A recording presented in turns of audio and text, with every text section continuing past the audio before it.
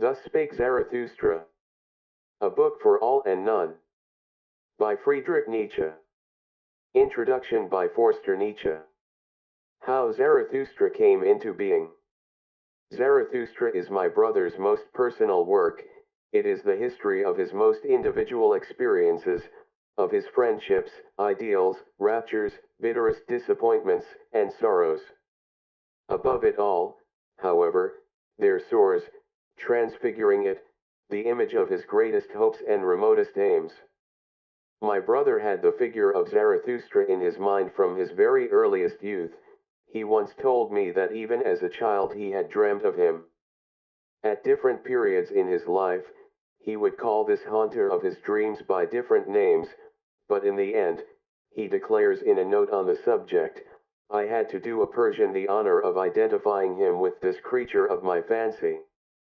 Persians were the first to take a broad and comprehensive view of history. Every series of evolutions, according to them, was presided over by a prophet, and every prophet had his Hazar, his dynasty of 1,000 years. All Zarathustra's views, as also his personality, were early conceptions of my brother's mind. Whoever reads his posthumously published writings for the years 1869 to 82 with care, will constantly meet with passages suggestive of Zarathustra's thoughts and doctrines. For instance, the ideal of the Superman is put forth quite clearly in all his writings during the years 1873 to 75, and in We Philologists, the following remarkable observations occur.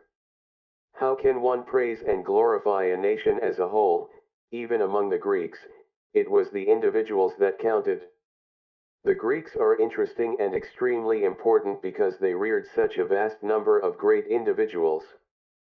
How was this possible? The question is one which ought to be studied.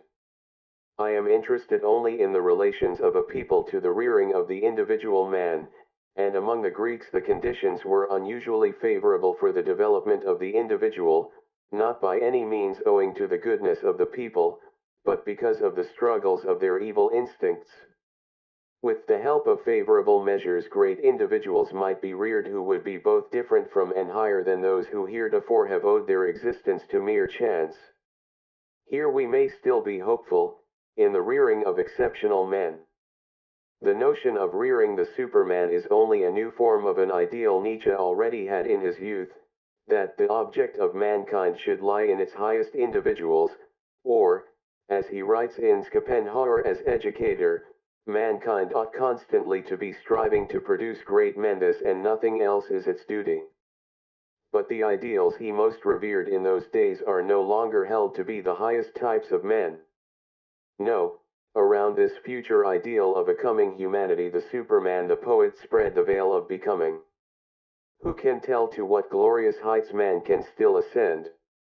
That is why, after having tested the worth of our noblest ideal, that of the Savior, in the light of the new valuations, the poet cries with passionate emphasis in Zarathustra, never yet hath there been a Superman. Naked have I seen both of them, the greatest and the smallest man. All too similar are they still to each other. Verily even the greatest found I all too human. The phrase the rearing of the Superman has very often been misunderstood.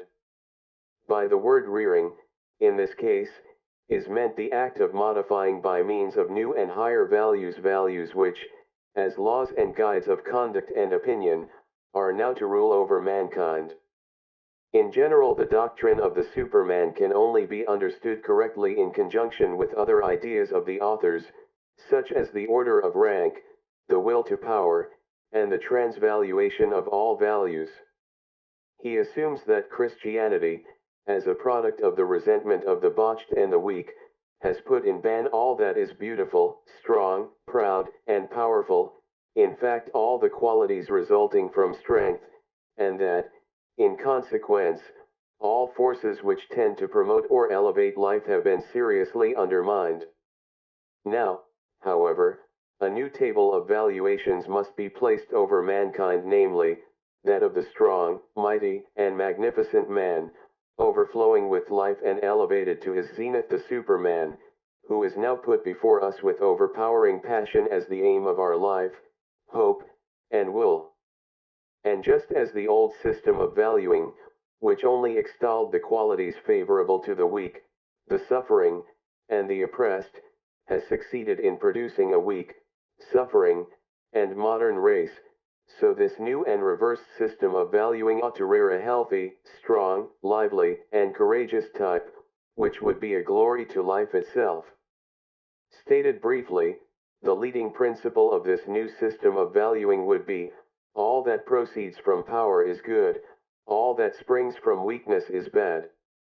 This type must not be regarded as a fanciful figure, it is not a nebulous hope which is to be realized at some indefinitely remote period, thousands of years hence, nor is it a new species, in the Darwinian sense, of which we can know nothing, and which it would therefore be somewhat absurd to strive after. But it is meant to be a possibility which men of the present could realize with all their spiritual and physical energies, provided they adopted the new values. The author of Zarathustra never lost sight of that egregious example of a transvaluation of all values through Christianity, whereby the whole of the deified mode of life and thought of the Greeks, as well as strong Rometum, was almost annihilated or transvalued in a comparatively short time.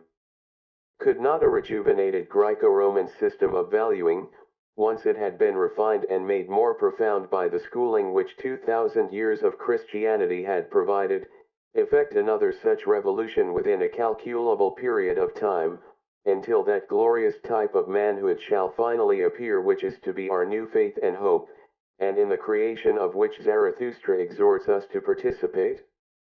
In his private notes on the subject, the author uses the expression Superman, always in the singular, by the by, as signifying the most thoroughly well-constituted type, as opposed to modern man. Above all, however, he designates Zarathustra himself as an example of the Superman. In Ecce Homo he is careful to enlighten us concerning the precursors and prerequisites to the advent of this highest type, in referring to a certain passage in the Gay Science : in order to understand this type, we must first be quite clear in regard to the leading physiological condition on which it depends. This condition is what I call great healthiness. I know not how to express my meaning more plainly or more personally than I have done already in one of the last chapters, aphorism 382, of the 5th book of the Gaia Scienza. We, the new, the nameless, the hard to understand, it says there, we firstlings of a yet untried future, we require for a new end also a new means, namely, a new healthiness, stronger, sharper, tougher, bolder and merrier than all healthiness hitherto. He whose soul longeth to experience the whole range of hitherto recognized values and desirabilities, and to circumnavigate all the coasts of this ideal Mediterranean Sea, who, from the adventures of his most personal experience, wants to know how it feels to be a conqueror, and discoverer of the ideal, as likewise how it is with the artist, the saint, the legislator, the sage, the scholar, the devotee, the prophet, and the godly nonconformist of the old style, requires one thing above all. For that purpose, great healthiness, such healthiness as one not only possesses, but also constantly acquires and must acquire, because one unceasingly sacrifices it again, and must sacrifice it, and now, after having been long on the way in this fashion, we Argonauts of the ideal, more courageous perhaps than prudent, and often enough shipwrecked and brought to grief, nevertheless dangerously healthy, always healthy again, it would seem as if, in recompense for it all, that we have a still undiscovered country before us, the boundaries of which no one has yet seen, a beyond to all countries and corners of the ideal known hitherto, a world so overrich in the beautiful, the strange, the questionable, the frightful, and the divine, that our curiosity as well as our thirst for possession thereof, have got out of hand, alas, that nothing will now any longer satisfy us. How could we still be content with the man of the present day after such outlooks, and with such a craving in our conscience and consciousness. Sad enough, but it is unavoidable that we should look on the worthiest aims and hopes of the man of the present day with ill-concealed amusement, and perhaps should no longer look at them. Another ideal runs on before us, a strange, tempting ideal full of danger, to which we should not like to persuade anyone, because we do not so readily acknowledge anyone's right thereto, the ideal of a spirit who plays naively, that is to say involuntarily and from overflowing abundance and power, with everything that has hitherto been called holy, good, intangible, or divine, to whom the loftiest conception which the people have reasonably made their measure of value, would already practically imply danger, ruin, abasement, or at least relaxation, blindness, or temporary self-forgetfulness, the ideal of a humanly superhuman welfare and benevolence, which will often enough appear inhuman, for example, when put alongside of all past seriousness on earth, and alongside of all past solemnities in bearing, word, tone, look, morality, and pursuit, as their truest involuntary parody, and with which, nevertheless, perhaps the great seriousness only commences, when the proper interrogative mark is set up. The fate of the soul changes, the hour hand moves, and tragedy begins. Although the figure of Zarathustra and a large number of the leading thoughts in this work had appeared much earlier in the dreams and writings of the author, the Spake Zarathustra did not actually come into being until the month of August 1881 in Sils Maria, and it was the idea of the eternal recurrence of all things which finally induced my brother to set forth his new views in poetic language. In regard to his first conception of this idea, his autobiographical sketch, Ecce Homo, written in the autumn of 1888, contains the following passage.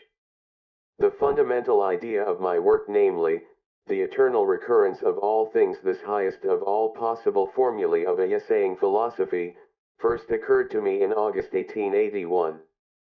I made a note of the thought on a sheet of paper, with the postscript, 6,000 feet beyond men and time.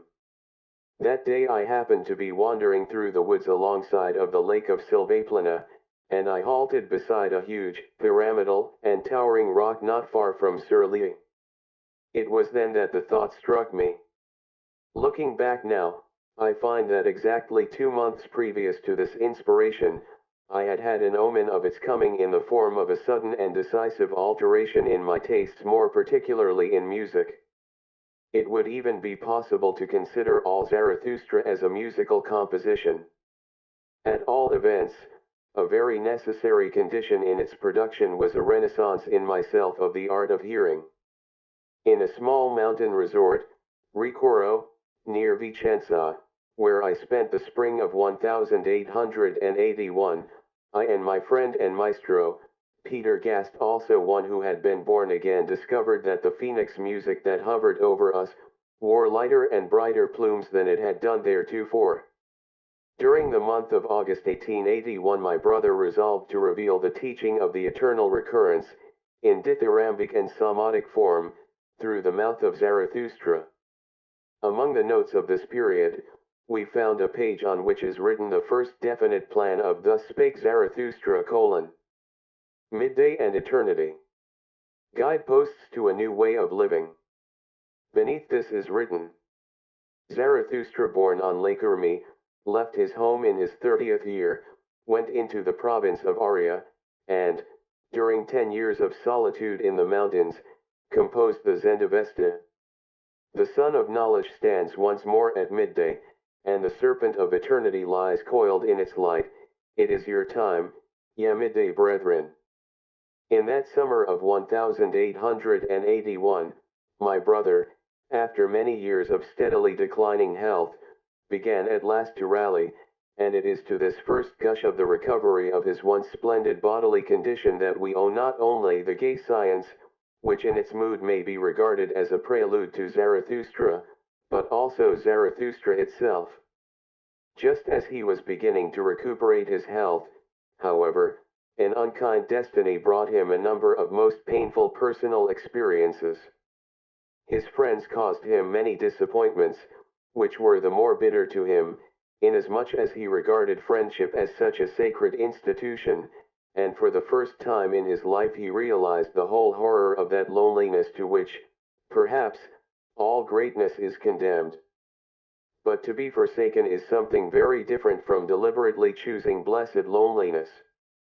How he longed, in those days, for the ideal friend who would thoroughly understand him, to whom he would be able to say all, and whom he imagined he had found at various periods in his life from his earliest youth onwards. Now, however, that the way he had chosen grew ever more perilous and steep, he found nobody who could follow him. He therefore created a perfect friend for himself in the ideal form of a majestic philosopher, and made this creation the preacher of his gospel to the world.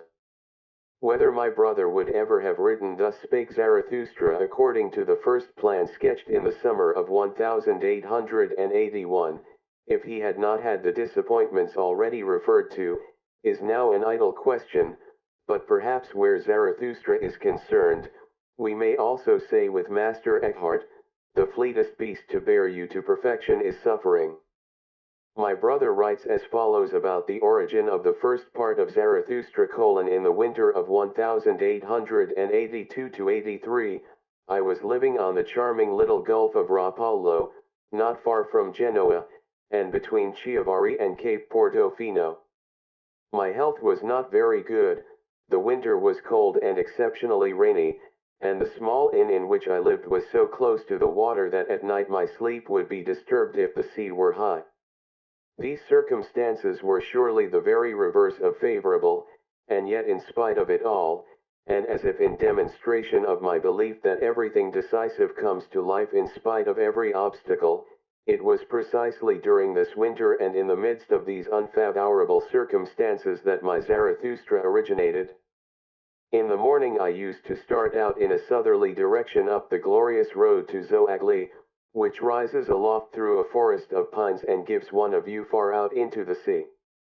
In the afternoon, as often as my health permitted, I walked round the whole bay from Santa Margherita to beyond Portofino. This spot was all the more interesting to me, inasmuch as it was so dearly loved by the Emperor Friedrich III. In the autumn of 1886 I chanced to be there again when he was revisiting this small, forgotten world of happiness for the last time. It was on these two roads that all Zarathustra came to me, above all Zarathustra himself as a type. I ought rather to say that it was on these walks that these ideas waylaid me. The first part of Zarathustra was written in about 10 days, that is to say, from the beginning to about the middle of February 1883. The last lines were written precisely in the hallowed hour when Richard Wagner gave up the ghost in Venice. With the exception of the 10 days occupied in composing the first part of this book, my brother often referred to this winter as the hardest and sickliest he had ever experienced. He did not, however, mean thereby that his former disorders were troubling him, but that he was suffering from a severe attack of influenza which he had caught in Santa Margherita, and which tormented him for several weeks after his arrival in Genoa. As a matter of fact, however, what he complained of most was his spiritual condition, that indescribable forsakenness to which he gives such here trending expression in Zarathustra. Even the reception which the first part met with at the hands of friends and acquaintances was extremely disheartening, for almost all those to whom he presented copies of the work misunderstood it. I found no one ripe for many of my thoughts. The case of Zarathustra proves that one can speak with the utmost clearness, and yet not be heard by anyone. My brother was very much discouraged by the feebleness of the response he was given, and as he was striving just then to give up the practice of taking hydrate of chloral, a drug he had begun to take while ill with influenza the following spring, spent in Rome, was a somewhat gloomy one for him. He writes about it as follows: I spent a melancholy spring in Rome, where I only just managed to live, and this was no easy matter. This city, which is absolutely unsuited to the poet-author of Zarathustra, and for the choice of which I was not responsible, made me inordinately miserable. I tried to leave it. I wanted to go to Aquila, the opposite of Rome in every respect, and actually found it in a spirit of enmity towards that city, just as I also shall found a city some day, as a memento of an atheist and genuine enemy of the Church, a person very closely related to me, the great Hohenstaufen, the Emperor Friedrich II. But fate lay behind it all. I had to return again to Rome. In the end I was obliged to be satisfied with the Piazza Barberini, after I had exerted myself in vain to find an anti-Christian quarter. I fear that on one occasion, to avoid bad smells as much as possible, I actually inquired at the Palazzo del Quirinal whether they could not provide a quiet room for a philosopher.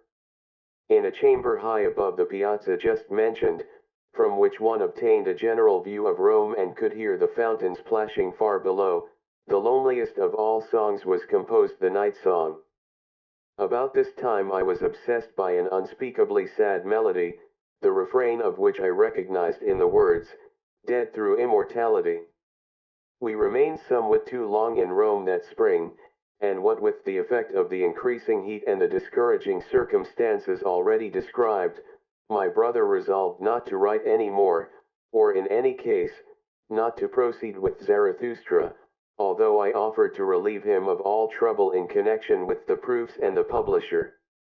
When, however, we returned to Switzerland towards the end of June, and he found himself once more in the familiar and exhilarating air of the mountains, all his joyous creative powers revived, and in a note to me announcing the dispatch of some manuscript, he wrote as follows: "I have engaged a place here for 3 months. Forsooth, I am the greatest fool to allow my courage to be sapped from me by the climate of Italy. Now and again I am troubled by the thought, what next? My future is the darkest thing in the world to me, but as there still remains a great deal for me to do, I suppose I ought rather to think of doing this than of my future, and leave the rest to thee and the gods." The second part of Zarathustra was written between the 26th of June and the July 6th. This summer, finding myself once more in the sacred place where the first thought of Zarathustra flashed across my mind, I conceived the second part. 10 days sufficed. Neither for the second, the first, nor the third part, have I required a day longer. He often used to speak of the ecstatic mood in which he wrote Zarathustra, how in his walks over hill and dale the ideas would crowd into his mind, and how he would note them down hastily in a notebook from which he would transcribe them on his return, sometimes working till midnight. He says in a letter to me, "You can have no idea of the vehemence of such composition," and in Ecce Homo, autumn 1888, he describes as follows with passionate enthusiasm the incomparable mood in which he created Zarathustra. Has anyone at the end of the 19th century any distinct notion of what poets of a stronger age understood by the word inspiration? If not, I will describe it. If one had the smallest vestige of superstition in one, it would hardly be possible to set aside completely the idea that one is the mere incarnation, mouthpiece, or medium of an almighty power. The idea of revelation in the sense that something becomes suddenly visible and audible with indescribable certainty and accuracy, which profoundly convulses and upsets one, describes simply the matter of fact. One hears, one does not seek, one takes, one does not ask who gives. A thought suddenly flashes up like lightning, it comes with necessity, unhesitatingly. I have never had any choice in the matter. There is an ecstasy such that the immense strain of it is sometimes relaxed by a flood of tears, along with which one's steps either rush or involuntarily lag, alternately. There is the feeling that one is completely out of hand, with the very distinct consciousness of an endless number of fine thrills and quiverings to the very toes. There is a depth of happiness in which the painfulest and gloomiest do not operate as antitheses, but as conditioned, as demanded in the sense of necessary shades of color in such an overflow of light. There is an instinct for rhythmic relations which embraces wide areas of forms, length. The need of a wide embracing rhythm is almost the measure of the force of an inspiration, a sort of counterpart to its pressure and tension. Everything happens quite involuntarily, as if in a tempestuous outburst of freedom, of absoluteness, of power, and divinity. The involuntariness of the figures and similes is the most remarkable thing. One loses all perception of what constitutes the figure and what constitutes the simile. Everything seems to present itself as the readiest, the correctest, and the simplest means of expression.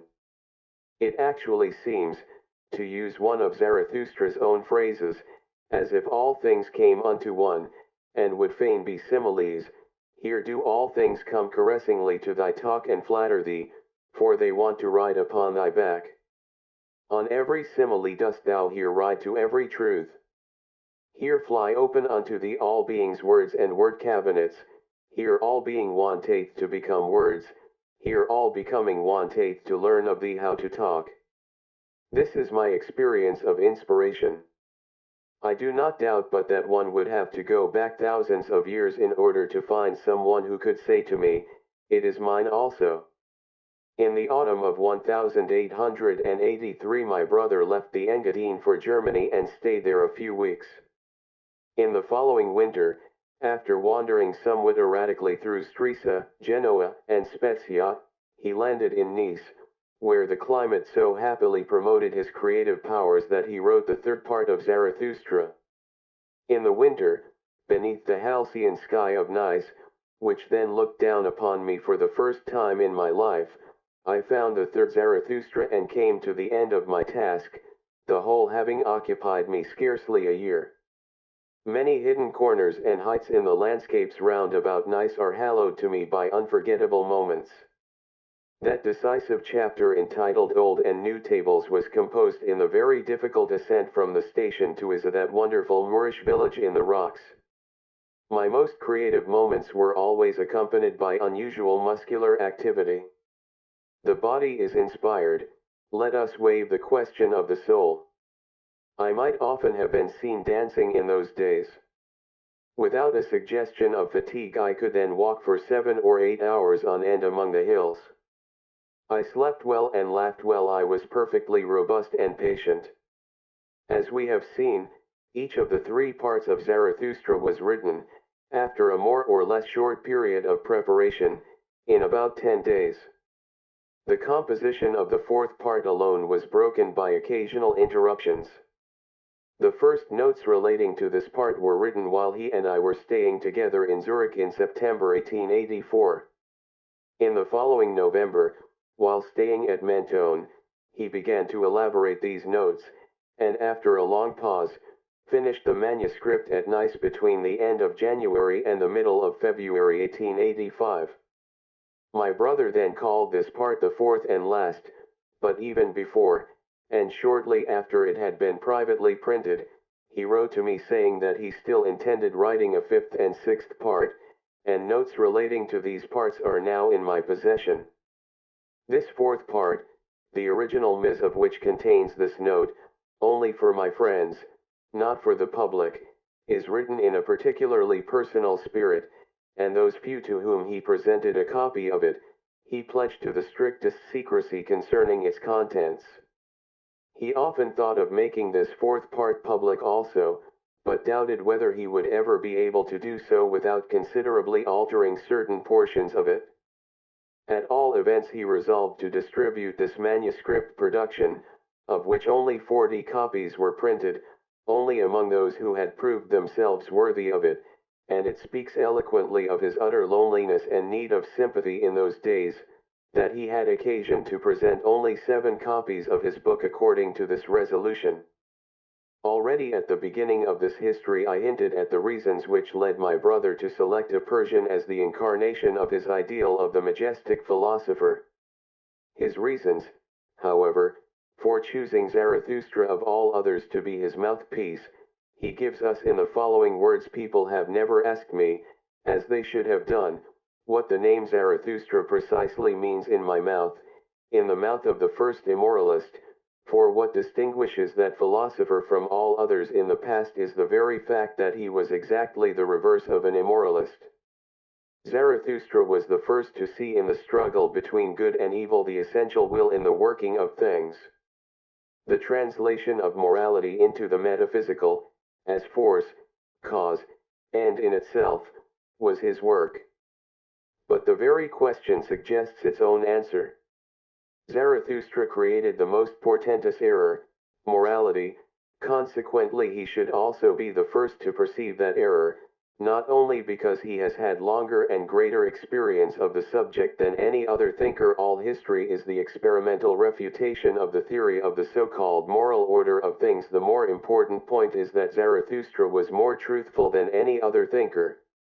In his teaching alone do we meet with truthfulness upheld as the highest virtue, i.e., the reverse of the cowardice of the idealist who flees from reality. Zarathustra had more courage in his body than any other thinker before or after him. To tell the truth and to aim straight, that is the first Persian virtue. Am I understood? The overcoming of morality through itself through truthfulness, the overcoming of the moralist through his opposite through me, that is what the name Zarathustra means in my mouth. Elizabeth Forster Nietzsche. Nietzsche Archives. Weimar, December 1905. Thus spake Zarathustra. First part. Zarathustra's Discourses. Zarathustra's Prologue. 1. When Zarathustra was 30 years old, he left his home and the lake of his home, and went into the mountains. There he enjoyed his spirit and solitude, and for 10 years did not weary of it. But at last his heart changed, and rising one morning with the rosy dawn, he went before the sun, and spake thus unto it. Thou great star! What would be thy happiness if thou hadst not those for whom thou shinest? For 10 years hast thou climbed hither unto my cave, thou wouldst have wearied of thy light and of the journey, had it not been for me, mine eagle, and my serpent. But we awaited thee every morning, took from thee thine overflow and blessed thee for it. Lo! I am weary of my wisdom, like the bee that hath gathered too much honey, I need hands outstretched to take it. I would fain bestow and distribute, until the wise have once more become joyous in their folly, and the poor happy in their riches. Therefore must I descend into the deep, as thou doest in the evening, when thou goest behind the sea, and givest light also to the nether world, thou exuberant star. Like thee must I go down, as men say, to whom I shall descend. Bless me, then, thou tranquil eye, that canst behold even the greatest happiness without envy. Bless the cup that is about to overflow, that the water may flow golden out of it, and carry everywhere the reflection of thy bliss. Lo! This cup is again going to empty itself, and Zarathustra is again going to be a man. Thus began Zarathustra's down-going. 2. Zarathustra went down the mountain alone, no one meeting him.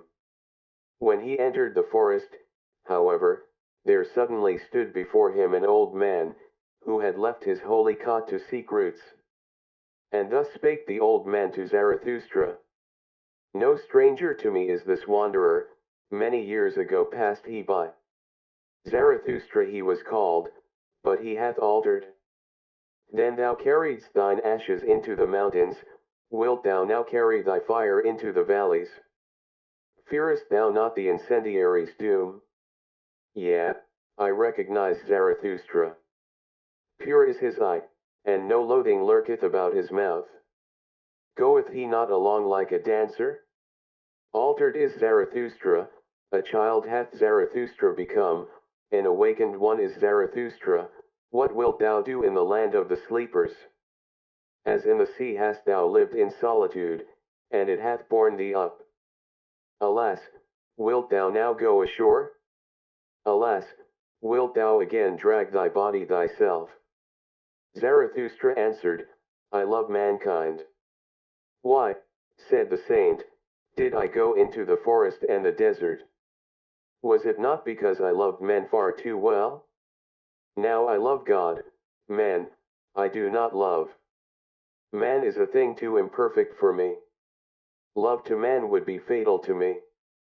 Zarathustra answered, What spake I of love? I am bringing gifts unto men. Give them nothing, said the saint. Take rather part of their load, and carry it along with them that will be most agreeable unto them, if only it be agreeable unto thee. If, however, thou wilt give unto them, give them no more than an alms, and let them also beg for it. No, replied Zarathustra, I give no alms. I am not poor enough for that.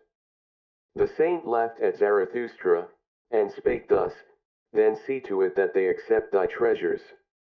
They are distrustful of Ancho rights, and do not believe that we come with gifts. The fall of our footsteps ringeth too hollow through their streets. And just as at night, when they are in bed and hear a man abroad long before sunrise, so they ask themselves concerning us, Where goeth the thief? Go not to men, but stay in the forest. Go rather to the animals. Why not be like me, a bear amongst bears, a bird amongst birds? And what doth the saint in the forest? Asked Zarathustra. The saint answered, I make hymns and sing them, and in making hymns I laugh and weep and mumble, thus do I praise God. With singing, weeping, laughing, and mumbling do I praise the God who is my God. But what dost thou bring us as a gift? When Zarathustra had heard these words, he bowed to the saint and said, What should I have to give thee? Let me rather hurry hence lest I take aught away from thee.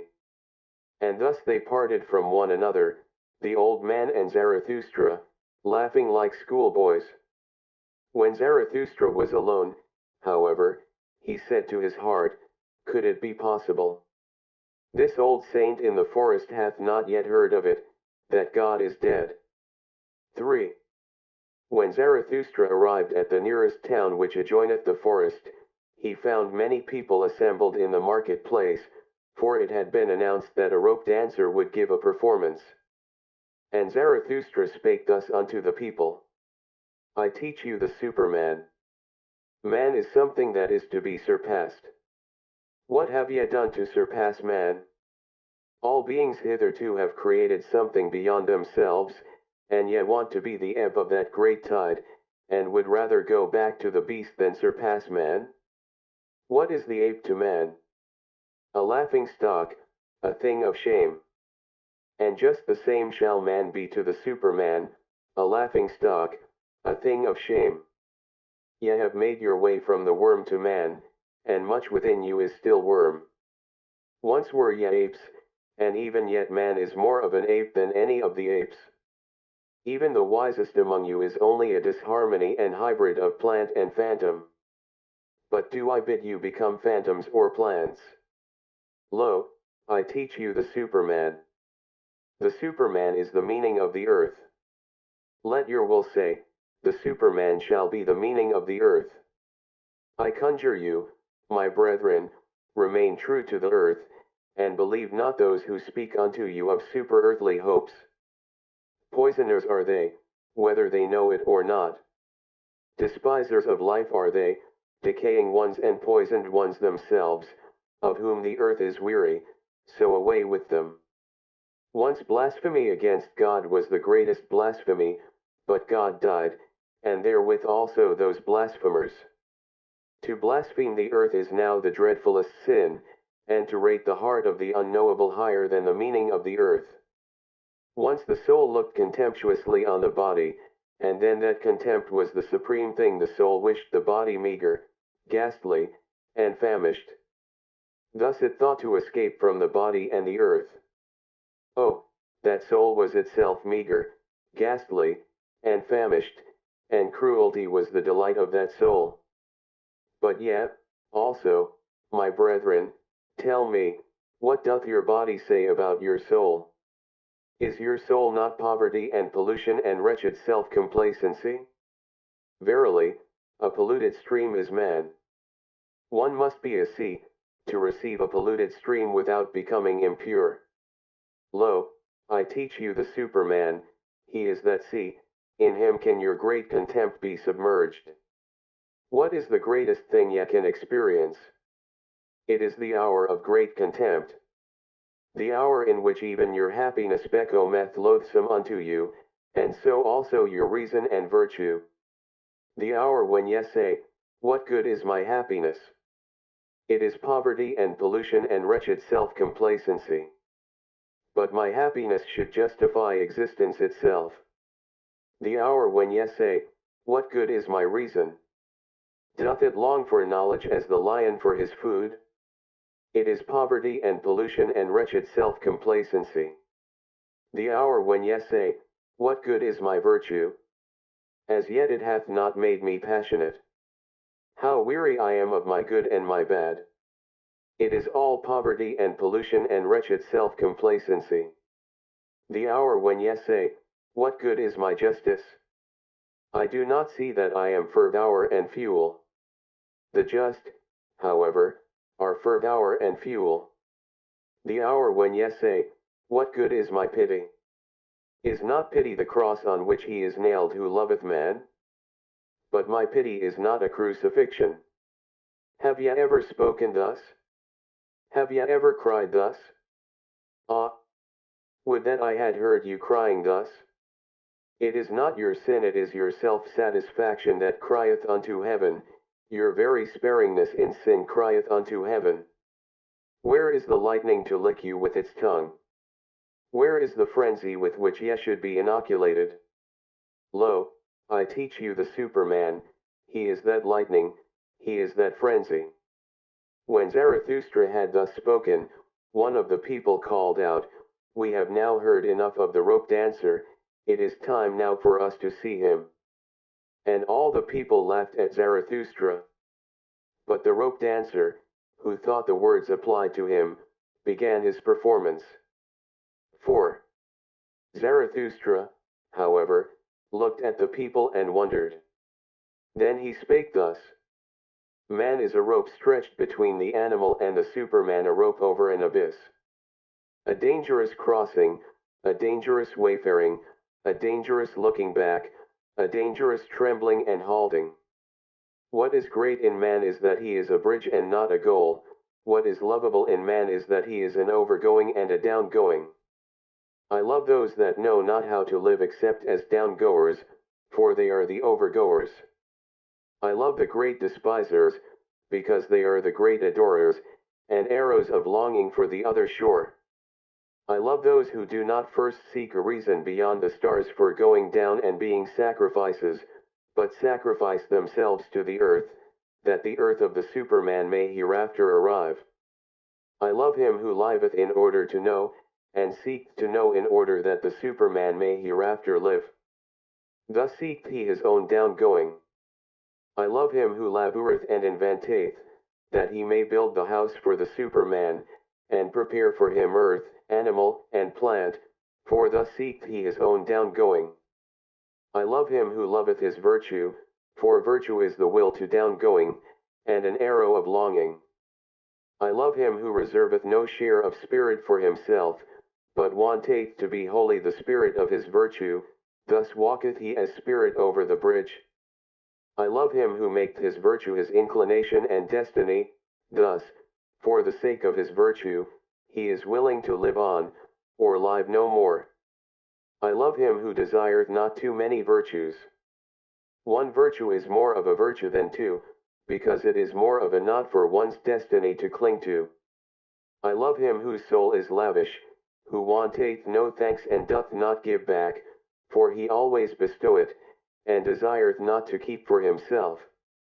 I love him who is ashamed when the dice fall in his favor, and who then asketh, am I a dishonest player? For he is willing to succumb. I love him who scattereth golden words in advance of his deeds, and always doth more than he promiseth, for he seeketh his own downgoing. I love him who justifieth the future ones, and redeemeth the past ones, for he is willing to succumb through the present ones. I love him who chasteneth his God, because he loveth his God, for he must succumb through the wrath of his God. I love him whose soul is deep even in the wounding, and may succumb through a small matter, thus goeth he willingly over the bridge. I love him whose soul is so overfull that he forgetteth himself, and all things are in him, thus all things become his downgoing. I love him who is of a free spirit and a free heart, thus is his head only the bowels of his heart, however, causeth his downgoing. I love all who are like heavy drops falling one by one out of the dark cloud that lowereth over man, they herald the coming of the lightning, and succumb as heralds. Lo, I am a herald of the lightning, and a heavy drop out of the cloud. The lightning, however, is the Superman. 5. When Zarathustra had spoken these words, he again looked at the people, and was silent. There they stand, said he to his heart, there they laugh, they understand me not, I am not the mouth for these airs. Must one first batter their ears, that they may learn to hear with their eyes? Must one clatter like kettledrums and penitential preachers? Or do they only believe the stammerer? They have something whereof they are proud. What do they call it, that which maketh them proud? Culture, they call it, it distinguisheth them from the goatherds. They dislike, therefore, to hear of contempt of themselves. So I will appeal to their pride. I will speak unto them of the most contemptible thing, that, however, is the last man. And thus spake Zarathustra unto the people. It is time for man to fix his goal. It is time for man to plant the germ of his highest hope. Still is his soil rich enough for it? But that soil will one day be poor and exhausted, and no lofty tree will any longer be able to grow thereon. Alas! There cometh the time when man will no longer launch the arrow of his longing beyond man, and the string of his bow will have unlearned to whiz. I tell you, one must still have chaos in one, to give birth to a dancing star. I tell you, ye have still chaos in you. Alas! There cometh the time when man will no longer give birth to any star. Alas! There cometh the time of the most despicable man, who can no longer despise himself. Lo! I show you the last man. What is love? What is creation? What is longing? What is a star? So asketh the last man and blinketh. The earth hath then become small, and on it there hoppeth the last man who maketh everything small. His species is ineradicable like that of the ground flea, the last man liveth longest. We have discovered happiness, say the last men, and blink thereby. They have left the regions where it is hard to live, for they need warmth. One still loveth one's neighbor and rubbeth against him, for one needeth warmth. Turning ill and being distrustful, they consider sinful, they walk warily. He is a fool who still stumbleth over stones or men. A little poison now and then, that maketh pleasant dreams. And much poison at last for a pleasant death. One still worketh, for work is a pastime. But one is careful lest the pastime should hurt one. One no longer becometh poor or rich, both are too burdensome. Who still wanteth to rule? Who still wanteth to obey? Both are too burdensome. No shepherd, and one herd. Every one wanteth the same, every one is equal, he who hath other sentiments goeth voluntarily into the madhouse. Formerly all the world was insane, say the subtlest of them, and blink thereby. They are clever and know all that hath happened, so there is no end to their raillery. People still fall out, but are soon reconciled, otherwise it spoileth their stomachs.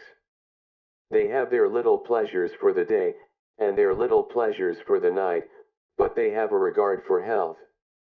We have discovered happiness, say the last men, and blink thereby. And here ended the first discourse of Zarathustra, which is also called the prologue, for at this point the shouting and mirth of the multitude interrupted him. "Give us this last man, O Zarathustra," they called out, "make us into these last men. Then will we make thee a present of the Superman." And all the people exulted and smacked their lips. Zarathustra, however, turned sad, and said to his heart, "They understand me not, I am not the mouth for these airs. Too long, perhaps, have I lived in the mountains, too much have I hearkened unto the brooks and trees, now do I speak unto them as unto the goatherds. Calm is my soul, and clear, like the mountains in the morning.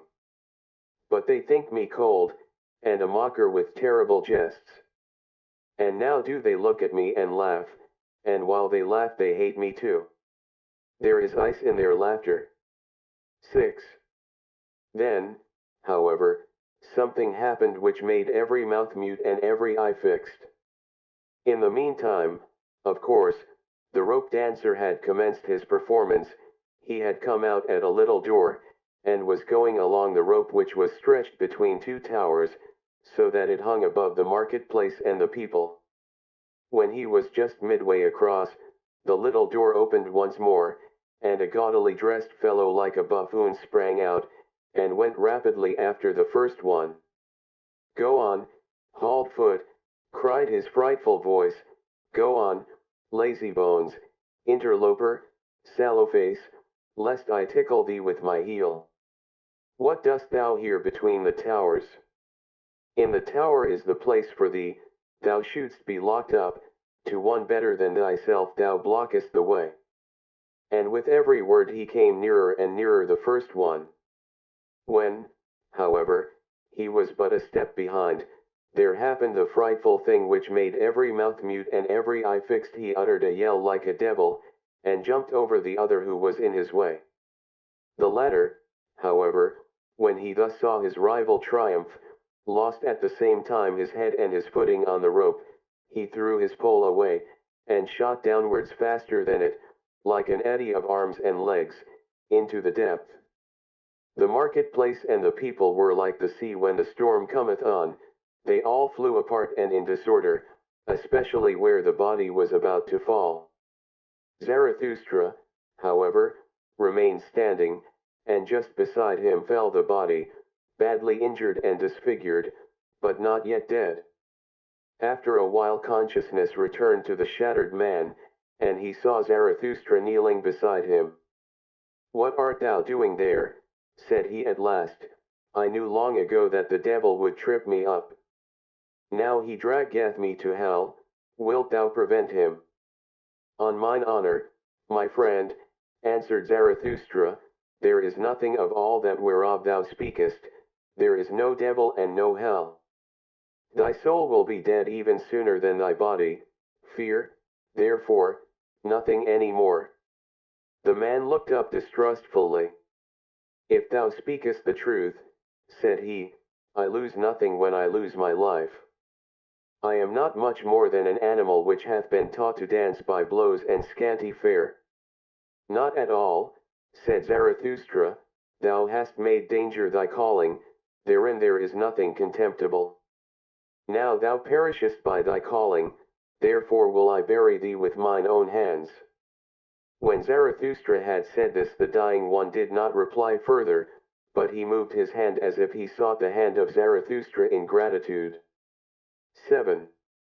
Meanwhile the evening came on, and the marketplace veiled itself in gloom. Then the people dispersed, for even curiosity and terror become fatigued. Zarathustra, however, still sat beside the dead man on the ground, absorbed in thought, so he forgot the time. But at last it became night, and a cold wind blew upon the lonely one. Then arose Zarathustra and said to his heart, "Verily, a fine catch of fish hath Zarathustra made today. It is not a man he hath caught, but a corpse. Somber is human life, and as yet without meaning, a buffoon may be faithful to it. I want to teach men the sense of their existence, which is the Superman, the lightning out of the dark cloud man. But still am I far from them, and my sense speaketh not unto their sense. To men I am still something between a fool and a corpse. Gloomy is the night, gloomy are the ways of Zarathustra. Come, thou cold and stiff companion. I carry thee to the place where I shall bury thee with mine own hands. 8. When Zarathustra had said this to his heart, he put the corpse upon his shoulders and set out on his way. Yet had he not gone 100 steps, when there stole a man up to him and whispered in his ear, and lo! He that spake was the buffoon from the tower. Leave this town, O Zarathustra, said he, there are too many here who hate thee. The good and just hate thee, and call thee their enemy and despiser. The believers in the orthodox belief hate thee, and call thee a danger to the multitude. It was thy good fortune to be laughed at, and verily thou spakest like a buffoon. It was thy good fortune to associate with the dead dog, by so humiliating thyself thou hast saved thy life today. Depart, however, from this town, or tomorrow I shall jump over thee, a living man over a dead one. And when he had said this, the buffoon vanished. Zarathustra, however, went on through the dark streets. At the gate of the town the grave diggers met him, they shone their torch on his face, and, recognizing Zarathustra, they sorely derided him. Zarathustra is carrying away the dead dog, a fine thing that Zarathustra hath turned a grave digger. For our hands are too cleanly for that roast. Will Zarathustra steal the bite from the devil? Well then, good luck to the repast. If only the devil is not a better thief than Zarathustra, he will steal them both, he will eat them both. And they laughed among themselves, and put their heads together. Zarathustra made no answer thereto, but went on his way. When he had gone on for 2 hours, past forests and swamps, he had heard too much of the hungry howling of the wolves, and he himself became hungry. So he halted at a lonely house in which a light was burning. Hunger attacketh me, said Zarathustra, like a robber. Among forests and swamps my hunger attacketh me, and late in the night. Strange humours hath my hunger. Often it cometh to me only after a repast, and all day it hath failed to come. Where hath it been? And thereupon Zarathustra knocked at the door of the house. An old man appeared, who carried a light, and asked, Who cometh unto me and my bad sleep? A living man and a dead one, said Zarathustra. Give me something to eat and drink, I forgot it during the day. He that feedeth the hungry refresheth his own soul, saith wisdom. The old man withdrew, but came back immediately and offered Zarathustra bread and wine. A bad country for the hungry, said he, that is why I live here. Animal and man come unto me, the Ancho right. But bid thy companion eat and drink also, he is wearier than thou. Zarathustra answered, My companion is dead, I shall hardly be able to persuade him to eat. That doth not concern me, said the old man sullenly, he that knocketh at my door must take what I offer him. Eat, and fare ye well. Thereafter Zarathustra again went on for 2 hours, trusting to the path and the light of the stars, for he was an experienced night walker, and liked to look into the face of all that slept. When the morning dawned, however, Zarathustra found himself in a thick forest, and no path was any longer visible. He then put the dead man in a hollow tree at his head, for he wanted to protect him from the wolves, and laid himself down on the ground and moss. And immediately he fell asleep, tired in body, but with a tranquil soul. 9. Long slept Zarathustra, and not only the rosy dawn passed over his head, but also the morning. At last, however, his eyes opened, and amazedly he gazed into the forest and the stillness, amazedly he gazed into himself. Then he arose quickly, like a seafarer who all at once seeth the land, and he shouted for joy, for he saw a new truth. And he spake thus to his heart: A light hath dawned upon me, I need companions, living ones, not dead companions and corpses, which I carry with me where I will. But I need living companions, who will follow me because they want to follow themselves and to the place where I will. A light hath dawned upon me. Not to the people is Zarathustra to speak, but to companions. Zarathustra shall not be the herd's herdsman and hound. To allure many from the herd, for that purpose have I come. The people and the herd must be angry with me, a robber shall Zarathustra be called by the herdsman. Herdsmen, I say, but they call themselves the good and just. Herdsmen, I say, but they call themselves the believers in the orthodox belief. Behold the good and just. Whom do they hate most? Him who breaketh up their tables of values, the breaker, the lawbreaker. He, however, is the creator. Behold the believers of all beliefs. Whom do they hate most? Him who breaketh up their tables of values, the breaker, the lawbreaker. He, however, is the creator. Companions, the creator seeketh, not corpses, and not herds or believers either. Fellow creators, the creator seeketh those who grave new values on new tables. Companions, the creator seeketh, and fellow reapers, for everything is ripe for the harvest with him. But he lacketh the 100 sickles, so he plucketh the ears of corn and is vexed. Companions, the creator seeketh, and such as know how to whet their sickles. Destroyers, will they be called, and despisers of good and evil. But they are the reapers and rejoicers. Fellow creators, Zarathustra seeketh, fellow reapers and fellow rejoicers, Zarathustra seeketh. What hath he to do with herds and herdsmen and corpses? And thou, my first companion, rest in peace. Well have I buried thee in thy hollow tree, well have I hid thee from the wolves. But I part from thee, the time hath arrived. Twixt rosy dawn and rosy dawn there came unto me a new truth. I am not to be a herdsman, I am not to be a grave digger. Not any more will I discourse unto the people, for the last time have I spoken unto the dead.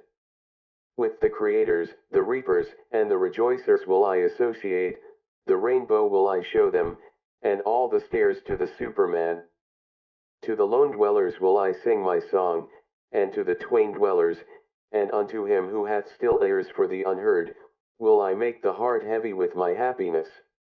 I make for my goal, I follow my course, over the loitering and tardy will I leap. Thus let my ongoing be their downgoing. 10. This had Zarathustra said to his heart when the sun stood at noontide. Then he looked inquiringly aloft, for he heard above him the sharp call of a bird. And behold, an eagle swept through the air in wide circles, and on it hung a serpent, not like a prey, but like a friend, for it kept itself coiled round the eagle's neck. They are mine animals, said Zarathustra, and rejoiced in his heart. The proudest animal under the sun, and the wisest animal under the sun, they have come out to reconnoitre. They want to know whether Zarathustra still liveth. Verily, do I still live? More dangerous have I found it among men than among animals, in dangerous paths goeth Zarathustra. Let mine animals lead me.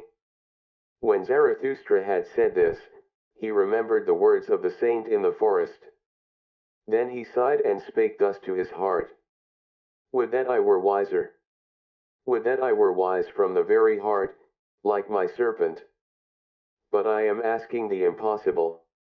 Therefore do I ask my pride to go always with my wisdom. And if my wisdom should some day forsake me, alas, it loveth to fly away, may my pride then fly with my folly. Thus began Zarathustra's downgoing. Zarathustra's discourses. I. The three metamorphoses. Three metamorphoses of the spirit do I designate to you, how the spirit becometh a camel, the camel a lion, and the lion at last a child. Many heavy things are there for the spirit, the strong load-bearing spirit in which reverence dwelleth, for the heavy and the heaviest longeth its strength. What is heavy? So asketh the load-bearing spirit, then kneeleth it down like the camel, and wanteth to be well laden. What is the heaviest thing, ye heroes? Asketh the load-bearing spirit, that I may take it upon me and rejoice in my strength. Is it not this, to humiliate oneself in order to mortify one's pride?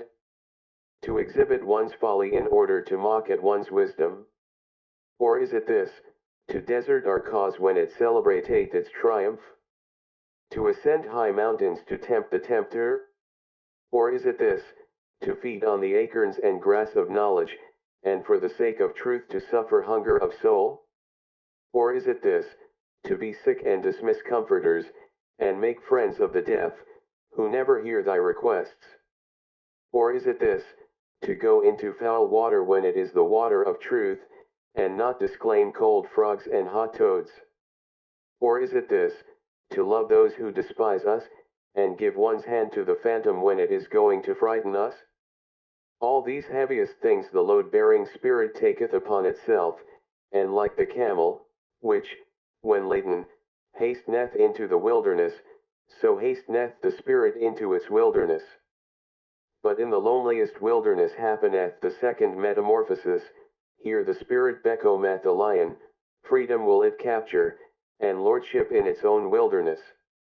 Its last lord it here seeketh, hostile will it be to him, and to its last god, for victory will it struggle with the great dragon. What is the great dragon which the spirit is no longer inclined to call Lord and God? Thou shalt, is the great dragon called. But the spirit of the lion saith, I will. Thou shalt, lieth in its path, sparkling with gold a scale-covered beast, and on every scale glittereth golden, thou shalt. The values of 1,000 years glitter on those scales, and thus speak the mightiest of all dragons, all the values of things glitter on me. All values have already been created, and all created values do I represent. Verily, there shall be no I will any more. Thus speak the dragon. My brethren, wherefore is there need of the lion in the spirit? Why sufficeth not the beast of burden, which renounceth and is reverent? To create new values that, even the lion cannot yet accomplish, but to create itself freedom for new creating that can the might of the lion do. To create itself freedom, and give a holy nay even unto duty, for that, my brethren, there is need of the lion. To assume the right to new values, that is the most formidable assumption for a load-bearing and reverent spirit.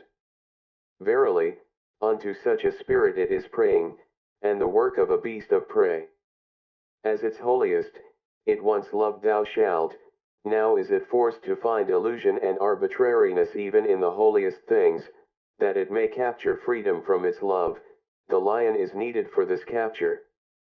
But tell me, my brethren, what the child can do, which even the lion could not do.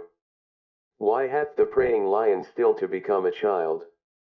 Innocence is the child, and forgetfulness, a new beginning, a game, a self-rolling wheel, a first movement, a holy yet. Aye, for the game of creating, my brethren, there is needed a holy yet unto life, its own will, willeth now the spirit, his own world winneth the world's outcast.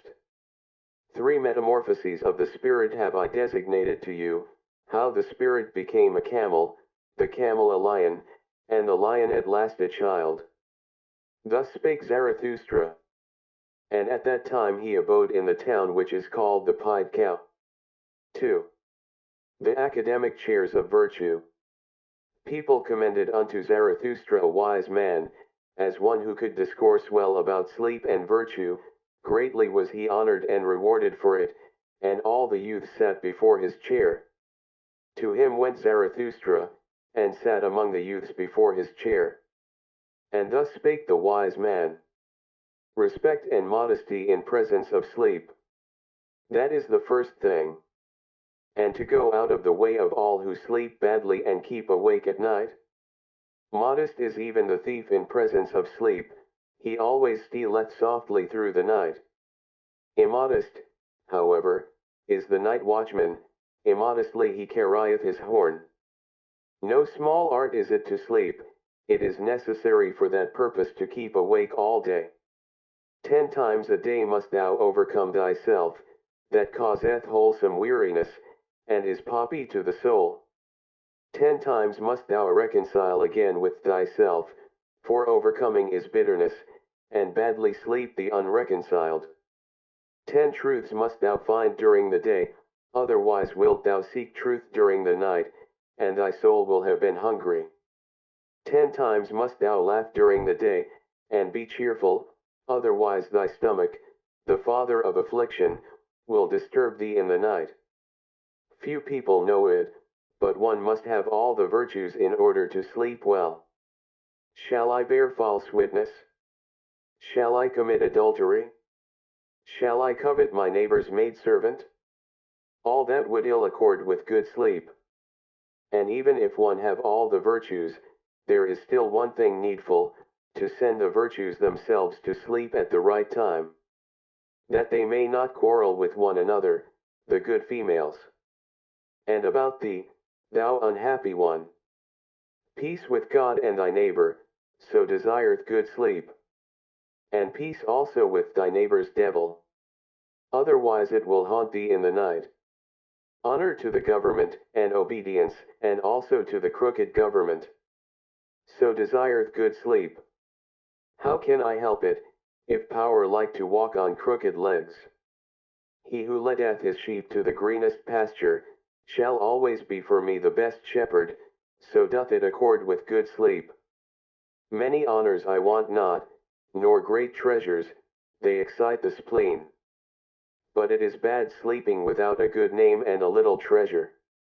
A small company is more welcome to me than a bad one, but they must come and go at the right time. So doth it accord with good sleep. Well, also, do the poor in spirit please me, they promote sleep. Blessed are they, especially if one always give in to them. Thus passeth the day unto the virtuous. When night cometh, then take I good care not to summon sleep. It disliked to be summoned sleep, the lord of the virtues. But I think of what I have done and thought during the day. Thus ruminating, patient as a cow, I ask myself, what were thy 10 overcomings? And what were the 10 reconciliations, and the 10 truths, and the 10 laughters with which my heart enjoyed itself? Thus pondering, and cradled by 40 thoughts, it overtaketh me all at once sleep, the unsummoned, the lord of the virtues. Sleep tappeth on mine eye, and it turneth heavy. Sleep toucheth my mouth, and it remaineth open. Verily, on soft solace doth it come to me, the dearest of thieves, and stealeth from me my thoughts. Stupid do I then stand, like this academic chair. But not much longer do I then stand, I already lie. When Zarathustra heard the wise man thus speak, he laughed in his heart, for thereby had a light dawned upon him. And thus spake he to his heart. A fool seemeth this wise man with his 40 thoughts, but I believe he knoweth well how to sleep. Happy even is he who liveth near this wise man. Such sleep is contagious, even through a thick wall it is contagious. A magic resideth even in his academic chair. And not in vain did the youth sit before the preacher of virtue. His wisdom is to keep awake in order to sleep well. And verily, if life had no sense, and had I to choose nonsense, this would be the desirablest nonsense for me also. Now know I well what people sought formerly above all else when they sought teachers of virtue. Good sleep they sought for themselves, and poppy had virtues to promote it. To all those bellied sages of the academic chairs, wisdom was sleep without dreams, they knew no higher significance of life. Even at present, to be sure, there are some like this preacher of virtue, and not always so honorable, but their time is past. And not much longer do they stand, there they already lie. Blessed are those drowsy ones, for they shall soon nod to sleep. Thus spake Zarathustra. 3. Backworldsman. Once on a time, Zarathustra also cast his fancy beyond man, like all backworldsmen. The work of a suffering and tortured God, did the world then seem to me. The dream and diction of a God, did the world then seem to me, colored vapors before the eyes of a divinely dissatisfied one. Good and evil, and joy and woe, and I and thou colored vapors did they seem to me before creative eyes. The Creator wished to look away from himself, thereupon he created the world. Intoxicating joy is it for the sufferer to look away from his suffering and forget himself. Intoxicating joy and self-forgetting, did the world once seem to me.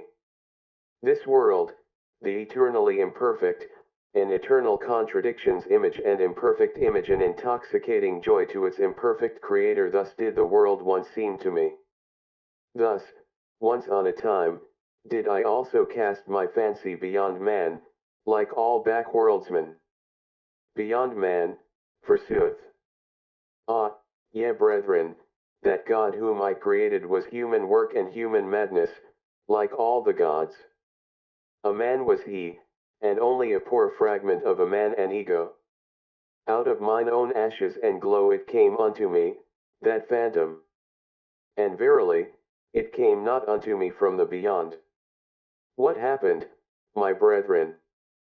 I surpassed myself, the suffering one, I carried mine own ashes to the mountain, a brighter flame I contrived for myself. And lo! Thereupon the phantom withdrew from me. To me the convalescent would it now be suffering and torment to believe in such phantoms, suffering would it now be to me, and humiliation. Thus speak I to backworldsmen.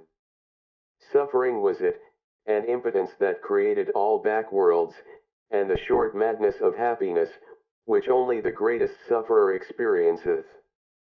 Weariness, which seeketh to get to the ultimate with one leap, with a death leap, a poor ignorant weariness, unwilling even to will any longer, that created all gods and backworlds. Believe me, my brethren. It was the body which despaired of the body, it groped with the fingers of the infatuated spirit at the ultimate walls. Believe me, my brethren. It was the body which despaired of the earth, it heard the bowels of existence speaking unto it. And then it sought to get through the ultimate walls with its head, and not with its head only, into the other world. But that other world is well concealed from man, that dehumanist, inhuman world, which is a celestial naught, and the bowels of existence do not speak unto man, except as man. Verily, it is difficult to prove all being, and hard to make it speak. Tell me, ye brethren, is not the strangest of all things best proved? Yea, this ego, with its contradiction and perplexity, speaketh most uprightly of its being, this creating, willing, evaluing ego, which is the measure and value of things.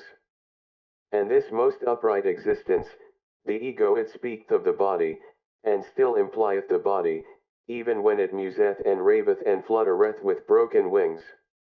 Always more uprightly learneth it to speak, the ego, and the more it learneth, the more doth it find titles and honors for the body and the earth. A new pride taught me mine ego, and that teach I unto men, no longer to thrust one's head into the sand of celestial things, but to carry it freely, a terrestrial head, which giveth meaning to the earth. Anew will teach I unto men, to choose that path which man hath followed blindly, and to approve of it, and no longer to slink aside from it, like the sick and perishing.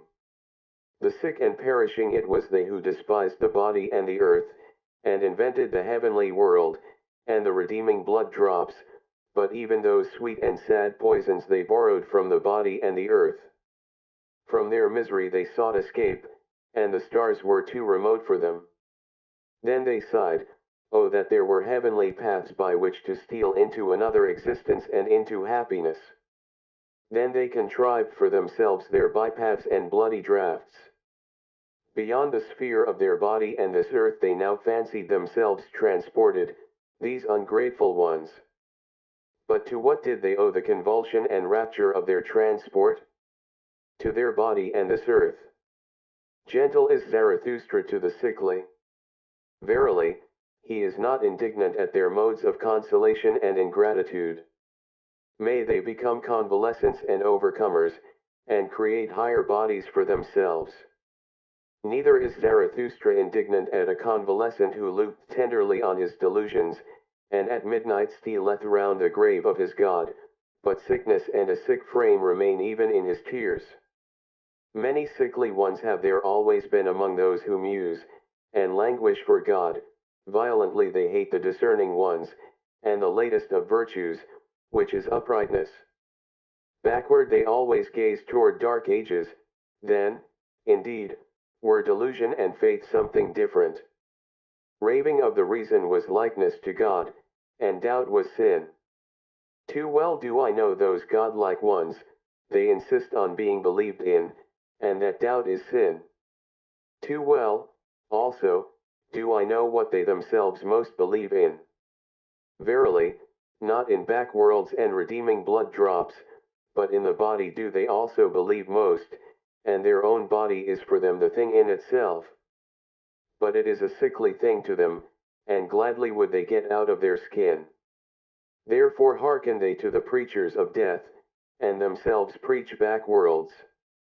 Hearken rather, my brethren, to the voice of the healthy body, it is a more upright and pure voice. More uprightly and purely speak the healthy body, perfect and square built, and it speaketh of the meaning of the earth. Thus spake Zarathustra. 4. The despisers of the body. To the despisers of the body will I speak my word. I wish them neither to learn afresh, nor teach anew, but only to bid farewell to their own bodies and thus be dumb. Body am I, and soul, so saith the child. And why should one not speak like children? But the awakened one, the knowing one, saith, Body am I entirely, and nothing more, and soul is only the name of something in the body. The body is a big sagacity, a plurality with one sense, a war and a peace, a flock and a shepherd. An instrument of thy body is also thy little sagacity, my brother, which thou callest spirit, a little instrument and plaything of thy big sagacity. Ego, sayest thou, and art proud of that word. But the greater thing in which thou art unwilling to believe is thy body with its big sagacity. It saith not ego, but doth it. What the sense feeleth, what the spirit discerneth, hath never its end in itself. But sense and spirit would fain persuade thee that they are the end of all things, so vain are they. Instruments and playthings are sense and spirit, behind them there is still the self. The self seeketh with the eyes of the senses, it hearkeneth also with the ears of the spirit. Ever hearkeneth the self, and seeketh, it compareth, mastereth, conquereth, and destroyeth. It ruleth, and is also the ego's ruler. Behind thy thoughts and feelings, my brother, there is a mighty Lord, an unknown sage, it is called self, it dwelleth in thy body, it is thy body. There is more sagacity in thy body than in thy best wisdom. And who then knoweth why thy body requireth just thy best wisdom? Thyself laugheth at thine ego, and its proud prancings. What are these prancings and flights of thought unto me? It saith to itself. A byway to my purpose. I am the leading string of the ego, and the prompter of its notions. The self saith unto the ego, feel pain. And thereupon it suffereth, and thinketh how it may put an end thereto, and for that very purpose it is meant to think. The self saith unto the ego, feel pleasure. Thereupon it rejoiceth, and thinketh how it may oft times rejoice, and for that very purpose it is meant to think. To the despisers of the body will I speak a word. That they despise is caused by their esteem. What is it that created esteeming and despising and worth and will? The creating self created for itself esteeming and despising, it created for itself joy and woe. The creating body created for itself spirit, as a hand to its will. Even in your folly and despising yet each serve yourself, ye despisers of the body. I tell you, your very self wanteth to die, and turneth away from life. No longer can yourself do that which it desireth most create beyond itself.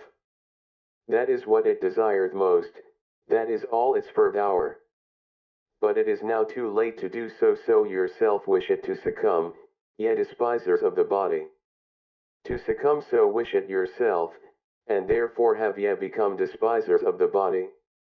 For ye can no longer create beyond yourselves. And therefore are ye now angry with life and with the earth. And unconscious envy is in the sidelong look of your contempt. I go not your way, ye despisers of the body. Ye are no bridges for me to the Superman. Thus spake Zarathustra. V. Joys and passions. My brother, when thou hast a virtue, and it is thine own virtue, thou hast it in common with no one. To be sure, thou wouldst call it by name and caress it, thou wouldst pull its ears and amuse thyself with it. And lo, then hast thou its name in common with the people, and hast become one of the people and the herd with thy virtue. Better for thee to say, ineffable is it, and nameless, that which is pain and sweetness to my soul, and also the hunger of my bowels. Let thy virtue be too high for the familiarity of names, and if thou must speak of it, be not ashamed to stammer about it. Thus speak and stammer, that is my good, that do I love, thus doth it please me entirely, thus only do I desire the good. Not as the law of a god do I desire it, not as a human law or a human need do I desire it, it is not to be a guidepost for me to super-earths and paradises. An earthly virtue is it which I love, little prudence is therein, and the least everyday wisdom. But that bird built its nest beside me, therefore, I love and cherish it, now sitteth it beside me on its golden eggs. Thus shouldst thou stammer, and praise thy virtue. Once hadst thou passions and calledst them evil. But now hast thou only thy virtues, they grew out of thy passions. Thou implantedst thy highest aim into the heart of those passions, then became they thy virtues and joys. And though thou wert of the race of the hot-tempered, or of the voluptuous, or of the fanatical, or the vindictive, all thy passions in the end became virtues, and all thy devils angels.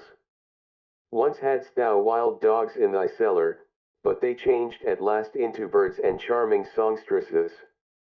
Out of thy poisons brewedst thou balsam for thyself, thy cow, affliction, milkedst thou, now drink thou the sweet milk of her udder. And nothing evil groweth in thee any longer, unless it be the evil that groweth out of the conflict of thy virtues. My brother, if thou be fortunate, then wilt thou have one virtue and no more, thus goest thou easier over the bridge. Illustrious is it to have many virtues, but a hard lot, and many a one hath gone into the wilderness and killed himself, because he was weary of being the battle and battlefield of virtues. My brother, are war and battle evil? Necessary, however, is the evil, necessary are the envy and the distrust and the backbiting among the virtues.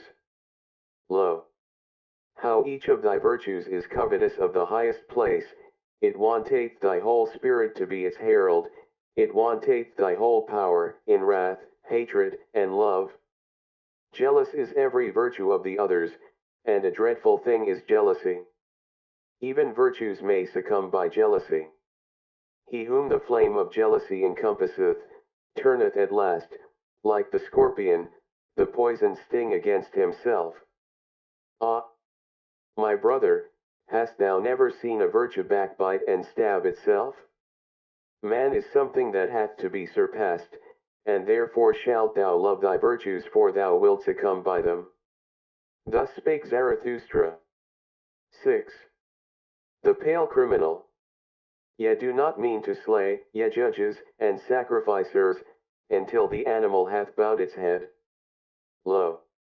The pale criminal hath bowed his head, out of his eye speak the great contempt. Mine ego is something which is to be surpassed, mine ego is to me the great contempt of man, so speak that out of that eye. When he judged himself that was his supreme moment, let not the exalted one relapse again into his low estate.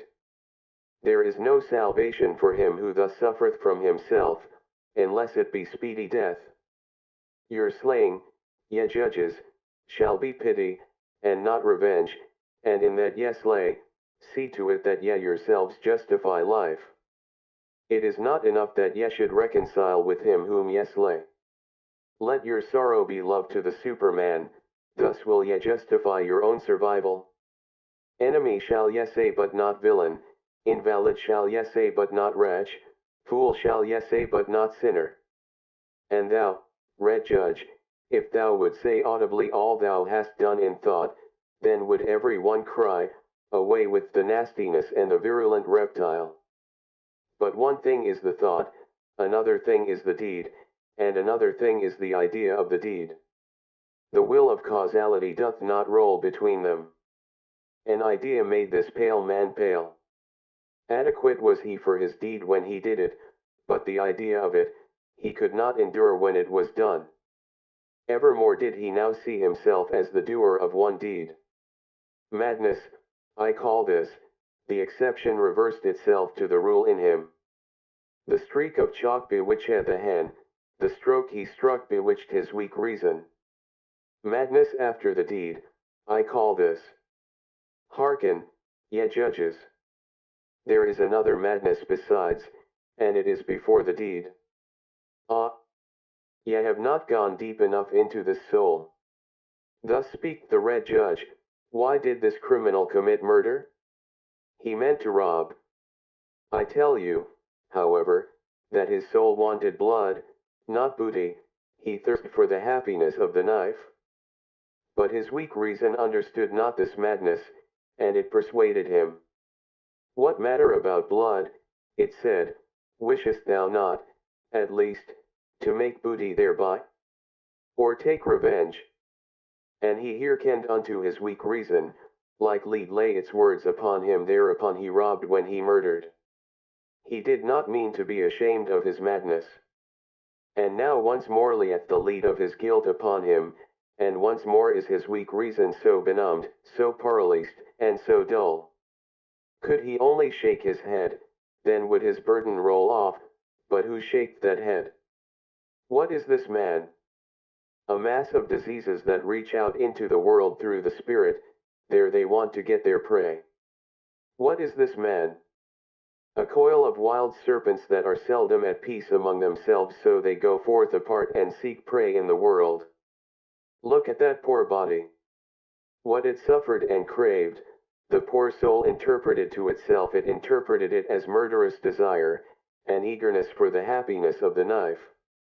Him who now turneth sick, the evil overtaketh which is now the evil, he seeketh to cause pain with that which causeth him pain.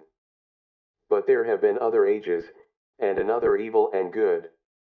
Once was doubt evil, and the will to self. Then the invalid became a heretic or sorcerer, as heretic or sorcerer he suffered, and sought to cause suffering. But this will not enter your ears, it hurteth your good people, yet tell me. But what doth it matter to me about your good people? Many things in your good people cause me disgust, and verily, not their evil. I would that they had a madness by which they succumbed, like this pale criminal. Verily, I would that their madness were called truth, or fidelity, or justice, but they have their virtue in order to live long, and in wretched self-complacency. I am a railing alongside the torrent, whoever is able to grasp me may grasp me. Your crutch, however, I am not. Thus spake Zarathustra. 7. Reading and writing. Of all that is written, I love only what a person hath written with his blood. Write with blood, and thou wilt find that blood is spirit. It is no easy task to understand unfamiliar blood. I hate the reading idlers.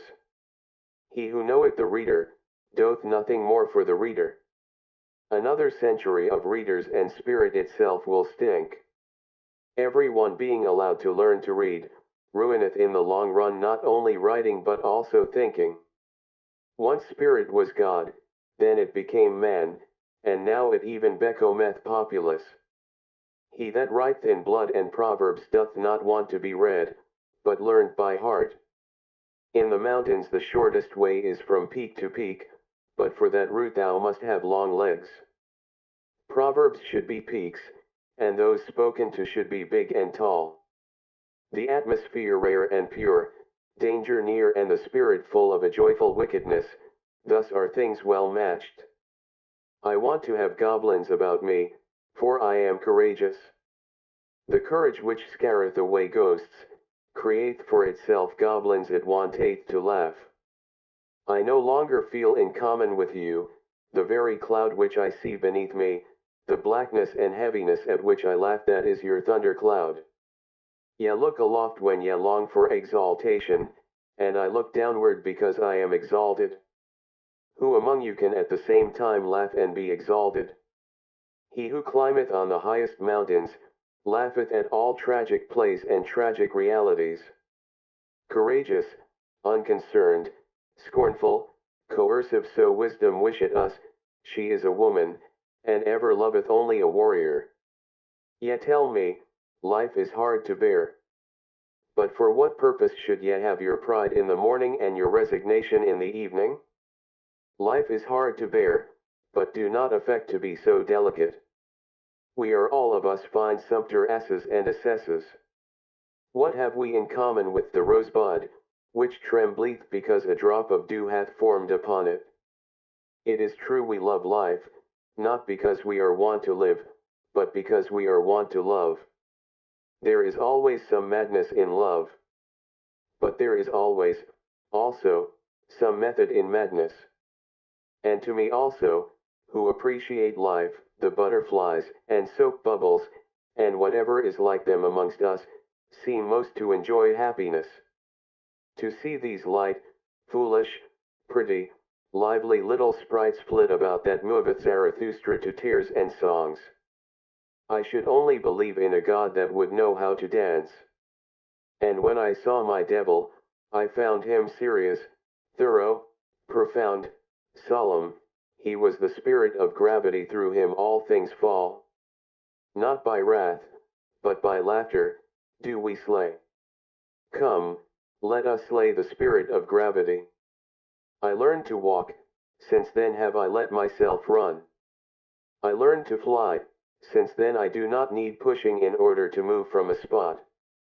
Now am I light, now do I fly, now do I see myself under myself. Now there danceth a God in me. Thus spake Zarathustra. 8. The tree on the hill. Zarathustra's eye had perceived that a certain youth avoided him. And as he walked alone one evening over the hill surrounding the town called the Pied Cow, behold, there found he the youth sitting leaning against a tree, and gazing with wearied look into the valley. Zarathustra thereupon laid hold of the tree beside which the youth sat, and spake thus.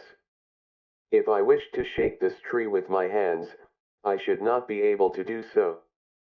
But the wind, which we see not, troubleth and bendeth it as it listeth. We are sorest bent and troubled by invisible hands. Thereupon the youth arose disconcerted, and said, I hear Zarathustra, and just now was I thinking of him. Zarathustra answered, Why art thou frightened on that account? But it is the same with man as with the tree. The more he seeks to rise into the height and light, the more vigorously do his roots struggle earthward, downward, into the dark and deep into the evil. Yeah, into the evil, cried the youth. How is it possible that thou hast discovered my soul? Zarathustra smiled, and said, many a soul one will never discover, unless one first invent it. Yeah, into the evil, cried the youth once more. Thou saidst the truth, Zarathustra. I trust myself no longer since I sought to rise into the height, and nobody trusteth me any longer. How doth that happen? I change too quickly, my today refuteth my yesterday. I often overleap the steps when I clamber, for so doing, none of the steps pardons me. When aloft, I find myself always alone. No one speaketh unto me, the frost of solitude maketh me tremble. What do I seek on the height? My contempt and my longing increase together, the higher I clamber, the more do I despise him who clambereth. What doth he seek on the height? How ashamed I am of my clambering and stumbling. How I mock at my violent panting. How I hate him who flieth. How tired I am on the height. Here the youth was silent, and Zarathustra contemplated the tree beside which they stood, and spake thus. This tree standeth lonely here on the hills, it hath grown up high above man and beast. And if it wanted to speak, it would have none who could understand it, so high hath it grown. Now it waiteth and waiteth, for what doth it wait? It dwelleth too close to the seat of the clouds, it waiteth perhaps for the first lightning. When Zarathustra had said this, the youth called out with violent gestures, Yea, Zarathustra, thou speakest the truth. My destruction I longed for, when I desired to be on the height, and thou art the lightning for which I waited. Lo! What have I been since thou hast appeared amongst us? It is mine envy of thee that hath destroyed me. Thus spake the youth, and wept bitterly. Zarathustra, however, put his arm about him, and led the youth away with him. And when they had walked a while together, Zarathustra began to speak thus. It rendeth my heart. Better than thy words express it, thine eyes tell me all thy danger.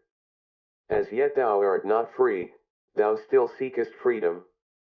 Too unslept hath thy seeking made thee, and too wakeful. On the open height wouldst thou be, for the stars thirsteth thy soul. But thy bad impulses also thirst for freedom. Thy wild dogs want liberty, they bark for joy in their cellar when thy spirit endeavoureth to open all prison doors. Still art thou a prisoner, it seemeth to me, who deviseth liberty for himself. Ah! Sharp becomethe the soul of such prisoners, but also deceitful and wicked. To purify himself, is still necessary for the freedman of the spirit. Much of the prison and the mould still remaineth in him, pure hath his eye still to become. Yea, I know thy danger. But by my love and hope I conjure thee, cast not thy love and hope away. Noble thou feelest thyself still, and noble others also feel thee still, though they bear thee a grudge and cast evil looks. Know this, that to everybody a noble one standeth in the way. Also to the good, a noble one standeth in the way, and even when they call him a good man, they want thereby to put him aside. The new, would the noble man create, and a new virtue.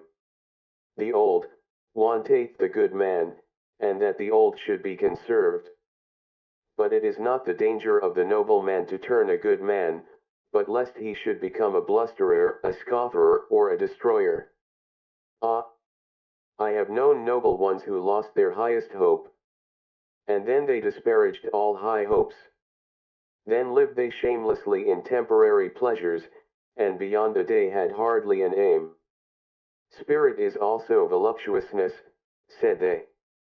Then broke the wings of their spirit, and now it creepeth about, and defileth where it gnaweth. Once they thought of becoming heroes, but sensualists are they now. A trouble and a terror is the hero to them. But by my love and hope I conjure thee, cast not away the hero in thy soul. Maintain wholly thy highest hope. Thus spake Zarathustra. 9. The preachers of death. There are preachers of death, and the earth is full of those to whom desistance from life must be preached.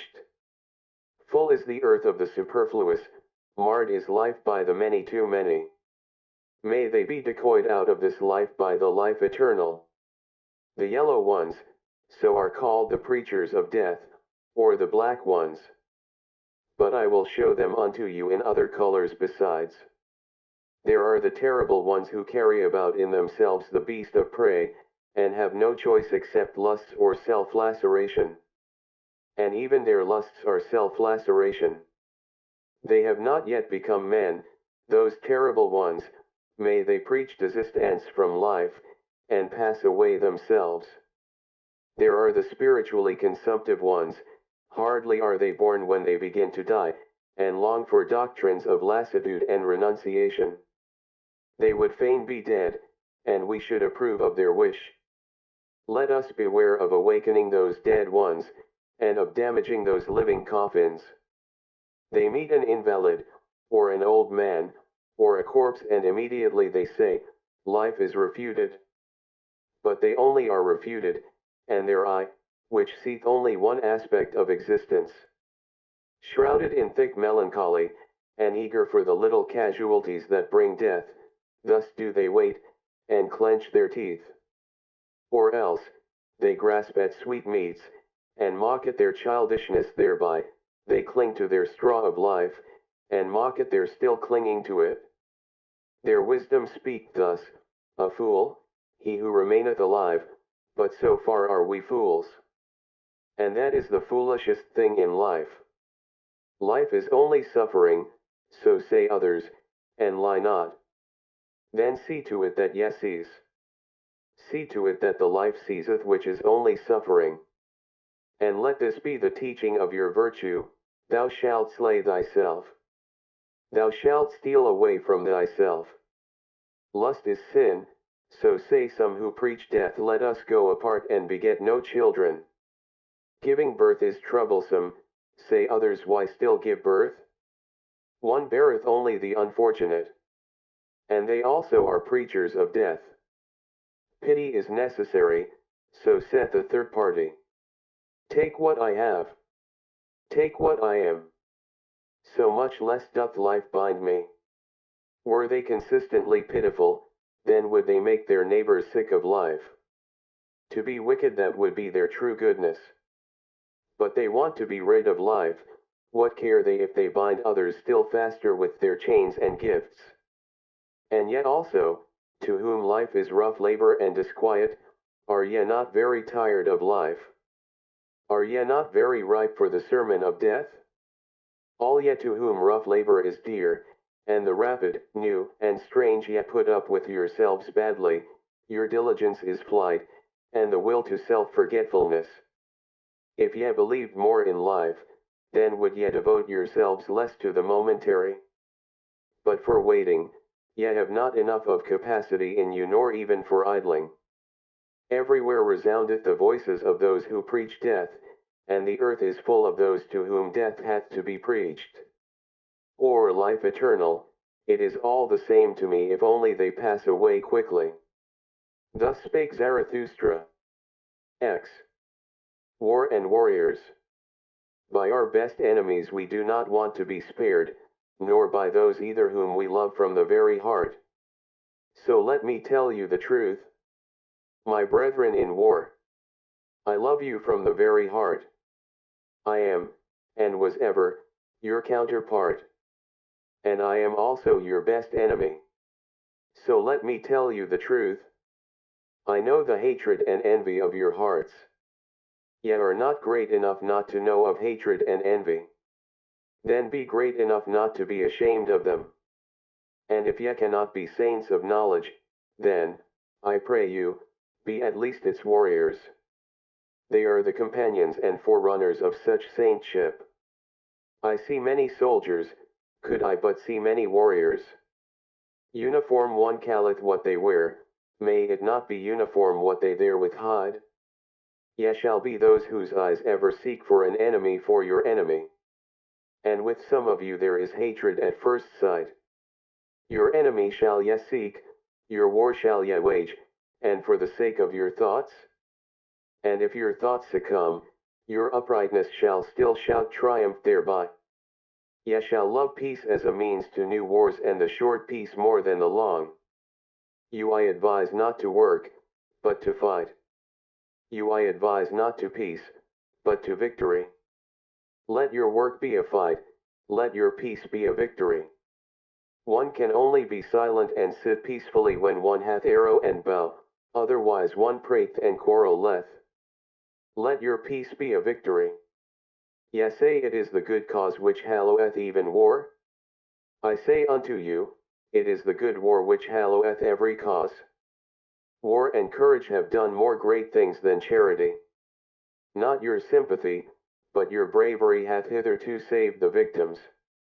What is good? Ye ask. To be brave is good. Let the little girls say, to be good is what is pretty, and at the same time touching. They call you heartless, but your heart is true, and I love the bashfulness of your goodwill. Ye are ashamed of your flow, and others are ashamed of their ebb. Ye are ugly? Well then, my brethren, take the sublime about you, the mantle of the ugly. And when your soul becometh great, then doth it become haughty, and in your sublimity there is wickedness. I know you. In wickedness the haughty man and the weakling meet. But they misunderstand one another. I know you. Ye shall only have enemies to be hated, but not enemies to be despised. Ye must be proud of your enemies, then, the successes of your enemies are also your successes. Resistance, that is the distinction of the slave. Let your distinction be obedience. Let your commanding itself be obeying. To the good warrior soundeth thou shalt pleasanter than I will. And all that is dear unto you, ye shall first have it commanded unto you. Let your love to life be love to your highest hope, and let your highest hope be the highest thought of life. Your highest thought, however, ye shall have it commanded unto you by me, and it is this: man is something that is to be surpassed. So live your life of obedience and of war. What matter about long life? What warrior wisheth to be spared?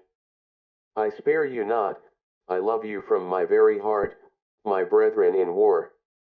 Thus spake Zarathustra. 11. The new idol. Somewhere there are still peoples and herds, but not with us, my brethren. Here there are states. A state? What is that? Well, open now your ears unto me, for now will I say unto you my word concerning the death of peoples. A state is called the coldest of all cold monsters. Coldly lieth it also, and this lie creepeth from its mouth: I, the state, am the people. It is a lie. Creators were they who created peoples, and hung a faith and a love over them, thus they served life. Destroyers are they who lay snares for many, and call it the state, they hang a sword and 100 cravings over them. Where there is still a people, there the state is not understood, but hated as the evil eye, and as sin against laws and customs. This sign I give unto you: every people speaketh its language of good and evil, this its neighbor understandeth not. Its language hath it devised for itself in laws and customs. But the state lieth in all languages of good and evil, and whatever it saith it lieth, and whatever it hath stolen. False is everything in it, with stolen teeth it biteth, the biting one. False are even its bowels. Confusion of language of good and evil, this sign I give unto you as the sign of the state. Verily, the will to death indicateth this sign. Verily, it beckoneth unto the preachers of death. Many too many are born, for the superfluous ones was the state devised. See just how it enticeth them to it, the many too many. How it swalloweth and cheweth and recheweth them. On earth there is nothing greater than I, it is I who am the regulating finger of God, thus roareth the monster. And not only the long-eared and short-sighted fall upon their knees. Ah! Even in your ears, ye great souls, it whispereth its gloomy lies. Ah! It findeth out the rich hearts which willingly lavish themselves. Yea, it findeth you out too, ye conquerors of the old God. Weary ye became of the conflict, and now your weariness serveth the new idol. Heroes and honorable ones, it would fain set up around it, the new idol. Gladly it basketh in the sunshine of good consciences the cold monster. Everything will it give you, if ye worship it, the new idol, thus it purchased the luster of your virtue, and the glance of your proud eyes. It seeketh to allure by means of you, the many too many. Yea, a hellish artifice hath here been devised, a death horse jingling with the trappings of divine honors. Yea, a dying for many hath here been devised, which glorifieth itself as life, verily, a hearty service unto all preachers of death. The state, I call it, where all are poison drinkers, the good and the bad, the state, where all lose themselves, the good and the bad, the state, where the slow suicide of all is called life. Just see these superfluous ones. They steal the works of the inventors and the treasures of the wise. Culture, they call their theft, and everything becomes sickness and trouble unto them. Just see these superfluous ones.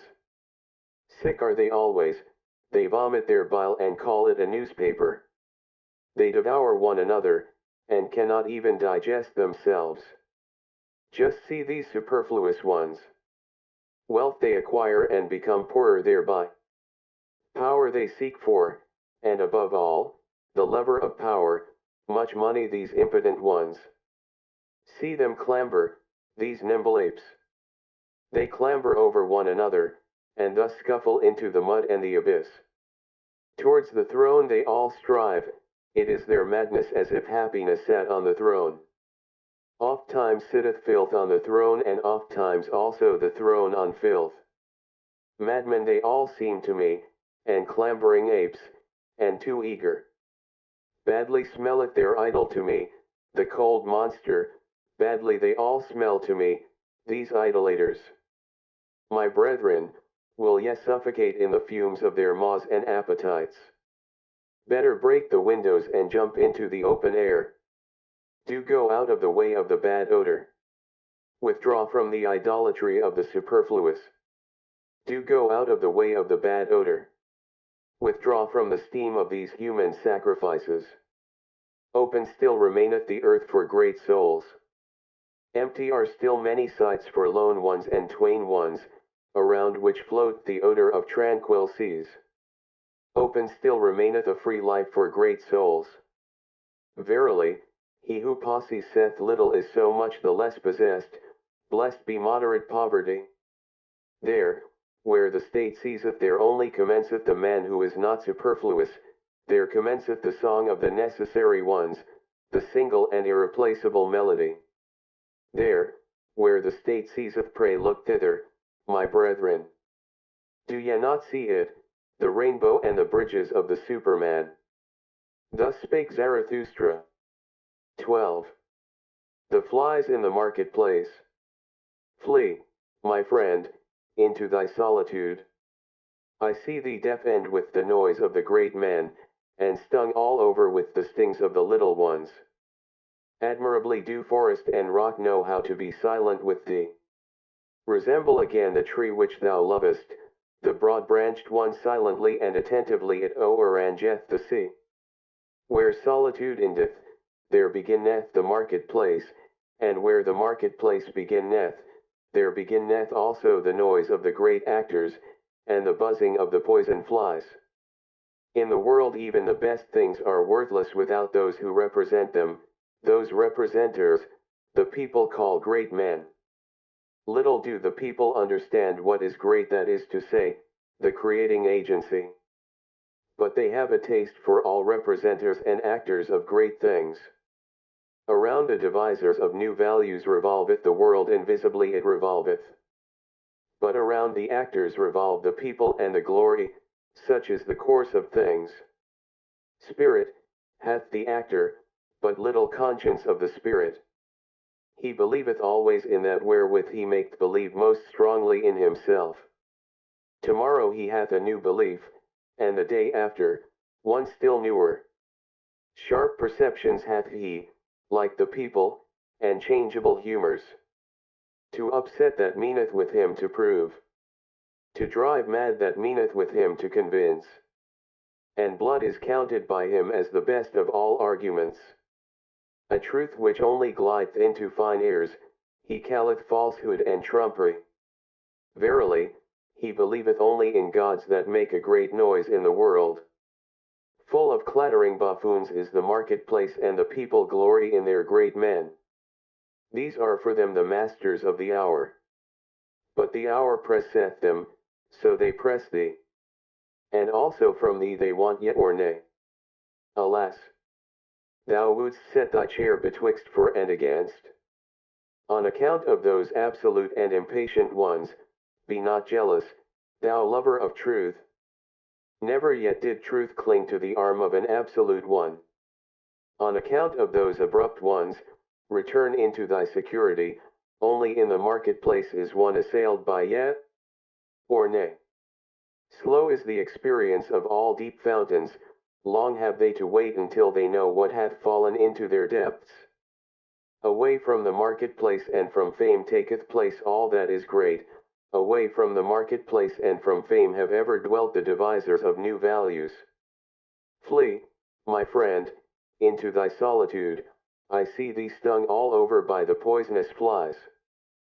Flee thither, where a rough, strong breeze bloweth. Flee into thy solitude. Thou hast lived too closely to the small and the pitiable. Flee from their invisible vengeance. Towards thee they have nothing but vengeance. Raise no longer an arm against them. Innumerable are they, and it is not thy lot to be a fly-flap. Innumerable are the small and pitiable ones, and of many a proud structure, raindrops and weeds have been the ruin. Thou art not stone, but already hast thou become hollow by the numerous drops. Thou wilt yet break and burst by the numerous drops. Exhausted I see thee, by poisonous flies, bleeding I see thee, and torn at 100 spots, and thy pride will not even upbraid. Blood they would have from thee in all innocence, blood their bloodless souls crave for, and they sting, therefore, in all innocence. But thou, profound one, thou sufferest too profoundly even from small wounds, and ere thou hadst recovered, the same poison worm crawled over thy hand. Too proud art thou to kill these sweet tooths. But take care lest it be thy fate to suffer all their poisonous injustice. They buzz around thee also with their praise, obtrusiveness is their praise. They want to be close to thy skin and thy blood. They flatter thee, as one flattereth a god or devil, they whimper before thee, as before a god or devil. What doth it come to? Flatterers are they, and whimperers, and nothing more. Often, also, do they show themselves to thee as amiable ones. But that hath ever been the prudence of the cowardly. Yet, the cowardly are wise. They think much about thee with their circumscribed souls, thou art always suspected by them. Whatever is much thought about is at last thought suspicious. They punish thee for all thy virtues. They pardon thee in their inmost hearts only for thine errors. Because thou art gentle and of upright character, thou sayest, blameless are they for their small existence. But their circumscribed souls think, blamable is all great existence. Even when thou art gentle towards them, they still feel themselves despised by thee, and they repay thy beneficence with secret maleficence. Thy silent pride is always counter to their taste, they rejoice if once thou be humble enough to be frivolous. What we recognize in a man, we also irritate in him. Therefore be on your guard against the small ones. In thy presence they feel themselves small, and their baseness gleameth and gloweth against thee in invisible vengeance. Sawest thou not how often they became dumb when thou approachedst them, and how their energy left them like the smoke of an extinguishing fire. Yet, my friend, the bad conscience art thou of thy neighbors, for they are unworthy of thee. Therefore they hate thee, and would fain suck thy blood. Thy neighbors will always be poisonous flies. What is great in thee that itself must make them more poisonous, and always more fly-like? Flee, my friend, into thy solitude and thither, where a rough strong breeze bloweth. It is not thy lot to be a fly-flap. Thus spake Zarathustra. 13. Chastity. I love the forest. It is bad to live in cities. There are too many of the lustful. Is it not better to fall into the hands of a murderer, than into the dreams of a lustful woman? And just look at these men, there I saith it, they know nothing better on earth than to lie with a woman. Filth is at the bottom of their souls, and alas, if their filth hath still spirit in it, would that ye were perfect at least as animals. But to animals belongeth innocence. Do I counsel you to slay your instincts? I counsel you to innocence in your instincts. Do I counsel you to chastity? Chastity is a virtue with some, but with many almost a vice. These are continent, to be sure, but doggish lust looketh enviously out of all that they do. Even into the heights of their virtue and into their cold spirit doth this creature follow them, with its discord. And how nicely can doggish lust beg for a piece of spirit, when a piece of flesh is denied it? Ye love tragedies and all that break the heart. But I am distrustful of your doggish lust. Ye have too cruel eyes, and ye look wantonly towards the sufferers. Hath not your lust just disguised itself and taken the name of fellow suffering? And also this parable give I unto you, not a few who meant to cast out their devil, went thereby into the swine themselves. To whom chastity is difficult, it is to be dissuaded, lest it become the road to hell, to filth and lust of soul. Do I speak of filthy things? That is not the worst thing for me to do. Not when the truth is filthy, but when it is shallow, doth the discerning one go unwillingly into its waters. Verily, there are chaste ones from their very nature, they are gentler of heart, and laugh better and oftener than you. They laugh also at chastity, and ask, what is chastity? Is chastity not folly? But the folly came unto us, and not we unto it. We offered that guest harbor and heart, now it dwelleth with us, let it stay as long as it will. Thus spake Zarathustra. 14. The friend. 1. Is always too many about me, think the Ancho right. Always wants one that maketh two in the long run. I and me are always too earnestly in conversation, how could it be endured, if there were not a friend? The friend of the Ancho right is always the third one. The third one is the cork which preventeth the conversation of the two sinking into the depth. Ah! There are too many depths for all Ancho rights. Therefore, do they long so much for a friend, and for his elevation. Our faith in others betrayeth wherein we would fain have faith in ourselves. Our longing for a friend is our betrayer. And often with our love we want merely to overleap envy. And often we attack and make ourselves enemies, to conceal that we are vulnerable. Be at least mine enemy. Thus speak the true reverence, which doth not venture to solicit friendship. If one would have a friend, then must one also be willing to wage war for him, and in order to wage war, one must be capable of being an enemy. One ought still to honor the enemy in one's friend. Canst thou go nigh unto thy friend, and not go over to him? In one's friend one shall have one's best enemy. Thou shalt be closest unto him with thy heart when thou withstandest him. Thou wouldst wear no raiment before thy friend. It is in honor of thy friend that thou showest thyself to him as thou art. But he wisheth thee to the devil on that account. He who maketh no secret of himself shocketh, so much reason have ye to fear nakedness. I, if ye were gods, ye could then be ashamed of clothing. Thou canst not adorn thyself fine enough for thy friend, for thou shalt be unto him an arrow and a longing for the Superman. Sawest thou ever thy friend asleep to know how he looked? What is usually the countenance of thy friend? It is thine own countenance, in a coarse and imperfect mirror. Sawest thou ever thy friend asleep? Wert thou not dismayed at thy friend looking so? O my friend, man is something that hath to be surpassed. In divining and keeping silence shall the friend be a master, not everything must thou wish to see. Thy dream shall disclose unto thee what thy friend doth when awake. Let thy pity be a divining, to know first if thy friend wanteth pity. Perhaps he loveth in thee the unmoved eye, and the look of eternity. Let thy pity for thy friend be hid under a hard shell, thou shalt bite out a tooth upon it. Thus will it have delicacy and sweetness. Art thou pure air and solitude and bread and medicine to thy friend? Many a one cannot loosen his own fetters, but is nevertheless his friend's emancipator. Art thou a slave? Then thou canst not be a friend. Art thou a tyrant? Then thou canst not have friends. Far too long hath there been a slave and a tyrant concealed in woman. On that account woman is not yet capable of friendship, she knoweth only love.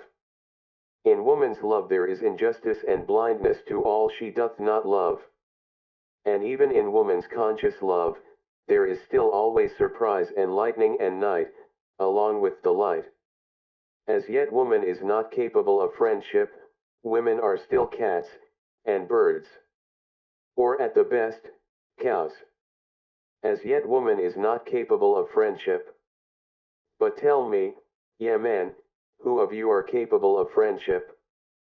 Oh, your poverty, ye men, and your sordidness of soul. As much as ye give to your friend, will I give even to my foe, and will not have become poorer thereby. There is comradeship, may there be friendship. Thus spake Zarathustra. 15. The 1001 Goals. Many lands saw Zarathustra, and many peoples, thus he discovered the good and bad of many peoples. No greater power did Zarathustra find on earth than good and bad. No people could live without first valuing. If a people will maintain itself, however, it must not value as its neighbor valueth. Much that passed for good with one people was regarded with scorn and contempt by another, thus I found it. Much found I here called bad, which was there decked with purple honors.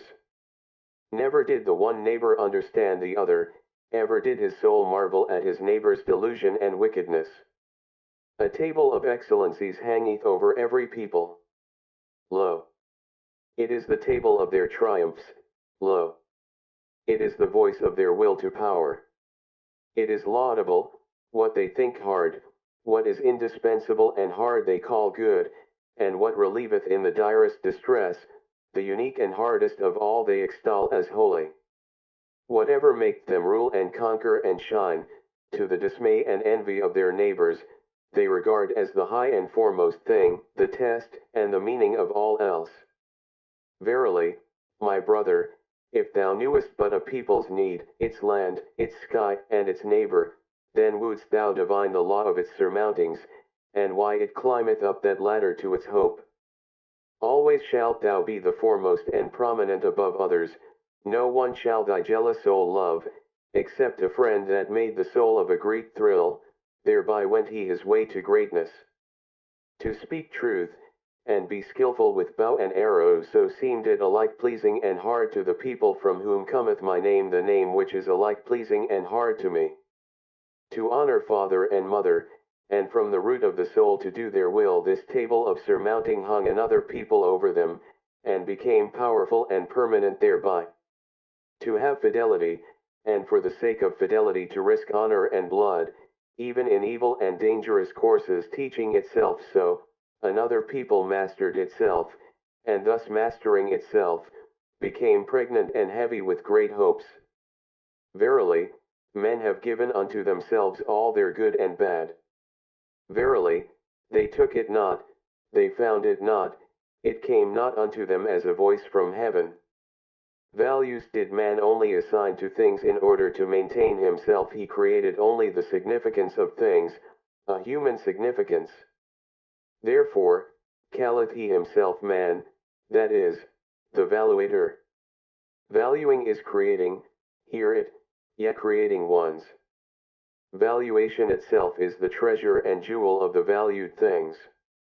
Through valuation only is there value, and without valuation the nut of existence would be hollow. Hear it, yet creating ones.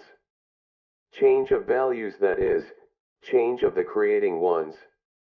Always doth he destroy who hath to be a creator. Creating ones were first of all peoples, and only in late times individuals. Verily, the individual himself is still the latest creation. Peoples once hung over them tables of the good. Love which would rule and love which would obey, created for themselves such tables. Older is the pleasure in the herd than the pleasure in the ego, and as long as the good conscience is for the herd, the bad conscience only saith, ego. Verily, the crafty ego, the loveless one, that seeketh its advantage in the advantage of many, it is not the origin of the herd, but its ruin. Loving ones, was it always, and creating ones, that created good and bad. Fire of love glowed in the names of all the virtues, and fire of wrath. Many lands saw Zarathustra, and many peoples. No greater power did Zarathustra find on earth than the creations of the loving ones. Good and bad are they called. Verily, a prodigy is this power of praising and blaming. Tell me, ye brethren, who will master it for me? Who will put a fetter upon the 1,000 necks of this animal? 1,000 goals have there been hitherto, for 1,000 peoples have there been. Only the fetter for the 1,000 necks is still lacking, there is lacking the one goal. As yet humanity hath not a goal. But pray tell me, my brethren, if the goal of humanity be still lacking, is there not also still lacking humanity itself? Thus spake Zarathustra. 16. Neighbor love. Yet crowd around your neighbor, and have fine words for it. But I say unto you, your neighbor love is your bad love of yourselves. Ye flee unto your neighbor from yourselves, and would fain make a virtue thereof, but I fathom your unselfishness. The thou is older than the I, the thou hath been consecrated, but not yet the I, so man presseth nigh unto his neighbor. Do I advise you to neighbor love? Rather do I advise you to neighbor flight and to furthest love. Higher than love to your neighbor is love to the furthest and future ones, higher still than love to men, is love to things and phantoms. The phantom that runneth on before thee, my brother, is fairer than thou. Why dost thou not give unto it thy flesh and thy bones? But thou fearest, and runnest unto thy neighbor. Ye cannot endure it with yourselves, and do not love yourselves sufficiently, so ye seek to mislead your neighbor into love, and would fain gild yourselves with his error. Would that ye could not endure it with any kind of near ones, or their neighbors, then would ye have to create your friend and his overflowing heart out of yourselves. Ye call in a witness when ye want to speak well of yourselves, and when ye have misled him to think well of you, ye also think well of yourselves. Not only doth he lie, who speaketh contrary to his knowledge, but more so, he who speaketh contrary to his ignorance. And thus speak ye of yourselves in your intercourse, and belie your neighbor with yourselves. Thus saith the fool, association with men spoileth the character, especially when one hath none. The one goeth to his neighbor because he seeketh himself, and the other because he would fain lose himself. Your bad love to yourselves maketh solitude a prison to you. The furthest ones are they who pay for your love to the near ones, and when there are but 5 of you together, a 6th must always die. I love not your festivals either, too many actors found I there, and even the spectators often behaved like actors. Not the neighbor do I teach you, but the friend. Let the friend be the festival of the earth to you, and a foretaste of the Superman. I teach you the friend and his overflowing heart.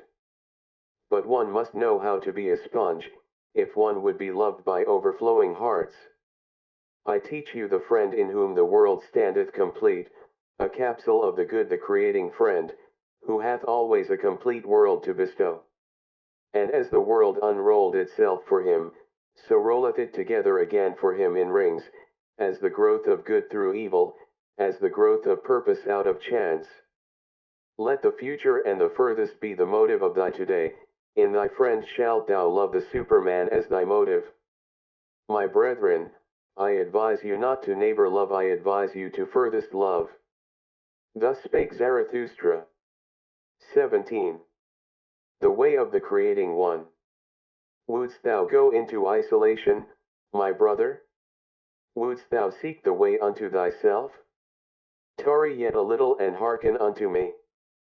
He who seeketh may easily get lost himself. All isolation is wrong, so say the herd. And long didst thou belong to the herd. The voice of the herd will still echo in thee. And when thou sayest, I have no longer a conscience in common with you, then will it be a plaint and a pain. Lo, that pain itself did the same conscience produce, and the last gleam of that conscience still glowed on thine affliction. But thou wouldst go the way of thine affliction, which is the way unto thyself. Then show me thine authority and thy strength to do so. Art thou a new strength and a new authority? A first motion? A self-rolling wheel? Canst thou also compel stars to revolve around thee? Alas! There is so much lusting for loftiness. There are so many convulsions of the ambitions. Show me that thou art not a lusting and ambitious one. Alas! There are so many great thoughts that do nothing more than the bellows, they inflate, and make emptier than ever. Free, dost thou call thyself? Thy ruling thought would I hear of, and not that thou hast escaped from a yoke. Art thou one entitled to escape from a yoke? Many a one hath cast away his final worth when he hath cast away his servitude. Free from what? What doth that matter to Zarathustra? Clearly, however, shall thine eye show unto me, free for what? Canst thou give unto thyself thy bad and thy good, and set up thy will as a law over thee? Canst thou be judge for thyself, and avenger of thy law? Terrible is aloneness with the judge and avenger of one's own law. Thus is a star projected into desert space, and into the icy breath of aloneness. Today sufferest thou still from the multitude, thou individual, today hast thou still thy courage unabated, and thy hopes. But one day will the solitude weary thee, one day will thy pride yield, and thy courage quail. Thou wilt one day cry, I am alone. One day wilt thou see no longer thy loftiness, and see too closely thy lowliness, thy sublimity itself will frighten thee as a phantom. Thou wilt one day cry, all is false. There are feelings which seek to slay the lonesome one, if they do not succeed, then must they themselves die. But art thou capable of it to be a murderer? Hast thou ever known, my brother, the word disdain? And the anguish of thy justice in being just to those that disdain thee? Thou forcest many to think differently about thee, that, charge they heavily to thine account. Thou camest nigh unto them, and yet wentest past, for that they never forgive thee. Thou goest beyond them, but the higher thou risest, the smaller doth the eye of envy see thee. Most of all, however, is the flying one hated. How could ye be just unto me? Must thou say I choose your injustice as my allotted portion? Injustice and filth cast they at the lonesome one, but, my brother, if thou wouldst be a star, thou must shine for them none the less on that account. And be on thy guard against the good and just. They would fain crucify those who devise their own virtue. They hate the lonesome ones. Be on thy guard, also, against holy simplicity. All is unholy to it that is not simple. Fain, likewise, would it play with the fire of the faggot and stick. And be on thy guard, also, against the assaults of thy love. Too readily doth the recluse reach his hand to any one who meet him. To many a one mayest thou not give thy hand, but only thy paw, and I wish thy paw also to have claws. But the worst enemy thou canst meet, wilt thou thyself always be. Thou waylayest thyself in caverns and forests. Thou lonesome one, thou goest the way to thyself. And past thyself and thy 7 devils leadeth thy way. A heretic wilt thou be to thyself, and a wizard and a soothsayer, and a fool, and a doubter, and a reprobate, and a villain. Ready must thou be to burn thyself in thine own flame. How couldst thou become new if thou have not first become ashes? Thou lonesome one, thou goest the way of the creating one. A god wilt thou create for thyself out of thy 7 devils. Thou lonesome one, thou goest the way of the loving one. Thou lovest thyself, and on that account despisest thou thyself, as only the loving ones despise. To create, desireth the loving one, because he despiseth. What knoweth he of love who hath not been obliged to despise just what he loved? With thy love, go into thine isolation, my brother, and with thy creating, and late only will justice limp after thee. With my tears, go into thine isolation, my brother. I love him who seeketh to create beyond himself, and thus succumbeth. Thus spake Zarathustra. 18. Old and young women. Why stealest thou along so furtively in the twilight, Zarathustra? And what hidest thou so carefully under thy mantle? Is it a treasure that hath been given thee? Or a child that hath been born thee? Or goest thou thyself on a thief's errand, thou friend of the evil? Verily, my brother, said Zarathustra, it is a treasure that hath been given me, it is a little truth which I carry. But it is naughty, like a young child, and if I hold not its mouth, it screameth too loudly. As I went on my way alone today, at the hour when the sun declineth, there met me an old woman, and she spake thus unto my soul. Much hath Zarathustra spoken also to us women, but never spake he unto us concerning woman. And I answered her, concerning woman, one should only talk unto man. Talk also unto me of woman, said she, I am old enough to forget it presently. And I obliged the old woman and spake thus unto her. Everything in woman is a riddle, and everything in woman hath one solution, it is called pregnancy. Man is for woman a means, the purpose is always the child. But what is woman for man? 2 different things wanteth the true man, danger and diversion. Therefore wanteth he woman, as the most dangerous plaything. Man shall be trained for war, and woman for the recreation of the warrior, all else is folly. 2 sweet fruits these the warrior liked not. Therefore liked he woman, bitter is even the sweetest woman. Better than man doth woman understand children, but man is more childish than woman. In the true man there is a child hidden, it wanteth to play. Up then, ye women, and discover the child in man. A plaything let woman be, pure and fine like the precious stone, illumined with the virtues of a world not yet come. Let the beam of a star shine in your love. Let your hope say, may I bear the Superman. In your love let there be valor. With your love shall ye assail him who inspireth you with fear. In your love be your honor. Little doth woman understand otherwise about honor.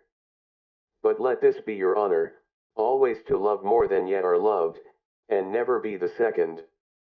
Let man fear woman when she loveth, then maketh she every sacrifice, and everything else she regardeth as worthless. Let man fear woman when she hateth, for man in his innermost soul is merely evil, woman, however, is mean.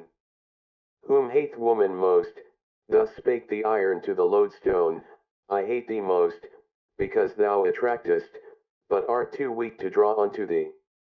The happiness of man is, I will.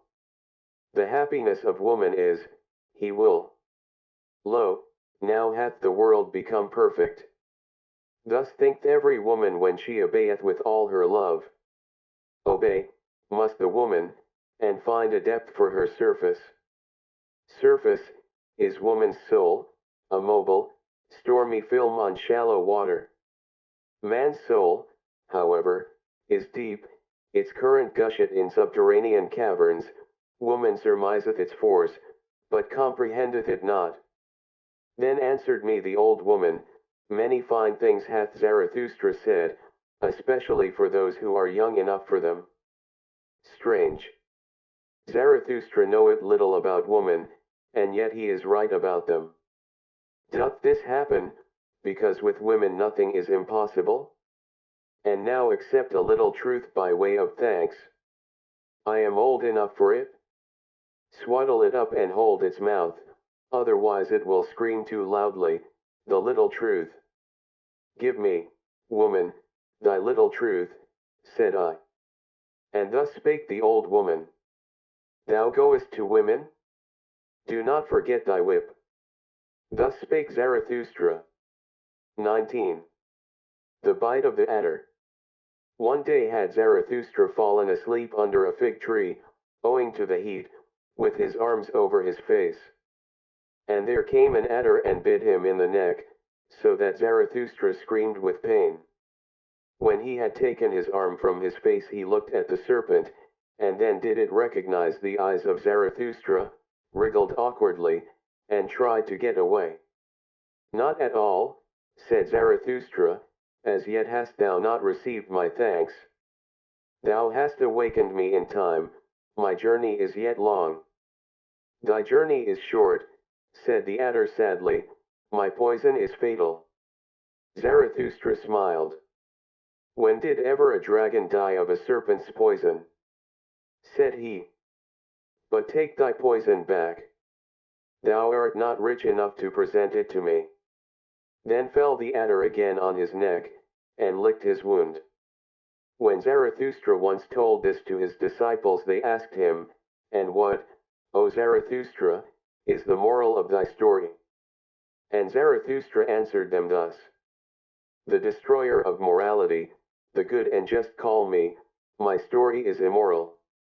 When, however, ye have an enemy, then return him not good for evil, for that would abash him. But prove that he hath done something good to you. And rather be angry than abash any one. And when ye are cursed, it pleaseth me not that ye should then desire to bless.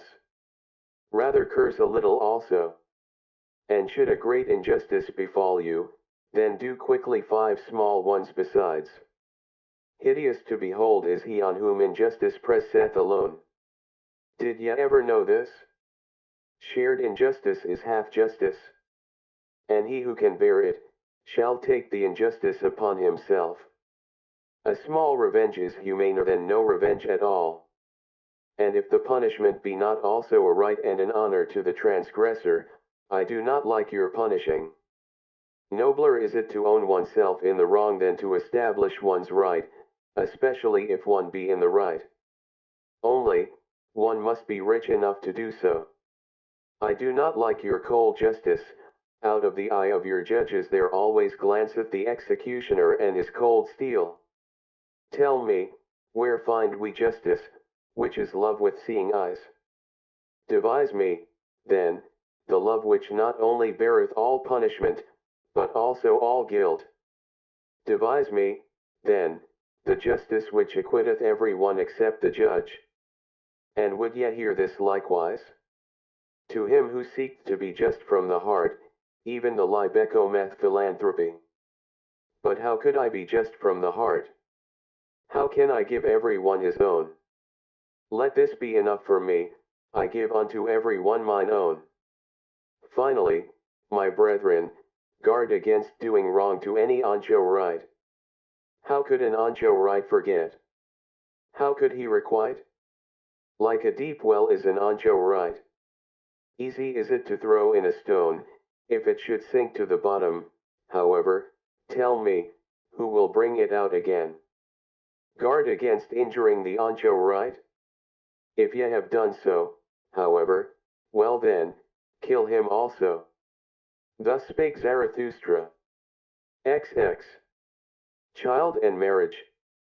I have a question for thee alone, my brother, like a sounding lead, cast I this question into thy soul, that I may know its depth. Thou art young, and desirest child and marriage. But I ask thee, art thou a man entitled to desire a child? Art thou the victorious one, the self-conqueror, the ruler of thy passions, the master of thy virtues? Thus do I ask thee. Or doth the animal speak in thy wish, and necessity? Or isolation? Or discord in thee? I would have thy victory and freedom long for a child. Living monuments shalt thou build to thy victory and emancipation. Beyond thyself shalt thou build. But first of all must thou be built thyself, rectangular in body and soul. Not only onward shalt thou propagate thyself, but upward. For that purpose may the garden of marriage help thee. A higher body shalt thou create, a first movement, a spontaneously rolling will a creating one shalt thou create. Marriage, so call I the will of the twain to create the one that is more than those who created it. The reverence for one another, as those exercising such a will, call I marriage. Let this be the significance and the truth of thy marriage. But that which the many to many call marriage, those superfluous ones, what shall I call it? The poverty of soul in the twain. The filth of soul in the twain. The pitiable self-complacency in the twain. Marriage they call it all, and they say their marriages are made in heaven. Well, I do not like it, that heaven of the superfluous. No, I do not like them, those animals tangled in the heavenly toils. Far from me also be the God who limpeth thither to bless what he hath not matched. Laugh not at such marriages. What child hath not had reason to weep over its parents? Worthy did this man seem, and ripe for the meaning of the earth, but when I saw his wife, the earth seemed to me a home for madcaps. Yea, I would that the earth shook with convulsions when a saint and a goose mate with one another.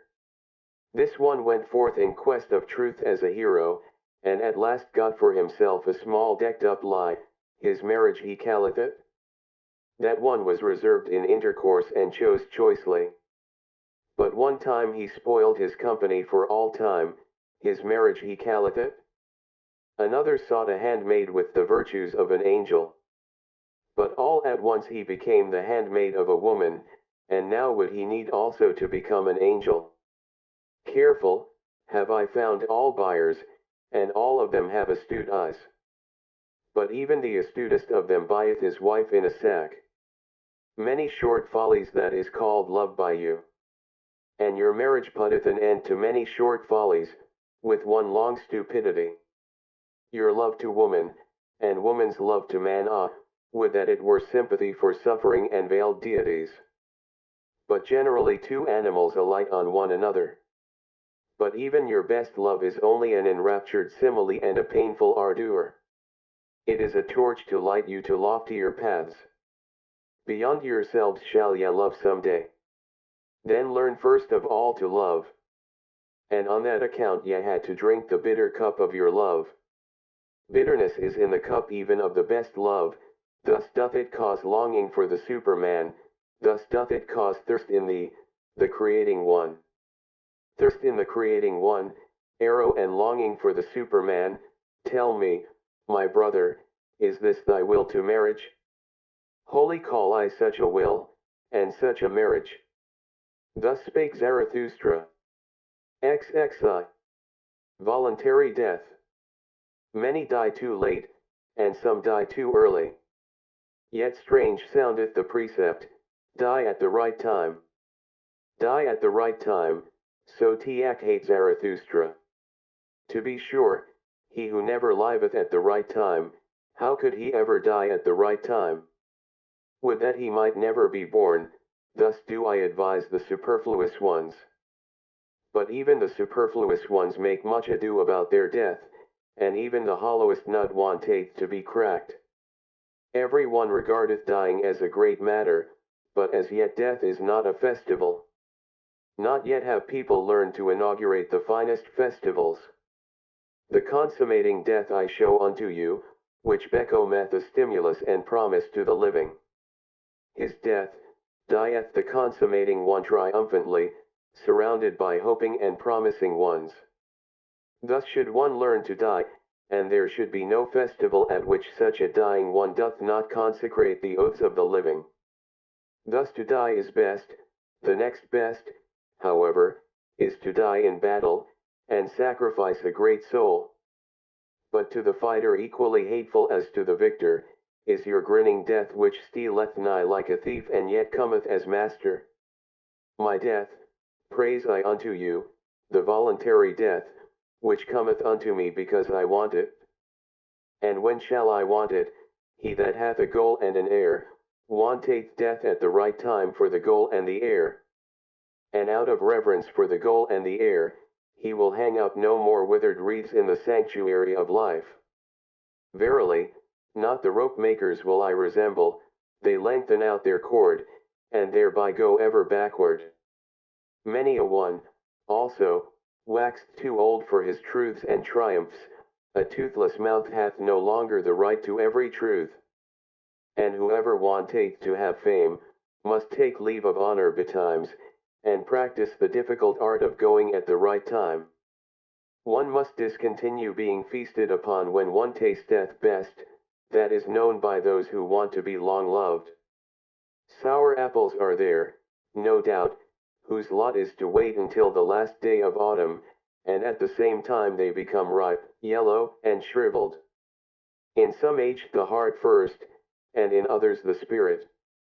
And some are hoary in youth, but the late young keep long young. To many men life is a failure, a poison worm gnaweth at their heart. Then let them see to it that their dying is all the more a success. Many never become sweet, they rot even in the summer. It is cowardice that holdeth them fast to their branches. Far too many live, and far too long hang they on their branches.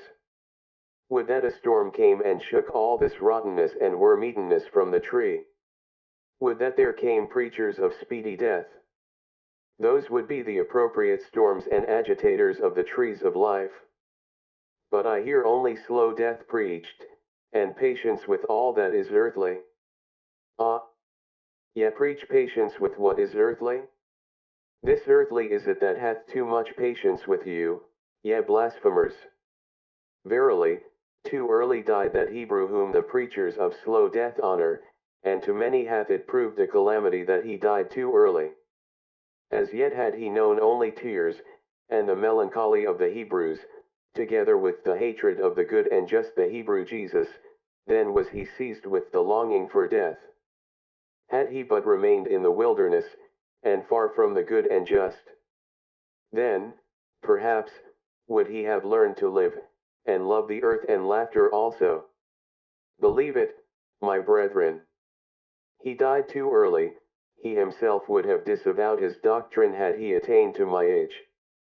Noble enough was he to disavow. But he was still immature. Immaturely loveth the youth, and immaturely also hateth he man and earth. Confined and awkward are still his soul and the wings of his spirit. But in man there is more of the child than in the youth, and less of melancholy, better understandeth he about life and death. Free for death, and free in death, a holy naysayer, when there is no longer time for yet, thus understandeth he about death and life. That your dying may not be a reproach to man and the earth, my friends, that do I solicit from the honey of your soul. In your dying shall your spirit and your virtue still shine like an evening after glow around the earth, otherwise your dying hath been unsatisfactory. Thus will I die myself, that ye friends may love the earth more for my sake, and earth will I again become, to have rest in her that bore me. Verily, a goal had Zarathustra, he threw his ball. Now be ye friends the heirs of my goal, to you throw I the golden ball. Best of all, do I see you, my friends, throw the golden ball. And so tarry I still a little while on the earth, pardon me for it. Thus spake Zarathustra. XXII. The bestowing virtue. 1. When Zarathustra had taken leave of the town to which his heart was attached, the name of which is the pied cow, there followed him many people who called themselves his disciples, and kept him company. Thus came they to a crossroad. Then Zarathustra told them that he now wanted to go alone, for he was fond of going alone.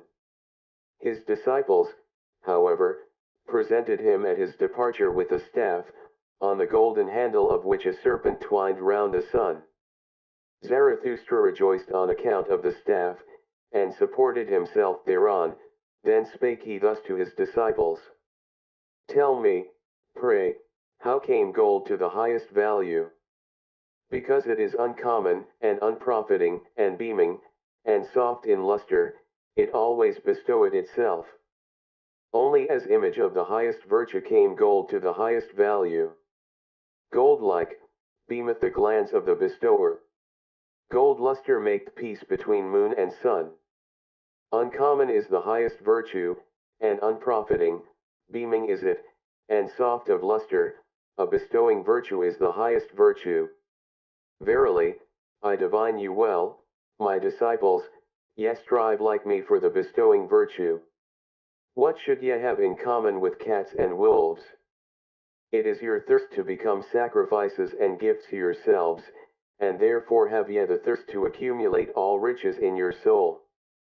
Insatiably striveth your soul for treasures and jewels, because your virtue is insatiable in desiring to bestow.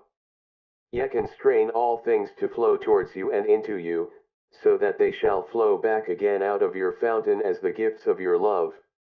Verily, an appropriator of all values must such bestowing love become, but healthy and holy, call I the selfishness. Another selfishness is there, an all too poor and hungry kind, which would always steal the selfishness of the sick, the sickly selfishness. With the eye of the thief it looketh upon all that is lustrous, with the craving of hunger it measureth him who hath abundance, and ever doth it prowl round the tables of bestowers. Sickness speaketh in such craving, and invisible degeneration, of a sickly body, speak the larcenous craving of the selfishness. Tell me, my brother, what do we think bad, and worst of all? Is it not degeneration? And we always suspect degeneration when the bestowing soul is lacking. Upward goeth our course from genera unto supergenera. But a horror to us is the degenerating sense, which saith, all for myself. Upward soareth our sense, thus is it a simile of our body, a simile of an elevation. Such similes of elevations are the names of the virtues. Thus goeth the body through history, a becomer and fighter. And the spirit, what is it to the body? Its fights and victories herald, its companion, and echo. Similes are all names of good and evil, they do not speak out, they only hint. A fool who seeketh knowledge from them. Give heed, my brethren, to every hour when your spirit would speak in similes, there is the origin of your virtue. Elevated is then your body, and raised up, with its delight, enraptureth it the spirit, so that it becometh creator, and valuer, and lover, and everything's benefactor. When your heart overfloweth broad and full like the river, a blessing, and a danger to the lowlanders, there is the origin of your virtue. When ye are exalted above praise and blame, and your will would command all things, as a loving one's will, there is the origin of your virtue. When ye despise pleasant things, and the effeminate couch, and cannot couch far enough from the effeminate, there is the origin of your virtue. When ye are willers of one will, and when that change of every need is needful to you, there is the origin of your virtue. Verily, a new good and evil is it. Verily, a new deep murmuring, and the voice of a new fountain.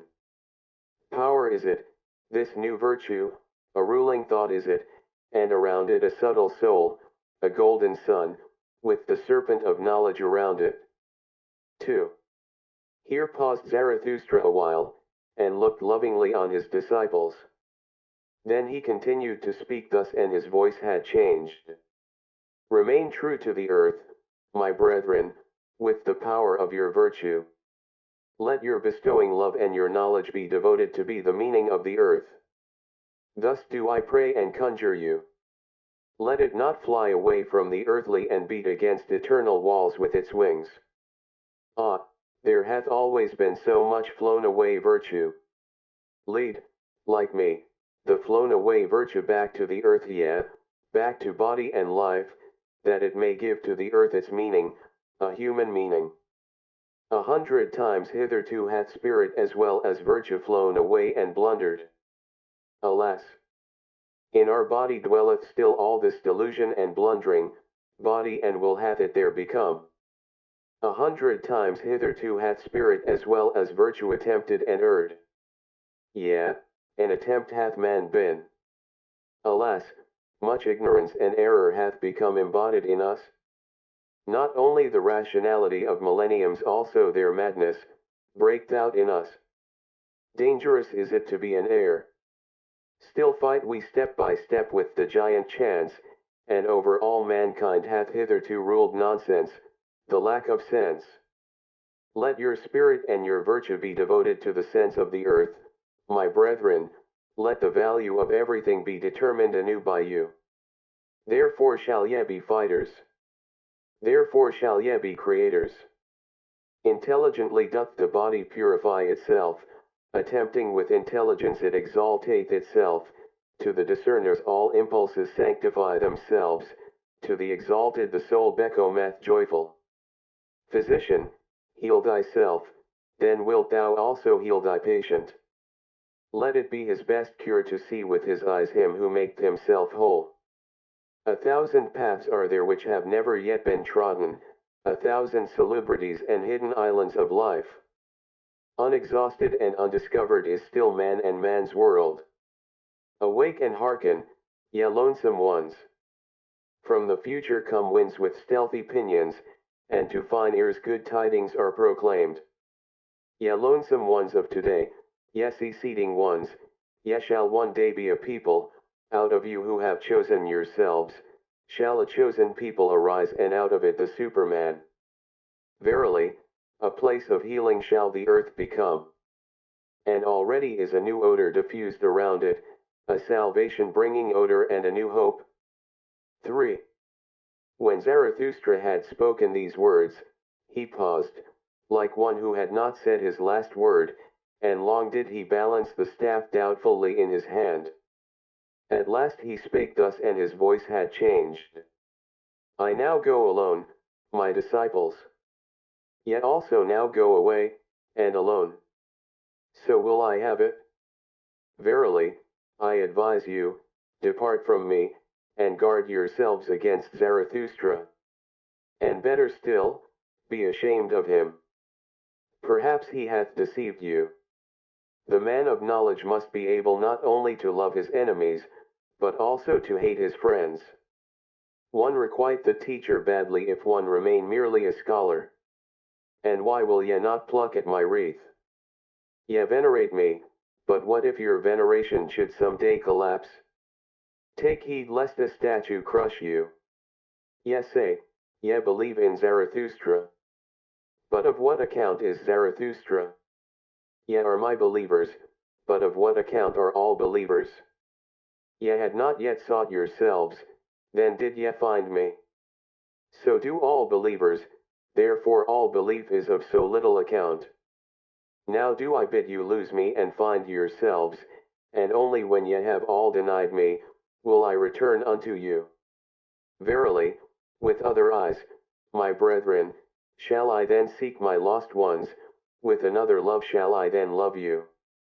And once again shall ye have become friends unto me, and children of one hope, then will I be with you for the third time, to celebrate the great noontide with you.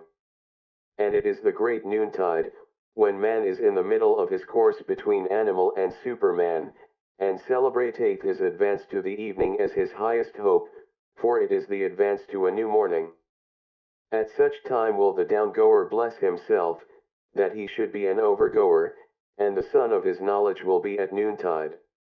Dead are all the gods, now do we desire the superman to live. Let this be our final will at the great noontide. Thus spake Zarathustra. Thus spake Zarathustra. Second part. And only when ye have all denied me, will I return unto you.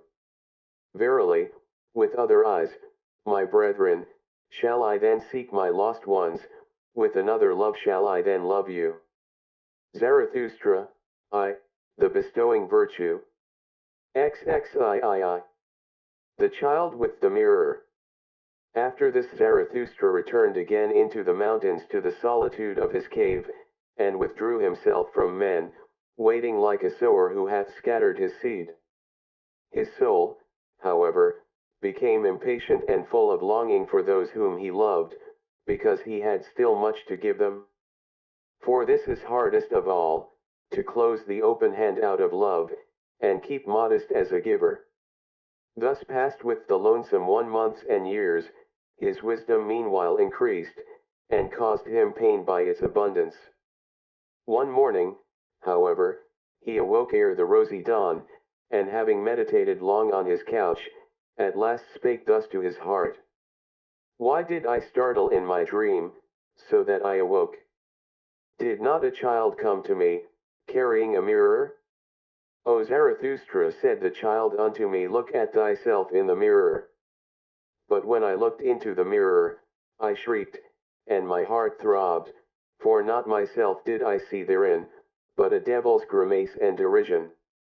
Verily, all too well do I understand the dream's portent and monition, my doctrine is in danger, tares want to be called wheat. Mine enemies have grown powerful and have disfigured the likeness of my doctrine, so that my dearest ones have to blush for the gifts that I gave them. Lost are my friends, the hour hath come for me to seek my lost ones. With these words Zarathustra started up, not however like a person in anguish seeking relief, but rather like a seer and a singer whom the Spirit inspireth. With amazement did his eagle and serpent gaze upon him, for a coming bliss overspread his countenance like the rosy dawn. What hath happened unto me, mine animals, said Zarathustra. Am I not transformed? Hath not bliss come unto me like a whirlwind? Foolish is my happiness, and foolish things will it speak, it is still too young, so have patience with it. Wounded am I by my happiness, all sufferers shall be physicians unto me. To my friends can I again go down, and also to mine enemies. Zarathustra can again speak and bestow, and show his best love to his loved ones. My impatient love overfloweth in streams down towards sunrise and sunset. Out of silent mountains and storms of affliction, rusheth my soul into the valleys. Too long have I longed and looked into the distance. Too long hath solitude possessed me, thus have I unlearned to keep silence. Utterance have I become altogether, and the brawling of a brook from high rocks, downward into the valleys will I hurl my speech. And let the stream of my love sweep into unfrequented channels. How should a stream not finally find its way to the sea? Forsooth, there is a lake in me, sequestered and self-sufficing, but the stream of my love beareth this along with it, down to the sea. New paths do I tread, a new speech cometh unto me, tired have I become like all creators of the old tongues. No longer will my spirit walk on worn-out soles. Too slowly runneth all speaking for me into thy chariot, O storm, do I leap. and even thee will I whip with my spite? Like a cry and an huzzah will I traverse wide seas, till I find the happy isles where my friends sojourn, and mine enemies amongst them. How I now love every one unto whom I may but speak. Even mine enemies pertain to my bliss. And when I want to mount my wildest horse, then doth my spear always help me up best, it is my foot's ever ready servant. The spear which I hurl at mine enemies. How grateful am I to mine enemies that I may at last hurl it. Too great hath been the tension of my cloud, twixt laughters of lightnings will I cast hail showers into the depths. Violently will my breast then heave, violently will it blow its storm over the mountains, thus cometh its assuagement. Verily, like a storm cometh my happiness, and my freedom. But mine enemies shall think that the evil one roareth over their heads. Yet also, my friends, will be alarmed by my wild wisdom, and perhaps ye will flee therefrom, along with mine enemies. Ah, that I knew how to lure you back with shepherds' flutes. Ah, that my lioness wisdom would learn to roar softly. And much have we already learned with one another. My wild wisdom became pregnant on the lonesome mountains, on the rough stones did she bear the youngest of her young. Now runneth she foolishly in the arid wilderness, and seeketh the soft sward mine old, wild wisdom. On the soft sward of your hearts, my friends, on your love, would she fain couch her dearest one. Thus spake Zarathustra. XXIV. In the happy isles. The figs fall from the trees, they are good and sweet, and in falling the red skins of them break. A north wind am I to ripe figs. Thus, like figs, do these doctrines fall for you, my friends, imbibe now their juice and their sweet substance. It is autumn all around, and clear sky, and afternoon. Lo, what fullness is around us? And out of the midst of superabundance, it is delightful to look out upon distant seas. Once did people say God, when they looked out upon distant seas, now, however, have I taught you to say, Superman. God is a conjecture, but I do not wish your conjecturing to reach beyond your creating will. Could ye create a God, then, I pray you, be silent about all gods. But ye could well create the Superman. Not perhaps ye yourselves, my brethren. But into fathers and forefathers of the Superman could ye transform yourselves, and let that be your best creating. God is a conjecture, but I should like your conjecturing restricted to the conceivable. Could ye conceive a God, but let this mean will to truth unto you, that everything be transformed into the humanly conceivable, the humanly visible, the humanly sensible. Your own discernment shall ye follow out to the end. And what ye have called the world shall but be created by you, your reason, your likeness, your will, your love, shall it itself become. And verily, for your bliss, ye discerning ones. And how would ye endure life without that hope, ye discerning ones?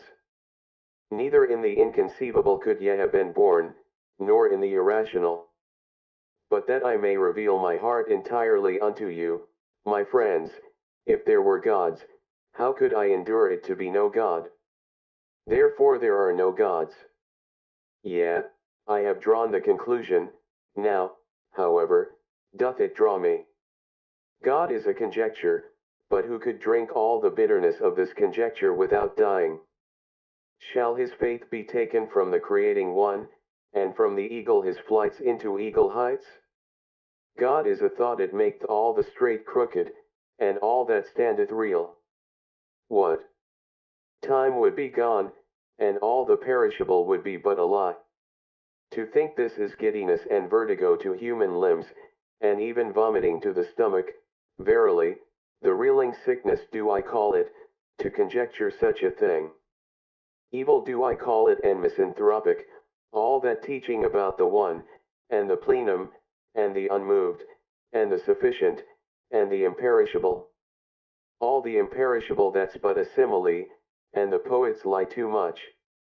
But of time and of becoming shall the best similes speak, a praise shall they be, and a justification of all perishableness. Creating that is the great salvation from suffering, and life's alleviation. But for the Creator to appear, suffering itself is needed, and much transformation. Yeah, much bitter dying must there be in your life, ye creators. Thus are ye advocates and justifiers of all perishableness. For the Creator himself to be the newborn child, he must also be willing to be the child-bearer, and endure the pangs of the child-bearer. Verily, through 100 souls went I my way, and through 100 cradles and birth throes. Many a farewell have I taken, I know the heart-breaking last hours. But so willeth it my creating will, my fate. Or, to tell you it more candidly, just such a fate willeth my will. All feeling suffereth in me, and is in prison, but my willing ever cometh to me as mine emancipator and comforter. Willing emancipateth, that is the true doctrine of will and emancipation, so hate you Zarathustra. No longer willing, and no longer valuing, and no longer creating. Ah, that great debility may ever be far from me. And also in discerning do I feel only my will's procreating and evolving delight, and if there be innocence in my knowledge, it is because there is will to procreation in it. Away from God and God's did this will allure me, what would there be to create if there were gods? But to man doth it ever impel me anew, my fervent creative will, thus impelleth it the hammer to the stone. Ah, ye man, within the stone slumbereth an image for me, the image of my visions. Ah, that it should slumber in the hardest, ugliest stone. Now rageth my hammer ruthlessly against its prison. From the stone fly the fragments, what's that to me? I will complete it, for a shadow came unto me, the stillest and lightest of all things once came unto me. The beauty of the Superman came unto me as a shadow. Ah, my brethren! Of what account now are the gods to me? Thus spake Zarathustra. XXV. The pitiful. My friends, there hath arisen a satire on your friend, behold Zarathustra. Walketh he not amongst us as if amongst animals?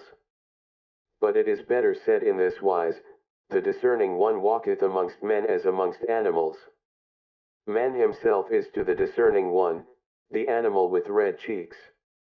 How hath that happened unto him?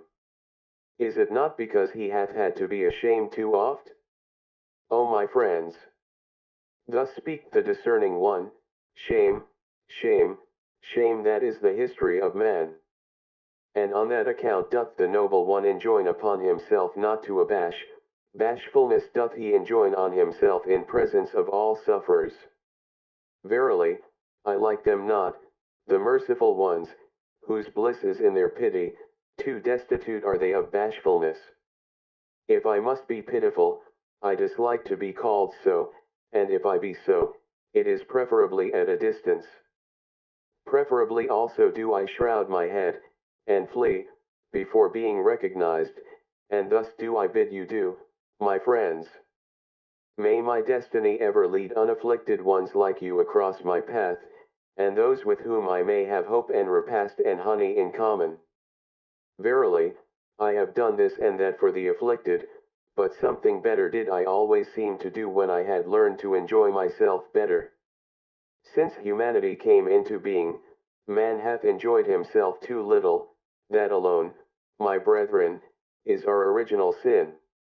And when we learn better to enjoy ourselves, then do we unlearn best to give pain unto others, and to contrive pain. Therefore do I wash the hand that hath helped the sufferer, therefore do I wipe also my soul. For in seeing the sufferer suffering thereof was I ashamed on account of his shame, and in helping him, sorely did I wound his pride. Great obligations do not make grateful, but revengeful, and when a small kindness is not forgotten, it becometh a gnawing worm. Be shy in accepting. Distinguish by accepting. Thus do I advise those who have naught to bestow. I, however, am a bestower, willingly do I bestow as friend to friends. Strangers, however, and the poor, may pluck for themselves the fruit from my tree, thus doth it cause less shame. Beggars, however, one should entirely do away with. Verily, it annoyeth one to give unto them, and it annoyeth one not to give unto them. And likewise sinners and bad consciences. Believe me, my friends, the sting of conscience hate one to sting. The worst things, however, are the petty thoughts. Verily, better to have done evilly than to have thought pettily. To be sure, yea, the delight in petty evils spareth one many a great evil deed. But here one should not wish to be sparing. Like a boil is the evil deed, it itcheth and irritateth and breaketh forth it speaketh honorably. Behold, I am disease, saith the evil deed, that is its honorableness. But like infection is the petty thought, it creepeth and hideth, and wanteth to be nowhere until the whole body is decayed and withered by the petty infection. To him, however, who is possessed of a devil, I would whisper this word in the ear, better for thee to rear up thy devil. Even for thee there is still a path to greatness. Ah, my brethren, one knoweth a little too much about every one. And many a one becometh transparent to us, but still we can by no means penetrate him. It is difficult to live among men because silence is so difficult. And not to him who is offensive to us are we most unfair, but to him who doth not concern us at all. If, however, thou hast a suffering friend, then be a resting place for his suffering, like a hard bed, however, a camp bed, thus wilt thou serve him best. And if a friend doth thee wrong, then say, I forgive thee what thou hast done unto me, that thou hast done it unto thyself, however how could I forgive that? Thus speaketh all great love, it surpasseth even forgiveness and pity. One should hold fast one's heart, for when one letteth it go, how quickly doth one's head run away. Ah, where in the world have there been greater follies than with the pitiful?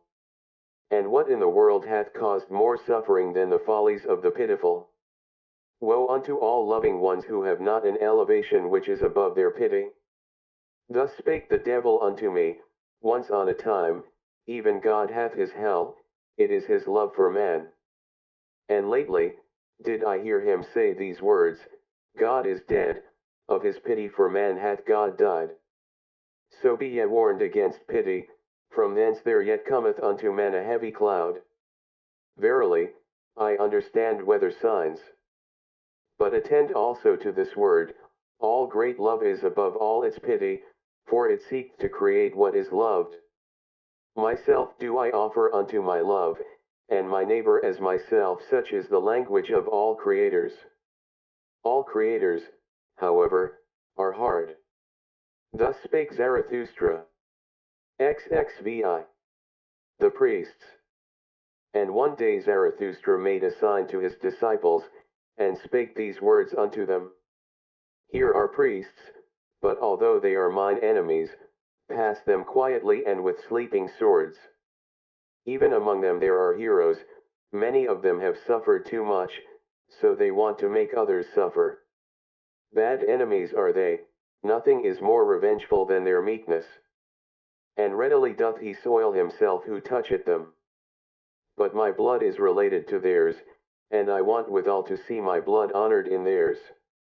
And when they had passed, a pain attacked Zarathustra, but not long had he struggled with the pain, when he began to speak thus. It moveth my heart for those priests. They also go against my taste, but that is the smallest matter unto me, since I am among men. But I suffer and have suffered with them, prisoners are they unto me, and stigmatized ones. He whom they call Savior put them in fetters of false values and fatuous words. Oh, that someone would save them from their savior. On an isle they once thought they had landed, when the sea tossed them about, but behold, it was a slumbering monster. False values and fatuous words, these are the worst monsters, for mortals long slumbereth and wait the fate that is in them. But at last it cometh and awaketh and devoureth and engulfeth whatever hath built tabernacles upon it. Oh, just look at those tabernacles which those priests have built themselves. Churches, they call their sweet-smelling caves. Oh, that falsified light, that mustified air, where the soul may not fly aloft to its height? But so enjoineth their belief, on your knees, up the stair, yes sinners. Verily, rather would I see a shameless one than the distorted eyes of their shame and devotion. Who created for themselves such caves and penitence stairs? Was it not those who sought to conceal themselves, and were ashamed under the clear sky? And only when the clear sky looked again through ruined roofs, and down upon grass and red poppies on ruined walls, will I again turn my heart to the seats of this God. They called God that which opposed and afflicted them, and verily, there was much hero spirit in their worship. And they knew not how to love their God otherwise than by nailing men to the cross. As corpses they thought to live, in black draped they their corpses, even in their talk do I still feel the evil flavor of charnel houses. And he who liveth nigh unto them liveth nigh unto black pools, wherein the toad singeth his song with sweet gravity. Better songs would they have to sing, for me to believe in their Savior, more like saved ones would his disciples have to appear unto me. Naked, would I like to see them, for beauty alone should preach penitence. But whom would that disguised affliction convince? Verily, their Saviors themselves came not from freedom and freedom's seventh heaven. Verily, they themselves never trod the carpets of knowledge. Of defects did the spirit of those Saviors consist, but into every defect had they put their illusion, their stopgap, which they called God. In their pity was their spirit drowned, and when they swelled and air swelled with pity, there always floated to the surface a great folly. Eagerly and with shouts drove they their flock over their footbridge, as if there were but one footbridge to the future. Verily, those shepherds also were still of the flock. Small spirits and spacious souls had those shepherds, but, my brethren, what small domains have even the most spacious souls hitherto been? Characters of blood did they write on the way they went, and their folly taught that truth is proved by blood. But blood is the very worst witness to truth, blood tainteth the purest teaching, and turneth it into delusion and hatred of heart. And when a person goeth through fire for his teaching, what doth that prove? It is more, verily, when out of one's own burning cometh one's own teaching. Sultry heart and cold head, where these meet, there ariseth the blusterer, the Savior. Greater ones, verily, have there been, and higher born ones, than those whom the people call saviors, those rapturous blusterers. And by still greater ones than any of the saviors must ye be saved, my brethren, if ye would find the way to freedom. Never yet hath there been a superman.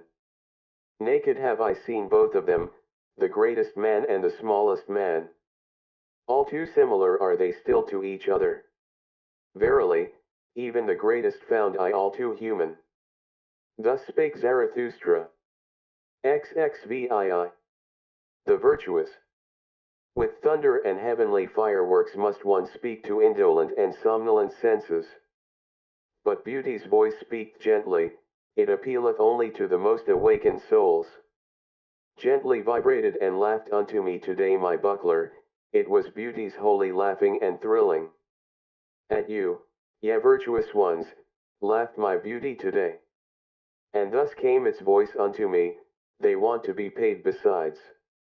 Ye want to be paid besides, ye virtuous ones. Ye want reward for virtue, and heaven for earth, and eternity for your today? And now ye upbraid me for teaching that there is no reward giver, nor paymaster? And verily, I do not even teach that virtue is its own reward. Ah, this is my sorrow. Into the basis of things have reward and punishment been insinuated, and now even into the basis of your souls, ye virtuous ones. But like the snout of the boar shall my word grub up the basis of your souls, a plowshare will I be called by you. All the secrets of your heart shall be brought to light, and when ye lie in the sun, grubbed up and broken, then will also your falsehood be separated from your truth. For this is your truth, ye are too pure for the filth of the words, vengeance, punishment, recompense, retribution. Ye love your virtue as a mother loveth her child, but when did one hear of a mother wanting to be paid for her love? It is your dearest self, your virtue. The ring's thirst is in you, to reach itself again struggleth every ring, and turneth itself. And like the star that goeth out, so is every work of your virtue, ever is its light on its way and traveling, and when will it cease to be on its way? Thus is the light of your virtue still on its way, even when its work is done. Be it forgotten and dead, still its ray of light liveth and travelleth. That your virtue is yourself, and not an outward thing, a skin, or a cloak, that is the truth from the basis of your souls, ye virtuous ones. But sure enough there are those to whom virtue meaneth writhing under the lash, and ye have hearkened too much unto their crying. And others are there who call virtue the slothfulness of their vices, and when once their hatred and jealousy relax the limbs, their justice becometh lively and rubbeth its sleepy eyes. And others are there who are drawn downwards, their devils draw them. But the more they sink, the more ardently gloweth their eye, and the longing for their God. Ah! Their crying also hath reached your ears, ye virtuous ones, what I am not, that is God to me, and virtue. And others are there who go along heavily and creakingly, like carts taking stones downhill, they talk much of dignity and virtue, their drag they call virtue. And others are there who are like 8-day clocks when wound up, they tick, and want people to call ticking virtue. Verily, in those have I mine amusement, wherever I find such clocks I shall wind them up with my mockery, and they shall even whir thereby. And others are proud of their modicum of righteousness, and for the sake of it do violence to all things, so that the world is drowned in their unrighteousness. Ah! How ineptly cometh the word virtue out of their mouth? And when they say, I am just, it always soundeth like, I am just revenged.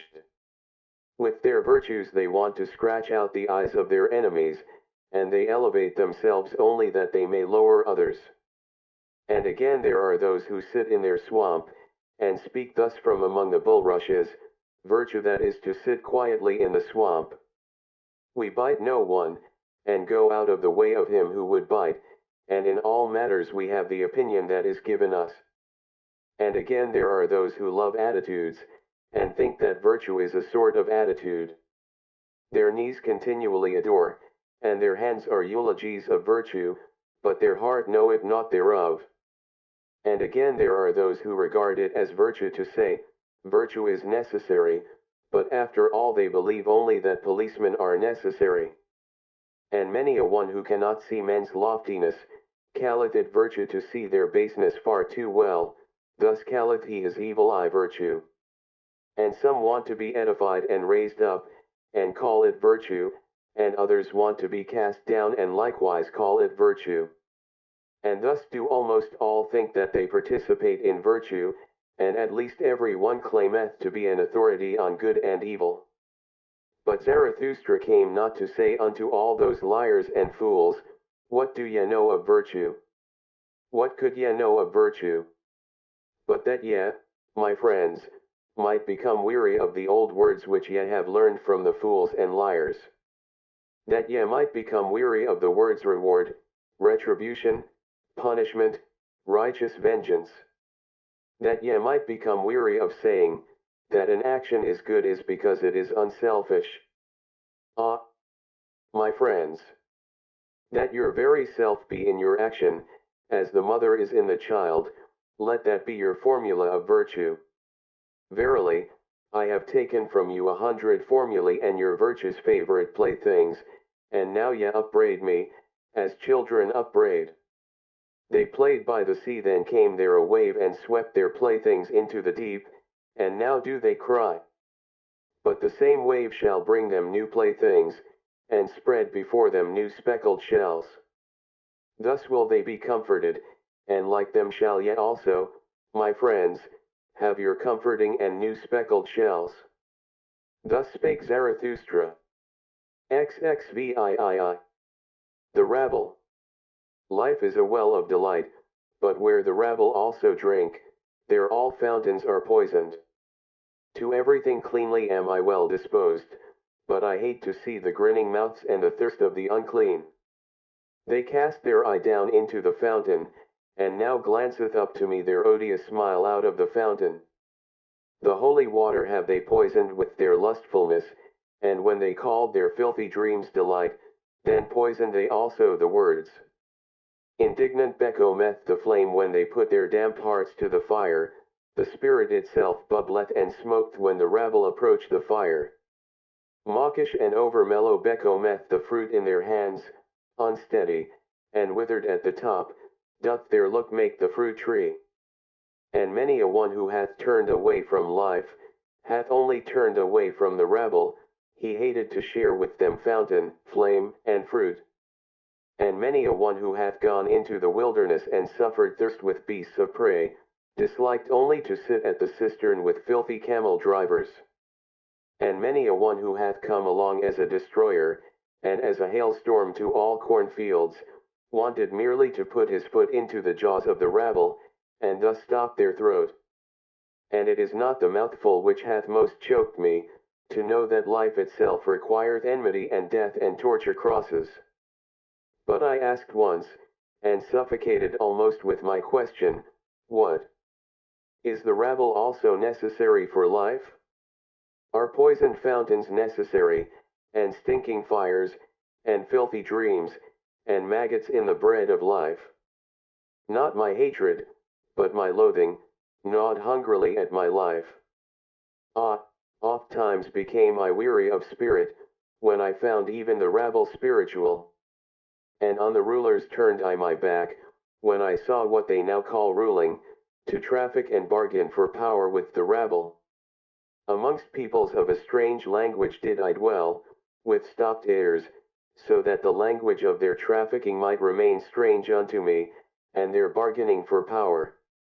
And holding my nose, I went morosely through all yesterdays and todays, verily, badly smell all yesterdays and todays of the scribbling rabble. Like a cripple become deaf, and blind, and dumb, thus have I lived long, that I might not live with the power rabble, the scribe rabble, and the pleasure rabble. Toilsomely did my spirit mount stairs, and cautiously, alms of delight were its refreshment, on the staff did life creep along with the blind one. What hath happened unto me? How have I freed myself from loathing? Who hath rejuvenated mine eye? How have I flown to the height where no rabble any longer sit at the wells? Did my loathing itself create for me wings and fountain divining powers? Verily, to the loftiest height had I to fly, to find again the well of delight. Oh, I have found it, my brethren. Here on the loftiest height bubbleth up for me the well of delight. And there is a life at whose waters none of the rabble drink with me. Almost too violently dost thou flow for me, thou fountain of delight. And often emptiest thou the goblet again, in wanting to fill it. And yet must I learn to approach thee more modestly, far too violently doth my heart still flow towards thee. My heart on which my summer burneth, my short, hot, melancholy, over-happy summer, how my summer heart longeth for thy coolness. Past, the lingering distress of my spring. Past, the wickedness of my snowflakes in June. Summer have I become entirely, and summer noontide. A summer on the loftiest height, with cold fountains and blissful stillness. Oh, come, my friends, that the stillness may become more blissful. For this is our height and our home, too high and steep do we here dwell for all uncleanly ones and their thirst. Cast but your pure eyes into the well of my delight, my friends. How could it become turbid thereby? It shall laugh back to you with its purity. On the tree of the future build we our nest, eagles shall bring us lone ones food in their beaks. Verily, no food of which the impure could be fellow partakers. Fire, would they think they devoured, and burn their mouths. Verily, no abodes do we here keep ready for the impure. An ice cave to their bodies would our happiness be, and to their spirits. And as strong winds will we live above them, neighbors to the eagles, neighbors to the snow, neighbors to the sun, thus live the strong winds. And like a wind will I one day blow amongst them, and with my spirit, take the breath from their spirit, thus willeth my future. Verily, a strong wind is Zarathustra to all low places, and this counselleth he to his enemies, and to whatever spitteth and speweth, take care not to spit against the wind. Thus spake Zarathustra. XXIX. The tarantulas. Lo, this is the tarantula's den. Wouldst thou see the tarantula itself? Here hangeth its web, touch this, so that it may tremble. There cometh the tarantula willingly, welcome, tarantula. Black on thy back is thy triangle and symbol, and I know also what is in thy soul.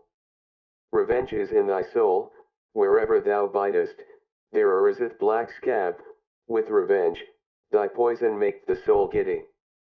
Thus do I speak unto you in parable, ye who make the soul giddy, ye preachers of equality.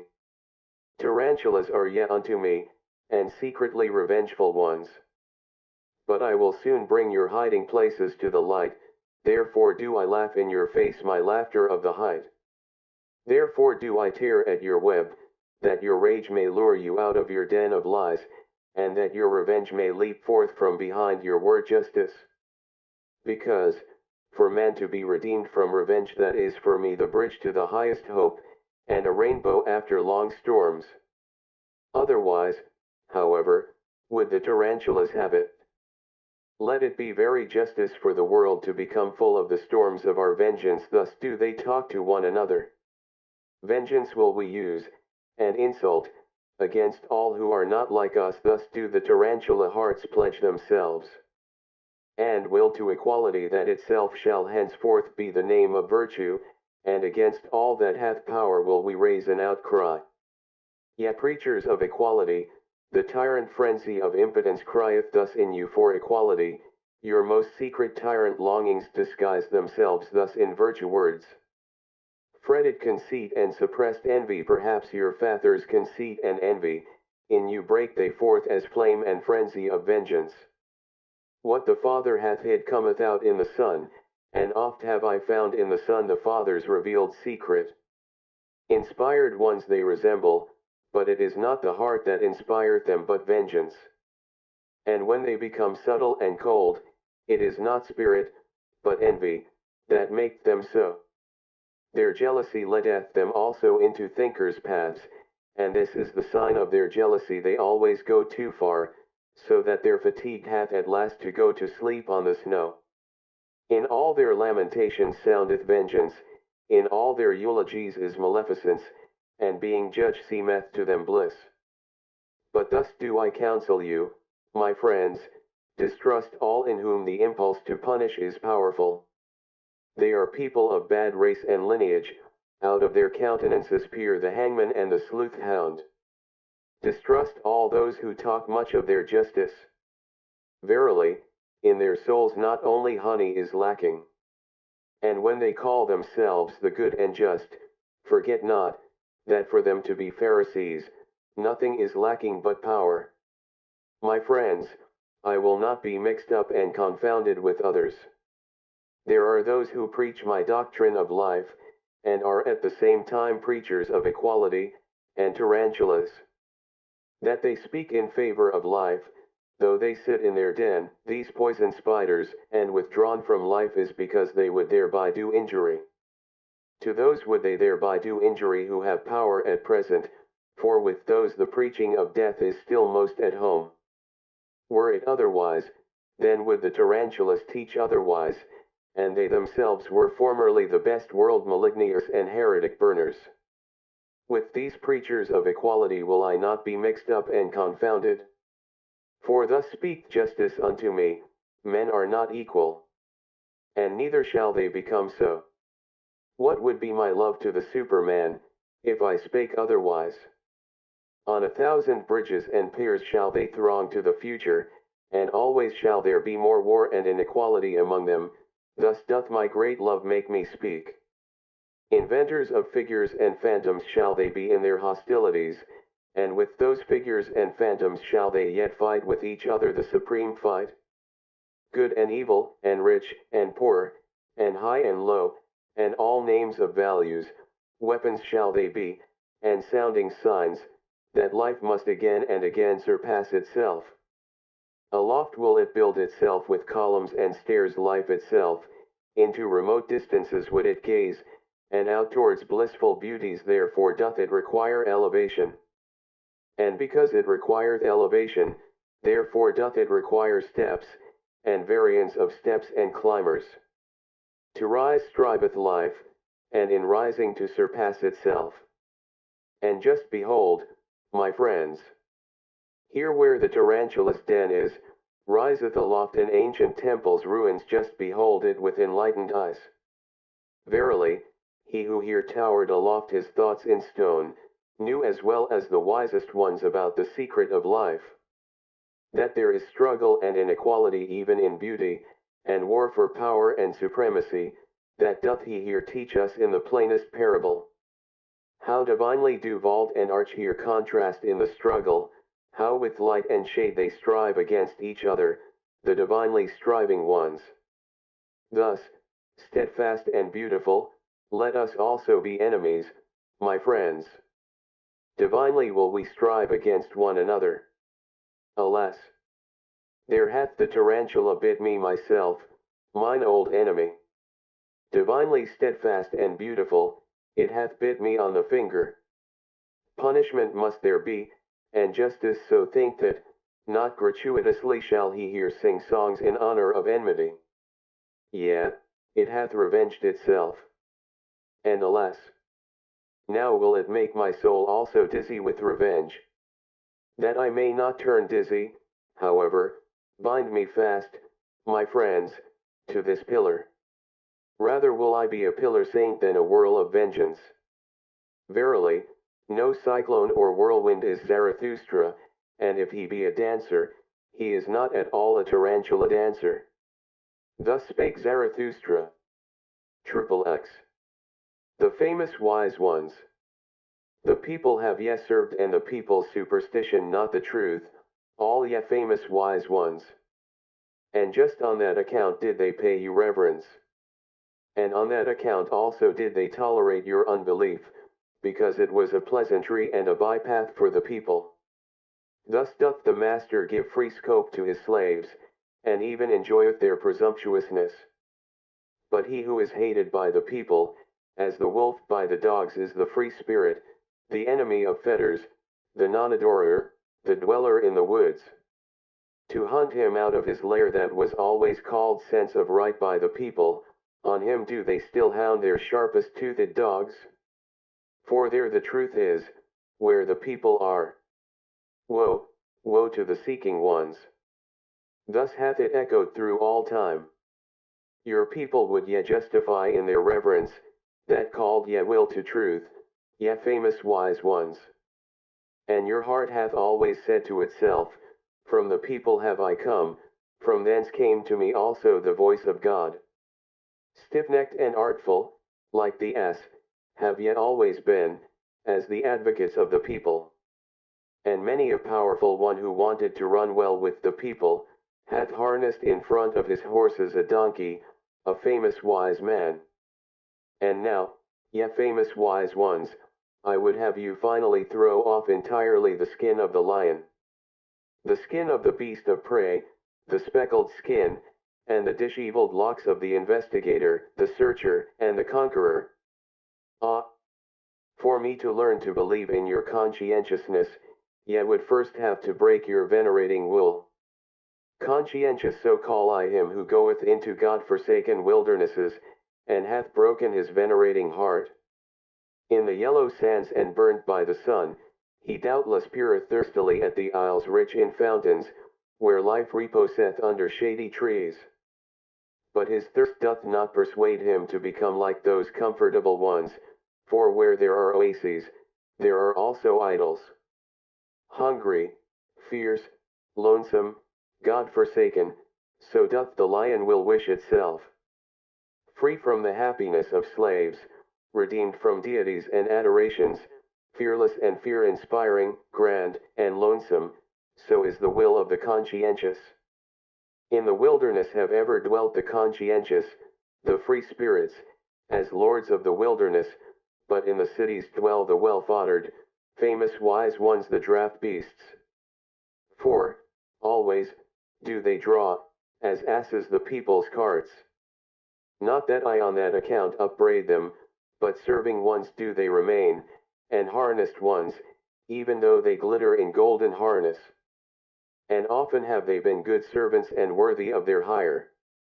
For thus saith virtue, if thou must be a servant, seek him unto whom thy service is most useful. The spirit and virtue of thy master shall advance by thou being his servant, thus wilt thou thyself advance with his spirit and virtue. And verily, ye famous wise ones, ye servants of the people, ye yourselves have advanced with the people's spirit and virtue, and the people by you. To your honor do I say it. But the people ye remain for me, even with your virtues, the people with purblind eyes, the people who know not what spirit is. Spirit is life which itself cutteth into life, by its own torture doth it increase its own knowledge. Did ye know that before? And the spirit's happiness is this, to be anointed and consecrated with tears as a sacrificial victim. Did ye know that before? And the blindness of the blind one, and his seeking and groping, shall yet testify to the power of the sun into which he hath gazed. Did ye know that before? And with mountains shall the discerning one learn to build. It is a small thing for the spirit to remove mountains. Did ye know that before?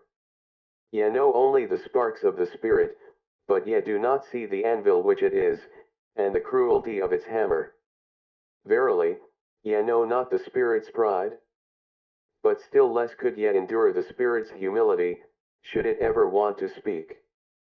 And never yet could ye cast your spirit into a pit of snow, ye are not hot enough for that. Thus are ye unaware, also, of the delight of its coldness. In all respects, however, ye make too familiar with the spirit, and out of wisdom have ye often made an almshouse and a hospital for bad poets. Ye are not eagles, thus have ye never experienced the happiness of the alarm of the spirit. And he who is not a bird should not camp above abysses.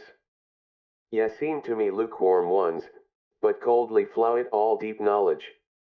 Ice cold are the innermost wells of the spirit, a refreshment to hot hands and handlers. Respectable do ye there stand, and stiff, and with straight backs, ye famous wise ones, no strong wind or will impelleth you. Have ye ne'er seen a sail crossing the sea, rounded and inflated, and trembling with the violence of the wind? Like the sail trembling with the violence of the spirit, doth my wisdom cross the sea, my wild wisdom? But ye servants of the people, ye famous wise ones, how could ye go with me? Thus spake Zarathustra. XXXI. The Night Song. 'Tis night, now do all gushing fountains speak louder. And my soul also is a gushing fountain. 'Tis night, now only do all songs of the loving ones awake. And my soul also is the song of a loving one. Something unappeased, unappeasable, is within me, it longeth to find expression. A craving for love is within me, which speaketh itself the language of love. Light am I, ah, that I were night? But it is my lonesomeness to be begirt with light. Ah, that I were dark and nightly. How would I suck at the breasts of light? And you yourselves would I bless, yet twinkling starlets and glow-worms aloft, and would rejoice in the gifts of your light. But I live in mine own light, I drink again into myself the flames that break forth from me. I know not the happiness of the receiver, and oft have I dreamt that stealing must be more blessed than receiving. It is my poverty that my hand never ceaseth bestowing, it is mine envy that I see waiting eyes and the brightened nights of longing. Oh, the misery of all bestowers! Oh, the darkening of my sun! Oh, the craving to crave! Oh, the violent hunger in satiety! They take from me, but do I yet touch their soul? There is a gap twixt giving and receiving, and the smallest gap hath finally to be bridged over.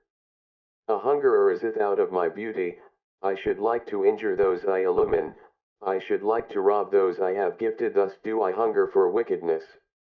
Withdrawing my hand when another hand already stretcheth out to it, hesitating like the cascade, which hesitateth even in its leap, thus do I hunger for wickedness. Such revenge doth mine abundance think of, such mischief welleth out of my lonesomeness. My happiness in bestowing died in bestowing, my virtue became weary of itself by its abundance. He who ever bestoweth is in danger of losing his shame, to him who ever dispenseth, the hand and heart become callous by very dispensing. Mine eye no longer overfloweth for the shame of suppliants, my hand hath become too hard for the trembling of filled hands. Whence have gone the tears of mine eye, and the down of my heart? Oh, the lonesomeness of all bestowers! Oh, the silence of all shining ones!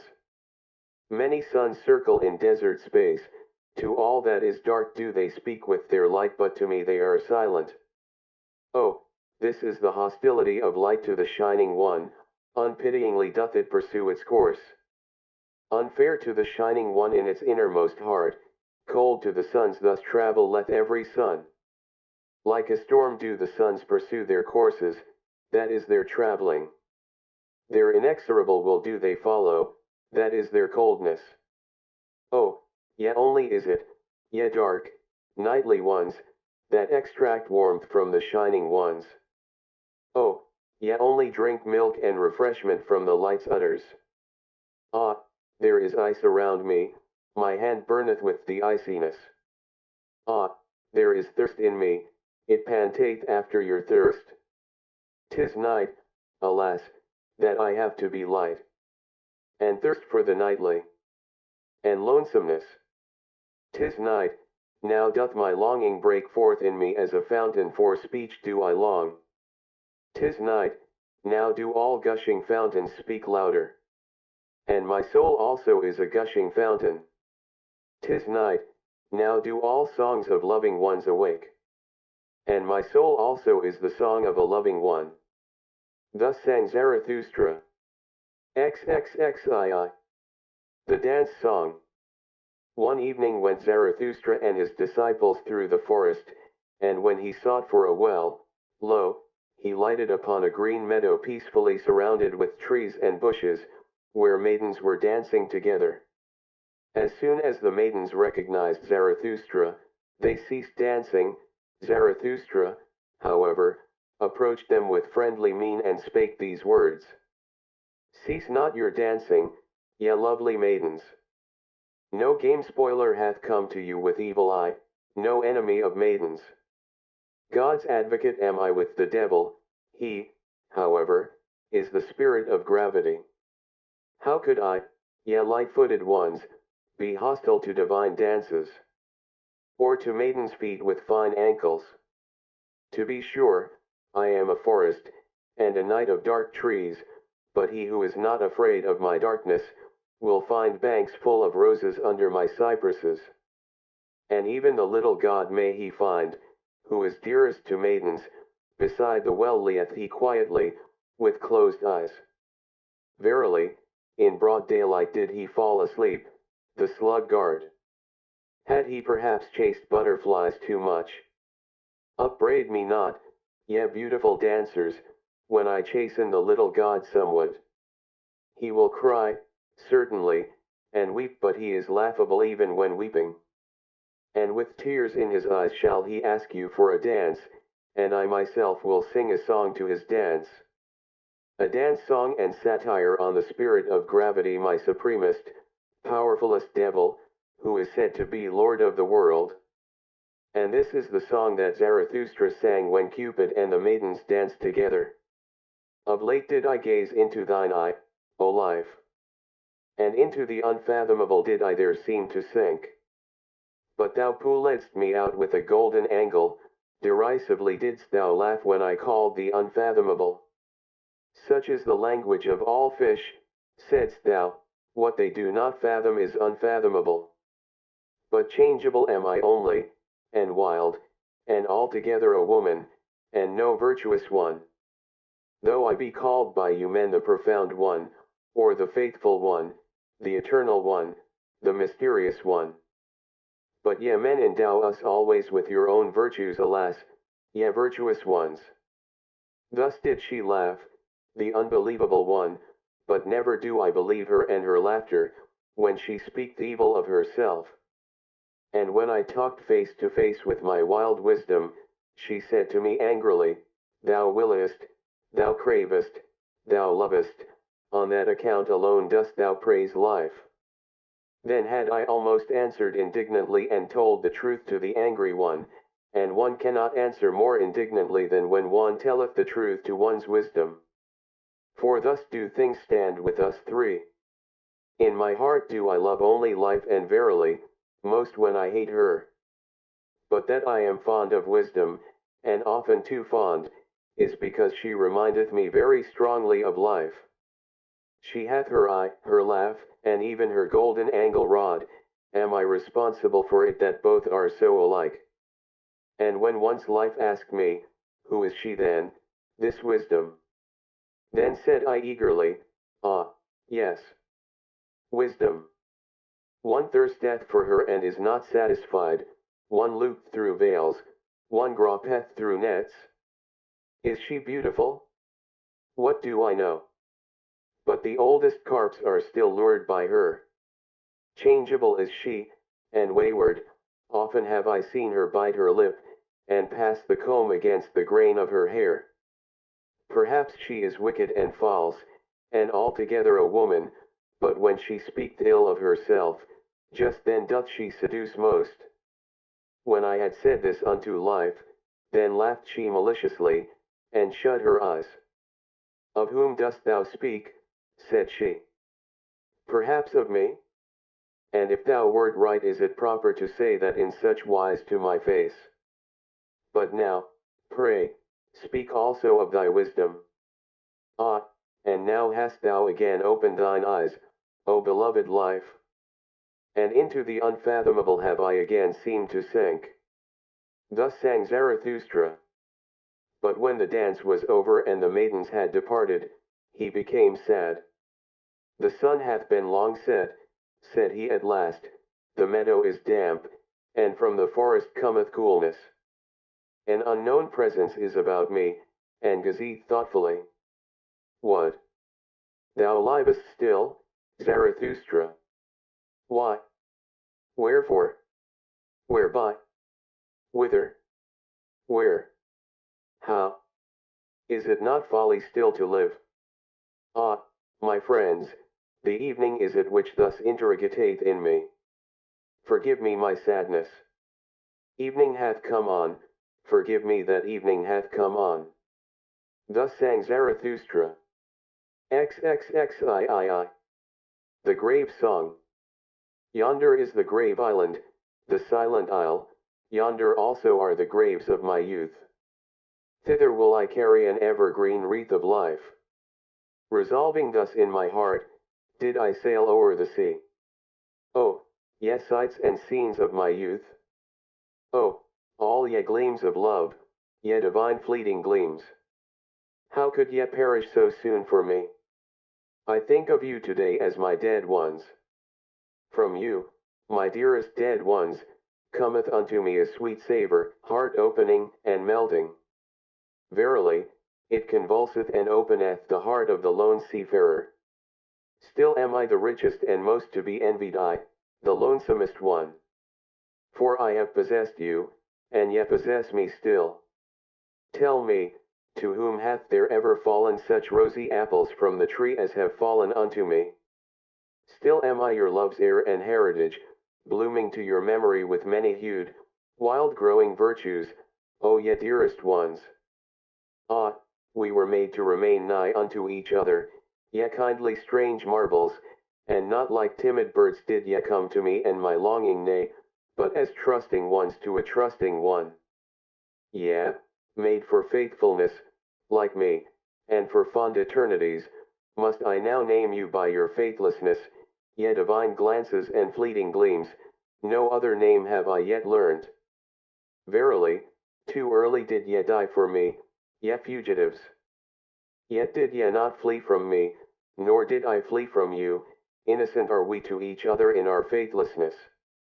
To kill me, did they strangle you, ye singing birds of my hopes? Yea, at you, ye dearest ones, did malice ever shoot its arrows to hit my heart? And they hit it? Because ye were always my dearest, my possession and my possessedness, on that account had ye to die young, and far too early. At my most vulnerable point did they shoot the arrow, namely, at you, whose skin is like down or more like the smile that dieth at a glance. But this word will I say unto mine enemies, what is all manslaughter in comparison with what ye have done unto me? Worse evil did ye do unto me than all manslaughter, the irretrievable did ye take from me, thus do I speak unto you, mine enemies. Slew ye not my youth's visions and dearest marvels? My playmates took ye from me, the blessed spirits. To their memory do I deposit this wreath and this curse. This curse upon you, mine enemies. Have ye not made mine eternal short, as a tone dieth away in a cold night? Scarcely, as the twinkle of divine eyes, did it come to me as a fleeting gleam. Thus spake once in a happy hour my purity, divine shall everything be unto me. Then did ye haunt me with foul phantoms, ah, whither hath that happy hour now fled? All days shall be holy unto me, so spake once the wisdom of my youth, verily, the language of a joyous wisdom. But then did ye enemies steal my nights, and sold them to sleepless torture, ah, whither hath that joyous wisdom now fled? Once did I long for happy auspices, then did ye lead an arrow monster across my path, an adverse sign. Ah, whither did my tender longing then flee? All loathing did I once vow to renounce, then did ye change my nigh ones and nearest ones into ulcerations. Ah, whither did my noblest vow then flee? As a blind one did I once walk in blessed ways, then did ye cast filth on the blind one's course, and now is he disgusted with the old footpath. And when I performed my hardest task, and celebrated the triumph of my victories, then did ye make those who loved me call out that I then grieved them most. Verily, it was always your doing, ye embittered to me my best honey, and the diligence of my best bees. To my charity have ye ever sent the most impudent beggars, around my sympathy have ye ever crowded the incurably shameless. Thus have ye wounded the faith of my virtue. And when I offered my holiest as a sacrifice, immediately did your piety put its fatter gifts beside it, so that my holiest suffocated in the fumes of your fat. And once did I want to dance as I had never yet danced, beyond all heavens did I want to dance. Then did ye seduce my favorite minstrel. And now hath he struck up an awful, melancholy air, alas, he tooted as a mournful horn to mine ear. Murderous minstrel, instrument of evil, most innocent instrument. Already did I stand prepared for the best dance, then didst thou slay my rapture with thy tones. Only in the dance do I know how to speak the parable of the highest things, and now hath my grandest parable remained unspoken in my limbs. Unspoken and unrealized hath my highest hope remained. And there have perished for me all the visions and consolations of my youth. How did I ever bear it? How did I survive and surmount such wounds? How did my soul rise again out of those sepulchres? Yeah, something invulnerable, unburiable is with me, something that would rend rocks asunder, it is called my will. Silently doth it proceed, and unchanged throughout the years. Its course will it go upon my feet, mine old will, hard of heart is its nature and invulnerable. Invulnerable am I only in my heel. Ever livest thou there, and art like thyself, thou most patient one. Ever hast thou burst all shackles of the tomb. In thee still liveth also the unrealistness of my youth, and as life and youth sittest thou here hopeful on the yellow ruins of graves. Yea, thou art still for me the demolisher of all graves. Hail to thee, my will. And only where there are graves are there resurrections. Thus sang Zarathustra. Thirsive. Self-surpassing. Will to truth do ye call it, ye wisest ones, that which impelleth you and maketh you ardent. Will for the thinkableness of all being, thus do I call your will. All being would ye make thinkable, for ye doubt with good reason whether it be already thinkable. But it shall accommodate and bend itself to you. So willeth your will. Smooth shall it become and subject to the Spirit, as its mirror and reflection. That is your entire will, ye wisest ones, as a will to power, and even when ye speak of good and evil, and of estimates of value, ye would still create a world before which ye can bow the knee, such is your ultimate hope and ecstasy. The ignorant, to be sure, the people they are like a river on which a boat floats along, and in the boat sit the estimates of value, solemn and disguised. Your will and your valuations have yet put on the river of becoming, it betrayeth unto me an old will to power, what is believed by the people as good and evil. It was ye wisest ones, who put such guests in this boat, and gave them pomp and proud names ye and your ruling will. Onward the river now carrieth your boat, it must carry it. A small matter if the rough wave foameth and angrily resisteth its keel. It is not the river that is your danger and the end of your good and evil, ye wisest ones, but that will itself, the will to power the unexhausted, procreating life will. But that ye may understand my gospel of good and evil, for that purpose will I tell you my gospel of life, and of the nature of all living things. The living thing did I follow, I walked in the broadest and narrowest paths to learn its nature. With a hundred-faced mirror did I catch its glance when its mouth was shut, so that its eye might speak unto me. And its eye spake unto me. But wherever I found living things, there heard I also the language of obedience. All living things are obeying things. And this heard I secondly, whatever cannot obey itself, is commanded. Such is the nature of living things. This, however, is the third thing which I heard, namely, that commanding is more difficult than obeying. And not only because the commander beareth the burden of all obeyers, and because this burden readily cruciate him. An attempt and a risk seemed all commanding unto me, and whenever it commandeth, the living thing risketh itself thereby. Yea, even when it commandeth itself, then also must it atone for its commanding. Of its own law must it become the judge and avenger and victim. How doth this happen? So did I ask myself. What persuadeth the living thing to obey, and command, and even be obedient in commanding? Hearken now unto my word, ye wisest ones. Test it seriously, whether I have crept into the heart of life itself, and into the roots of its heart. Wherever I found a living thing, there found I will to power, and even in the will of the servant found I the will to be master. that to the stronger the weaker shall serve thereto persuadeth he his will who would be master over a still weaker one. That delight alone he is unwilling to forego. And as the lesser surrendereth himself to the greater that he may have delight and power over the least of all, so doth even the greatest surrender himself, and stake life, for the sake of power. It is the surrender of the greatest to run risk and danger, and play dice for death. And where there is sacrifice and service and love glances, there also is the will to be master.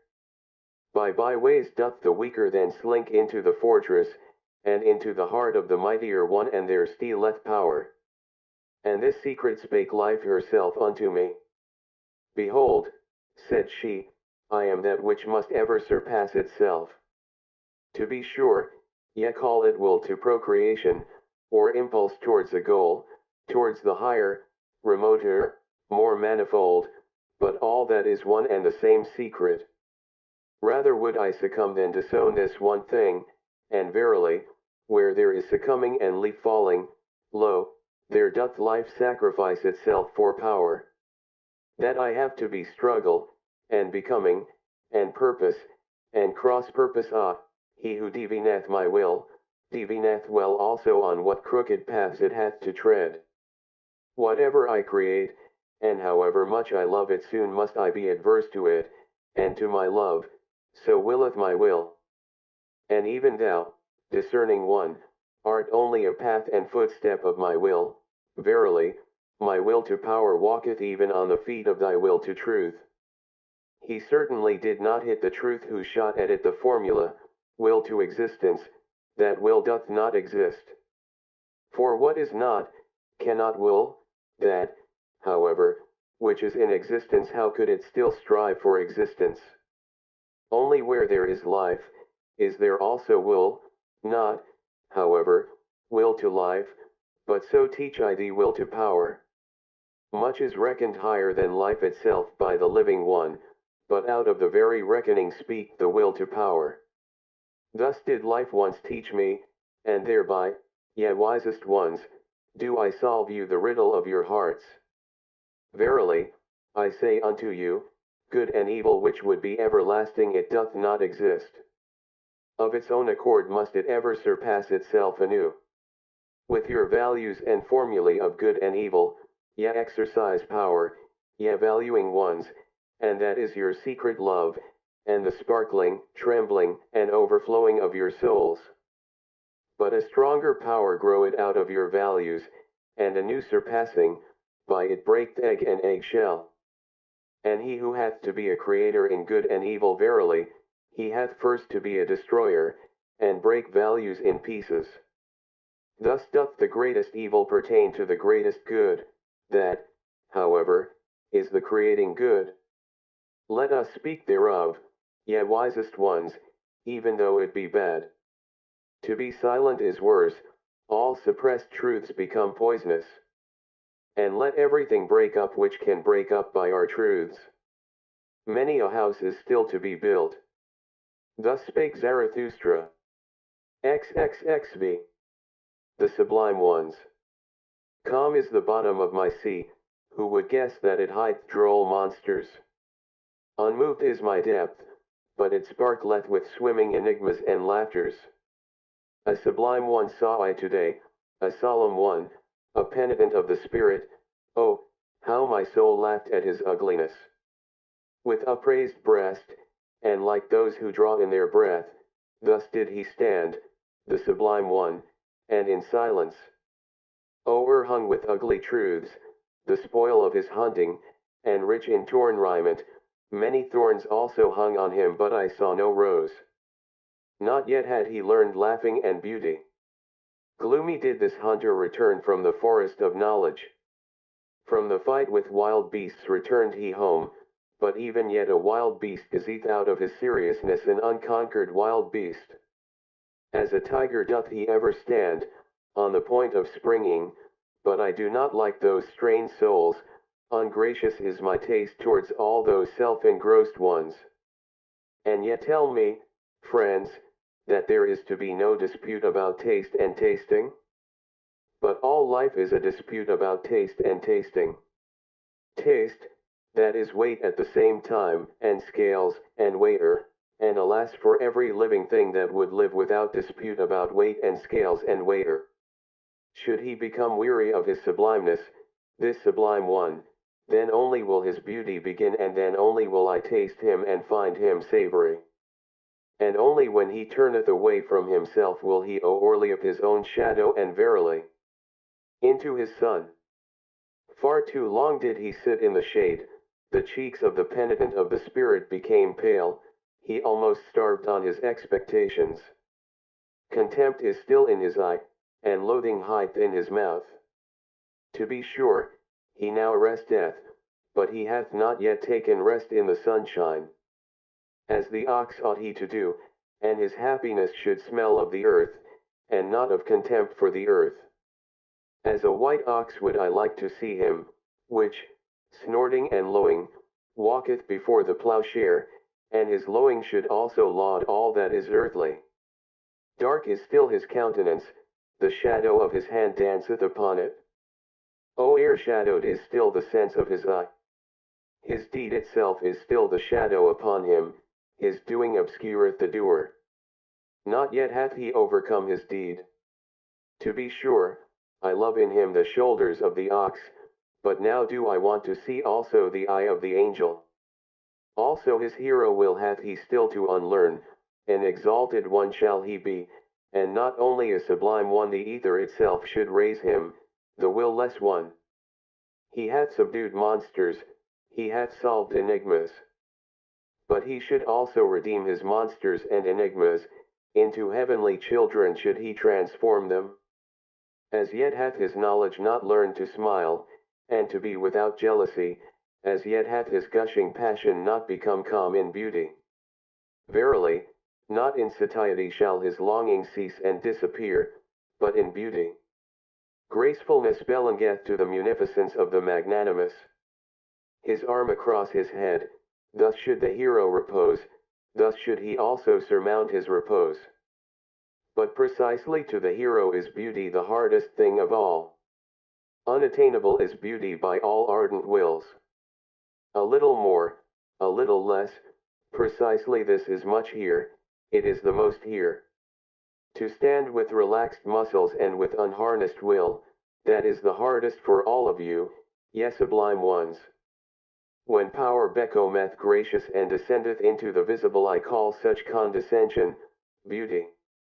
And from no one do I want beauty so much as from thee, thou powerful one, let thy goodness be thy last self-conquest. All evil do I accredit to thee, therefore do I desire of thee the good. Verily, I have often laughed at the weaklings, who think themselves good because they have crippled paws. The virtue of the pillar shalt thou strive after, more beautiful doth it ever become, and more graceful, but internally harder and more sustaining the higher it riseth. Yea, thou sublime one day shalt thou also be beautiful, and hold up the mirror to thine own beauty. Then will thy soul thrill with divine desires, and there will be adoration even in thy vanity. For this is the secret of the soul, when the hero hath abandoned it, then only approacheth it in dreams the superhero. Thus spake Zarathustra. 30. The land of culture. Too far did I fly into the future, a horror seized upon me. And when I looked around me, lo, there time was my sole contemporary. Then did I fly backwards, homewards, and always faster. Thus did I come unto you, ye present-day men, and into the land of culture. For the first time brought I an eye to see you, and good desire, verily, with longing in my heart did I come. But how did it turn out with me? Although so alarmed I had yet to laugh. Never did mine eye see anything so motley colored. I laughed and laughed, while my foot still trembled, and my heart as well. Here forsooth, is the home of all the paint pots, said I. With 50 patches painted on faces and limbs, so sat ye there to mine astonishment, ye present-day men.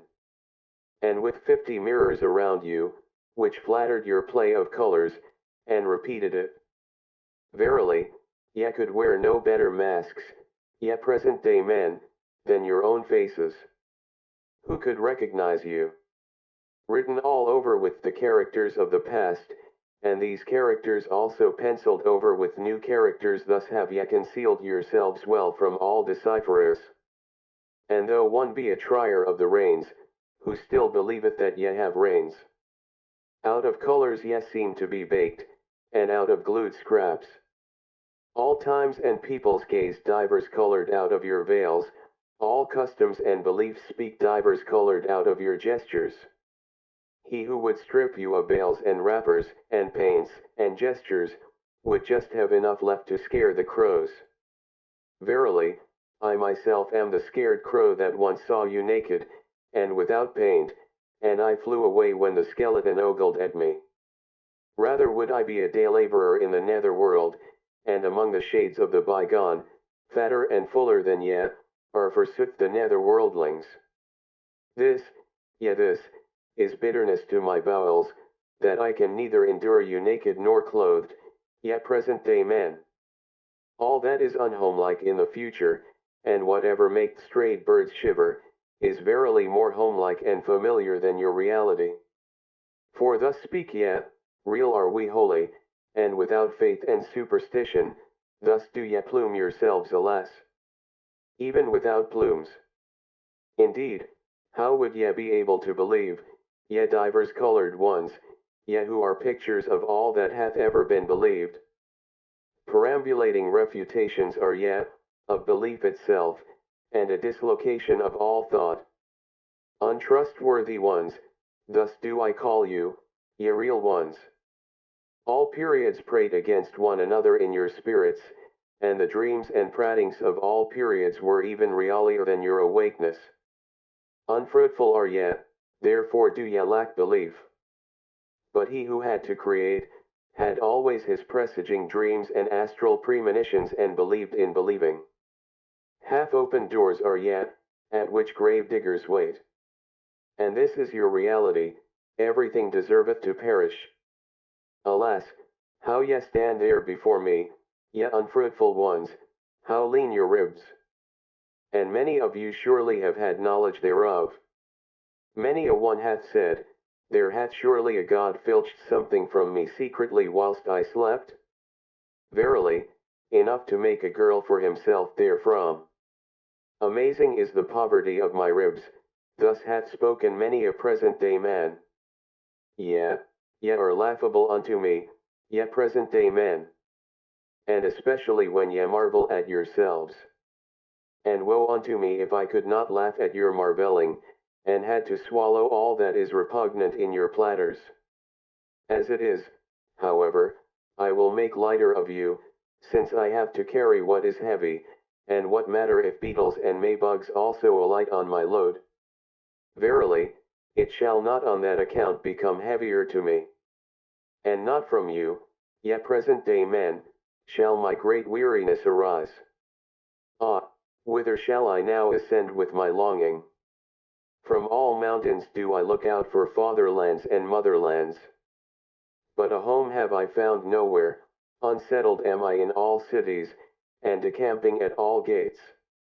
Alien to me, and a mockery, are the present-day men, to whom of late my heart impelled me, and exiled am I from fatherlands and motherlands.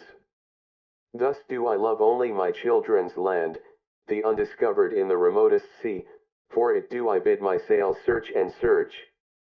Unto my children will I make amends for being the child of my fathers, and unto all the future for this present day. Thus spake Zarathustra.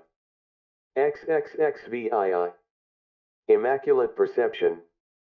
When yestereve the moon arose, then did I fancy it about to bear a son, so broad and teeming did it lie on the horizon.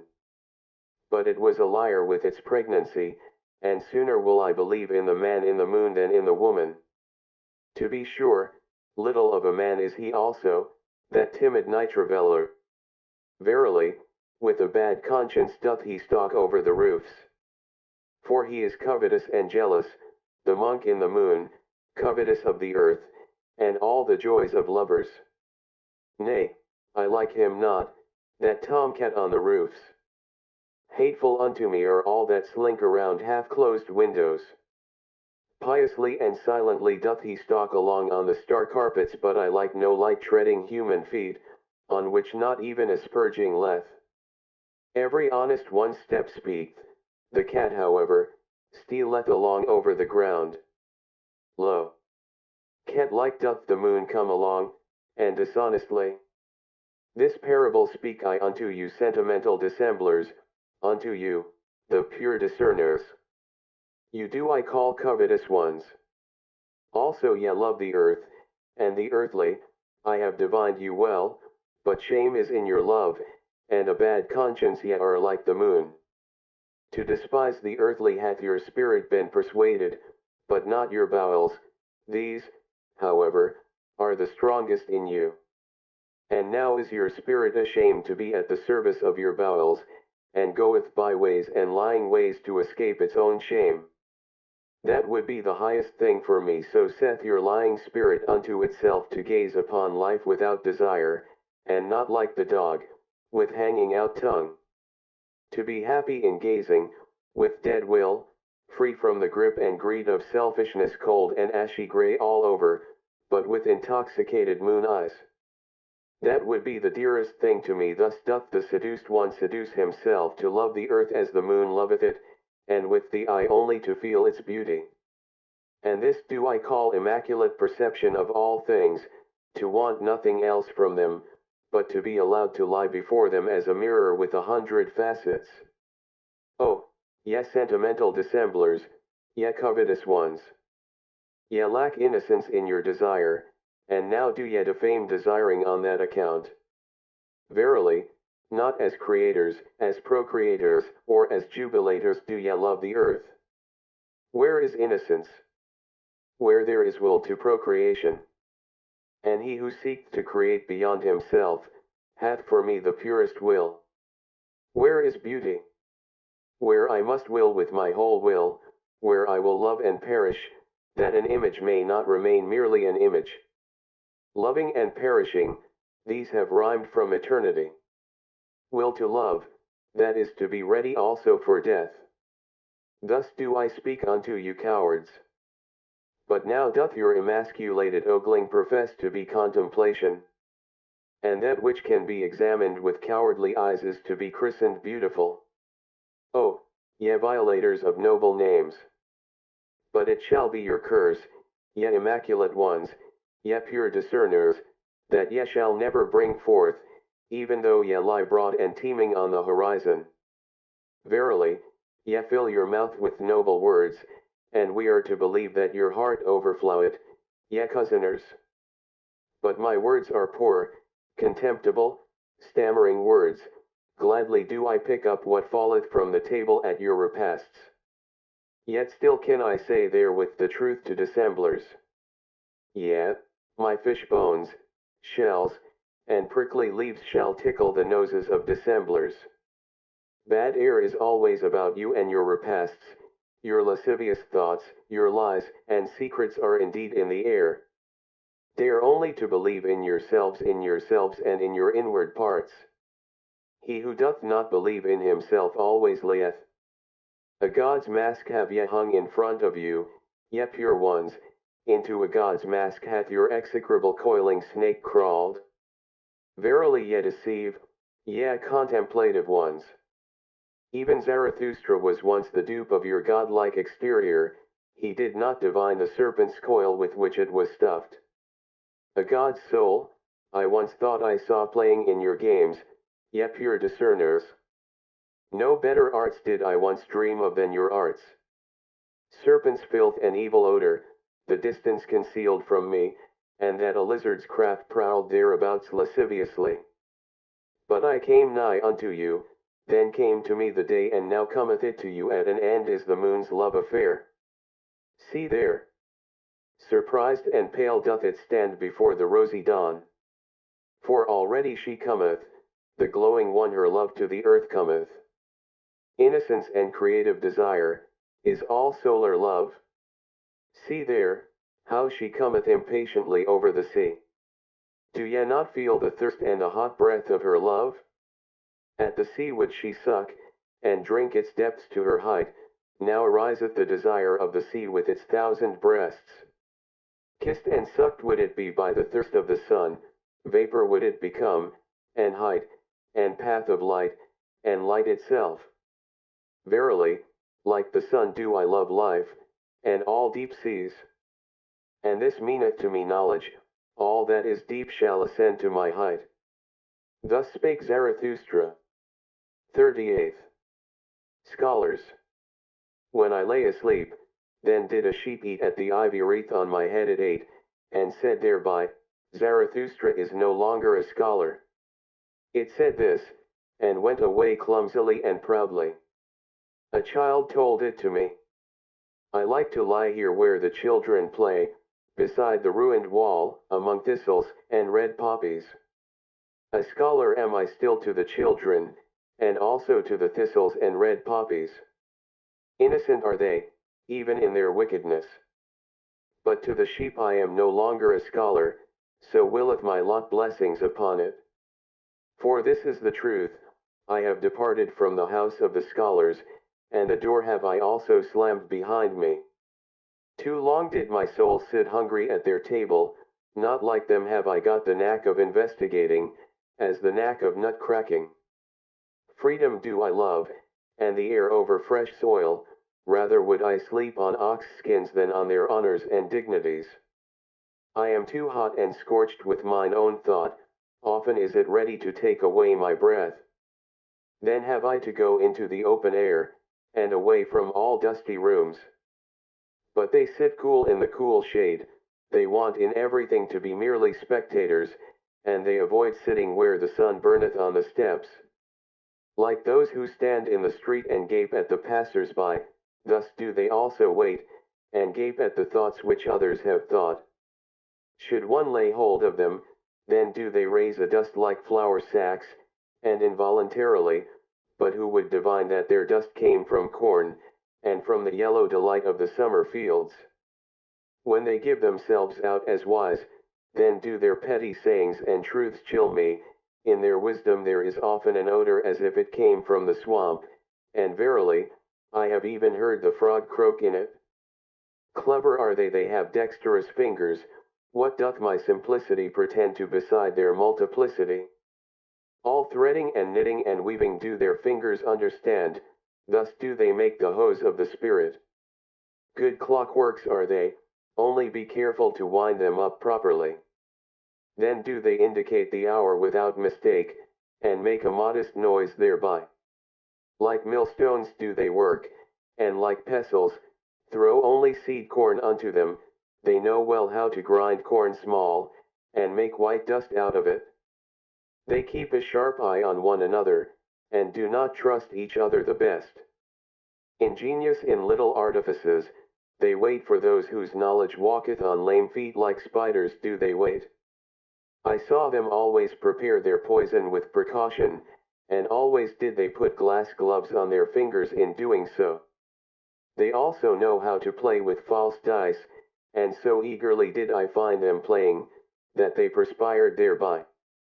We are alien to each other, and their virtues are even more repugnant to my taste than their falsehoods and false dice. And when I lived with them, then did I live above them. Therefore did they take a dislike to me. They want to hear nothing of any one walking above their heads, and so they put wood and earth and rubbish betwixt me and their heads. Thus did they deafen the sound of my tread, and least have I hitherto been heard by the most learned. All mankind's faults and weaknesses did they put betwixt themselves and me, they call it false ceiling in their houses. But nevertheless I walk with my thoughts above their heads, and even should I walk on mine own errors, still would I be above them and their heads. For men are not equal, so speak justice. And what I will, they may not will. Thus spake Zarathustra. 36. Poets. Since I have known the body better, said Zarathustra to one of his disciples, the spirit hath only been to me symbolically spirit, and all the imperishable that is also but a simile. So have I heard thee say once before, answered the disciple, and then thou addedst, but the poets lie too much. Why didst thou say that the poets lie too much? Why, said Zarathustra. Thou askest why? I do not belong to those who may be asked after their why. Is my experience but of yesterday? It is long ago that I experienced the reasons for mine opinions. Should I not have to be a cask of memory, if I also wanted to have my reasons with me? It is already too much for me even to retain mine opinions, and many a bird flieth away. And sometimes, also, do I find a fugitive creature in my dovecot, which is alien to me, and trembleth when I lay my hand upon it. But what did Zarathustra once say unto thee? That the poets lie too much, but Zarathustra also is a poet. Believest thou that he there spake the truth? Why dost thou believe it? The disciple answered, I believe in Zarathustra. But Zarathustra shook his head and smiled. Belief doth not sanctify me, said he, least of all the belief in myself. But granting that someone did say in all seriousness that the poets lie too much, he was right, we do lie too much. We also know too little, and are bad learners, so we are obliged to lie.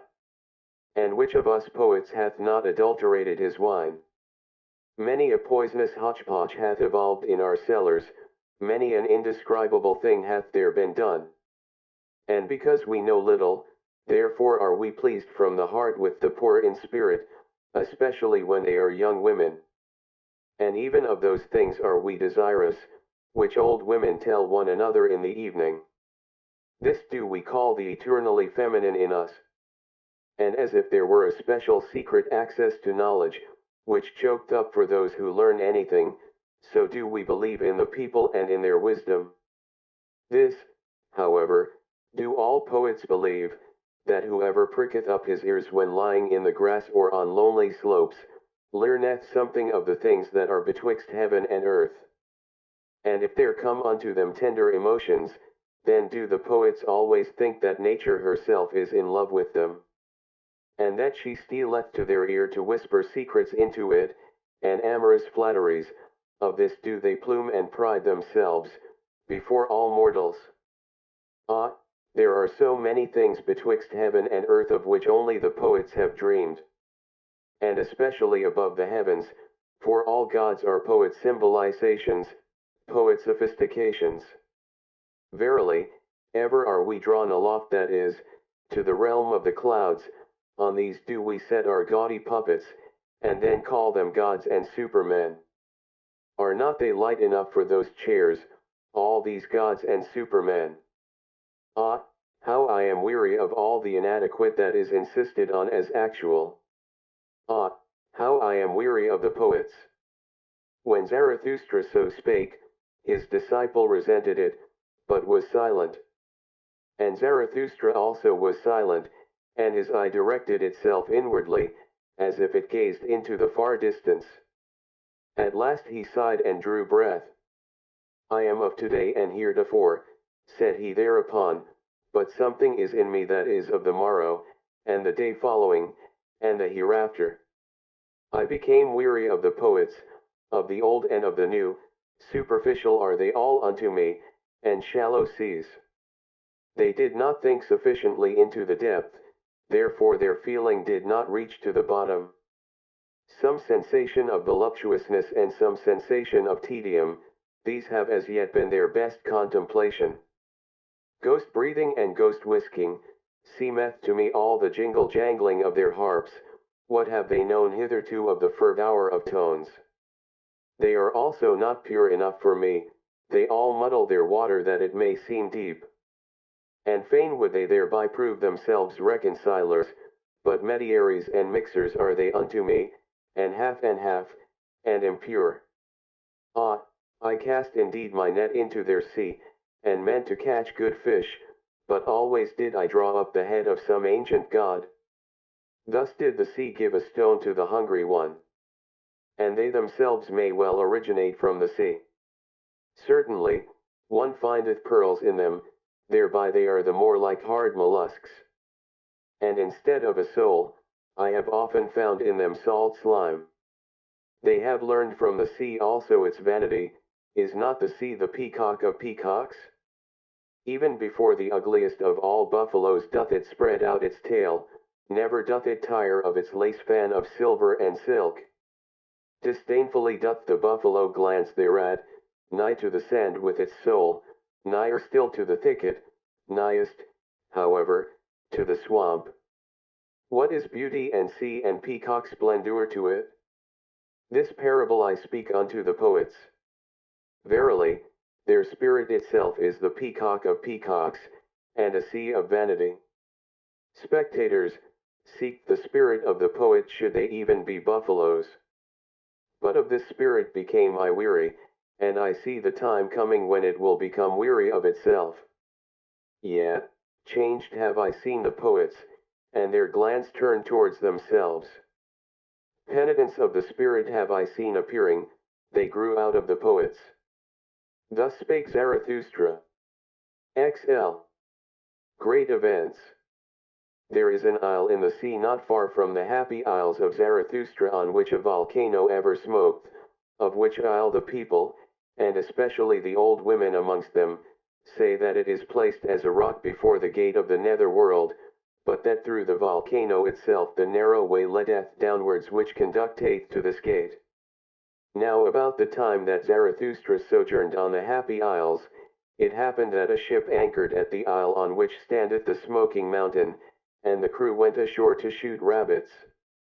About the noontide hour, however, when the captain and his men were together again, they saw suddenly a man coming towards them through the air, and a voice said distinctly, "It is time. It is the highest time." But when the figure was nearest to them, it flew past quickly, however, like a shadow, in the direction of the volcano. Then did they recognize with the greatest surprise that it was Zarathustra, for they had all seen him before except the captain himself, and they loved him as the people love, in such wise that love and awe were combined in equal degree. "Behold," said the old helmsman, "there goeth Zarathustra to hell." About the same time that these sailors landed on the Fire Isle, there was a rumor that Zarathustra had disappeared, and when his friends were asked about it, they said that he had gone on board a ship by night, without saying whither he was going. Thus there arose some uneasiness. After 3 days, however, there came the story of the ship's crew in addition to this uneasiness, and then did all the people say that the devil had taken Zarathustra. His disciples laughed, sure enough, at this talk, and one of them said even, "Sooner would I believe that Zarathustra hath taken the devil." But at the bottom of their hearts they were all full of anxiety and longing, so their joy was great when on the 5th day Zarathustra appeared amongst them. And this is the account of Zarathustra's interview with the fire dog. "The earth," said he, "hath a skin, and this skin hath diseases. One of these diseases, for example, is called man. And another of these diseases is called the fire dog. Concerning him men have greatly deceived themselves, and let themselves be deceived. To fathom this mystery did I go o'er the sea, and I have seen the truth naked, verily, barefooted up to the neck. Now do I know how it is concerning the fire dog, and likewise concerning all the spouting and subversive devils, of which not only old women are afraid. Up with thee, fire dog, out of thy depth, cried I, and confess how deep that depth is. Whence cometh that which thou snortest up? Thou drinkest copiously at the sea, that doth thine embittered eloquence betray. In sooth, for a dog of the depth, thou takest thy nourishment too much from the surface. At the most, I regard thee as the ventriloquist of the earth, and ever, when I have heard subversive and spouting devils speak, I have found them like thee, embittered, mendacious, and shallow. Yet understand how to roar and obscure with ashes. ye are the best braggarts, and have sufficiently learned the art of making dregs boil. Where ye are, there must always be dregs at hand, and much that is spongy, hollow, and compressed, it wanteth to have freedom. Freedom yet all roar most eagerly, but I have unlearned the belief in great events, when there is much roaring and smoke about them. And believe me, friend Hullabaloo, the greatest events are not our noisiest, but our stillest hours. Not around the inventors of new noise, but around the inventors of new values, doth the world revolve, inaudibly it revolveth. And just own to it. Little had ever taken place when thy noise and smoke passed away. What, if a city did become a mummy, and a statue lay in the mud? And this do I say also to the overthrowers of statues, it is certainly the greatest folly to throw salt into the sea, and statues into the mud. In the mud of your contempt lay the statue, but it is just its law, that out of contempt, its life, and living beauty grow again. With diviner features doth it now arise, seducing by its suffering, and verily, it will yet thank you for overthrowing it, ye subverters. This counsel, however, do I counsel to kings and churches, and to all that is weak with age or virtue, let yourselves be overthrown, that ye may again come to life, and that virtue may come to you. Thus spake I before the fire dog. Then did he interrupt me sullenly, and asked, Church? What is that? Church, answered I, that is a kind of state, and indeed the most mendacious. But remain quiet, thou dissembling dog. Thou surely knowest thine own species best.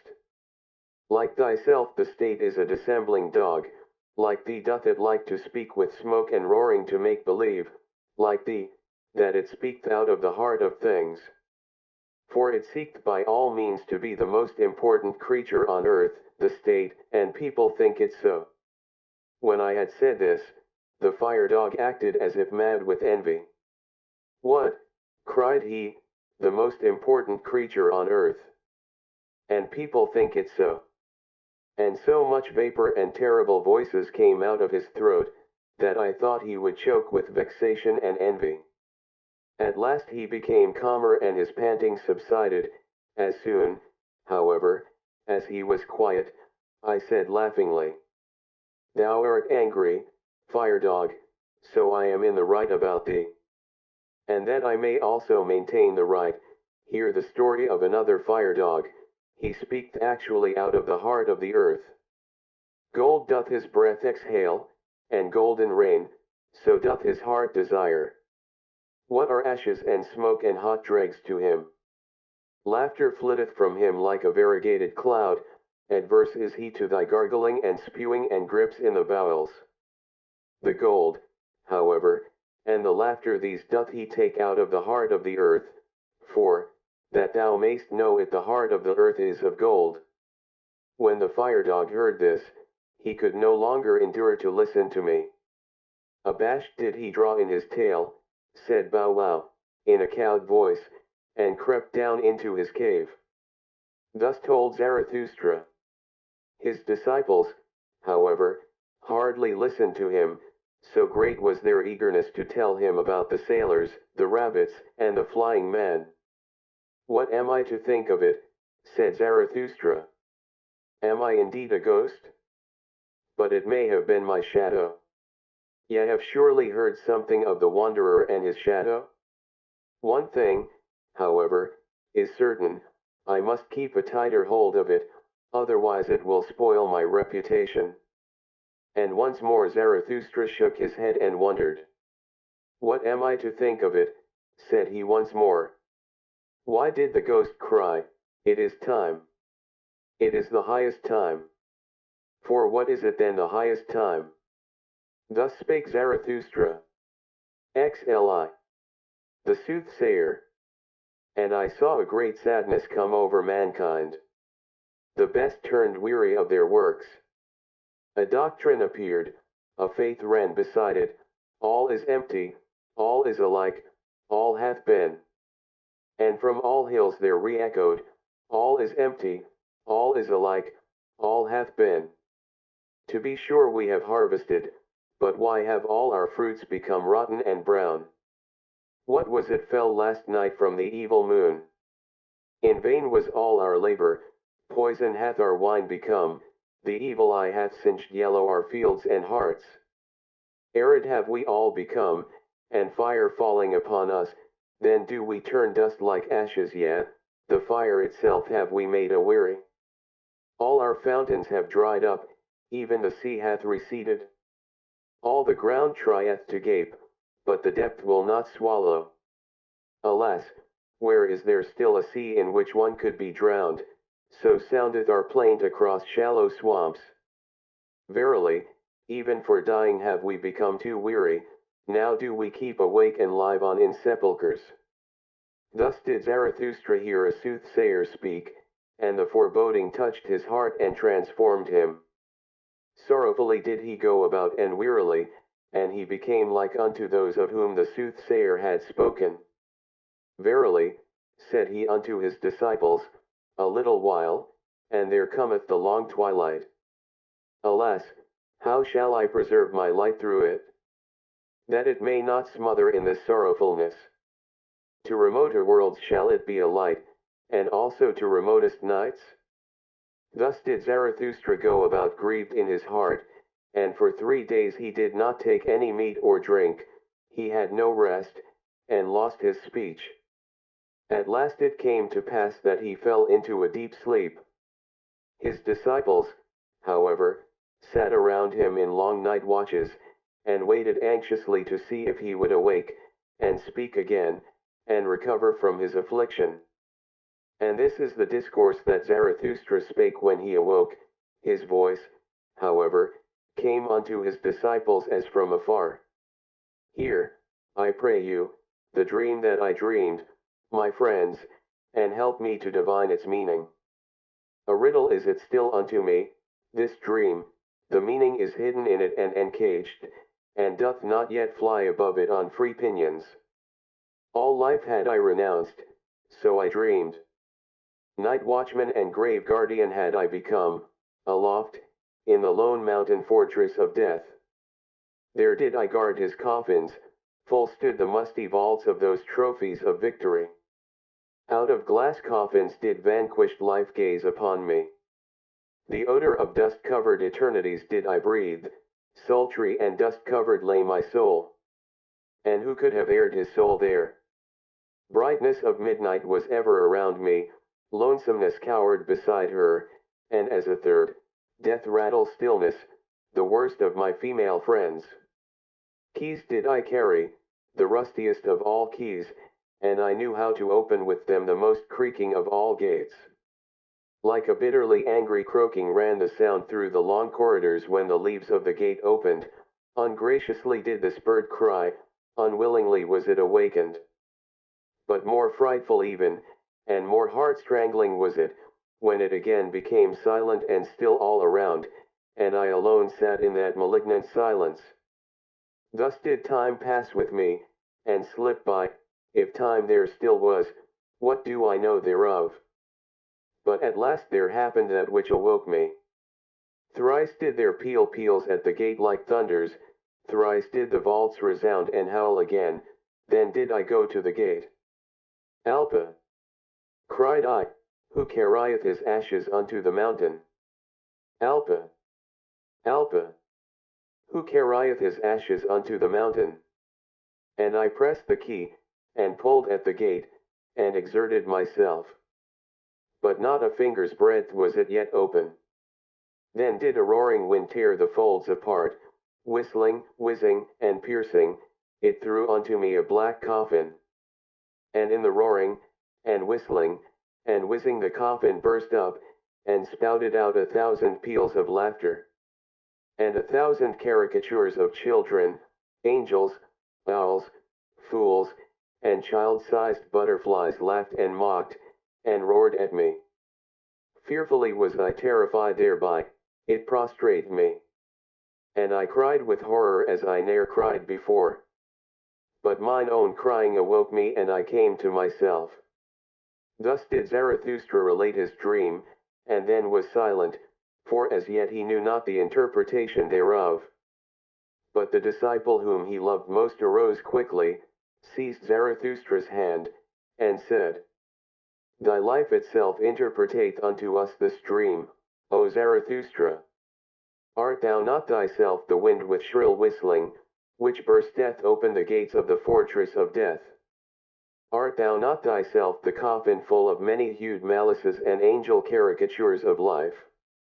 Verily, like 1,000 peals of children's laughter cometh Zarathustra into all sepulchres, laughing at those night watchmen and grave guardians, and whoever else rattleth with sinister keys. With thy laughter wilt thou frighten and prostrate them, fainting and recovering will demonstrate thy power over them. And when the long twilight cometh and the mortal weariness, even then wilt thou not disappear from our firmament, thou advocate of life. New stars hast thou made us see, and new nocturnal glories, verily, laughter itself hast thou spread out over us like a many-hued canopy.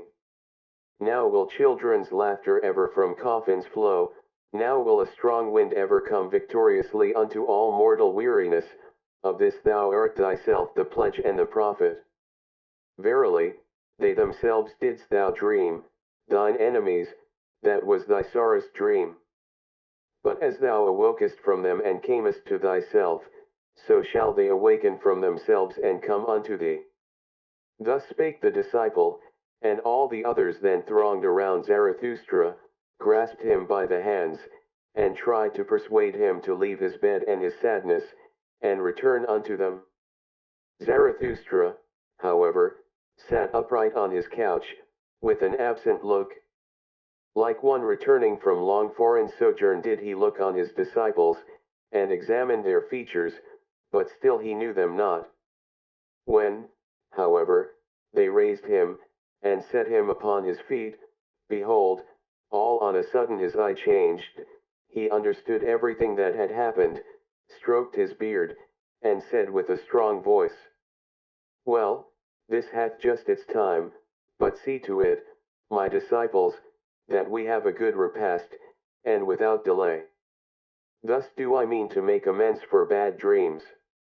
The soothsayer, however, shall eat and drink at my side, and verily, I will yet show him a sea in which he can drown himself.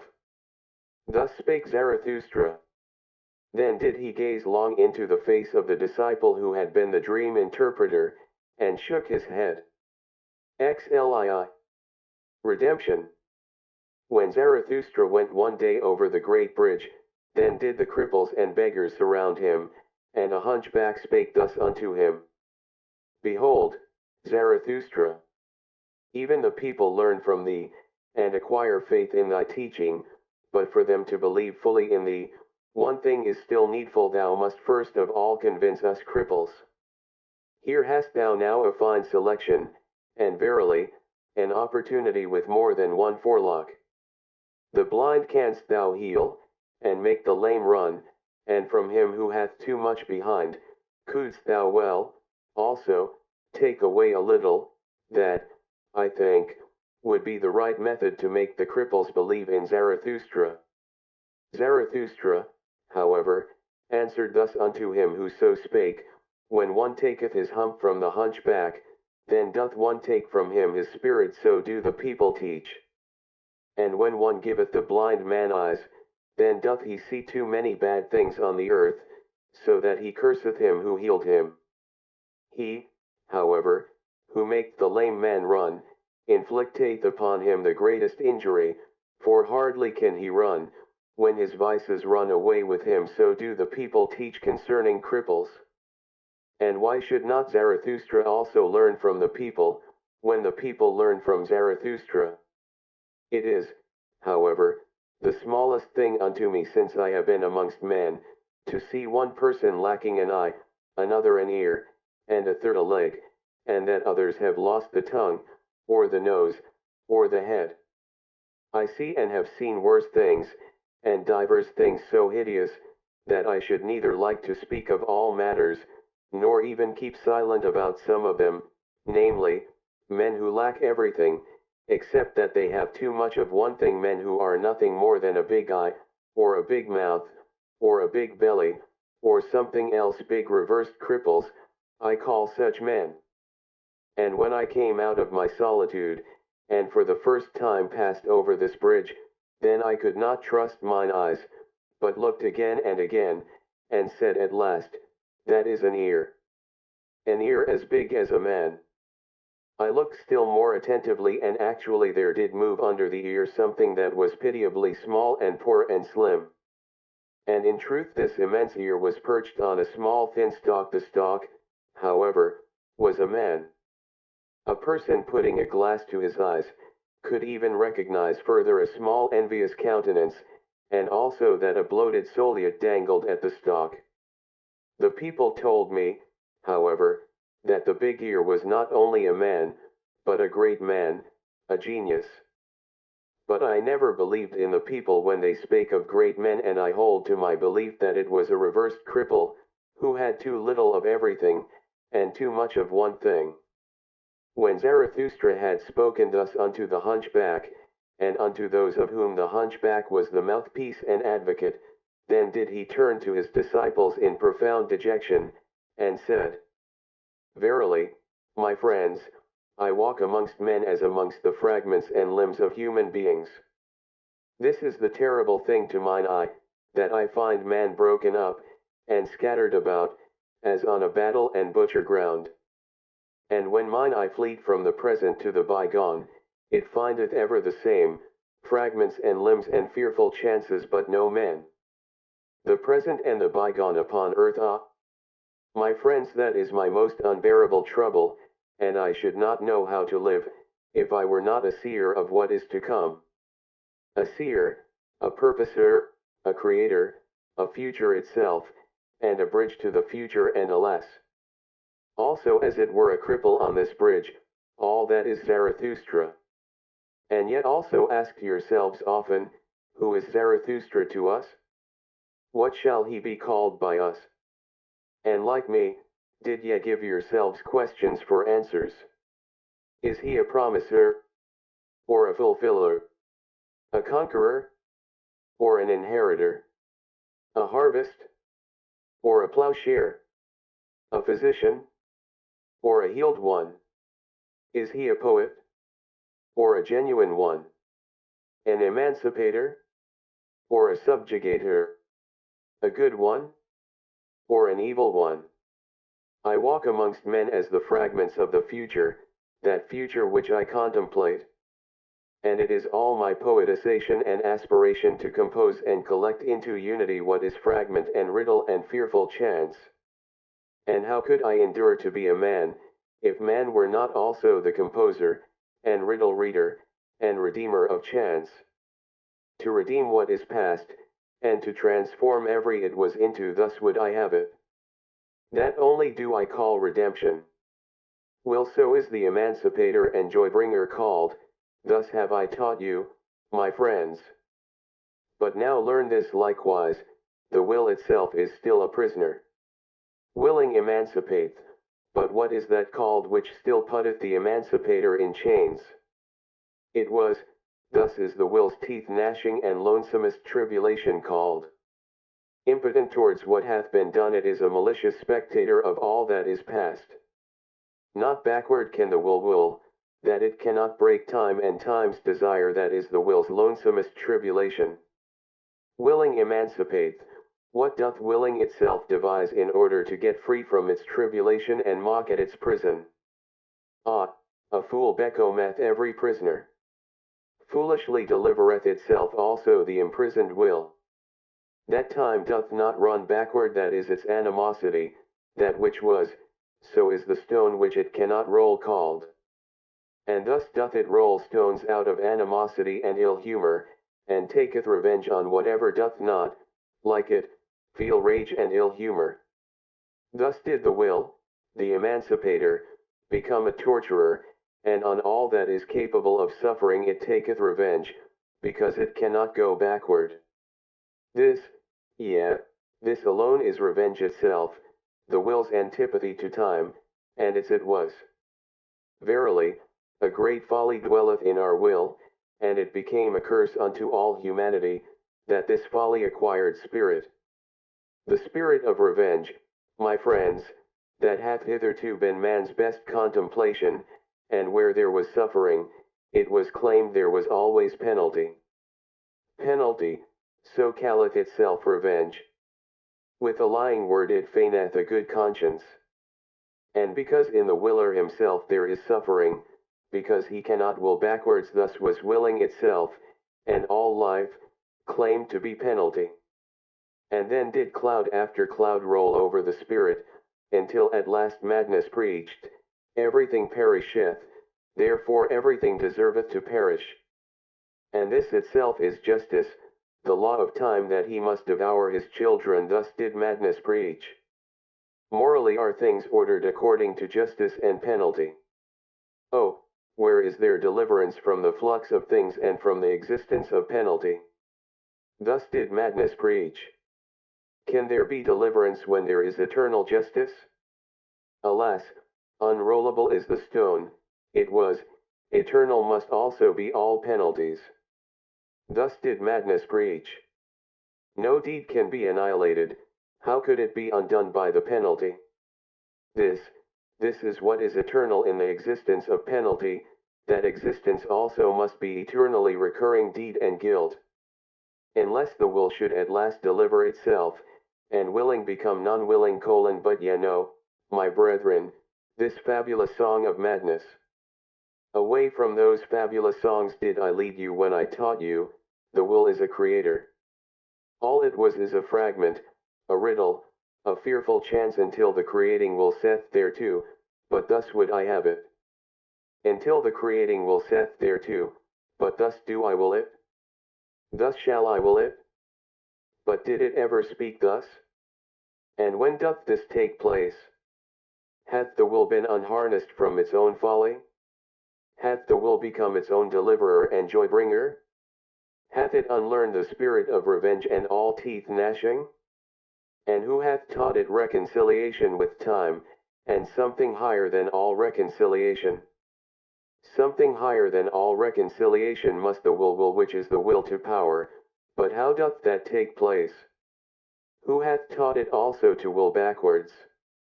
But at this point in his discourse it chanced that Zarathustra suddenly paused, and looked like a person in the greatest alarm. With terror in his eyes did he gaze on his disciples, his glances pierced as with arrows their thoughts and rare thoughts. But after a brief space he again laughed, and said soothingly, "It is difficult to live amongst men, because silence is so difficult, especially for a babbler."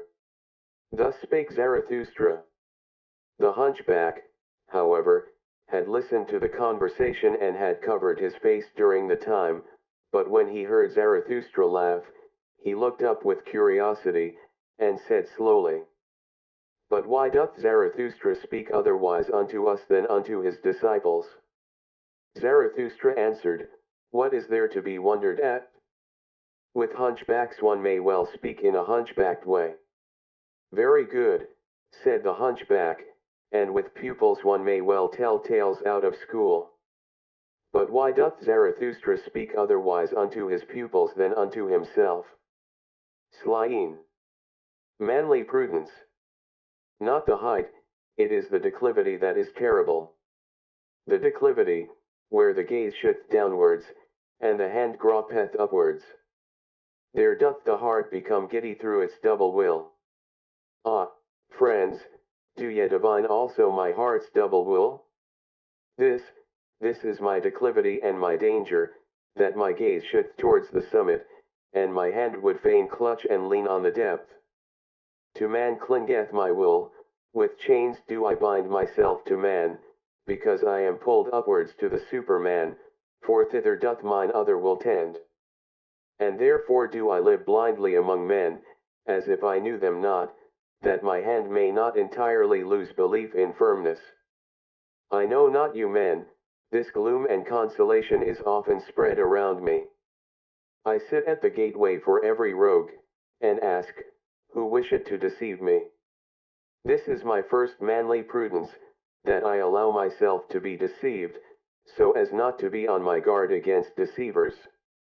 Ah, if I were on my guard against man, how could man be an anchor to my ball? Too easily would I be pulled upwards and away. This providence is over my fate, that I have to be without foresight. And he who would not languish amongst men, must learn to drink out of all glasses, and he who would keep clean amongst men, must know how to wash himself even with dirty water. And thus spake I often to myself for consolation, courage. Cheer up, old heart. An unhappiness hath failed to befall thee, enjoy that as thy happiness. This, however, is mine other manly prudence, I am more forbearing to the vain than to the proud. Is not wounded vanity the mother of all tragedies? Where, however, pride is wounded, there groweth up something better than pride. That life may be fair to behold, its game must be well played, for that purpose, however, it needeth good actors. Good actors have I found all the vain ones, they play, and wish people to be fond of beholding them, all their spirit is in this wish. They represent themselves, they invent themselves, in their neighborhood I like to look upon life, it cureth of melancholy. Therefore am I forbearing to the vain, because they are the physicians of my melancholy, and keep me attached to man as to a drama. And further, who conceiveth the full depth of the modesty of the vain man? I am favorable to him, and sympathetic on account of his modesty. From you would he learn his belief in himself, he feedeth upon your glances, he eateth praise out of your hands. Your lies doth he even believe when you lie favorably about him, for in its depth sigheth his heart, what am I? And if that be the true virtue which is unconscious of itself, well, the vain man is unconscious of his modesty. This is, however, my third manly prudence, I am not put out of conceit with the wicked by your timorousness. I am happy to see the marvels the warm sun hatcheth, tigers and palms and rattlesnakes. Also amongst men there is a beautiful brood of the warm sun, and much that is marvelous in the wicked. In truth, as your wisest did not seem to me so very wise, so found I also human wickedness below the fame of it.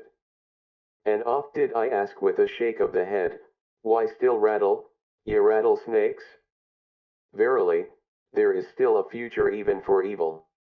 And the warmest south is still undiscovered by man. How many things are now called the worst wickedness, which are only 12 feet broad and 3 months long? Some day, however, will greater dragons come into the world. For that the Superman may not lack his dragon, the super-dragon that is worthy of him, there must still much warm sun glow on moist virgin forests. Out of your wildcats must tigers have evolved, and out of your poison toads, crocodiles, for the good hunter shall have a good hunt. And verily, yea good and just. In you there is much to be laughed at, and especially your fear of what hath hitherto been called the devil. So alien are yet in your souls to what is great, that to you the Superman would be frightful in his goodness.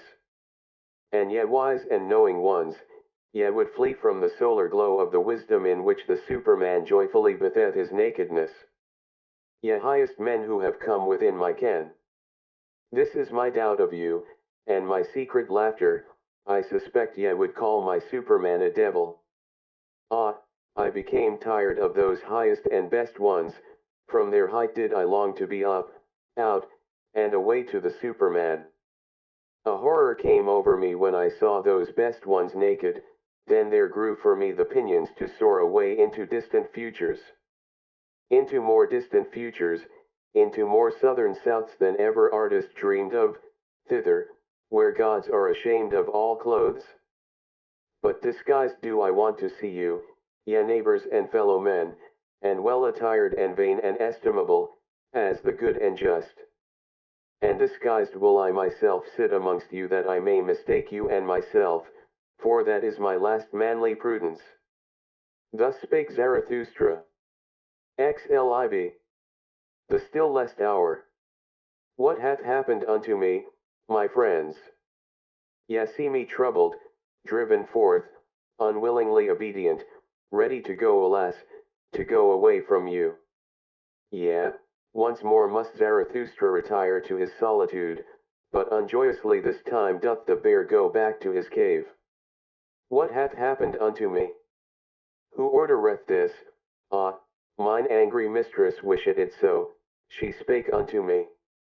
Have I ever named her name to you? Yesterday towards evening there spake unto me my still lest hour, that is the name of my terrible mistress. And thus did it happen, for everything must I tell you, that your heart may not harden against the suddenly departing one. Do ye know the terror of him who falleth asleep? To the very toes he is terrified, because the ground giveth way under him, and the dream beginneth. This do I speak unto you in parable. Yesterday at the stillest hour did the ground give way under me, the dream began. The hour hand moved on, the timepiece of my life drew breath, never did I hear such stillness around me, so that my heart was terrified. Then was there spoken unto me without voice, Thou knowest it, Zarathustra. And I cried in terror at this whispering, and the blood left my face, but I was silent. Then was there once more spoken unto me without voice, Thou knowest it, Zarathustra, but thou dost not speak it? And at last I answered, like one defiant, Yea, I know it, but I will not speak it. Then was there again spoken unto me without voice, Thou wilt not, Zarathustra. Is this true? Conceal thyself not behind thy defiance. And I wept and trembled like a child, and said, Ah, I would indeed, but how can I do it? Exempt me only from this. It is beyond my power. Then was there again spoken unto me without voice, What matter about thyself, Zarathustra? Speak thy word, and succumb. And I answered, Ah, is it my word? Who am I? I await the worthier one, I am not worthy even to succumb by it. Then was there again spoken unto me without voice, What matter about thyself? Thou art not yet humble enough for me. Humility hath the hardest skin. And I answered, What hath not the skin of my humility endured? At the foot of my height do I dwell, how high are my summits, no one hath yet told me. But well do I know my valleys. Then was there again spoken unto me without voice, O Zarathustra, he who hath to remove mountains removeth also valleys and plains. And I answered, As yet hath my word not removed mountains, and what I have spoken hath not reached man. I went, indeed, unto man, but not yet have I attained unto them. Then was there again spoken unto me without voice, What knowest thou thereof? The dew falleth on the grass when the night is most silent. And I answered, They mocked me when I found and walked in mine own path, and certainly did my feet then tremble. And thus did they speak unto me, Thou forgottest the path before, now dost thou also forget how to walk. Then was there again spoken unto me without voice, What matter about their mockery? Thou art one who hast unlearned to obey, now shalt thou command. Knowest thou not who is most needed by all? He who commandeth great things. To execute great things is difficult, but the more difficult task is to command great things. This is thy most unpardonable obstinacy, thou hast the power, and thou wilt not rule. And I answered, I lack the lion's voice for all commanding. Then was there again spoken unto me as a whispering, It is the stillest words which bring the storm. Thoughts that come with dove's footsteps guide the world. O Zarathustra, thou shalt go as a shadow of that which is to come, thus wilt thou command, and in commanding go foremost. And I answered, I am ashamed. Then was there again spoken unto me without voice, Thou must yet become a child, and be without shame.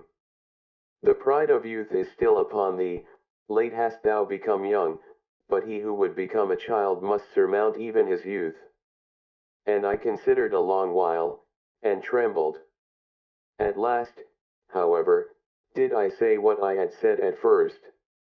I will not. Then did a laughing take place all around me. Alas, how that laughing lacerated my bowels and cut into my heart. And there was spoken unto me for the last time, O Zarathustra, thy fruits are ripe, but thou art not ripe for thy fruits. So must thou go again into solitude, for thou shalt yet become mellow. And again was there a laughing, and it fled, then did it become still around me, as with a double stillness. I lay, however, on the ground, and the sweat flowed from my limbs. Now have ye heard all, and why I have to return into my solitude. Nothing have I kept hidden from you, my friends. But even this have ye heard from me, who is still the most reserved of men and will be so. Ah, my friends! I should have something more to say unto you. I should have something more to give unto you. Why do I not give it? Am I then a niggard? When, however, Zarathustra had spoken these words, the violence of his pain, and a sense of the nearness of his departure from his friends came over him, so that he wept aloud, and no one knew how to console him. In the night, however, he went away alone and left his friends. Third part. Ye look aloft when ye long for exaltation, and I look downward because I am exalted. Who among you can at the same time laugh and be exalted? He who climbeth on the highest mountains, laugheth at all tragic plays and tragic realities. Zarathustra, I, reading and writing. XLV. The Wanderer. Then, when it was about midnight, Zarathustra went his way over the ridge of the isle, that he might arrive early in the morning at the other coast, because there he meant to embark. For there was a good roadstead there, in which foreign ships also liked to anchor. Those ships took many people with them, who wished to cross over from the Happy Isles. So when Zarathustra thus ascended the mountain, he thought on the way of his many solitary wanderings from youth onwards, and how many mountains and ridges and summits he had already climbed. I am a wanderer and mountain climber, said he to his heart, I love not the plains, and it seemeth I cannot long sit still. And whatever may still overtake me as fate and experience a wandering will be therein, and a mountain climbing, in the end one experienceth only oneself. The time is now past when accidents could befall me, and what could now fall to my lot which would not already be mine own. It returneth only, it cometh home to me at last mine own self, and such of it as hath been long abroad, and scattered among things and accidents. And one thing more do I know, I stand now before my last summit, and before that which hath been longest reserved for me. Ah, my hardest path must I ascend. Ah, I have begun my lonesomest wandering. He, however, who is of my nature doth not avoid such an hour, the hour that saith unto him, Now only dost thou go the way to thy greatness. Summit and abyss these are now comprised together. Thou goest the way to thy greatness, now hath it become thy last refuge, what was hitherto thy last danger. Thou goest the way to thy greatness, it must now be thy best courage that there is no longer any path behind thee. Thou goest the way to thy greatness, here shall no one steal after thee. Thy foot itself hath effaced the path behind thee, and over it standeth written, Impossibility. And if all ladders henceforth fail thee, then must thou learn to mount upon thine own head. How couldst thou mount upward otherwise? Upon thine own head, and beyond thine own heart. Now must the gentlest in thee become the hardest. He who hath always much indulged himself, sickeneth at last by his much indulgence. Praises on what maketh hardy. I do not praise the land where butter and honey flow. To learn to look away from oneself, is necessary in order to see many things. This hardiness is needed by every mountain climber. He, however, who is obtrusive with his eyes as a discerner, how can he ever see more of anything than its foreground? But thou, O Zarathustra, wouldst view the ground of everything, and its background. Thus must thou mount even above thyself upwards, until thou hast even thy stars under thee. Yet, to look down upon myself, and even upon my stars, that only would I call my summit, that hath remained for me as my last summit. Thus spake Zarathustra to himself while ascending, comforting his heart with harsh maxims, for he was sore at heart as he had never been before. And when he had reached the top of the mountain ridge, behold, there lay the other sea spread out before him, and he stood still and was long silent. The night, however, was cold at this height, and clear and starry. I recognize my destiny, said he at last, sadly. Well, I am ready. Now hath my last lonesomeness begun. Ah, this somber, sad sea, below me. Ah, this somber nocturnal vexation. Ah, fate and sea. To you must I now go down. Before my highest mountain do I stand, and before my longest wandering, therefore must I first go deeper down than I ever ascended. Deeper down into pain than I ever ascended, even into its darkest flood. So willeth my fate. Well, I am ready.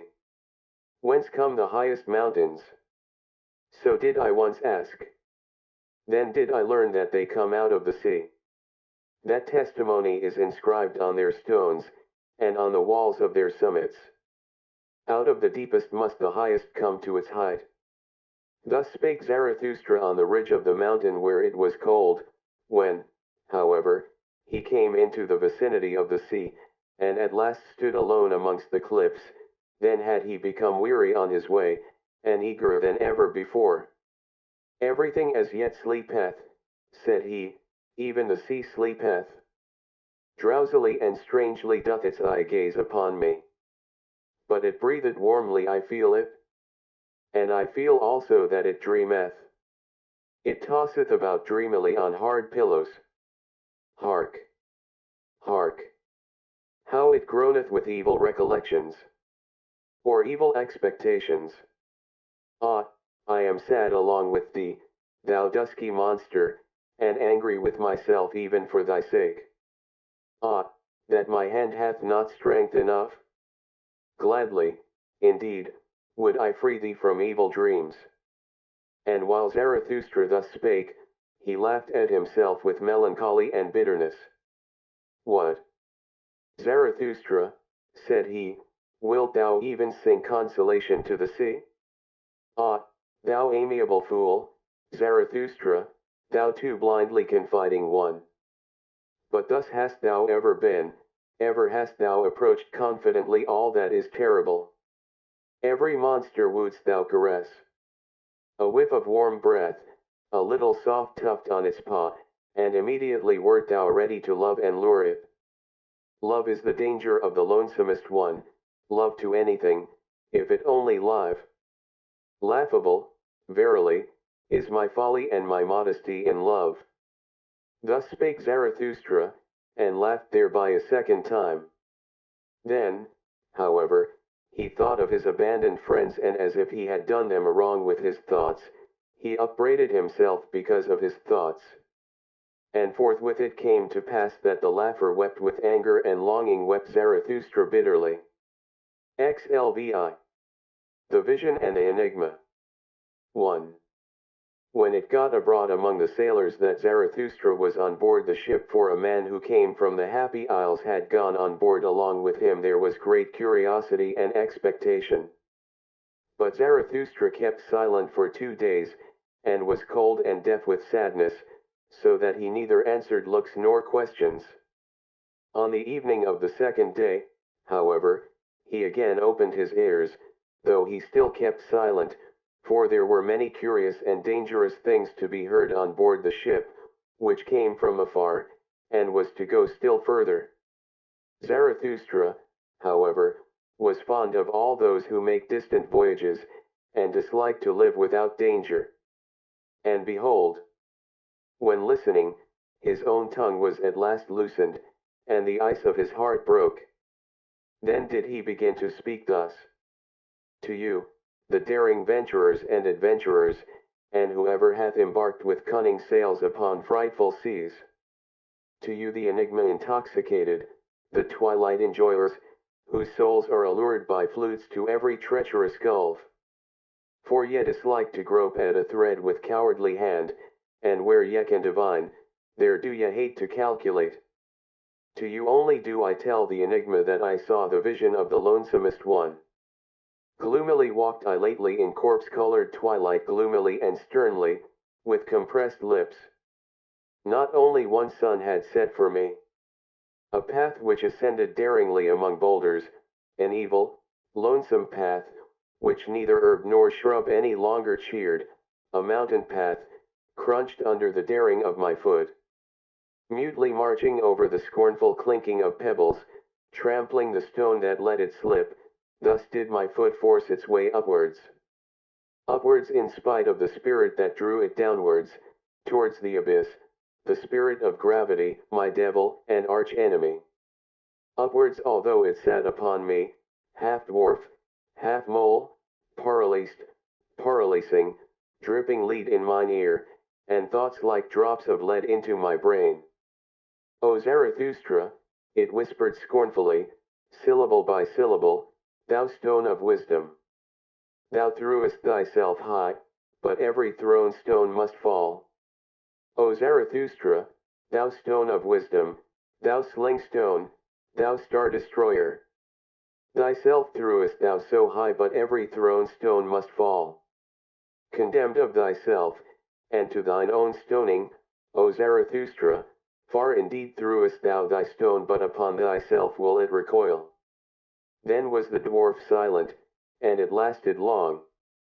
The silence, however, oppressed me, and to be thus in pairs, one is verily lonesomer than when alone. I ascended, I dreamt, I thought, but everything oppressed me. A sick one did I resemble, whom bad torture wearieth, and a worse dream reawakeneth out of his first sleep. But there is something in me which I call courage, it hath hitherto slain for me every dejection. This courage at last bade me stand still and say, Dwarf, thou, or I. For courage is the best slayer, courage which attacketh, for in every attack there is sound of triumph. Man, however, is the most courageous animal, thereby hath he overcome every animal. With sound of triumph hath he overcome every pain, the human pain, however, is the sorest pain. Courage slayeth also giddiness at abysses, and where doth man not stand at abysses? Is not seeing itself seeing abysses? Courage is the best slayer, courage slayeth also fellow suffering. Fellow suffering, however, is the deepest abyss, as deeply as man looked into life, so deeply also doth he look into suffering. Courage, however, is the best slayer, courage which attacketh, it slayeth even death itself, for it saith, was that life? Well, once more. In such speech, however, there is much sound of triumph. He who hath ears to hear, let him hear. 2. Halt, dwarf, said I. Either I or thou. I, however, am the stronger of the two, thou knowest not mine abysmal thought. It couldst thou not endure. Then happened that which made me lighter, for the dwarf sprang from my shoulder, the prying sprite, and it squatted on a stone in front of me. There was, however, a gateway just where we halted. Look at this gateway. Dwarf, I continued, it hath two faces. Two roads come together here, these hath no one yet gone to the end of. This long lane backwards, it continueth for an eternity. And that long lane forward, that is another eternity. They are antithetical to one another, these roads, they directly abut on one another, and it is here, at this gateway, that they come together. The name of the gateway is inscribed above, this moment. But should one follow them further and ever further and further on, thinkest thou, dwarf, that these roads would be eternally antithetical? Everything straight lieth, murmured the dwarf, contemptuously. All truth is crooked, time itself is a circle. Thou spirit of gravity, said I wrathfully, do not take it too lightly. Or I shall let thee squat where thou squattest, halt foot, and I carried thee high. Observe, continued I, this moment. From the gateway, this moment, there runneth a long eternal lane backwards, behind us lieth an eternity. Must not whatever can run its course of all things, have already run along that lane? Must not whatever can happen of all things have already happened, resulted, and gone by? And if everything have already existed, what thinkest thou, dwarf, of this moment? Must not this gateway also have already existed? And are not all things closely bound together in such wise that this moment draweth all coming things after it? Consequently itself also? For whatever can run its course of all things, also in this long lane outward must it once more run. And this slow spider which creepeth in the moonlight, and this moonlight itself, and thou, and I in this gateway whispering together, whispering of eternal things, must we not all have already existed? And must we not return and run in that other lane out before us, that long weird lane must we not eternally return? Thus did I speak, and always more softly, for I was afraid of mine own thoughts, and arrear thoughts. Then, suddenly did I hear a dog howl near me. Had I ever heard a dog howl thus? My thoughts ran back. Yes. When I was a child, in my most distant childhood. Then did I hear a dog howl thus. And saw it also, with hair bristling, its head upwards, trembling in the stillest midnight, when even dogs believe in ghosts. So that it excited my commiseration. For just then went the full moon, silent as death, over the house, just then did it stand still, a glowing globe at rest on the flat roof, as if on some one's property. Thereby had the dog been terrified, for dogs believe in thieves and ghosts. And when I again heard such howling, then did it excite my commiseration once more. Where was now the dwarf? And the gateway? And the spider? And all the whispering? Had I dreamed? Had I awakened? Twixt rugged rocks did I suddenly stand alone, dreary in the dreariest moonlight. But there lay a man. And there, the dog leaping, bristling, whining. Now did it see me coming, then did it howl again, then did it cry. Had I ever heard a dog cry so for help? And verily, what I saw, the like had I never seen. A young shepherd did I see, writhing, choking, quivering, with distorted countenance, and with a heavy black serpent hanging out of his mouth. Had I ever seen so much loathing and pale horror on one countenance? He had perhaps gone to sleep. Then had the serpent crawled into his throat, there had it bitten itself fast. My hand pulled at the serpent, and pulled in vain. I failed to pull the serpent out of his throat. Then there cried out of me, bite, bite, its head off, bite. So cried it out of me, my horror, my hatred, my loathing, my pity, all my good and my bad cried with one voice out of me. Ye daring ones around me, ye venturers and adventurers, and whoever of you have embarked with cunning sails on unexplored seas, ye enigma enjoyers, solve unto me the enigma that I then beheld, interpret unto me the vision of the lonesomest one. For it was a vision and a foresight. What did I then behold in parable? And who is it that must come some day? Who is the shepherd into whose throat the serpent thus crawled? Who is the man into whose throat all the heaviest and blackest will thus crawl? The shepherd, however, bit as my cry had admonished him, he bit with a strong bite. Far away did he spit the head of the serpent, and sprang up. No longer shepherd, no longer man, a transfigured being, a light-surrounded being, that laughed. Never on earth laughed a man as he laughed.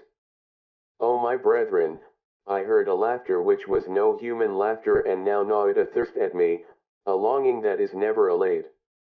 My longing for that laughter gnawed at me. Oh, how can I still endure to live? And how could I endure to die at present? Thus spake Zarathustra. Slay I. Involuntary bliss. With such enigmas and bitterness in his heart did Zarathustra sail o'er the sea. When, however, he was 4-day journeys from the happy isles and from his friends, then had he surmounted all his pain, triumphantly and with firm foot did he again accept his fate.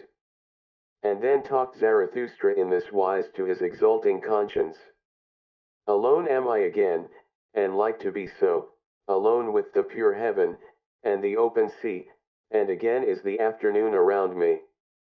On an afternoon did I find my friends for the first time, on an afternoon, also, did I find them a second time at the hour when all light becometh stiller. For whatever happiness is still on its way twixt heaven and earth, now seeked for lodging a luminous soul, with happiness hath all light now become stiller. O afternoon of my life! Once did my happiness also descend to the valley that it might seek a lodging, then did it find those open hospitable souls. O afternoon of my life! What did I not surrender that I might have one thing, this living plantation of my thoughts, and this dawn of my highest hope? Companions did the creating one once seek, and children of his hope, and lo, it turned out that he could not find them, except he himself should first create them. Thus am I in the midst of my work, to my children going, and from them returning, for the sake of his children must Zarathustra perfect himself. For in one's heart one loveth only one's child and one's work, and where there is great love to oneself, then is it the sign of pregnancy, so have I found it. Still are my children verdant in their first spring, standing nigh one another, and shaken in common by the winds, the trees of my garden and of my best soil. And verily, where such trees stand beside one another, there are happy isles. But one day will I take them up, and put each by itself alone, that it may learn lonesomeness and defiance and prudence. Gnarled and crooked and with flexible hardness shall it then stand by the sea, a living lighthouse of unconquerable life. Yonder where the storms rush down into the sea, and the snout of the mountain drinketh water, shall each on a time have his day and night watches, for his testing and recognition. Recognized and tested shall each be, to see if he be of my type and lineage, if he be master of a long will, silent even when he speaketh, and giving in such wise that he taketh in giving. So that he may one day become my companion, a fellow creator and fellow enjoyer with Zarathustra, such a one as writeth my will on my tables, for the fuller perfection of all things. And for his sake and for those like him, must I perfect myself, therefore do I now avoid my happiness, and present myself to every misfortune for my final testing and recognition. And verily, it were time that I went away, and the wanderer's shadow and the longest tedium and the stillest hour have all said unto me, it is the highest time. The word blew to me through the keyhole and said, come. The door sprang subtly open unto me, and said, go. But I lay enchained to my love for my children.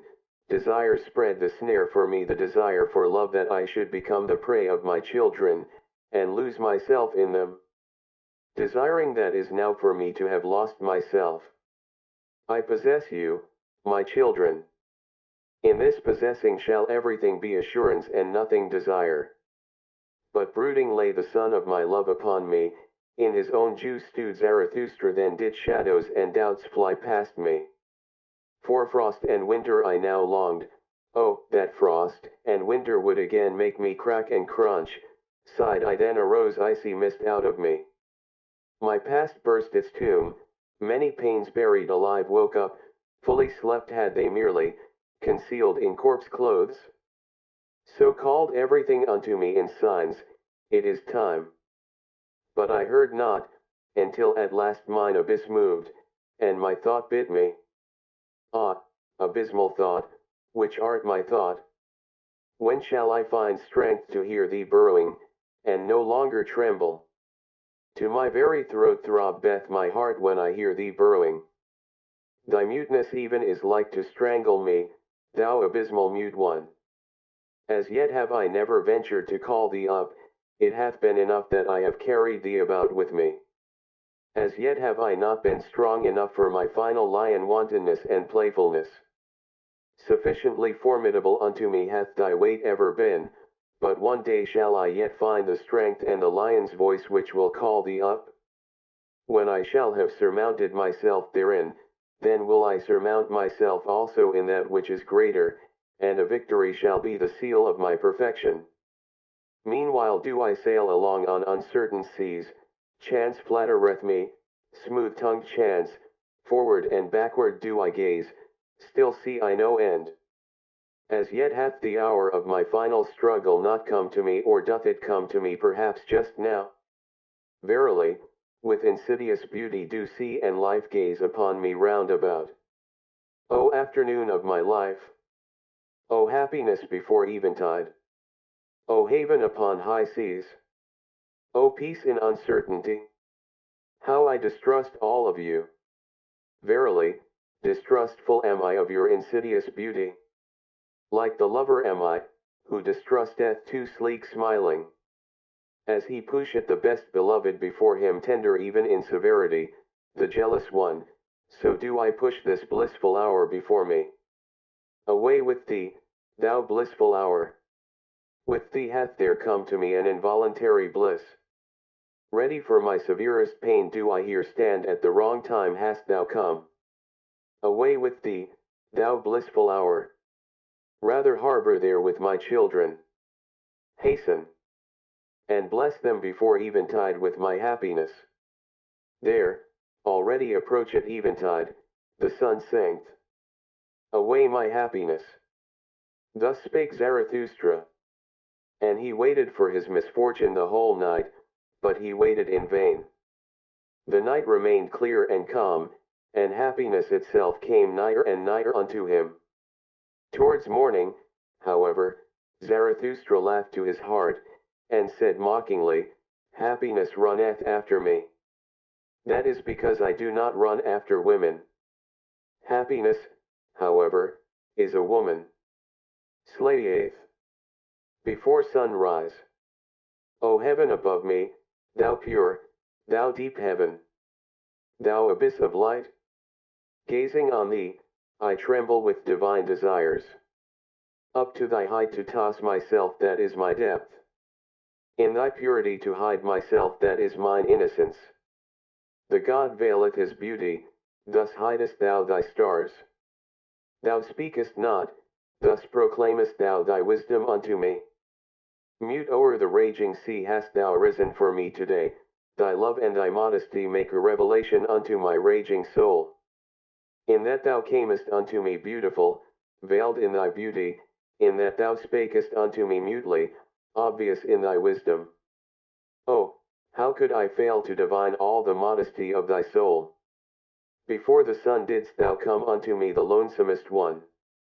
We have been friends from the beginning, to us are grief, gruesomeness, and ground common, even the sun is common to us. We do not speak to each other, because we know too much, we keep silent to each other, we smile our knowledge to each other. Art thou not the light of my fire? Hast thou not the sister soul of mine insight?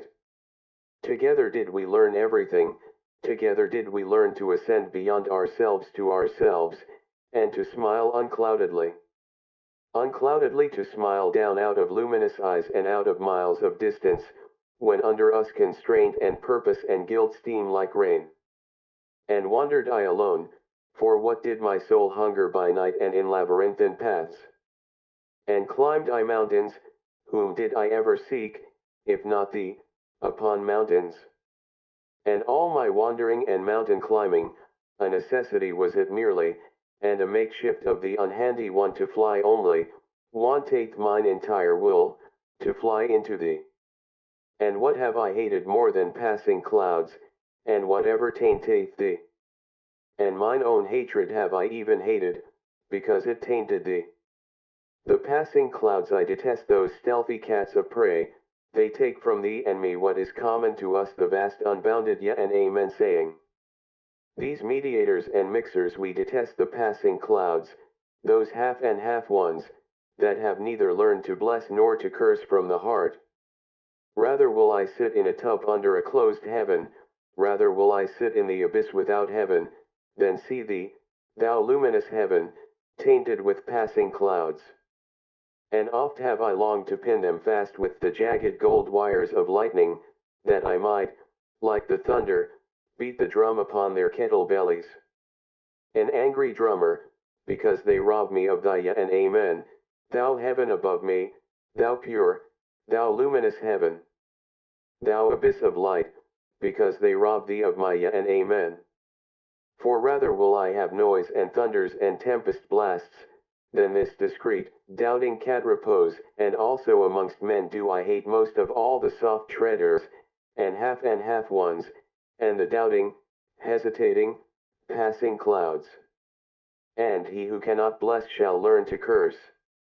This clear teaching dropped unto me from the clear heaven, this star standeth in my heaven even in dark nights. I, however, am a blesser and a yesayer, if thou be but around me, thou pure, thou luminous heaven. Thou abyss of light, into all abysses do I then carry my beneficent yesaying. A blesser have I become and a yesayer, and therefore strove I long and was a striver, that I might one day get my hands free for blessing. This, however, is my blessing, to stand above everything as its own heaven, its round roof, its azure bell and eternal security, and blessed is he who thus blesseth. For all things are baptized at the font of eternity, and beyond good and evil themselves, however, are but fugitive shadows and damp afflictions and passing clouds. Verily, it is a blessing and not a blasphemy when I teach that above all things there standeth the heaven of chance, the heaven of innocence, the heaven of hazard, the heaven of wantonness. Of hazard, that is the oldest nobility in the world, that gave I back to all things, I emancipated them from bondage under purpose. This freedom and celestial serenity did I put like an azure bell above all things, when I taught that over them and through them, no eternal will willeth. This wantonness and folly did I put in place of that will, when I taught that in everything there is one thing impossible, rationality. A little reason, to be sure, a germ of wisdom scattered from star to star, this leaven is mixed in all things, for the sake of folly, wisdom is mixed in all things. A little wisdom is indeed possible, but this blessed security have I found in all things, that they prefer to dance on the feet of chance. O heaven above me! Thou pure, thou lofty heaven! This is now thy purity unto me, that there is no eternal reason spider and reason cobweb. That thou art to me a dancing floor for divine chances, that thou art to me a table of the gods, for divine dice and dice players. But thou blushest? Have I spoken unspeakable things? Have I abused, when I meant to bless thee? Or is it the shame of being two of us that make thee blush? Dost thou bid me go and be silent, because now day cometh? The world is deep and deeper than the day could read. Not everything may be uttered in presence of day. But day cometh, so let us part. O heaven above me, thou modest one! Thou glowing one! O thou, my happiness before sunrise! The day cometh, so let us part. Thus spake Zarathustra. XLIX. The Bedwarfing Virtue. 1. When Zarathustra was again on the continent, he did not go straightway to his mountains and his cave, but made many wanderings and questionings, and ascertained this and that, so that he said of himself jestingly, Lo, a river that floweth back unto its source in many windings. For he wanted to learn what had taken place among men during the interval, whether they had become greater or smaller. And once, when he saw a row of new houses, he marveled, and said, What do these houses mean? Verily, no great soul put them up as its simile. Did perhaps a silly child take them out of its toy box? Would that another child put them again into the box? And these rooms and chambers, can men go out and in there? They seem to be made for silk dolls, or for dainty eaters, who perhaps let others eat with them. And Zarathustra stood still and meditated. At last he said sorrowfully, There hath everything become smaller. Everywhere do I see lower doorways, he who is of my type can still go there through, but he must stoop. Oh, when shall I arrive again at my home, where I shall no longer have to stoop before the small ones? And Zarathustra sighed, and gazed into the distance. The same day, however, he gave his discourse on the Bedwarfing Virtue. 2. I pass through this people and keep mine eyes open, they do not forgive me for not envying their virtues.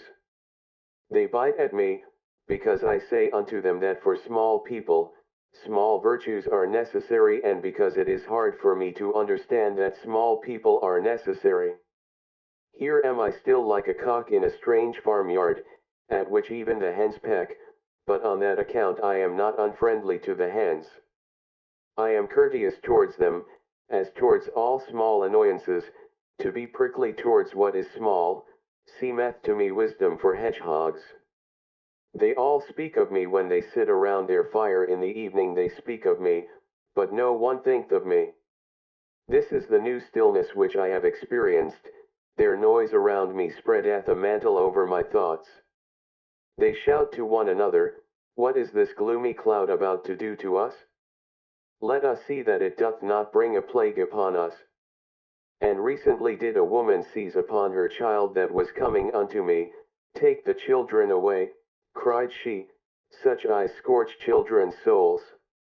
They cough when I speak, they think coughing an objection to strong winds, they divine nothing of the boisterousness of my happiness.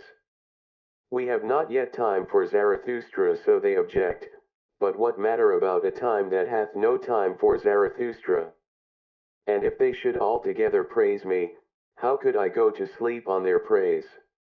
A girdle of spines is their praise unto me, it scratcheth me even when I take it off. And this also did I learn among them, the praiser doth as if he gave back, in truth, however, he wanteth more to be given him. Ask my foot if their lauding and luring strains please it? Verily, to such measure and tick-tack, it liked neither to dance nor to stand still. To small virtues would they fain lure and laud me, to the tick-tack of small happiness would they fain persuade my foot. I pass through this people and keep mine eyes open, they have become smaller, and ever become smaller. The reason thereof is their doctrine of happiness and virtue. For they are moderate also in virtue because they want comfort. With comfort, however, moderate virtue only is compatible. To be sure, they also learn in their way to stride on and stride forward, that, I call their hobbling, thereby they become a hindrance to all who are in haste. And many of them go forward, and look backwards thereby, with stiffened necks, those do I like to run up against. Foot and I shall not lie, nor give the lie to each other. But there is much lying among small people. Some of them will, but most of them are willed. Some of them are genuine, but most of them are bad actors. There are actors without knowing it amongst them, and actors without intending it.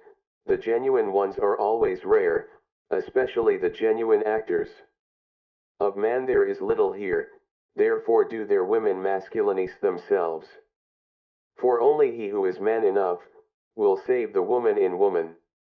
And this hypocrisy found I worst amongst them, that even those who command feign the virtues of those who serve.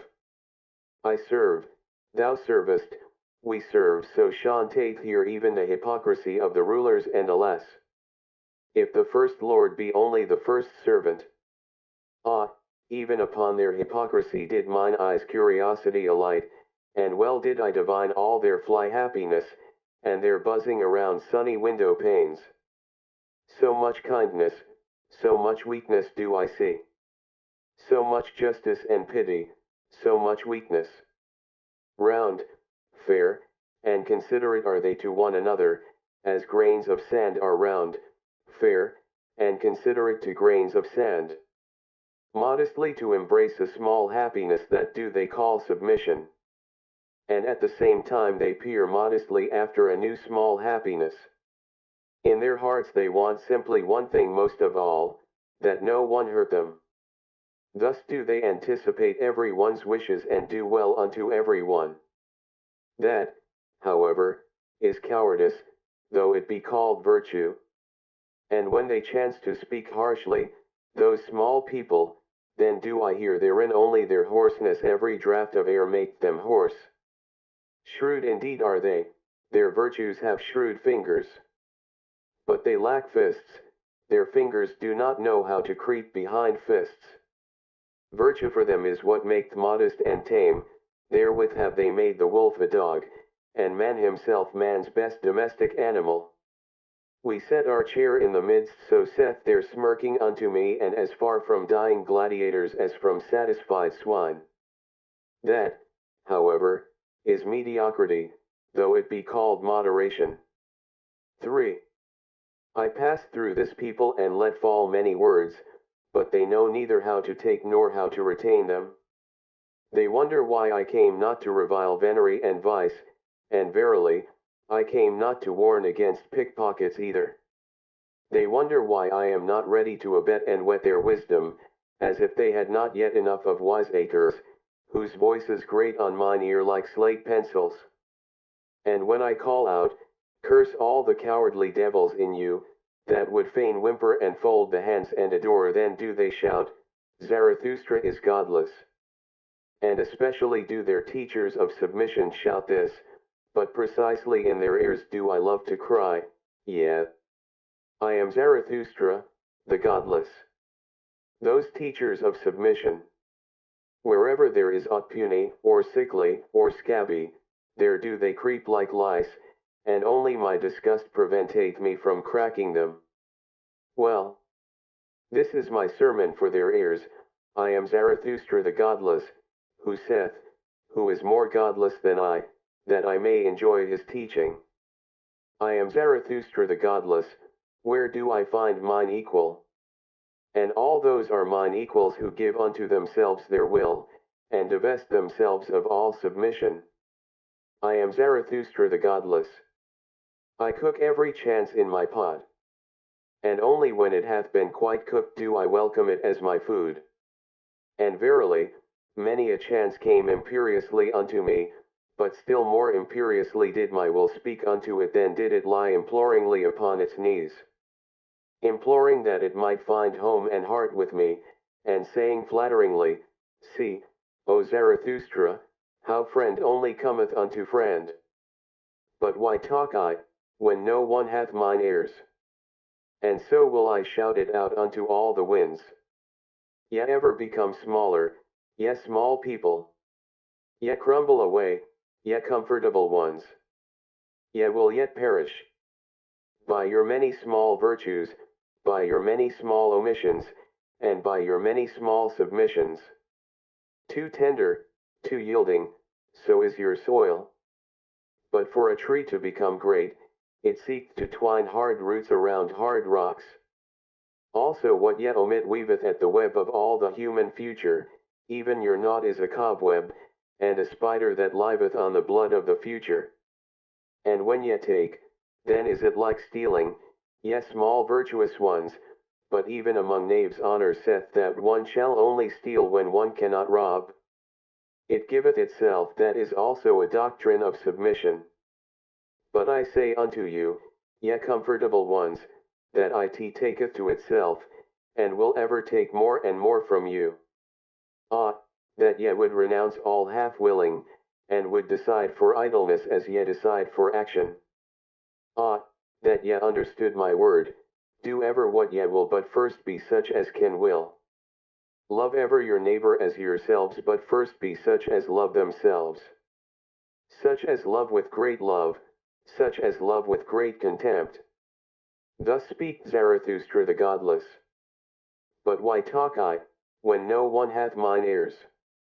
It is still an hour too early for me here. Mine own forerunner am I among this people, mine own cock crow in dark lanes. But their hour cometh. And there cometh also mine. Hourly do they become smaller, poorer, unfruitfuler poor herbs. Poor earth. And soon shall they stand before me like dry grass and prairie, and verily, weary of themselves and panting for fire, more than for water. O blessed hour of the lightning! O mystery before noontide, running fires will I one day make of them, and heralds with flaming tongues. Herald shall they one day with flaming tongues, it cometh, it is nigh, the great noontide. Thus spake Zarathustra. L. On the Olive Mount. Winter, a bad guest, sitteth with me at home, blue are my hands with his friendly handshaking. I honor him, that bad guest, but gladly leave him alone. Gladly do I run away from him, and when one runneth well, then one escapeth him. With warm feet and warm thoughts do I run where the wind is calm to the sunny corner of mine olive mount. There do I laugh at my stern guest, and am still fond of him, because he cleareth my house of flies, and quieteth many little noises. For he suffereth it not if a gnat wanteth to buzz, or even two of them, also the lanes make he lonesome, so that the moonlight is afraid there at night. A hard guest is he, but I honor him, and do not worship, like the tenderlings, the pot-bellied fire idol. Better even a little teeth chattering than idle adoration, so willeth my nature. And especially have I a grudge against all ardent, steamy fire idols. Him whom I love better in winter than in summer, better do I now mock at mine enemies, and more heartily, when winter sitteth in my house. Heartily, verily, even when I creep into bed, there, still laugheth and wantoneth my hidden happiness, even my deceptive dream laugheth. I, a creeper? Never in my life did I creep before the powerful, and if ever I lied, then did I lie out of love. Therefore am I glad even in my winter bed. A poor bed warmeth me more than a rich one, for I am jealous of my poverty. And in winter she is most faithful unto me. With a wickedness do I begin every day, I mock at the winter with a cold bath, on that account grumbleth my stern housemaid. Also do I like to tickle him with a wax taper, that he may finally let the heavens emerge from ashy gray twilight. For especially wicked am I in the morning, at the early hour when the pail rattleth at the well, and horses neigh warmly in grey lanes. Impatiently do I then wait, that the clear sky may finally dawn for me, the snow-bearded winter sky, the hoary one, the white head. The winter sky, the silent winter sky, which often stifleth even its sun. Did I perhaps learn from it the long clear silence? Or did it learn it from me? Or hath each of us devised it himself? Of all good things the origin is 1,000-fold. All good roguish things spring into existence for joy, how could they always do so for once only? A good roguish thing is also the long silence, and to look, like the winter sky, out of a clear, round-eyed countenance. Like it to stifle one's sun, and one's inflexible solar will, verily, this art and this winter roguishness have I learnt well. My best loved wickedness and art is it, that my silence hath learned not to betray itself by silence. Clattering with diction and dice, I outweep the solemn assistants, all those stern watchers, shall my will and purpose elude. That no one might see down into my depth and into mine ultimate will, for that purpose did I devise the long clear silence. Many a shrewd one did I find, he veiled his countenance and made his water muddy, that no one might see therethrough and thereunder.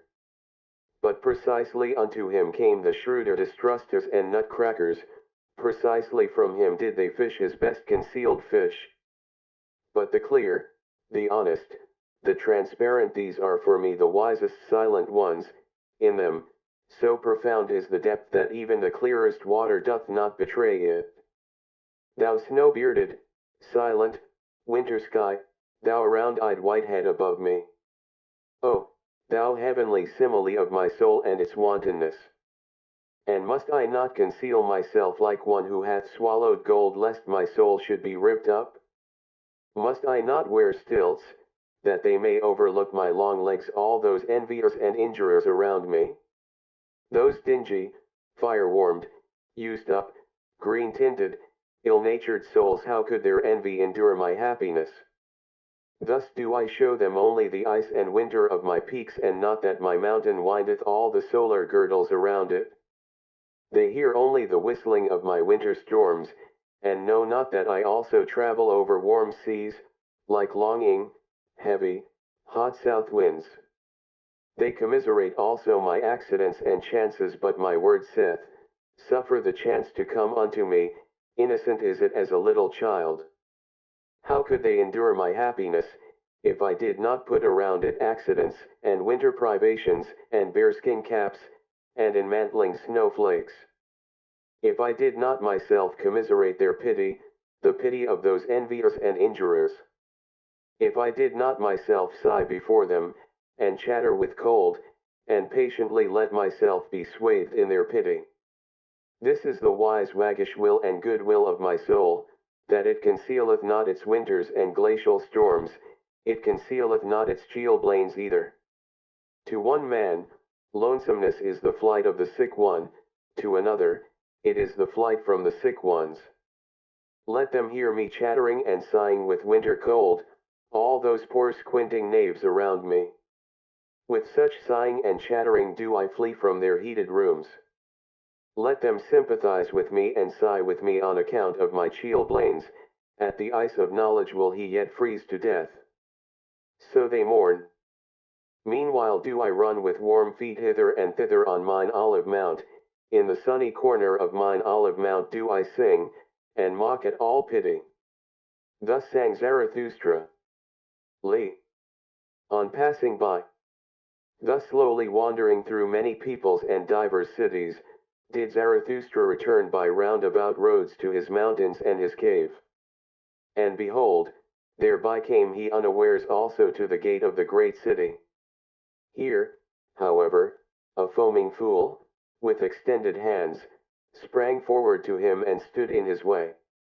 It was the same fool whom the people called the ape of Zarathustra, for he had learned from him something of the expression and modulation of language, and perhaps liked also to borrow from the store of his wisdom. And the fool talked thus to Zarathustra. O Zarathustra, here is the great city, here hast thou nothing to seek and everything to lose. Why wouldst thou wade through this mire? Have pity upon thy foot. Spit rather on the gate of the city, and turn back. Here is the hell for anchorites' thoughts, here are great thoughts seated alive and boiled small.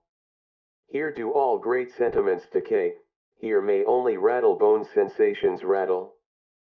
Smellest thou not already the shambles and cookshops of the spirit? Steameth not the city with the fumes of slaughtered spirit? Seest thou not the souls hanging like limp dirty rags, and they make newspapers also out of these rags? Hearest thou not how spirit hath here become a verbal game? Loathsome verbal swill doth it vomit forth, and they make newspapers also out of this verbal swill.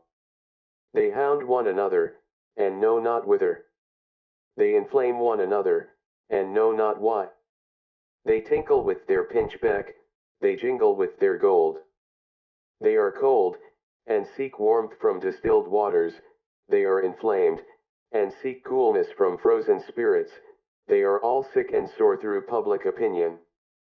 All lusts and vices are here at home, but here there are also the virtuous, there is much appointed virtue.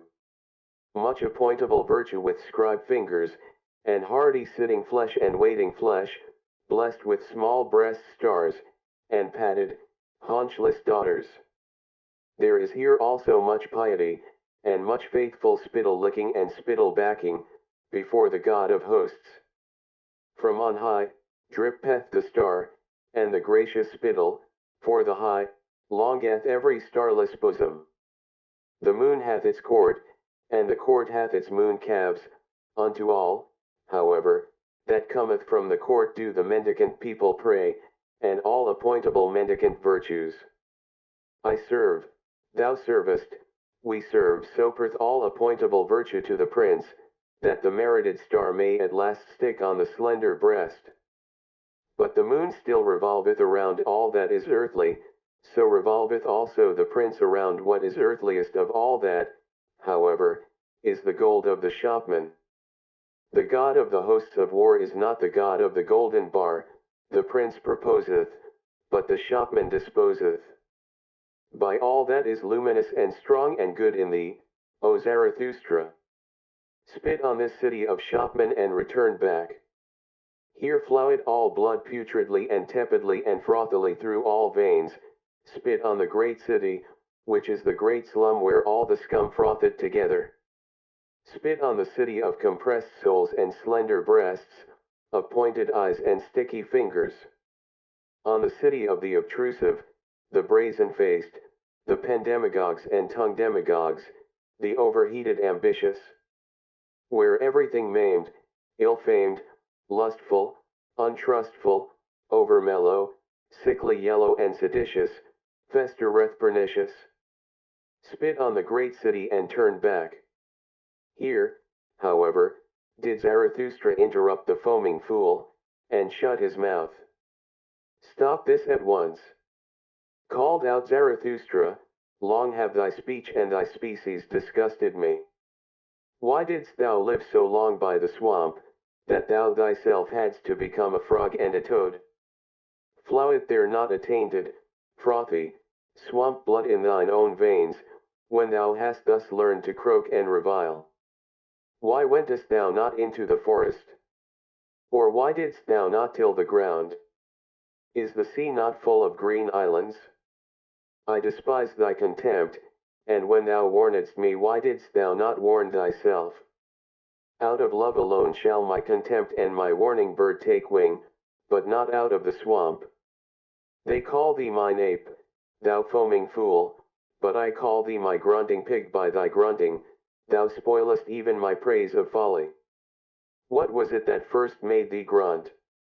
Because no one sufficiently flattered thee, therefore didst thou seat thyself beside this filth, that thou mightest have cause for much grunting.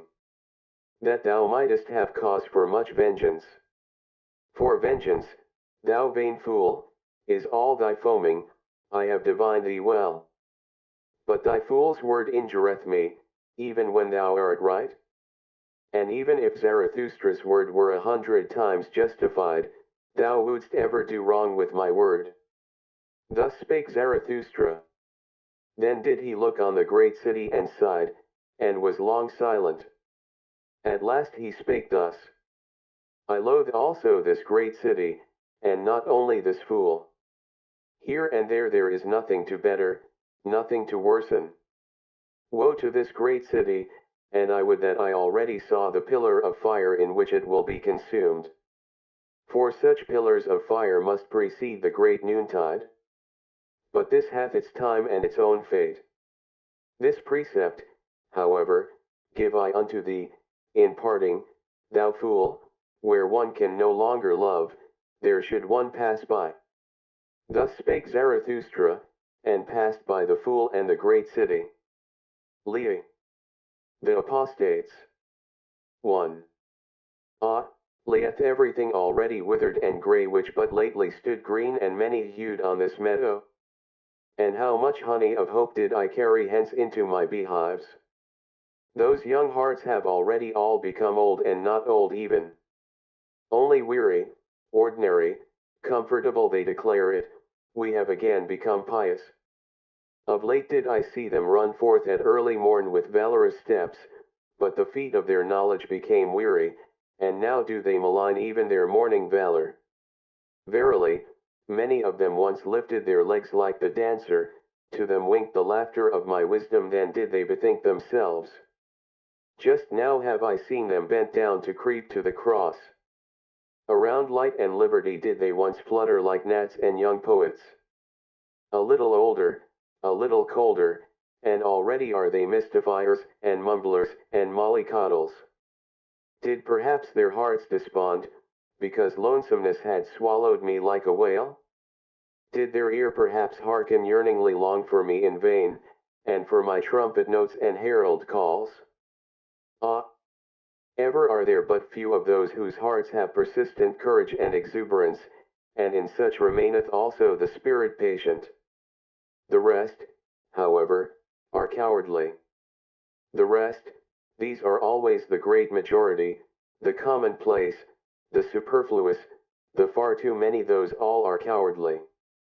Him who is of my type, will also the experiences of my type meet on the way, so that his first companions must be corpses and buffoons. His second companions, however they will call themselves his believers, will be a living host, with much love, much folly, much unbearded veneration. To those believers shall he who is of my type among men not bind his heart, in those springtimes and many-hued meadows shall he not believe, who knoweth the fickly faint-hearted human species. Could they do otherwise, then would they also will otherwise. The half and half spoil every whole. That leaves become withered, what is there to lament about that?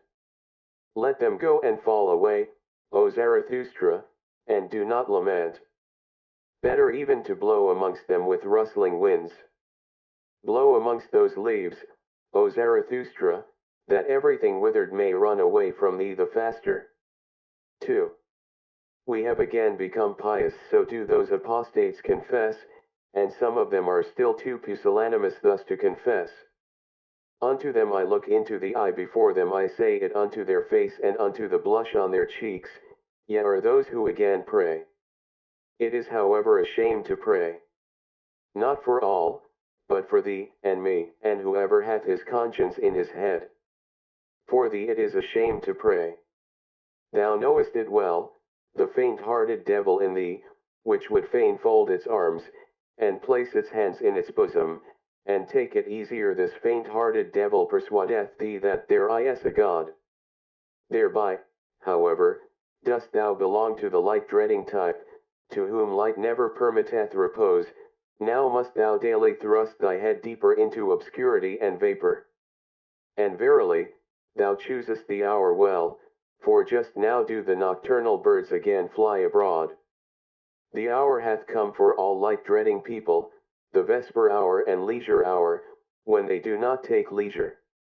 I hear it and smell it, it hath come their hour for hunt and procession, not indeed for a wild hunt, but for a tame, lame, snuffling, soft treaders, soft prayers hunt.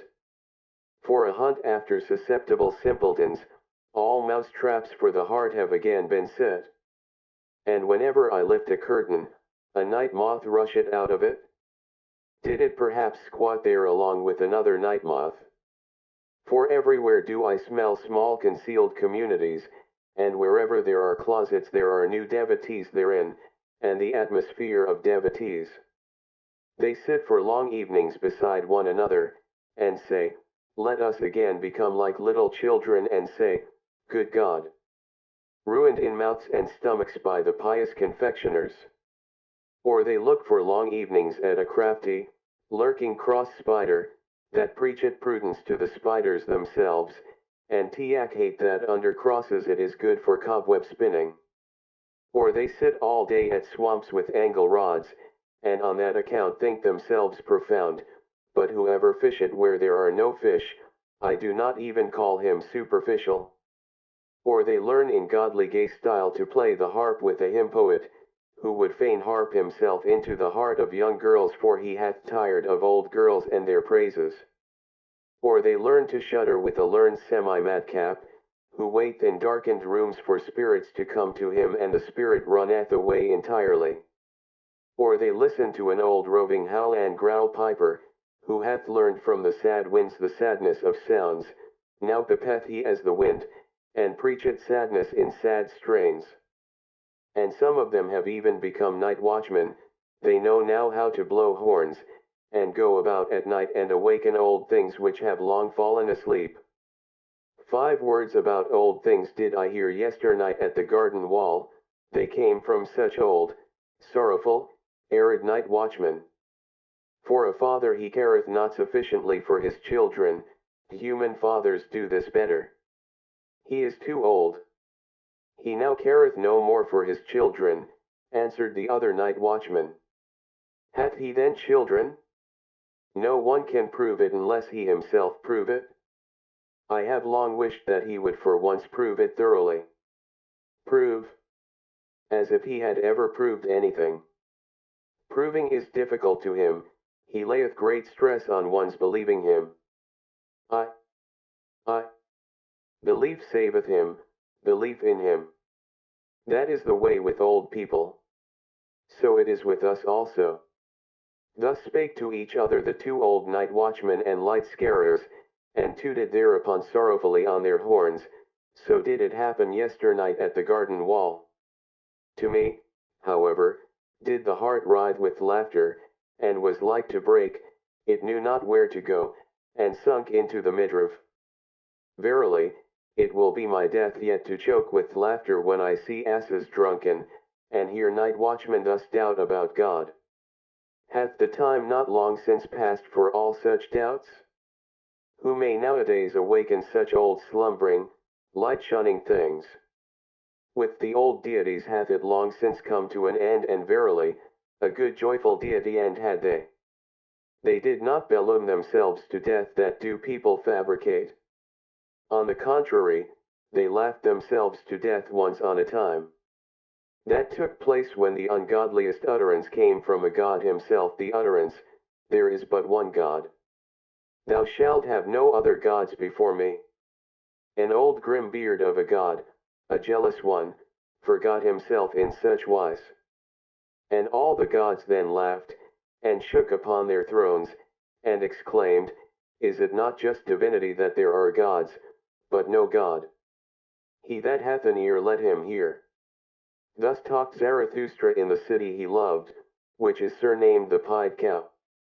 For from here he had but 2 days to travel to reach once more his cave and his animals. His soul, however, rejoiced unceasingly on account of the nighness of his return home. Lii. The return home. O lonesomeness! My home, lonesomeness! Too long have I lived wildly in wild remoteness, to return to thee without tears. Now threaten me with the finger as mothers threaten, now smile upon me as mothers smile, now say just, who was it that like a whirlwind once rushed away from me? Who when departing called out, Too long have I sat with lonesomeness, there have I unlearned silence. That hast thou learned now surely? O Zarathustra, everything do I know, and that thou wert more forsaken amongst the many, thou unique one, than thou ever wert with me. One thing is forsakenness, another matter is lonesomeness, that hast thou now learned. And that amongst men thou wilt ever be wild and strange. Wild and strange even when they love thee, for above all they want to be treated indulgently. Here, however, art thou at home and house with thyself, here canst thou utter everything, and unbosom all motives, nothing is here ashamed of congealed feelings.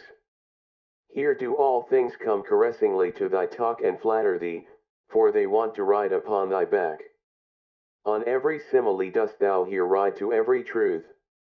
Uprightly and openly mayest thou here talk to all things, and verily, it soundeth as praise in their ears, for one to talk to all things directly. Another matter, however, is forsakenness. For, dost thou remember, O Zarathustra, when thy bird screamed overhead, when thou stoodest in the forest, irresolute, ignorant where to go, beside a corpse? When thou spakest, let mine animals lead me. More dangerous have I found it among men than among animals, that was forsakenness.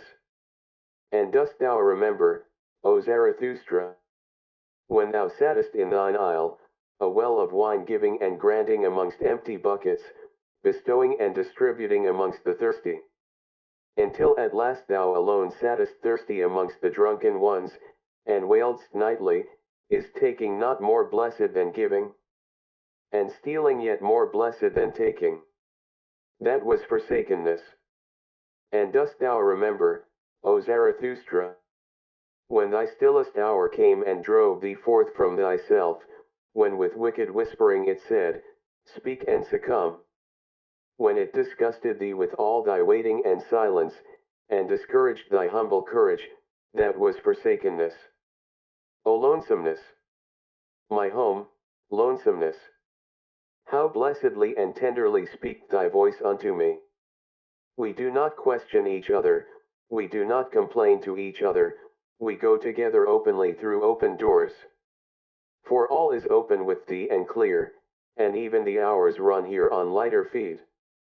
For in the dark, time weighed hate heavier upon one than in the light. Here fly open unto me all beings' words and word cabinets, here all being wanteth to become words, here all becoming wanteth to learn of me how to talk. Down there, however, all talking is in vain. There, forgetting and passing by are the best wisdom, that have I learned now. He who would understand everything in man must handle everything. But for that I have two clean hands. I do not like even to inhale their breath, alas, that I have lived so long among their noise and bad breaths. O blessed stillness around me! O pure odors around me! How from a deep breast the stillness fetcheth pure breath! How it hearkeneth, this blessed stillness! But down there speaketh everything, there is everything misheard. If one announce one's wisdom with bells, the shopman in the marketplace will outjingle it with pennies. Everything among them talketh, no one knoweth any longer how to understand.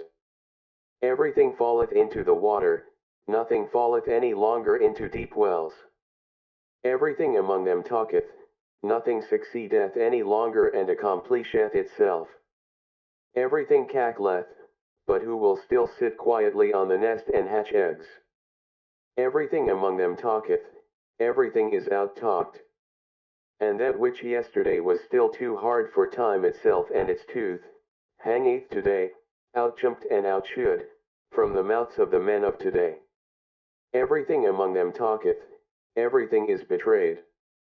And what was once called the secret and secrecy of profound souls, belongeth today to the street trumpeters and other butterflies. O human hubbub, thou wonderful thing!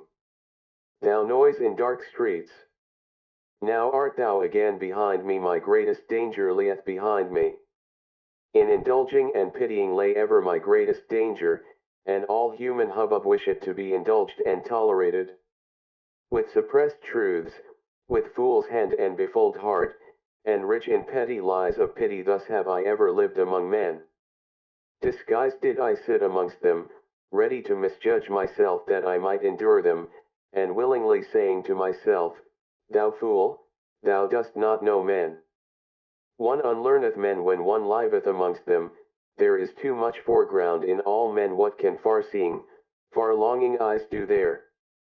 And, fool that I was, when they misjudged me, I indulged them on that account more than myself, being habitually hard on myself, and often even taking revenge on myself for the indulgence. Stung all over by poisonous flies, and hollowed like the stone by many drops of wickedness, thus did I sit among them, and still said to myself, Innocent is everything petty of its pettiness. Especially did I find those who call themselves the good, the most poisonous flies, They sting in all innocence, they lie in all innocence, how could they be just towards me? He who liveth amongst the good pity hate him to lie. Pity makes stifling air for all free souls. For the stupidity of the good is unfathomable. To conceal myself and my riches that did I learn down there, for every one did I still find poor in spirit. It was the lie of my pity, that I knew in every one. That I saw and scented in every one, what was enough of spirit for him, and what was too much. They're stiff wise men, I call them wise, not stiff, thus did I learn to slur over words. The grave diggers dig for themselves diseases. Under old rubbish rest bad vapors. One should not stir up the marsh. One should live on mountains. With blessed nostrils do I again breathe mountain freedom. Freed at last is my nose from the smell of all human hubbub. With sharp breezes tickled, as with sparkling wine, sneezeth my soul sneezeth, and shout self-congratulatingly, health to thee. Thus spake Zarathustra. Live. The three evil things. 1. In my dream, in my last morning dream, I stood today on a promontory beyond the world, I held a pair of scales, and weighed the world. Alas, that the rosy dawn came too early to me, she glowed me awake, the jealous one. Jealous is she always of the glows of my morning dream. Measurable by him who hath time, weighable by a good weigher, attainable by strong pinions, divinable by divine nutcrackers, thus did my dream find the world. My dream, a bold sailor, half ship, half hurricane, silent as the butterfly, impatient as the falcon, how had it the patience and leisure today for world weighing? Did my wisdom perhaps speak secretly to it, my laughing, wide-awake day wisdom, which mocketh at all infinite worlds? For it saith, where force is, there becometh number the master, it hath more force. How confidently did my dream contemplate this finite world, not new-fangledly, not old-fangledly, not timidly, not entreatingly. As if a big round apple presented itself to my hand, a ripe golden apple, with a coolly soft, velvety skin, thus did the world present itself unto me. As if a tree nodded unto me, a broad-branched, strong-willed tree, curved as a recline and a footstool for weary travelers, thus did the world stand on my promontory. As if delicate hands carried a casket towards me, a casket open for the delectation of modest adoring eyes, thus did the world present itself before me today. Not riddle enough to scare human love from it, not solution enough to put to sleep human wisdom, a humanly good thing was the world to me today, of which such bad things are said. How I thank my morning dream that I thus at today's dawn, weighed the world.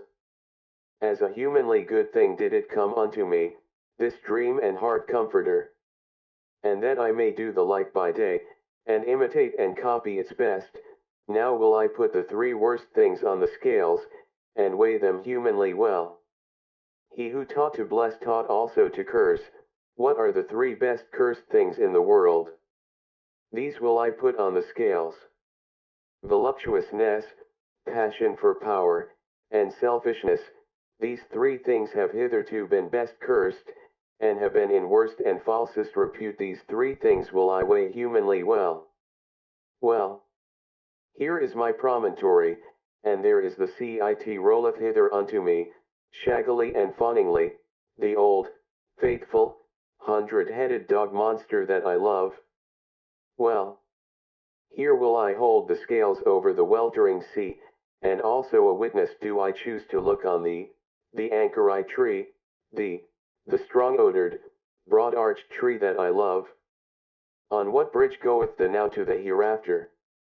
By what constraint doth the high stoop to the low? And what enjoineth even the highest still to grow upwards? Now stand the scales poised and at rest, three heavy questions have I thrown in, three heavy answers carrieth the other scale. 2.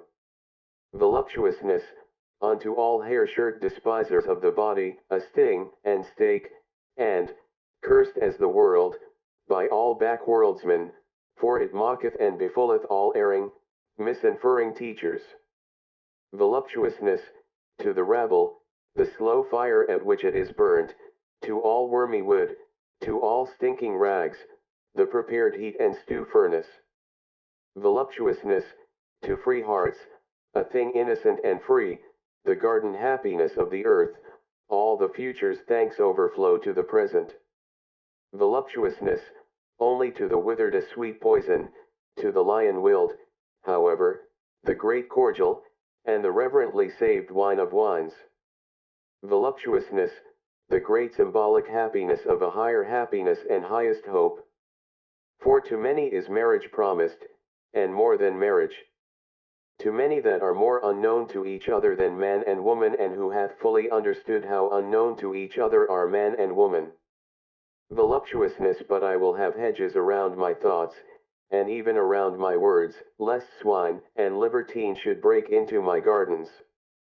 Passion for power, the glowing scourge of the hardest of the hard, the cruel torture reserved for the cruelest themselves, the gloomy flame of living pyres.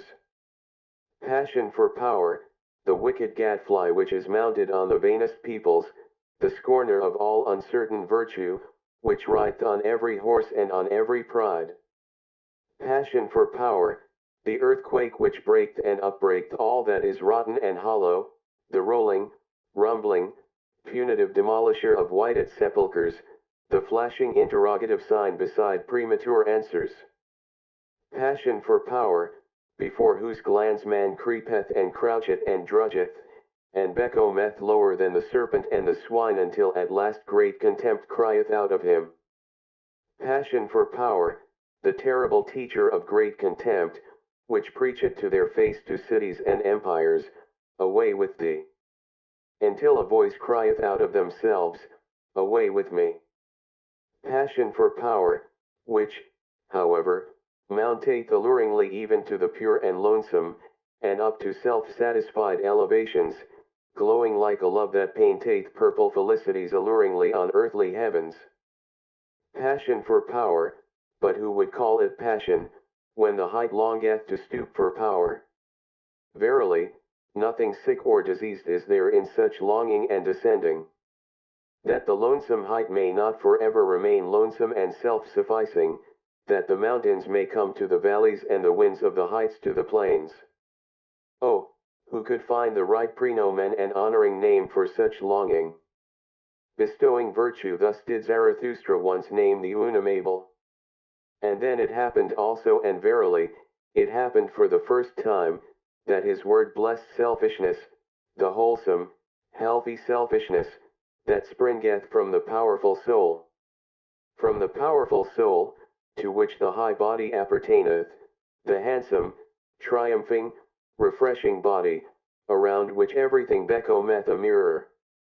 The pliant, persuasive body, the dancer, whose symbol and epitome is the self-enjoying soul. Of such bodies and souls the self-enjoyment calleth itself virtue. With its words of good and bad doth such self-enjoyment shelter itself as with sacred groves, with the names of its happiness doth it banish from itself everything contemptible. Away from itself doth it banish everything cowardly, it saith, bad that is cowardly. Contemptible seem to it the ever solicitous, the sighing, the complaining, and whoever pick up the most trifling advantage. It despiseth also all bittersweet wisdom, for verily, there is also wisdom that bloometh in the dark, a nightshade wisdom, which ever sigheth, all is vain. Shy distrust is regarded by it as base, and every one who wanteth oaths instead of looks and hands, also all over distrustful wisdom, for such is the mode of cowardly souls. Baser still it regardeth the obsequious, doggish one, who immediately lieth on his back, the submissive one, and there is also wisdom that is submissive, and doggish, and pious, and obsequious. Hateful to it altogether, and a loathing, is he who will never defend himself, he who swalloweth down poisonous spittle and bad looks, the all too patient one, the all endurer, the all satisfied one, for that is the mode of slaves. Whether they be servile before gods and divine spurnings, or before men and stupid human opinions, at all kinds of slaves doth it spit, this blessed selfishness. Bad, thus doth it call all that is spirit broken, and sordidly servile constrained, blinking eyes, depressed hearts, and the false submissive style, which kisseth with broad cowardly lips. And spurious wisdom, so doth it call all the wit that slaves, and hoary-headed and weary ones affect, and especially all the cunning, spurious wit, curious wit foolishness of priests. The spurious wise, however, all the priests, the world weary, and those whose souls are of feminine and servile nature, oh, how hath their game all along abused selfishness? And precisely that was to be virtue and was to be called virtue to abuse selfishness. And selfless so did they wish themselves with good reason, all those world-weary cowards and cross spiders. But to all those cometh now the day, the change, the sword of judgment, the great noontide, then shall many things be revealed. And he who proclaimeth the ego wholesome and holy, and selfishness blessed, verily, he, the prognosticator, speaketh also what he knoweth. Behold, it cometh, it is nigh, the great noontide. Thus spake Zarathustra. LV. The spirit of gravity. 1. My mouthpiece is of the people, too coarsely and cordially do I talk for Angora rabbits. And still stranger soundeth my word unto all inkfish and pen foxes. My hand is a fool's hand, woe unto all tables and walls, and whatever hath room for fools sketching, fools scrawling. My foot is a horse foot, therewith do I trample and trot over stick and stone, in the fields up and down, and am bedevilled with delight in all fast racing. My stomach is surely an eagle's stomach, for it preferreth lamb's flesh. Certainly it is a bird's stomach. Nourished with innocent things, and with few, ready, and impatient to fly away, that is now my nature, why should there not be something of bird nature therein? And especially that I am hostile to the spirit of gravity, that is bird nature verily, deadly hostile, supremely hostile, originally hostile. Oh, whither hath my hostility not flown and misflown? Thereof could I sing a song and will sing it, though I be alone in an empty house, and must sing it to mine own ears. Other singers are there, to be sure, to whom only the full house maketh the voice soft, the hand eloquent, the eye expressive, the heart wakeful. Those do I not resemble. 2. He who one day hate men to fly will have shifted all landmarks, to him will all landmarks themselves fly into the air, the earth will he christen anew as the light body. The ostrich runneth faster than the fastest horse, but it also thrusteth its head heavily into the heavy earth, thus is it with the man who cannot yet fly. Heavy unto him are earth and life, and so willeth the spirit of gravity. But he who would become light, and be a bird, must love himself. Thus do I teach. Not, to be sure, with the love of the sick and infected, for with them stinketh even self-love. One must learn to love oneself. Thus do I teach with a wholesome and healthy love, that one may endure to be with oneself, and not go roving about. Such roving about christeneth itself brotherly love. With these words hath there hitherto been the best lying and dissembling, and especially by those who have been burdensome to every one.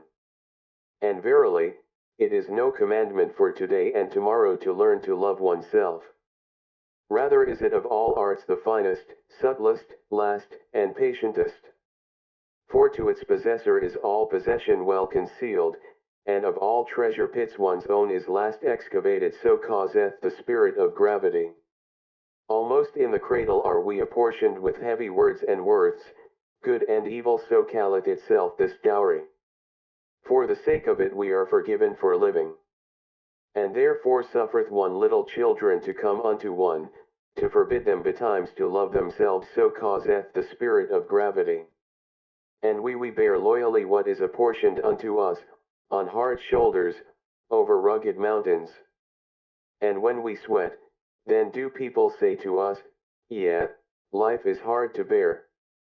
But man himself only is hard to bear. The reason thereof is that he carrieth too many extraneous things on his shoulders. Like the camel kneeleth he down, and letteth himself be well laden. Especially the strong load-bearing man in whom reverence resideth. Too many extraneous heavy words and worths loadeth he upon himself, then seemeth life to him a desert. And verily, many a thing also that is our own is hard to bear. And many internal things in man are like the oyster, repulsive and slippery and hard to grasp. So that an elegant shell, with elegant adornment, must plead for them. But this art also must one learn, to have a shell, and a fine appearance, and sagacious blindness. Again, it deceiveth about many things in man, that many a shell is poor and pitiable, and too much of a shell. Much concealed goodness and power is never dreamt of, the choicest dainties find no tasters. Women know that, the choicest of them, a little fatter, a little leaner, oh, how much fate is in so little. Man is difficult to discover, and unto himself most difficult of all, often layeth the spirit concerning the soul. So causeth the spirit of gravity.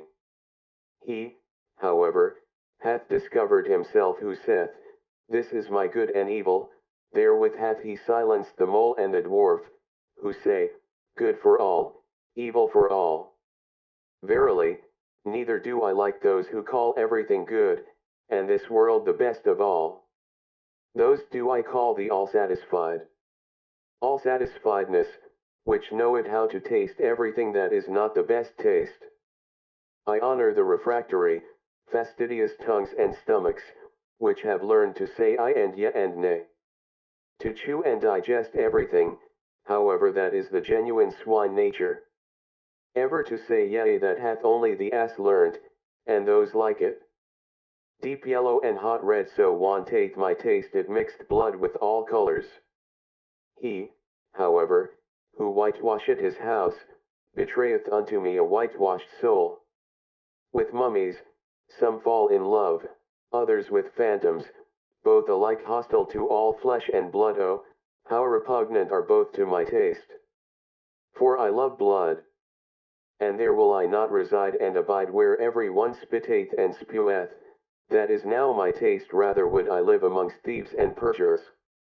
Nobody carrieth gold in his mouth. Still more repugnant unto me, however, are all lickspittles, and the most repugnant animal of man that I found, did I christen parasite, it would not love, and would yet live by love. Unhappy do I call all those who have only one choice, either to become evil beasts, or evil beast tamers. Amongst such would I not build my tabernacle. Unhappy do I also call those who have ever to wait, they are repugnant to my taste, all the toll gatherers and traders, and kings, and other land keepers and shopkeepers. Verily, I learned waiting also, and thoroughly so, but only waiting for myself.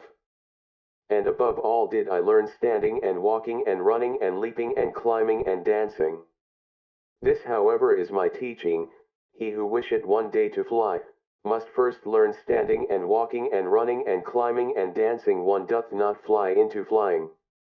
With rope ladders learned I to reach many a window, with nimble legs did I climb high masts, to sit on high masts of perception seemed to me no small bliss.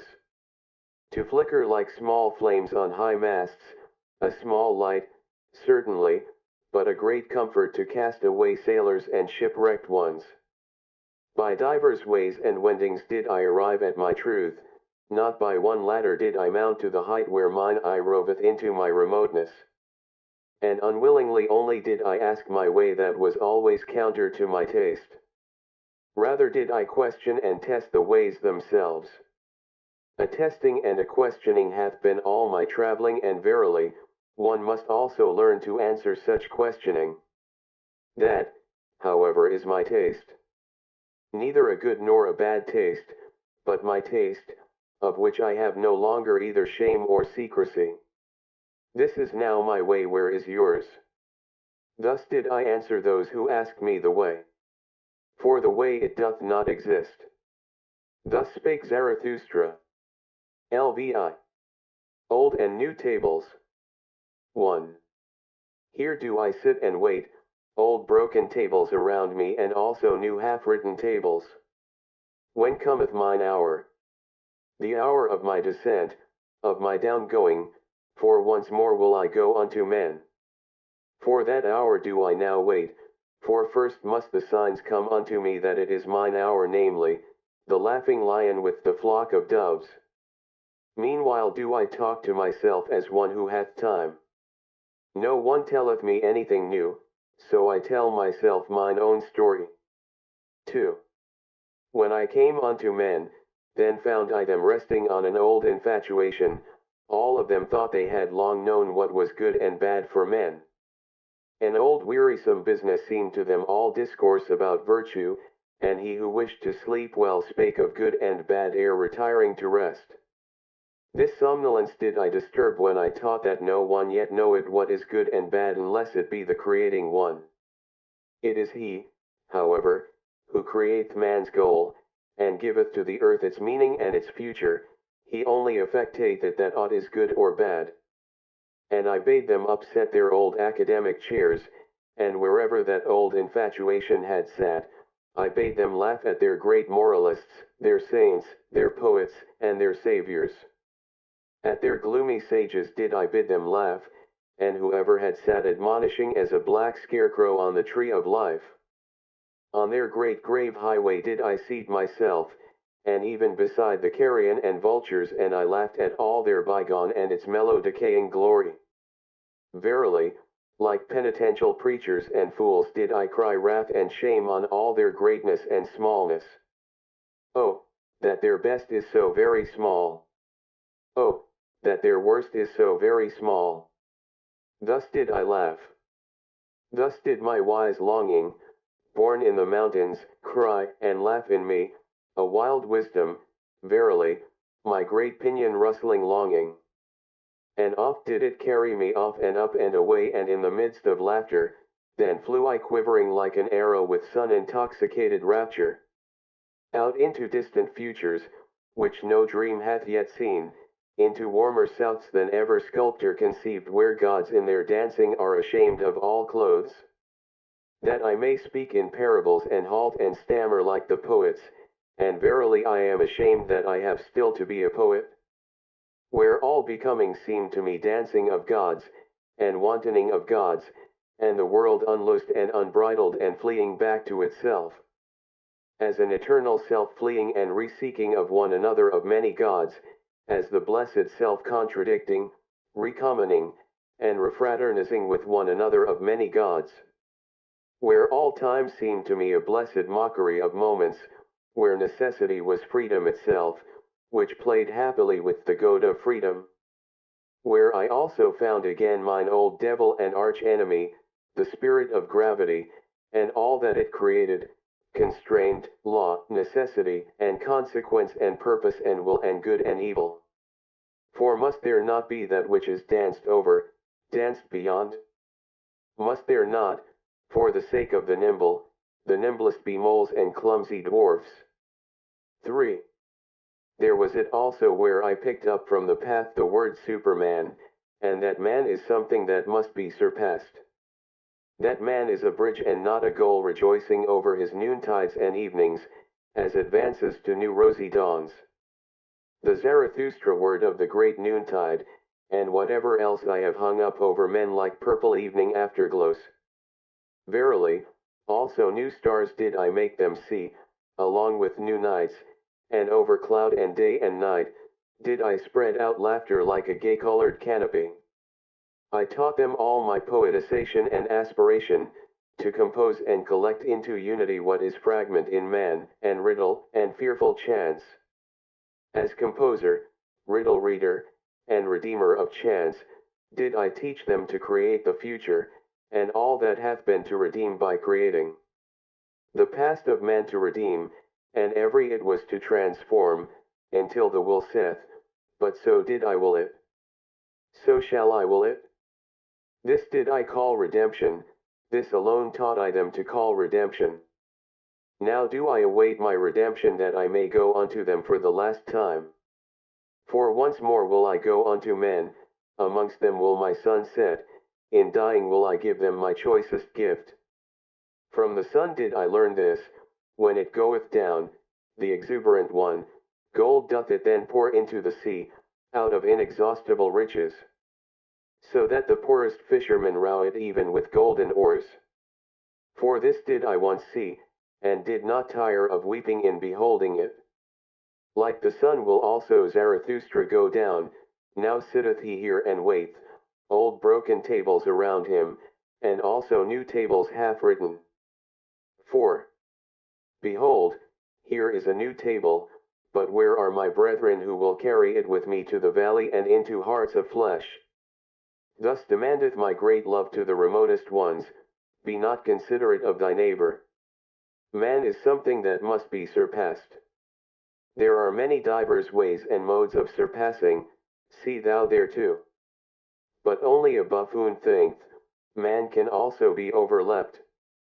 Surpass thyself even in thy neighbor, and a right which thou canst seize upon, shalt thou not allow to be given thee. What thou doest can no one do to thee again. Lo, there is no requital. He who cannot command himself shall obey. And many a one can command himself, but still sorely lacketh self-obedience. 5. Thus wisheth the type of noble souls, they desire to have nothing gratuitously, least of all, life. He who is of the populace wisheth to live gratuitously, we others, however, to whom life hath given itself we are ever considering what we can best give in return. And verily, it is a noble dictum which saith, what life promiseth us, that promise will we keep to life. One should not wish to enjoy where one doth not contribute to the enjoyment. And one should not wish to enjoy, for enjoyment and innocence are the most bashful things. Neither like to be sought for. One should have them, but one should rather seek for guilt and pain. 6. O my brethren, he who is a firstling is ever sacrificed. Now, however, are we firstlings? We all bleed on secret sacrificial altars, we all burn and broil in honor of ancient idols. Our best is still young, this exciteth old palates. Our flesh is tender, our skin is only lamb skin, how could we not excite old idol priests? In ourselves dwelleth he still, the old idol priest, who broileth our best for his banquet. Ah, my brethren, how could firstlings fail to be sacrifices? But so wish it our type, and I love those who do not wish to preserve themselves, the downgoing ones do I love with mine entire love, for they go beyond. 7. To be true that can few be. And he who can, will not. Least of all, however, can the good be true. Oh, those good ones. Good men never speak the truth. For the spirit, thus to be good, is a malady. They yield, those good ones, they submit themselves, their heart repeateth, their soul obeyeth, he, however, who obeyeth, doth not listen to himself. All that is called evil by the good, must come together in order that one truth may be born. O my brethren, are yet also evil enough for this truth? The daring venture, the prolonged distrust, the cruel nay, the tedium, the cutting into the quick, how seldom do these come together? Out of such seed, however, is truth produced. Beside the bad conscience hath hitherto grown all knowledge. Break up, ye discerning ones, the old tables. 8. When the water hath planks, when gangways and railings o'er span the stream, verily, he is not believed who then saith, all is in flux. But even the simpletons contradict him. What, say the simpletons, all in flux? Planks and railings are still over the stream. Over the stream all is stable, all the values of things, the bridges and bearings, all good and evil, these are all stable. Cometh, however, the hard winter, the stream tamer, then learn even the wittiest distrust, and verily, not only the simpletons then say, should not everything stand still? Fundamentally standeth everything still, that is an appropriate winter doctrine, good cheer for an unproductive period, a great comfort for winter sleepers and fireside loungers. Fundamentally standeth everything still, but contrary thereto, preacheth the thawing wind. The thawing wind, a bullock, which is no ploughing bullock, a furious bullock, a destroyer, which with angry horns break the ice. The ice, however, break gangways. O my brethren, is not everything at present in flux? Have not all railings and gangways fallen into the water? Who would still hold on to good and evil? Woe to us! Hail to us! The thawing wind bloweth. Thus preach, my brethren, through all the streets. 9. There is an old illusion, it is called good and evil. Around soothsayers and astrologers hath hitherto revolved the orbit of this illusion. Once did one believe in soothsayers and astrologers, and therefore did one believe, everything is fate, thou shalt, for thou must. Then again did one distrust all soothsayers and astrologers, and therefore did one believe, everything is freedom, thou canst, for thou willest. O my brethren, concerning the stars and the future there hath hitherto been only illusion, and not knowledge, and therefore concerning good and evil there hath hitherto been only illusion and not knowledge. 10. Thou shalt not rob. Thou shalt not slay. Such precepts were once called holy, before them did one bow the knee and the head, and take off one's shoes. But I ask you, where have there ever been better robbers and slayers in the world than such holy precepts? Is there not even in all life robbing and slaying? And for such precepts to be called holy, was not truth itself thereby slain? Or was it a sermon of death that called holy what contradicted and dissuaded from life? O my brethren, break up for me the old tables. 11. It is my sympathy with all the past that I see it is abandoned. Abandoned to the favor, the spirit, and the madness of every generation that cometh, and reinterpreteth all that hath been as its bridge. A great potentate might arise, an artful prodigy, who with approval and disapproval could strain and constrain all the past, until it became for him a bridge, a harbinger, a herald, and a cock crowing. This, however, is the other danger, and mine other sympathy. He who is of the populace, his thoughts go back to his grandfather. With his grandfather, however, doth time cease. Thus is all the past abandoned, for it might some day happen for the populace to become master, and drown all time in shallow waters. Therefore, O my brethren, a new nobility is needed, which shall be the adversary of all populace and potentate rule, and shall inscribe anew the word noble on new tables. For many noble ones are needed, and many kinds of noble ones, for a new nobility. Or, as I once said in parable, that is just divinity, that there are gods, but no God. 12. O my brethren, I consecrate you and point you to a new nobility. Ye shall become procreators and cultivators and sowers of the future. Verily, not to a nobility which ye could purchase like traders with traders' gold, for little worth is all that hath its price. Let it not be your honor henceforth whence ye come, but whither ye go. Your will and your feet which seek to surpass you, let these be your new honor. Verily, not that ye have served a prince, of what account are princes now, nor that ye have become a bulwark to that which standeth, that it may stand more firmly. Not that your family have become courtly at courts, and that ye have learned gay-colored, like the flamingo, to stand long hours in shallow pools. For ability to stand is a merit in courtiers, and all courtiers believe that unto blessedness after death pertaineth permission to sit. Nor even that a spirit called holy led your forefathers into promised lands, which I do not praise, for where the worst of all trees grew the cross, in that land there is nothing to praise. And verily, wherever this Holy Spirit led its knights, always in such campaigns did goats and geese, and reheads, and guy-heads run foremost. O my brethren, not backward shall your nobility gaze, but outward. Exiles shall ye be from all fatherlands and forefatherlands. Your children's land shall ye love, let this love be your new nobility, the undiscovered in the remotest seas. For it do I bid your sails search and search. Unto your children shall ye make amends for being the children of your fathers, all the past shall ye thus redeem. This new table do I place over you. 13. Why should one live? All is vain. To live, that is to thrash straw, to live, that is to burn oneself and yet not get warm.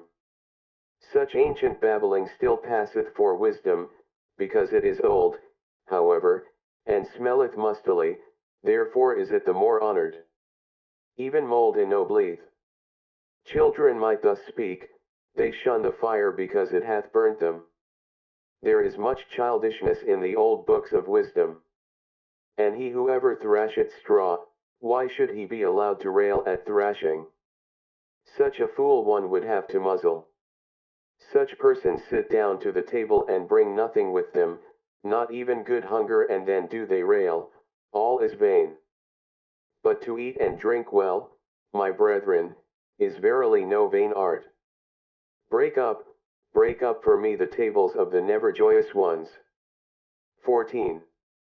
To the clean are all things clean, thus say the people. I, however, say unto you, to the swine all things become swinish. Therefore preach the visionaries and bowed heads, whose hearts are also bowed down. The world itself is a filthy monster. For these are all unclean spirits, especially those, however, who have no peace or rest, unless they see the world from the backside, the backworldsman. To those do I say it to the face, although it sound unpleasantly, the world resembleth man, in that it hath a backside, so much is true. There is in the world much filth, so much is true. But the world itself is not therefore a filthy monster. There is wisdom in the fact that much in the world smelleth badly, loathing itself createth wings, and fountain divining powers. In the best there is still something to loathe, and the best is still something that must be surpassed. O my brethren, there is much wisdom in the fact that much filth is in the world. 15. Such sayings did I hear pious backworldsmen speak to their consciences, and verily without wickedness or guile, although there is nothing more guileful in the world, or more wicked. Let the world be as it is. Raise not a finger against it. Let whoever will choke and stab and skin and scrape the people, raise not a finger against it. Thereby will they learn to renounce the world. And thine own reason this shalt thou thyself stifle and choke, for it is a reason of this world, thereby wilt thou learn thyself to renounce the world. Shatter, shatter, O my brethren, those old tables of the pious. Tatter the maxims of the world malignators. 16. He who learneth much unlearneth all violent cravings that do people now whisper to one another in all the dark lanes. Wisdom wearieth, nothing is worth while, thou shalt not crave. This new table found I hanging even in the public markets. Break up for me, O my brethren, break up also that new table. The weary of the world put it up, and the preachers of death and the jailer, for lo, it is also a sermon for slavery. Because they learned badly and not the best, and everything too early and everything too fast, because they ate badly, from thence hath resulted their ruined stomach. For a ruined stomach is their spirit, it persuadeth to death. For verily, my brethren, the spirit is a stomach. Life is a well of delight, but to him in whom the ruined stomach speaketh, the father of affliction, all fountains are poisoned. To discern, that is delight to the lion-willed. But he who hath become weary, is himself merely willed, with him play all the waves. And such is always the nature of weak men, they lose themselves on their way. And at last asketh their weariness, why did we ever go on the way? All is indifferent. To them soundeth it pleasant to have preached in their ears, nothing is worth while. Ye shall not will. That, however, is a sermon for slavery. O my brethren, a fresh blustering wind cometh Zarathustra unto all way-weary ones, many noses will he yet make sneeze. Even through walls bloweth my free breath, and into prisons and imprisoned spirits. Willing emancipateth, for willing is creating, so do I teach. And only for creating shall ye learn. And also the learning shall ye learn only from me, the learning well, he who hath ears let him hear. 17. There standeth the boat, thither goeth it over, perhaps into vast nothingness, but who willeth to enter into this perhaps? None of you want to enter into the death boat. How should ye then be world-weary ones? World-weary ones. And have not even withdrawn from the earth. Eager did I ever find you for the earth, amorous still of your own earth-weariness. Not in vain doth your lip hang down, a small worldly wish still sitteth thereon. And in your eye float there not a cloudlet of unforgotten earthly bliss? There are on the earth many good inventions, some useful, some pleasant, for their sake is the earth to be loved.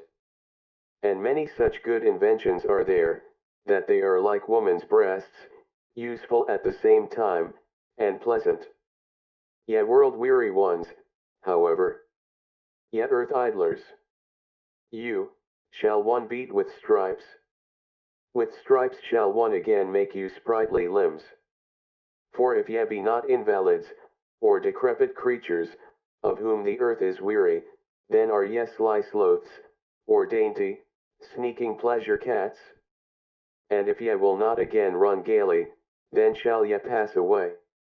To the incurable shall one not seek to be a physician, thus tiak hate Zarathustra, so shall ye pass away. But more courage is needed to make an end than to make a new verse, that do all physicians and poets know well. 18. O my brethren, there are tables which weariness framed, and tables which slothfulness framed, corrupt slothfulness, although they speak similarly, they want to be heard differently. See this languishing one. Only a span breadth is he from his goal, but from weariness hath he lain down obstinately in the dust, this brave one. From weariness yawneth he at the path, at the earth, at the goal, and at himself, not a step further will he go, this brave one. Now gloweth the sun upon him, and the dogs lick at his sweat, but he lieth there in his obstinacy and preferreth to languish. A span breadth from his goal, to languish. Verily, ye will have to drag him into his heaven by the hair of his head, this hero. Better still that ye let him lie where he hath lain down, that sleep may come unto him, the Comforter, with cooling patter rain. Let him lie, until of his own accord he awakeneth, until of his own accord he repudiateth all weariness, and what weariness hath taught through him. Only, my brethren, see that ye scare the dogs away from him, the idle skulkers, and all the swarming vermin.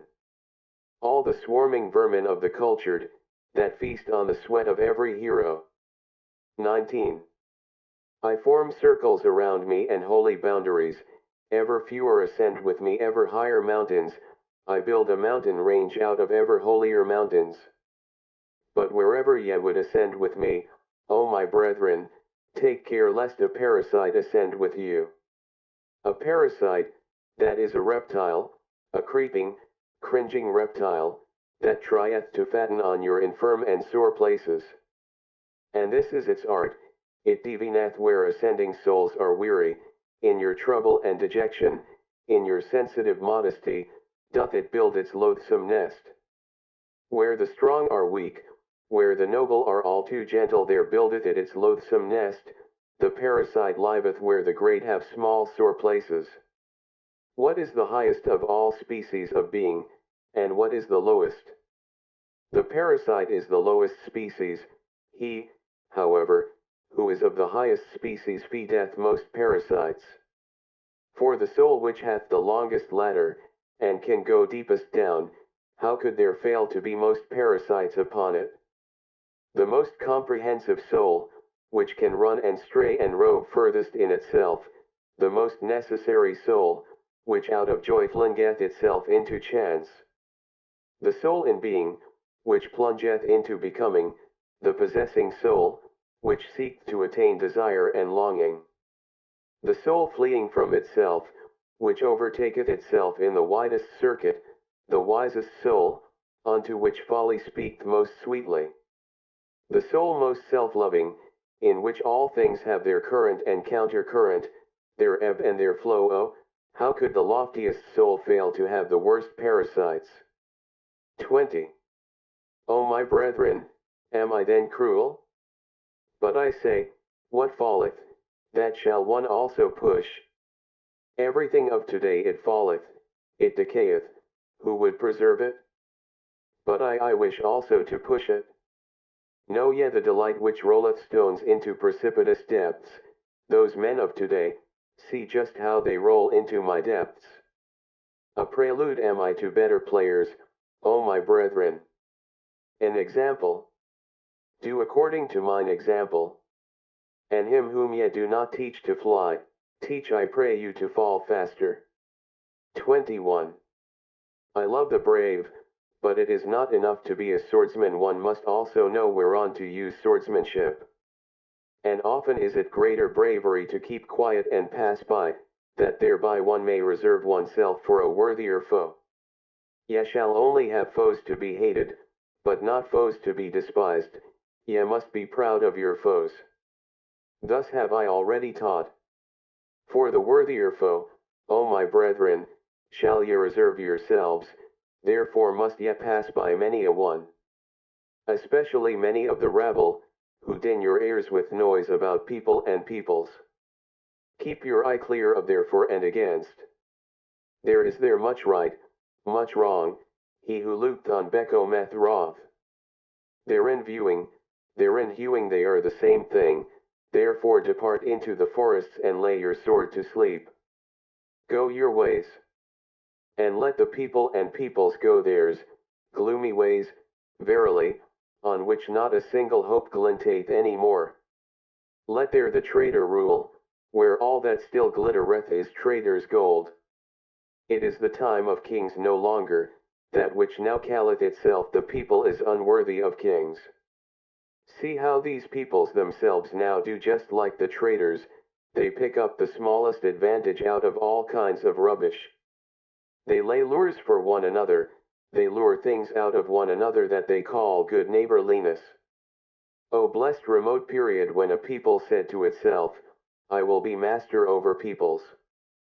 For, my brethren, the best shall rule, the best also willeth to rule. And where the teaching is different, there the best is lacking. 22. If they had bread for nothing, alas! For what would they cry? Their maintainment that is their true entertainment, and they shall have it hard.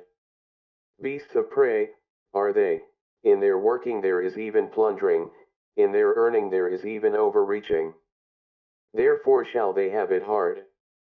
Better beasts of prey shall they thus become, subtler, cleverer, more manlike, for man is the best beast of prey. All the animals hath man already robbed of their virtues, that is why of all animals it hath been hardest for man. Only the birds are still beyond him. And if man should yet learn to fly, alas! To what height would his rapacity fly? 23. Thus would I have man and woman, fit for war, the one, fit for maternity, the other, both, however, fit for dancing with head and legs. And lost be the day to us in which a measure hath not been danced. And false be every truth which hath not had laughter along with it. 24. Your marriage arranging, see that it be not a bad arranging. Ye have arranged too hastily, so there followeth therefrom marriage breaking. And better marriage breaking than marriage bending, marriage lying. Thus spake a woman unto me, indeed, I broke the marriage, but first did the marriage break me. The badly paired found I ever the most revengeful, they make every one suffer for it that they no longer run singly. On that account want I the honest ones to say to one another, we love each other, let us see to it that we maintain our love. Or shall our pledging be blundering? Give us a set term and a small marriage, that we may see if we are fit for the great marriage. It is a great matter always to be twain. Thus do I counsel all honest ones, and what would be my love to the Superman, and to all that is to come, if I should counsel and speak otherwise. Not only to propagate yourselves onwards but upwards thereto, O my brethren, may the garden of marriage help you. 25. He who hath grown wise concerning old origins, lo, he will at last seek after the fountains of the future and new origins. O my brethren, not long will it be until new peoples shall arise and new fountains shall rush down into new depths. For the earthquake it choked up many wells, it causeth much languishing, but it bringeth also to light inner powers and secrets. The earthquake discloseth new fountains. In the earthquake of old peoples new fountains burst forth. And whoever calleth out, lo, here is a well for many thirsty ones, one heart for many longing ones, one will for many instruments around him collecteth the people, that is to say, many attempting ones. Who can command, who must obey that is there attempted? Ah, with what long seeking and solving and failing and learning and re-attempting. Human society, it is an attempt so I teach a long seeking, it seeked however the ruler. An attempt, my brethren. And no contract. Destroy, I pray you, destroy that word of the soft-hearted and half and half. 26. O my brethren, with whom lieth the greatest danger to the whole human future? Is it not with the good and just? As those who say and feel in their hearts, we already know what is good and just, we possess it also, woe to those who still seek thereafter. And whatever harm the wicked may do, the harm of the good is the harmfulest harm. And whatever harm the world maligners may do, the harm of the good is the harmfulest harm. O my brethren, into the hearts of the good and just looked someone once on a time, who said, they are the Pharisees. But people did not understand him. The good and just themselves were not free to understand him, their spirit was imprisoned in their good conscience. The stupidity of the good is unfathomably wise. It is the truth, however, that the good must be Pharisees, they have no choice. The good must crucify him who deviseth his own virtue. That is the truth. The second one, however, who discovered their country, the country, heart, and soil of the good and just, it was he who asked, whom do they hate most? The Creator, hate they most, him who break the tables and old values, the breaker him they call the lawbreaker. For the good they cannot create, they are always the beginning of the end. They crucify him who writeth new values on new tables, they sacrifice unto themselves the future, they crucify the whole human future. The good they have always been the beginning of the end. 27. O my brethren, have ye also understood this word? And what I once said of the last man, with whom lieth the greatest danger to the whole human future? Is it not with the good and just? Break up, I pray you, the good and just, O my brethren, have ye understood also this word? 28. Ye flee from me? Ye are frightened? Ye tremble at this word? O my brethren, when I enjoined you to break up the good, and the tables of the good, then only did I embark man on his high seas. And now only cometh unto him the great terror, the great outlook, the great sickness, the great nausea, the great sea-sickness. False shores and false securities did the good teach you, in the lies of the good were ye born and bred. Everything hath been radically contorted and distorted by the good. But he who discovered the country of man, discovered also the country of man's future. Now shall ye be sailors for me, brave, patient. Keep yourselves up betimes, my brethren, learn to keep yourselves up. The sea stormeth, many seek to raise themselves again by you. The sea stormeth, all is in the sea. Well, cheer up, ye old seaman hearts. What of fatherland? Thither striveth our helm where our children's land is. Thitherwards, stormier than the sea, stormeth our great longing. 29. Why so hard? Said to the diamond one day the charcoal, are we then not near relatives? Why so soft? O my brethren, thus do I ask you, are ye then not my brethren? Why so soft, so submissive, and yielding? Why is there so much negation and abnegation in your hearts?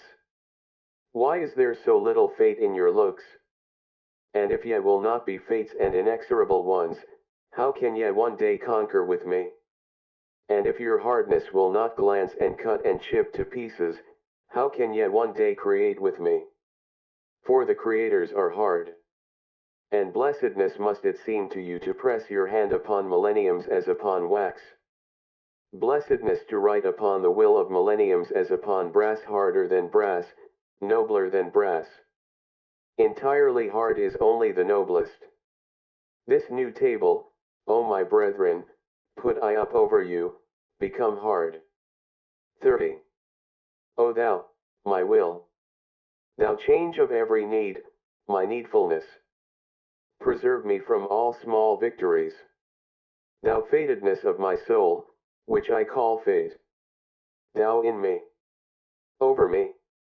Preserve and spare me for one great fate.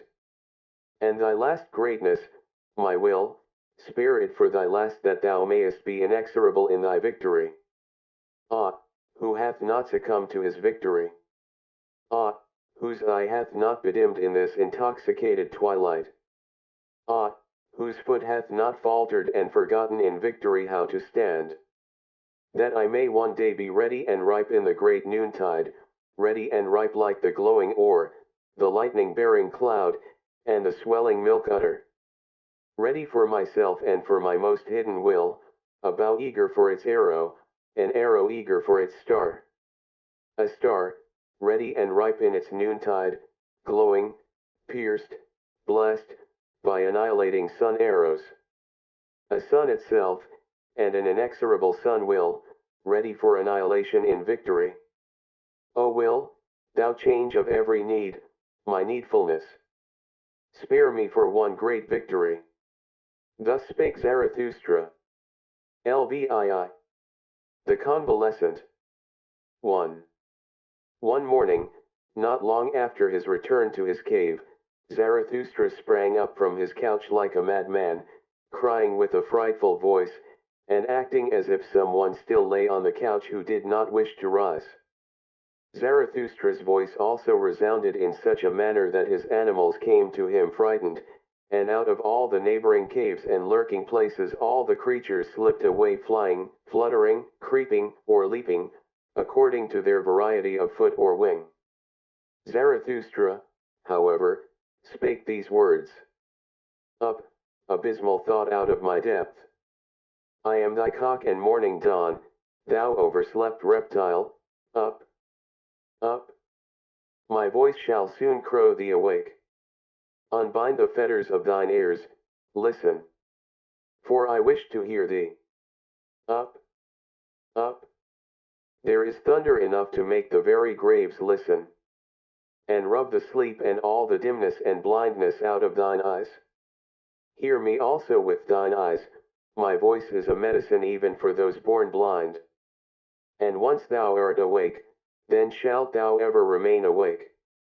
It is not my custom to awake great-grandmothers out of their sleep that I may bid them sleep on. Thou stirrest, stretchest thyself, wheezest. Up, up, not wheeze, shalt thou but speak unto me. Zarathustra calleth thee, Zarathustra the godless. I, Zarathustra, the advocate of living, the advocate of suffering, the advocate of the circuit, thee do I call, my most abysmal thought. Joy to me. Thou comest, I hear thee. Mine abyss speaketh, my lowest depth have I turned over into the light. Joy to me. Come hither. Give me thy hand, ha. Let be. Aha, disgust, disgust, disgust, alas to me. 2. Hardly, however, had Zarathustra spoken these words, when he fell down as one dead, and remained long as one dead. When however he again came to himself, then was he pale and trembling, and remained lying, and for long he would neither eat nor drink. This condition continued for 7 days. His animals, however, did not leave him day nor night, except that the eagle flew forth to fetch food. And what it fetched and foraged, it laid on Zarathustra's couch, so that Zarathustra at last lay among yellow and red berries, grapes, rosy apples, sweet-smelling herbage, and pine cones. At his feet, however, 2 lambs were stretched, which the eagle had with difficulty carried off from their shepherds.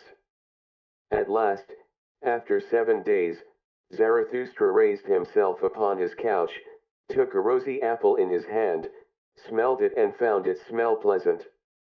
Then did his animals think the time had come to speak unto him. O Zarathustra, said they, now hast thou lain thus for 7 days with heavy eyes, wilt thou not set thyself again upon thy feet? Step out of thy cave, the world waiteth for thee as a garden. The wind playeth with heavy fragrance which seeketh for thee, and all brooks would like to run after thee. All things long for thee, since thou hast remained alone for 7 days. Step forth out of thy cave. All things want to be thy physicians. Did perhaps a new knowledge come to thee, a bitter, grievous knowledge? Like leavened dough layest thou, thy soul arose and swelled beyond all its bounds. O mine animals, answered Zarathustra, talk on thus and let me listen. It refresheth me so to hear your talk. Where there is talk, there is the world as a garden unto me. How charming it is that there are words and tones, are not words and tones rainbows and seeming bridges twixt the eternally separated? To each soul belongeth another world, to each soul is every other soul a back world. Among the most alike doth semblance deceive most delightfully, for the smallest gap is most difficult to bridge over. For me, how could there be an outside of me? There is no outside. But this we forget on hearing tones. How delightful it is that we forget. Have not names and tones been given unto things that man may refresh himself with them? It is a beautiful folly, speaking, therewith danceth man over everything. How lovely is all speech and all falsehoods of tones. With tones danceth our love on variegated rainbows. O Zarathustra, said then his animals, to those who think like us, things all dance themselves, they come and hold out the hand and laugh and flee and return. Everything goeth, everything returneth, eternally rolleth the wheel of existence. Everything dieth, everything blossometh forth again, eternally runneth on the year of existence. Everything breaketh, everything is integrated anew, eternally buildeth itself the same house of existence. All things separate, all things again greet one another, eternally true to itself remaineth the ring of existence. Every moment beginneth existence, around every here rolleth the ball there. The middle is everywhere. Crooked is the path of eternity. Oh yeah, wags and barrel organs, answered Zarathustra, and smiled once more. How well do ye know what had to be fulfilled in 7 days? And how that monster crept into my throat and choked me. But I bit off its head and spat it away from me. And ye have made a liar lay out of it? Now, however, do I lie here, still exhausted with that biting and spitting away, still sick with mine own salvation. And ye looked on at it all? O mine animals, are ye also cruel? Did ye like to look at my great pain as men do? For man is the cruelest animal. At tragedies, bullfights, and crucifixions hath he hitherto been happiest on earth, and when he invented his hell, behold, that was his heaven on earth. When the great man crieth, immediately runneth the little man thither, and his tongue hangeth out of his mouth for very lusting. He, however, calleth it his pity. The little man, especially the poet, how passionately doth he accuse life in words. Hearken to him, but do not fail to hear the delight which is in all accusation. Such accusers of life them life overcometh with a glance of the eye. Thou lovest me, saith the insolent one, wait a little, as yet have I no time for thee. Towards himself man is the cruelest animal, and in all who call themselves sinners and bearers of the cross and penitence, do not overlook the voluptuousness in their plaints and accusations. And I myself, do I thereby want to be man's accuser? Ah, mine animals, this only have I learned hitherto, that for man his baddest is necessary for his best. That all that is baddest is the best power, and the hardest stone for the highest creator, and that man must become better and better. Not to this torture stake was I tied, that I know man is bad, but I cried, as no one hath yet cried. Ah, that his baddest is so very small. Ah, that his best is so very small. The great disgust at man it strangled me and had crept into my throat, and what the soothsayer had presaged, all is alike, nothing is worth while, knowledge strangleth. A long twilight limped on before me, a fatally weary, fatally intoxicated sadness, which spake with yawning mouth. Eternally he returneth, the man of whom thou art weary, the small man so yawned my sadness, and dragged its foot and could not go to sleep. A cavern became the human earth to me, its breast caved in, everything living became to me human dust and bones and moldering pest. My sighing sat on all human graves, and could no longer arise, my sighing and questioning croaked and choked, and gnawed, and nagged day and night. Ah, man returneth eternally.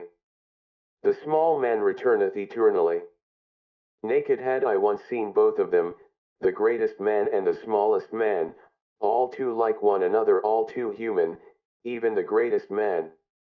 All too small, even the greatest man, that was my disgust at man.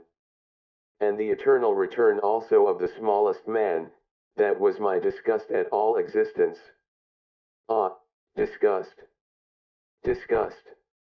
Disgust, thus spake Zarathustra, and sighed and shuddered, for he remembered his sickness. Then did his animals prevent him from speaking further.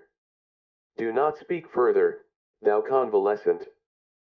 So answered his animals, but go out where the world waiteth for thee like a garden.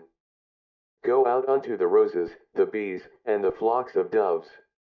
Especially, however, unto the singing birds, to learn singing from them. For singing is for the convalescent, the sound ones may talk. And when the sound also wants songs, then want they other songs than the convalescent. O ye wags and barrel organs, do be silent, answered Zarathustra, and smiled at his animals. How well ye know what consolation I devised for myself in 7 days. That I have to sing once more, that consolation did I devise for myself, and this convalescence, would ye also make another liar lay thereof.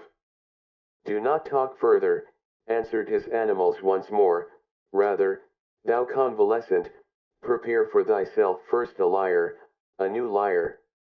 For behold, O Zarathustra, for thy new lays there are needed new lyres. Sing and bubble over, O Zarathustra, heal thy soul with new lays, that thou mayest bear thy great fate, which hath not yet been any one's fate. For thine animals know it well, O Zarathustra, who thou art and must become. Behold, thou art the teacher of the eternal return that is now thy fate. That thou must be the first to teach this teaching, how could this great fate not be thy greatest danger and infirmity? Behold, we know what thou teachest, that all things eternally return, and ourselves with them, and that we have already existed times without number, and all things with us. Thou teachest that there is a great year of becoming, a prodigy of a great year, it must, like a sand glass, ever turn up anew, that it may anew run down and run out. So that all those years are like one another in the greatest and also in the smallest, so that we ourselves, in every great year, are like ourselves in the greatest and also in the smallest. And if thou wouldst now die, O Zarathustra, behold, we know also how thou wouldst then speak to thyself, but thine animals beseech thee not to die yet. Thou wouldst speak, and without trembling, buoyant rather with bliss, for a great weight and worry would be taken from thee, thou patientest one. Now do I die and disappear, wouldst thou say, and in a moment I am nothing. Souls are as mortal as bodies. But the plexus of causes returneth, in which I am intertwined, it will again create me. I myself pertain to the causes of the eternal return. I come again with this sun, with this earth, with this eagle, with this serpent, not to a new life, or a better life, or a similar life. I come again eternally to this identical and self-same life, in its greatest and its smallest, to teach again the eternal return of all things. To speak again the word of the great noontide of earth and man, to announce again to man the Superman. I have spoken my word. I break down by my word, so willeth mine eternal fate, as announcer do I succumb. The hour hath now come for the down-goer to bless himself. Thus endeth Zarathustra's down-going. When the animals had spoken these words, they were silent and waited, so that Zarathustra might say something to them, but Zarathustra did not hear that they were silent. On the contrary, he lay quietly with closed eyes like a person sleeping, although he did not sleep, for he communed just then with his soul. The serpent, however, and the eagle, when they found him silent in such wise, respected the great stillness around him, and prudently retired. Lain. The great longing. O my soul, I have taught thee to say today as once on a time and formerly, and to dance thy measure over every here and there and yonder. O my soul, I delivered thee from all by places, I brushed down from thee dust and spiders and twilight. O my soul, I washed the petty shame and the by-place virtue from thee, and persuaded thee to stand naked before the eyes of the sun.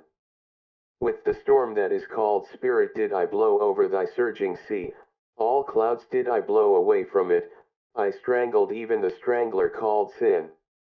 O my soul, I gave thee the right to say nay like the storm, and to say yea as the open heaven saith yea, calm as the light remainest thou, and now walkest through denying storms. O my soul, I restored to thee liberty over the created and the uncreated, and who know it, as thou knowest, the voluptuousness of the future? O my soul, I taught thee the contempt which doth not come like worm-eating, the great, the loving contempt, which loveth most where it contemneth most.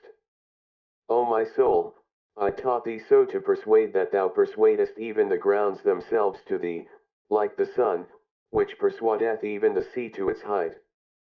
O my soul, I have taken from thee all obeying and knee-bending and homage-paying, I have myself given thee the names, change of need and fate. O my soul, I have given thee new names and gay-colored playthings. I have called thee fate and the circuit of circuits and the navel string of time and the azure bell. O my soul, to thy domain gave I all wisdom to drink, all new wines, and also all immemorially old strong wines of wisdom. O my soul, every sun shed I upon thee, and every night and every silence and every longing then grewest thou up for me as a vine. O my soul, exuberant and heavy dost thou now stand forth, a vine with swelling udders and full clusters of brown golden grapes. Filled and weighted by thy happiness, waiting from superabundance, and yet ashamed of thy waiting.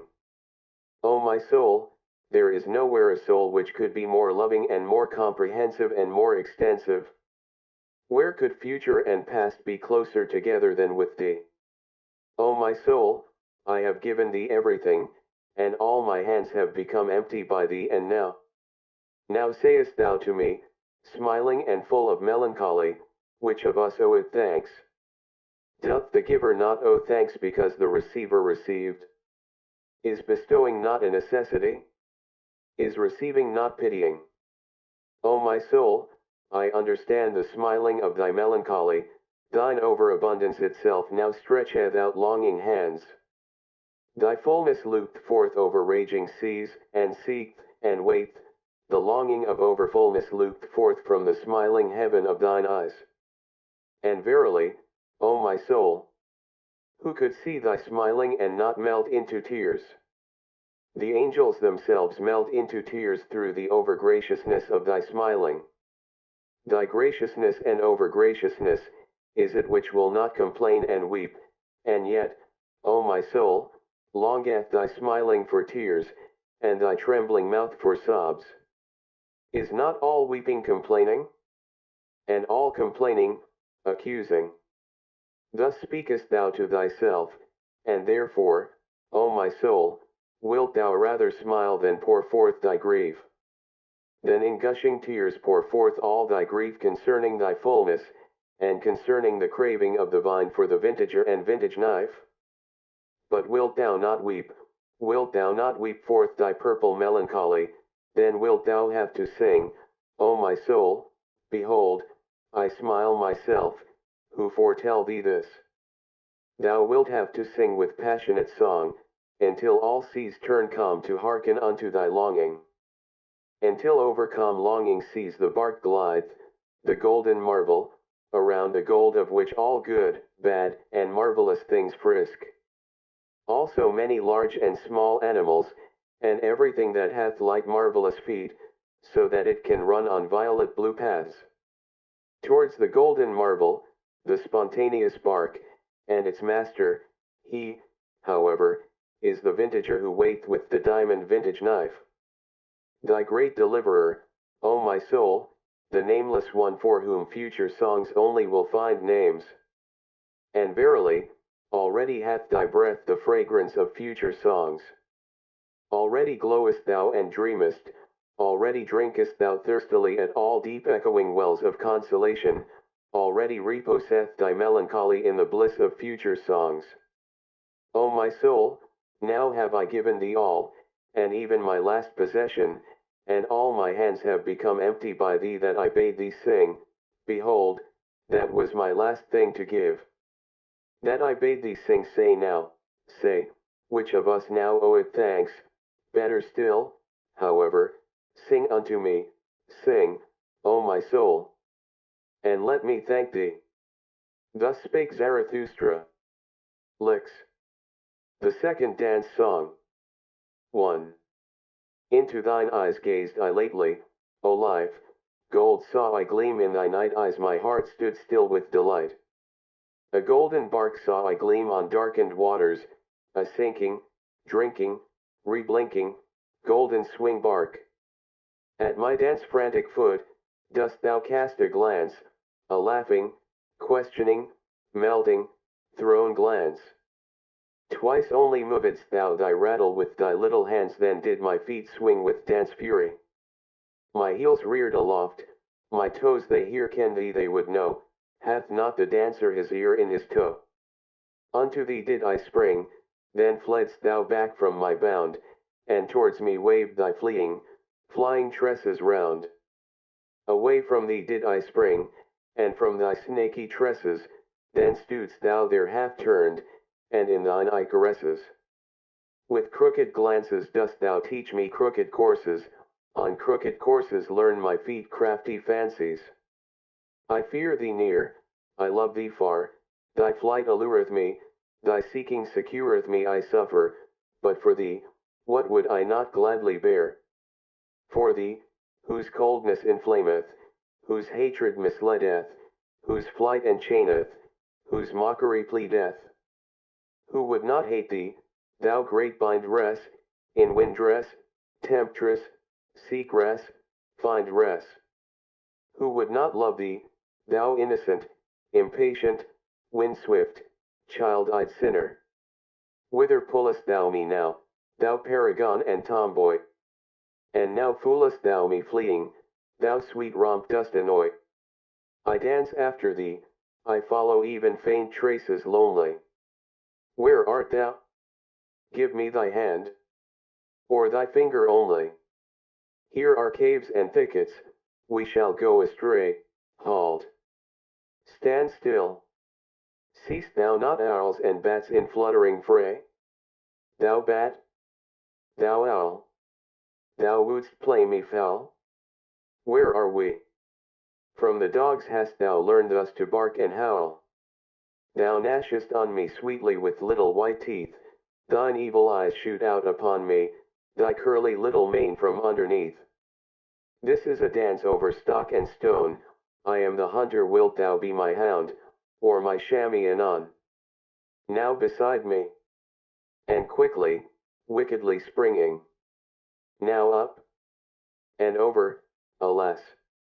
I have fallen myself over swinging. Oh, see me lying, thou arrogant one, and imploring grace. Gladly would I walk with thee in some lovelier place. In the paths of love, through bushes variegated, quiet, trim. Or there along the lake, where goldfishes dance and swim. Thou art now a weary? There above are sheep and sunset stripes, is it not sweet to sleep the shepherd pipes? Thou art so very weary? I carry thee thither, let just thine arm sink. And art thou thirsty? I should have something, but thy mouth would not like it to drink. Oh, that cursed, nimble, supple serpent and lurking witch. Where art thou gone? But in my face do I feel through thy hand 2 spots, and red blotches itch. I am verily weary of it, ever thy sheepish shepherd to be. Thou which, if I have hitherto sung unto thee, now shalt thou cry unto me. To the rhythm of my whip shalt thou dance and cry? I forget not my whip, not I. 2. Then did life answer me thus, and kept thereby her fine ears closed. O Zarathustra! Crack not so terribly with thy whip. Thou knowest surely that noise killeth thought, and just now there came to me such delicate thoughts. We are both of us genuine ne'er-do-wells and ne'er-do-wills. Beyond good and evil found we our island and our green meadow, we two alone. Therefore must we be friendly to each other. And even should we not love each other from the bottom of our hearts, must we then have a grudge against each other if we do not love each other perfectly? And that I am friendly to thee, and often too friendly, that knowest thou, and the reason is that I am envious of thy wisdom. Ah, this mad old fool, wisdom! If thy wisdom should one day run away from thee, ah, then would also my love run away from thee quickly. Thereupon did life look thoughtfully behind and around, and said softly, O Zarathustra, thou art not faithful enough to me. Thou lovest me not nearly so much as thou sayest, I know thou thinkest of soon leaving me. There is an old heavy, booming clock, it boometh by night up to thy cave. When thou hearest this clock strike the hours at midnight, then thinkest thou between 1 and 12 thereon. Thou thinkest thereon, O Zarathustra, I know it of soon leaving me. Yea, answered I, hesitatingly, but thou knowest it also, and I said something into her ear, in amongst her confused, yellow, foolish tresses. Thou knowest that, O Zarathustra, that knoweth no one. And we gazed at each other, and looked at the green meadow o'er which the cool evening was just passing, and we wept together. Then, however, was life dearer unto me than all my wisdom had ever been. Thus spake Zarathustra. 3. 1. O man, take heed. 2. What saith deep midnight's voice indeed? 3. I slept my sleep. 4. From deepest dream I've woke and plead. 5. The world is deep. 6. And deeper than the day could read. 7. Deep is its woe. 8. Joy deeper still than grief can be. 9. Woe saith, hence. Go. 10. But joys all want eternity. 11. Want deep profound eternity. 12. LX. The seven seals. Or the and amen lay. 1. If I be a diviner and full of the divining spirit which wandereth on high mountain ridges, twixt two seas. Wandereth twixt the past and the future as a heavy cloud hostile to sultry plains, and to all that is weary and can neither die nor live. Ready for lightning in its dark bosom, and for the redeeming flash of light, charged with lightnings which say yet, which laugh yet. Ready for divining flashes of lightning. Blessed, however, is he who is thus charged. And verily, long must he hang like a heavy tempest on the mountain, who shall one day kindle the light of the future. Oh, how could I not be ardent for eternity and for the marriage ring of rings, the ring of the return? Never yet have I found the woman by whom I should like to have children, unless it be this woman whom I love, for I love thee, O eternity. For I love thee, O eternity. 2. If ever my wrath hath burst graves, shifted landmarks, or rolled old shattered tables into precipitous depths. If ever my scorn hath scattered mouldered words to the winds, and if I have come like a besom to cross spiders, and as a cleansing wind to old charnel houses. If ever I have sat rejoicing where old gods lie buried, world blessing, world loving, beside the monuments of old world malignators. For even churches and God's graves do I love, if only heaven looked through their ruined roofs with pure eyes, gladly do I sit like grass and red poppies on ruined churches. Oh, how could I not be ardent for eternity, and for the marriage ring of rings, the ring of the return? Never yet have I found the woman by whom I should like to have children, unless it be this woman whom I love, for I love thee, O eternity.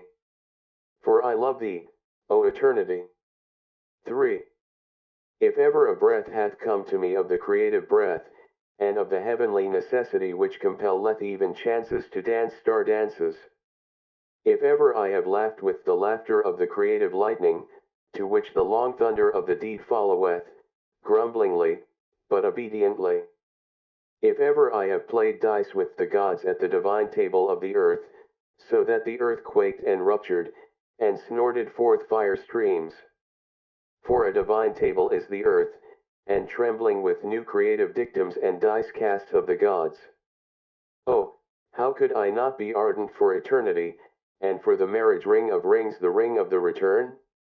Never yet have I found the woman by whom I should like to have children, unless it be this woman whom I love, for I love thee, O eternity. For I love thee, O eternity. 4. If ever I have drunk a full draught of the foaming spice and confection bowl in which all things are well mixed. If ever my hand hath mingled the furthest with the nearest, fire with spirit, joy with sorrow, and the harshest with the kindest. If I myself am a grain of the saving salt which maketh everything in the confection bowl mix well. For there is a salt which uniteth good with evil, and even the evilest is worthy, as spicing and as final overfoaming. Oh, how could I not be ardent for eternity, and for the marriage ring of rings, the ring of the return? Never yet have I found a woman by whom I should like to have children, unless it be this woman whom I love, for I love thee, O eternity. For I love thee, O eternity. 5. If I be fond of the sea, and all that is sea-like, and fondest of it when it angrily contradicteth me. If the exploring delight be in me, which impelleth sails to the undiscovered, if the seafarer's delight be in my delight. If ever my rejoicing hath called out, the shore hath vanished, now hath fallen from me the last chain. The boundless roareth around me, far away sparkle for me space and time well. Cheer up, old heart. Oh, how could I not be ardent for eternity, and for the marriage ring of rings, the ring of the return? Never yet have I found a woman by whom I should like to have children, unless it be this woman whom I love, for I love thee, O eternity. For I love thee, O eternity. 6. If my virtue be a dancer's virtue, and if I have often sprung with both feet into golden emerald rapture. If my wickedness be a laughing wickedness, at home among rose banks and hedges of lilies. For in laughter is all evil present, but it is sanctified and absolved by its own bliss. And if it be my Alpha and Omega that everything heavy shall become light, every body a dancer, and every spirit a bird, and verily, that is my Alpha and Omega. Oh, how could I not be ardent for eternity, and for the marriage ring of rings, the ring of the return? Never yet have I found a woman by whom I should like to have children, unless it be this woman whom I love, for I love thee, O eternity. For I love thee, O eternity. 7. If ever I have spread out a tranquil heaven above me, and have flown into mine own heaven with mine own pinions. If I have swum playfully in profound luminous distances, and if my freedom's avian wisdom hath come to me. Thus however speak avian wisdom low, there is no above and no below. Throw thyself about outward, backward, thou light one. Sing. Speak no more. Are not all words made for the heavy? Do not all words lie to the light ones? Sing. Speak no more. Oh, how could I not be ardent for eternity, and for the marriage ring of rings, the ring of the return? Never yet have I found a woman by whom I should like to have children, unless it be this woman whom I love, for I love thee, O eternity. For I love thee, O eternity. 4th and last part. Ah, where in the world have there been greater follies than with the pitiful? And what in the world hath caused more suffering than the follies of the pitiful? Woe unto all loving ones who have not an elevation which is above their pity. Thus spake the devil unto me, once on a time, even God hath his hell, it is his love for man. And lately did I hear him say these words, God is dead, of his pity for man hath God died. Zarathustra, 2, the pitiful. Alexi. The honey sacrifice. And again passed moons and years over Zarathustra's soul, and he heeded it not. His hair, however, became white. One day when he sat on a stone in front of his cave, and gazed calmly into the distance, one there gazeth out on the sea, and away beyond sinuous abysses, then went his animals thoughtfully round about him, and at last set themselves in front of him. O Zarathustra, said they, gazest thou out perhaps for thy happiness? Of what account is my happiness? Answered he, I have long ceased to strive any more for happiness, I strive for my work. O Zarathustra, said the animals once more, that sayest thou as one who hath overmuch of good things. Liest thou not in a sky-blue lake of happiness?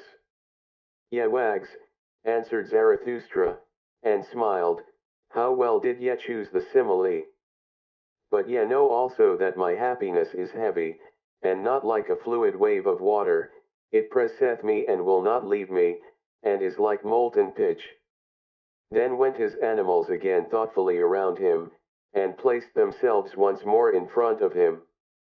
O Zarathustra, said they, it is consequently for that reason that thou thyself always becometh yellower and darker, although thy hair looked white and flaxen? Lo, thou sittest in thy pitch. What do ye say, mine animals? Said Zarathustra, laughing. Verily I reviled when I spake of pitch. As it happeneth with me, so is it with all fruits that turn ripe. It is the honey in my veins that maketh my blood thicker, and also my soul stiller. So will it be, O Zarathustra, answered his animals, and pressed up to him. But wilt thou not today ascend a high mountain? The air is pure, and today one seeth more of the world than ever. Yea, mine animals, answered he, ye counsel admirably, and according to my heart, I will today ascend a high mountain.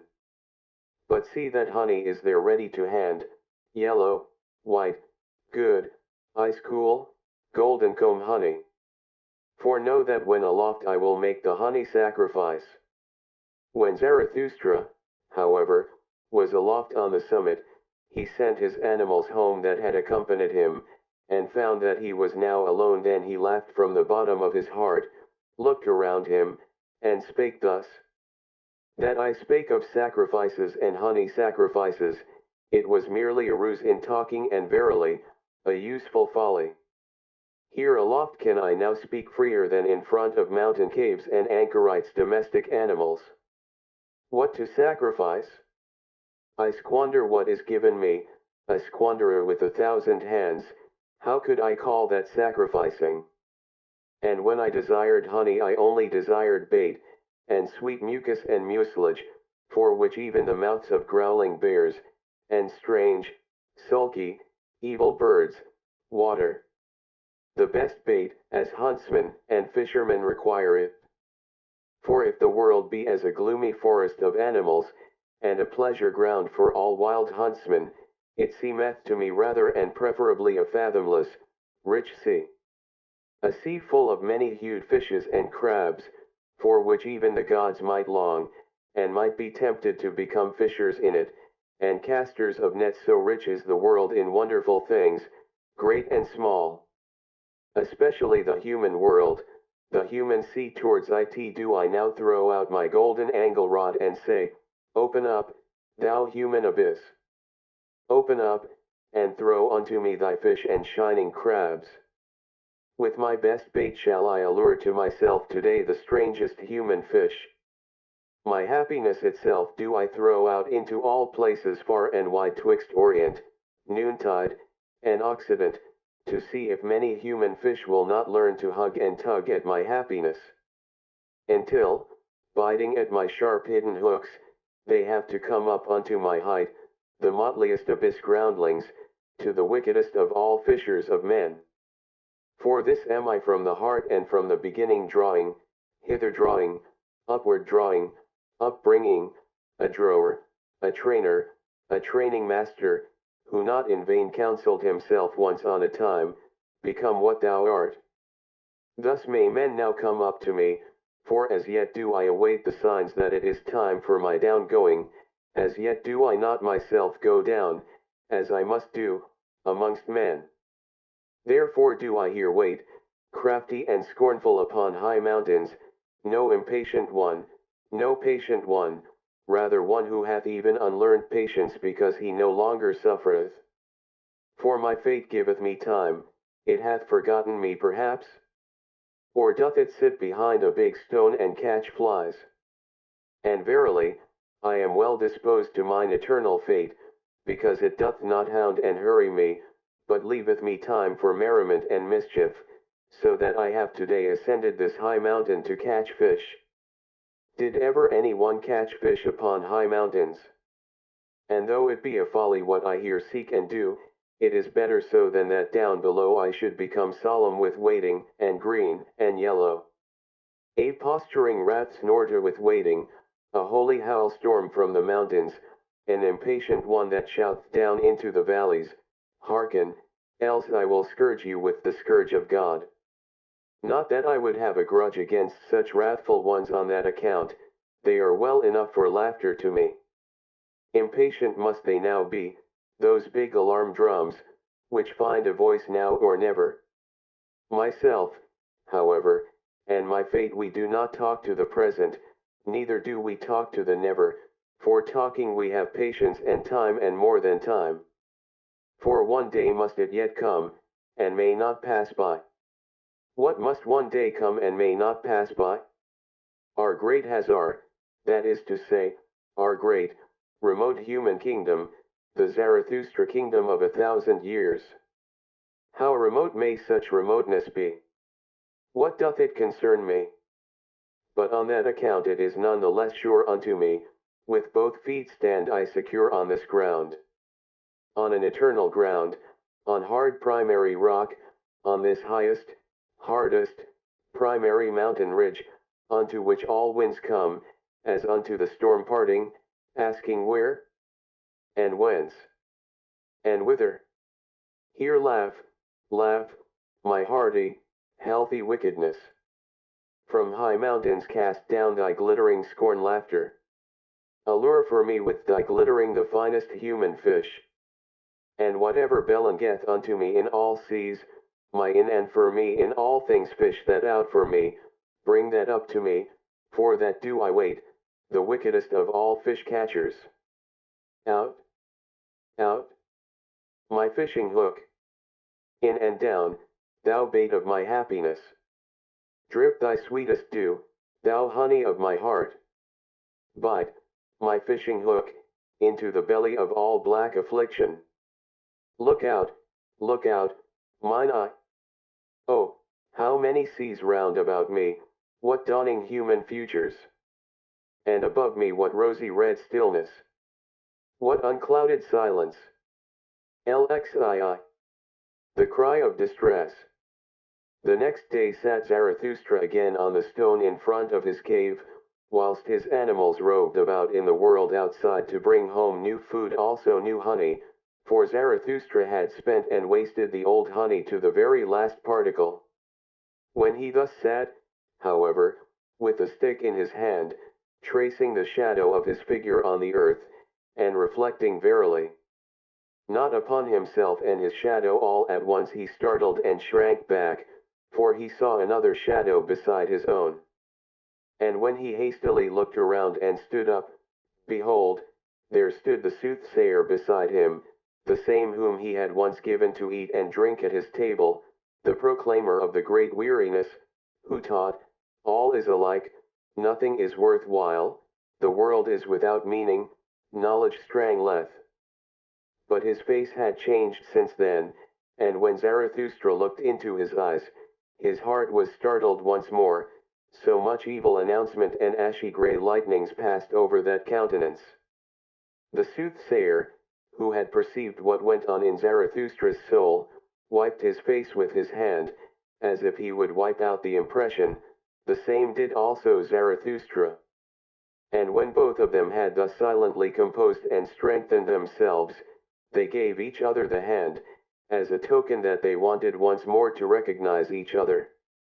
Welcome hither, said Zarathustra, thou soothsayer of the great weariness, not in vain shalt thou once have been my messmate and guest. Eat and drink also with me today, and forgive it that a cheerful old man sitteth with thee at table. A cheerful old man, answered the soothsayer, shaking his head, but whoever thou art, or wouldst be, O Zarathustra, thou hast been here aloft the longest time. In a little while thy bark shall no longer rest on dry land. Do I then rest on dry land? Asked Zarathustra, laughing. The waves around thy mountain, answered the soothsayer, rise, and rise, the waves of great distress and affliction, they will soon raise thy bark also and carry thee away. Thereupon was Zarathustra silent and wondered. Dost thou still hear nothing? Continued the soothsayer, doth it not rush and roar out of the depth? Zarathustra was silent once more and listened, then heard he a long, long cry, which the abysses threw to one another and passed on, for none of them wished to retain it, so evil did it sound. Thou ill announcer, said Zarathustra at last, that is a cry of distress, and the cry of a man, it may come perhaps out of a black sea. But what doth human distress matter to me? My last sin which hath been reserved for me, knowest thou what it is called? Pity, answered the soothsayer from an overflowing heart, and raised both his hands aloft. O Zarathustra, I have come that I may seduce thee to thy last sin. And hardly had those words been uttered when there sounded the cry once more, and longer and more alarming than before, also much nearer. Hearest thou? Hearest thou, O Zarathustra? Called out the soothsayer, the cry concerneth thee, it calleth thee, come, come, come, it is time, it is the highest time. Zarathustra was silent thereupon, confused and staggered. At last he asked, like one who hesitates in himself, and who is it that there calleth me? But thou knowest it, certainly, answered the soothsayer warmly. Why dost thou conceal thyself? It is the higher man that crieth for thee. The higher man, cried Zarathustra, horror-stricken, what wanteth he? What wanteth he? The higher man. What wanteth he here? And his skin covered with perspiration. The soothsayer, however, did not heed Zarathustra's alarm, but listened and listened in the downward direction. When, however, it had been still there for a long while, he looked behind, and saw Zarathustra standing trembling. O Zarathustra, he began, with sorrowful voice, thou dost not stand there like one whose happiness maketh him giddy, thou wilt have to dance lest thou tumble down. But although thou shouldst dance before me, and leap all thy side leaps, no one may say unto me, behold, here danceth the last joyous man. In vain would any one come to this height who sought him here, caves would he find, indeed, and back caves, hiding places for hidden ones, but not lucky mines, nor treasure chambers, nor new gold veins of happiness. Happiness, how indeed could one find happiness among such buried alive and solitary ones? Must I yet seek the last happiness on the happy isles, and far away among forgotten seas? But all is alike, nothing is worth while, no seeking is of service, there are no longer any happy isles. Thus sighed the soothsayer. With his last sigh, however, Zarathustra again became serene and assured, like one who hath come out of a deep chasm into the light. Nay, nay, 3 times nay, exclaimed he with a strong voice, and stroked his beard, that do I know better. There are still happy isles. Silence thereon, thou sighing sorrow sack. Cease to splash thereon, thou rain cloud of the forenoon. Do I not already stand here wet with thy misery, and drenched like a dog? Now do I shake myself and run away from thee, that I may again become dry, thereat mayest thou not wonder. Do I seem to thee discourteous? Here however is my court. But as regards the higher man, well, I shall seek him at once in those forests, from thence came his cry. Perhaps he is there hard beset by an evil beast. He is in my domain, therein shall he receive no scathe. And verily, there are many evil beasts about me. With those words Zarathustra turned around to depart. Then said the soothsayer, O Zarathustra, thou art a rogue. I know it well, thou wouldst fain be rid of me. Rather wouldst thou run into the forest and lay snares for evil beasts. But what good will it do thee? In the evening wilt thou have me again, in thine own cave will I sit, patient and heavy like a block, and wait for thee. So be it, shouted back Zarathustra, as he went away, and what is mine in my cave belongeth also unto thee, my guest. Shouldst thou however find honey therein, well, just lick it up, thou growling bear, and sweeten thy soul. For in the evening we want both to be in good spirits. In good spirits and joyful, because this day hath come to an end. And thou thyself shalt dance to my lays, as my dancing bear. Thou dost not believe this? Thou shakest thy head? Well, cheer up, old bear. But I also am a soothsayer. Thus spake Zarathustra. The 8th. Talk with the Kings. 1. Ere Zarathustra had been an hour on his way in the mountains and forests, he saw all at once a strange procession. Right on the path which he was about to descend came 2 kings walking, bedecked with crowns and purple girdles, and variegated like flamingos. They drove before them a laden ass. What do these kings want in my domain? Said Zarathustra in astonishment to his heart, and hid himself hastily behind a thicket. When however the kings approached to him, he said half aloud, like one speaking only to himself, Strange! Strange! How doth this harmonious? 2 kings do I see and only one ass. Thereupon the 2 kings made a halt. They smiled and looked towards the spot whence the voice proceeded, and afterwards looked into each other's faces. Such things do we also think among ourselves, said the king on the right, but we do not utter them. The king on the left, however, shrugged his shoulders and answered, That may perhaps be a goatherd. Or an anchorite who hath lived too long among rocks and trees. For no society at all spoileth also good manners. Good manners, replied angrily and bitterly the other king, what then do we run out of the way of? Is it not good manners? Our good society? Better, verily, to live among anchorites and goatherds, than with our gilded, false, over-rouged populace, though it call itself good society. Though it call itself nobility. But there all is false and foul, above all the blood thanks to old evil diseases and worse cures. The best and dearest to me at present is still a sound peasant, coarse, artful, obstinate, and enduring, that is at present the noblest type. The peasant is at present the best, and the peasant type should be master. But it is the kingdom of the populace I no longer allow anything to be imposed upon me. The populace, however, that meaneth, hodgepodge. Populace hodgepodge, therein is everything mixed with everything, saint and swindler, gentleman and Jew, and every beast out of Noah's ark. Good manners. Everything is false and foul with us. No one knoweth any longer how to reverence, it is that precisely that we run away from. They are fulsome obtrusive dogs, they gild palm leaves. This loathing choked me, that we kings ourselves have become false, draped and disguised with the old faded pomp of our ancestors, showpieces for the stupidest, the craftiest, and whosoever at present trafficketh for power.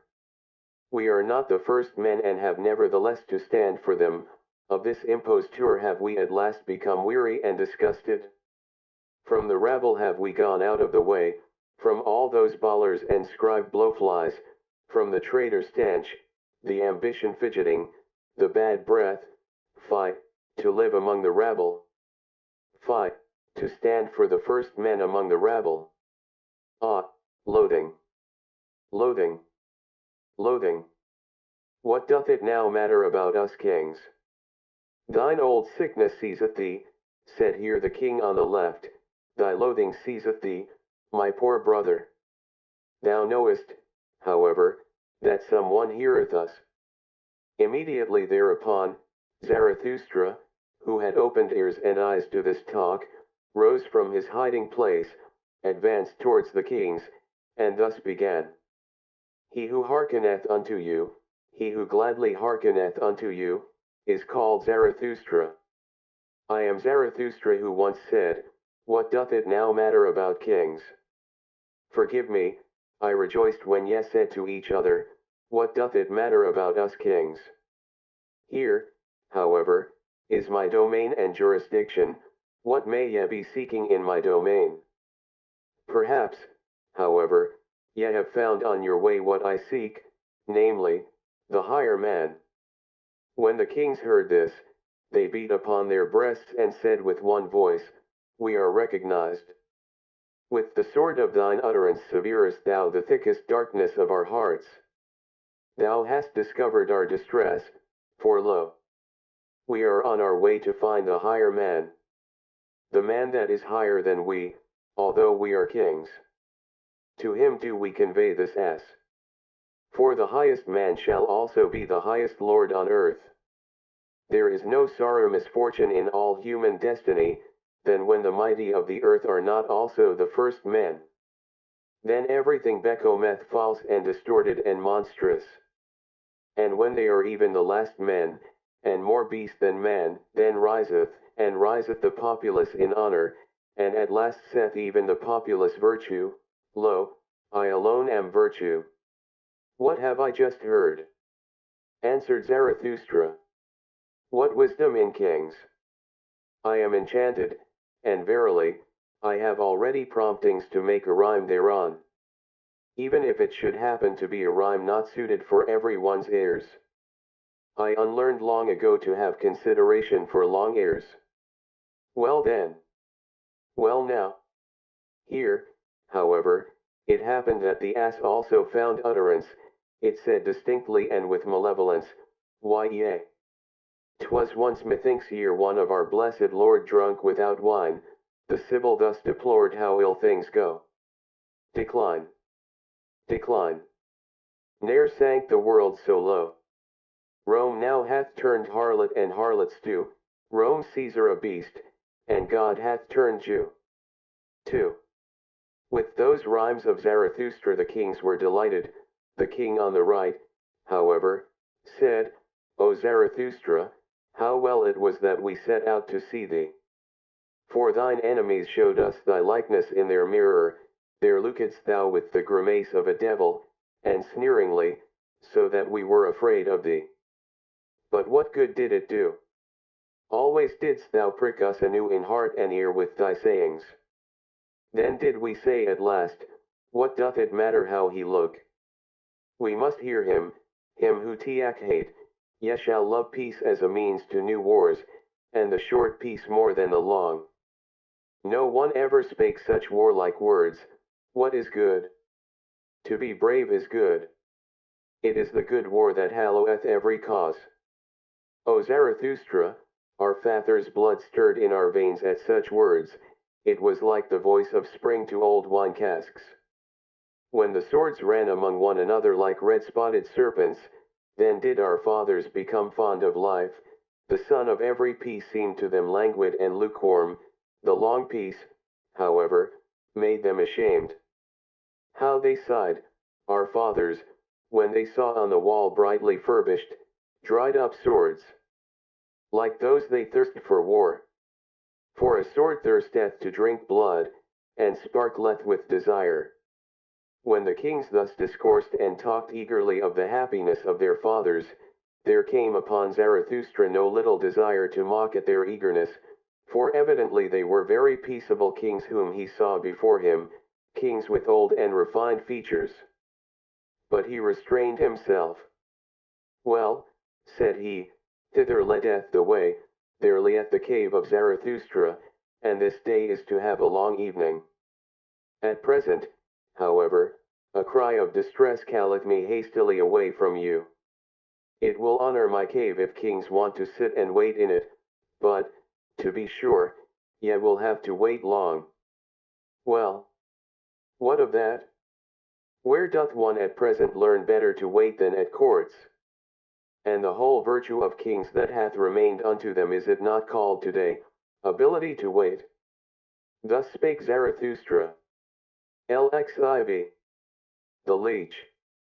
And Zarathustra went thoughtfully on, further and lower down, through forests and past moory bottoms, as it happeneth, however, to every one who meditateth upon hard matters, he trod thereby unawares upon a man. And lo, there spurted into his face all at once a cry of pain, and 2 curses and 20 bad invectives, so that in his fright he raised his stick and also struck the trodden one. Immediately afterwards, however, he regained his composure, and his heart laughed at the folly he had just committed. "Pardon me," said he to the trodden one, who had got up enraged, and had seated himself, "pardon me, and hear first of all a parable. As a wanderer who dreameth of remote things on a lonesome highway, runneth unawares against a sleeping dog, a dog which lieth in the sun. As both of them then start up and snap at each other, like deadly enemies, those two beings mortally frightened, so did it happen unto us. And yet how little was lacking for them to caress each other, that dog and that lonesome one. Are they not both lonesome ones? Whoever thou art," said the trodden one, still enraged, "thou treadest also too nigh me with thy parable, and not only with thy foot. Lo! Am I then a dog?" And thereupon the sitting one got up, and pulled his naked arm out of the swamp. For at first he had lain outstretched on the ground, hidden and indiscernible, like those who lie in wait for swamp game. "But whatever art thou about?" called out Zarathustra in alarm, for he saw a deal of blood streaming over the naked arm. "What hath hurt thee? Hath an evil beast bit thee, thou unfortunate one?" The bleeding one laughed, still angry. "What matter is it to thee?" said he, and was about to go on. "Here am I at home and in my province. Let him question me whoever will. To a dolt, however, I shall hardly answer." "Thou art mistaken," said Zarathustra sympathetically, and held him fast. "Thou art mistaken. Here thou art not at home, but in my domain, and therein shall no one receive any hurt. Call me however what thou wilt, I am who I must be. I call myself Zarathustra. Well, up thither is the way to Zarathustra's cave. It is not far. Wilt thou not attend to thy wounds at my home? It hath gone badly with thee, thou unfortunate one, in this life. First a beast bit thee, and then a man trod upon thee." When however the trodden one had heard the name of Zarathustra, he was transformed. "What happeneth unto me," he exclaimed, "who preoccupieth me so much in this life as this one man, namely Zarathustra, and that one animal that liveth on blood, the leech? For the sake of the leech did I lie here by this swamp, like a fisher, and already had mine outstretched arm been bitten 10 times, when there bite the still finer leech at my blood, Zarathustra himself. O happiness! O miracle! Praised be this day which enticed me into the swamp.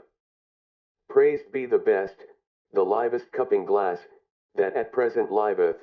Praised be the great conscience leech Zarathustra." Thus spake the trodden one, and Zarathustra rejoiced at his words and their refined reverential style. "Who art thou?" asked he, and gave him his hand. "There is much to clear up and elucidate between us, but already methinks pure clear day is dawning."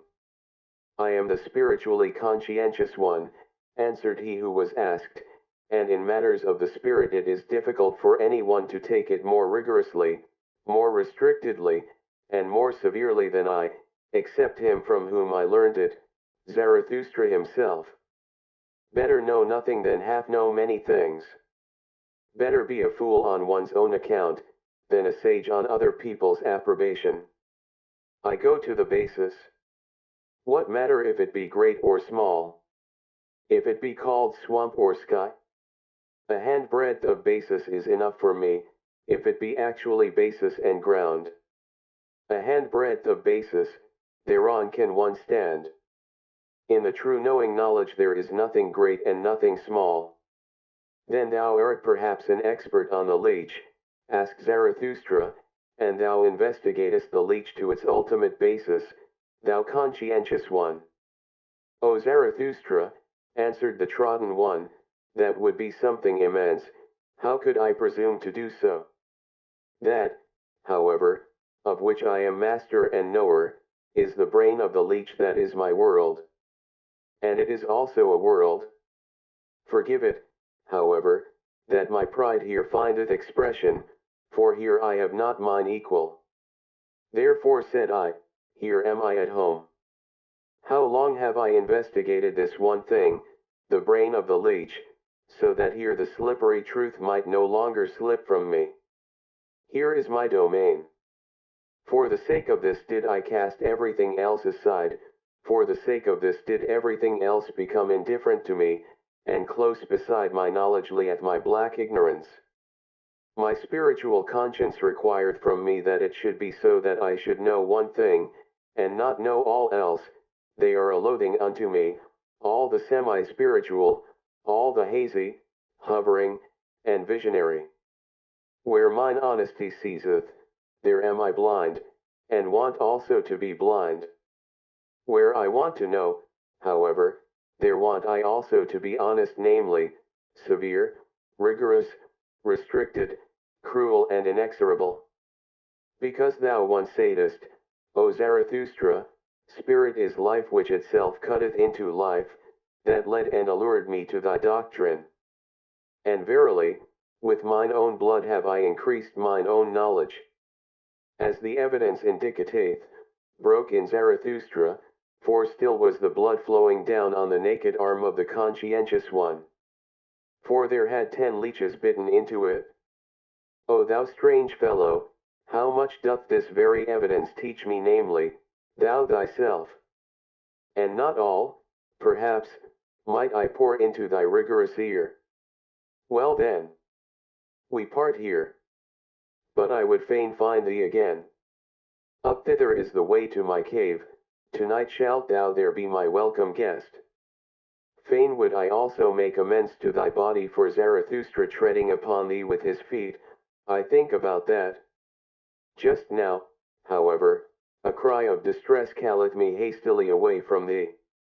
Thus spake Zarathustra. LXV. The Magician. 1. When however Zarathustra had gone round a rock, then saw he on the same path, not far below him, a man who threw his limbs about like a maniac, and at last tumbled to the ground on his belly. Halt, said then Zarathustra to his heart, he there must surely be the higher man. From him came that dreadful cry of distress, I will see if I can help him. When, however, he ran to the spot where the man lay on the ground, he found a trembling old man, with fixed eyes, and in spite of all Zarathustra's efforts to lift him and set him again on his feet, it was all in vain. The unfortunate one, also, did not seem to notice that someone was beside him. On the contrary, he continually looked around with moving gestures, like one forsaken and isolated from all the world. At last, however, after much trembling, and convulsion, and curling himself up, he began to lament thus. Who warm me, who love me still. Give ardent fingers. Give heartening charcoal warmers. Prone, outstretched, trembling. Like him, half dead and cold, whose feet one warm and shaken, by unfamiliar fevers. Shivering with sharpened, icy cold frost arrows. By thee pursued, my fancy. Ineffable. Recondite. Sore frightening. Thou huntsman hind the cloud banks. Now lightning struck by thee. Thou mocking eye that me in darkness watcheth. Thus do I lie. Bend myself, twist myself, convulsed. With all eternal torture. And smitten. By thee, cruelest huntsman. Thou unfamiliar God. Smite deeper. Smite yet once more. Pierce through and rend my heart. What mean this torture? With dull, indented arrows? Why lookest thou hither? Of human pain not weary? With mischief-loving, godly flash glances? Not murder wilt thou? But torture, torture. For why me torture? Thou mischief-loving, unfamiliar God. Ha! Ha! Thou stealest nigh. In midnight's gloomy hour. What wilt thou? Speak. Thou crowdst me, praisest. Ha! Now far too closely. Thou hearst me breathing.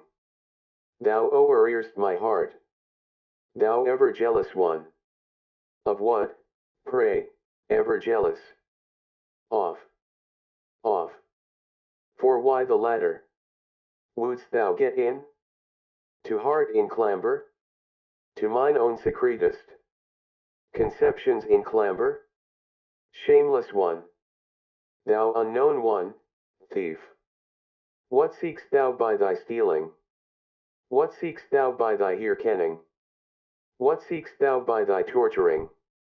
Thou torturer, thou hangman god. Or shall I, as the mastiffs do, roll me before thee?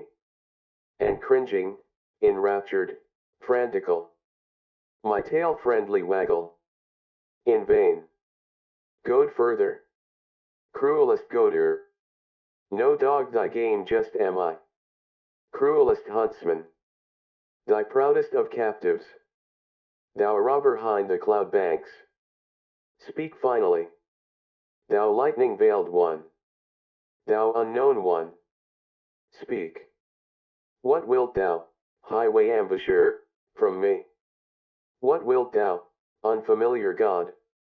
What? Ransom gold. How much of ransom gold? Solicit much that bid th my pride? And be concise that bid th mine other pride? Ha! Ha! Me want'st thou? Me. Entire. Ha! Ha! And torturest me, fool that thou art. Dead torturest quite my pride? Give love to me who warm th me still? Who love th me still? Give ardent fingers. Give hardening charcoal warmers. Give me, the lonesomest. The ice, ah, sevenfold frozen ice. For very enemies. For foes, doth make one thirst. Give, yield to me. Cruelest foe. Thyself. Away. There fled he surely. My final, only comrade. My greatest foe. Mine unfamiliar. My hangman god. Nay. Come thou back. With all of thy great tortures. To me the last of lonesome ones. Oh, come thou back. All my hot tears in streamlets trickle their course to thee. And all my final hearty fervor hour upglow th to thee. Oh, come thou back. Mine unfamiliar god. My pain. My final bliss. 2. Here, however, Zarathustra could no longer restrain himself. He took his staff and struck the wailer with all his might. Stop this, cried he to him with wrathful laughter. Stop this, thou stage player. Thou false coiner. Thou liar from the very heart. I know thee well. I will soon make warm legs to thee, thou evil magician. I know well how to make it hot for such as thou. Leave off, said the old man, and sprang up from the ground. Strike me no more, O Zarathustra. I did it only for amusement. That kind of thing belongeth to mine art. Thee thyself, I wanted to put to the proof when I gave this performance. And verily, thou hast well detected me. But thou thyself hast given me no small proof of thyself. Thou art hard, thou wise Zarathustra. Hard strikest thou with thy truths, thy cudgel forceth from me this truth. Flatter not, answered Zarathustra, still excited and frowning, thou stage player from the heart. Thou art false, why speakest thou of truth? Thou peacock of peacocks, thou sea of vanity, what didst thou represent before me, thou evil magician, whom was I meant to believe in when thou wailedst in such wise? The penitent in spirit, said the old man, it was him I represented, thou thyself once devisedst this expression. The poet and magician who at last turneth his spirit against himself, the transformed one who freezeth to death by his bad science and conscience. And just acknowledge it, it was long, O Zarathustra, before thou discoveredst my trick and lie. Thou believedst in my distress when thou heldest my head with both thy hands. I heard thee lament, we have loved him too little, loved him too little.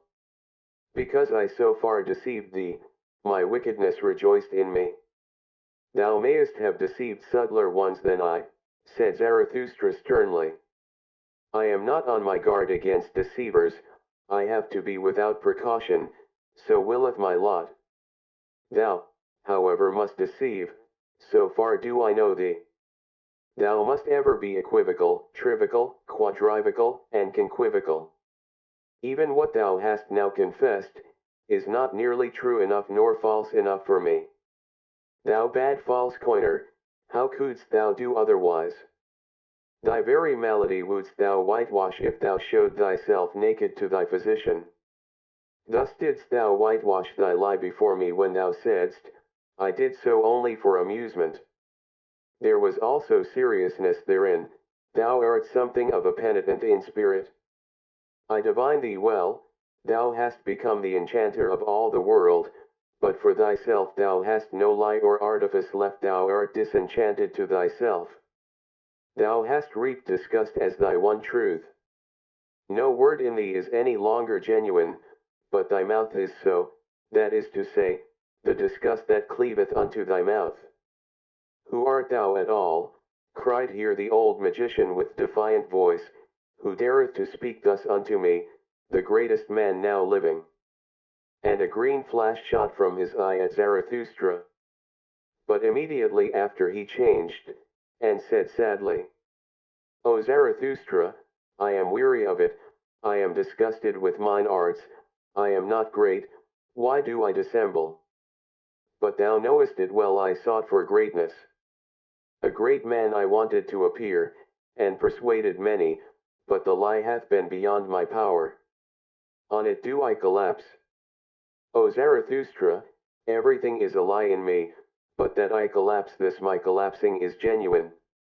It honoureth thee, said Zarathustra gloomily, looking down with sidelong glance, it honoureth thee that thou soughtest for greatness, but it betrayeth thee also. Thou art not great. Thou bad old magician, that is the best and the honestest thing I honour in thee, that thou hast become weary of thyself, and hast expressed it, I am not great. Therein do I honour thee as a penitent in spirit, and although only for the twinkling of an eye, in that one moment wast thou genuine. But tell me, what seekest thou here in my forests and rocks? And if thou hast put thyself in my way, what proof of me wouldst thou have? Wherein didst thou put me to the test? Thus spake Zarathustra, and his eyes sparkled. But the old magician kept silence for a while, then said he, Did I put thee to the test? I seek only. O Zarathustra, I seek a genuine one, a right one, a simple one, an unequivocal one, a man of perfect honesty, a vessel of wisdom, a saint of knowledge, a great man. Knowest thou it not, O Zarathustra? I seek Zarathustra. And here there arose a long silence between them. Zarathustra, however, became profoundly absorbed in thought, so that he shut his eyes. But afterwards, coming back to the situation, he grasped the hand of the magician, and said, full of politeness and policy, Well, up thither leadeth the way, there is the cave of Zarathustra. In it mayest thou seek him whom thou wouldst fain find. And ask counsel of mine animals, mine eagle, and my serpent, they shall help thee to seek. My cave, however, is large. I myself, to be sure, I have as yet seen no great man. That which is great, the acutest eye is at present insensible to it. It is the kingdom of the populace. Many a one have I found who stretched and inflated himself, and the people cried, Behold, a great man. But what good do all bellows do? The wind cometh out at last. At last bursteth the frog which hath inflated itself too long, then cometh out the wind. To prick a swollen one in the belly, I call good pastime. Hear that, ye boys. Our today is of the populace, who still know it what is great and what is small. Who could there seek successfully for greatness? A fool only, it succeedeth with fools. Thou seekest for great men, thou strange fool? Who taught that to thee? Is today the time for it? Oh, thou bad seeker, why dost thou tempt me? Thus spake Zarathustra, comforted in his heart, and went laughing on his way. LXVI. Out of service. Not long, however, after Zarathustra had freed himself from the magician, he again saw a person sitting beside the path which he followed, namely a tall, black man, with a haggard, pale countenance.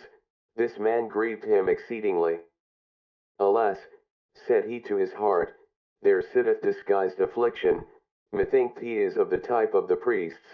What do they want in my domain? What?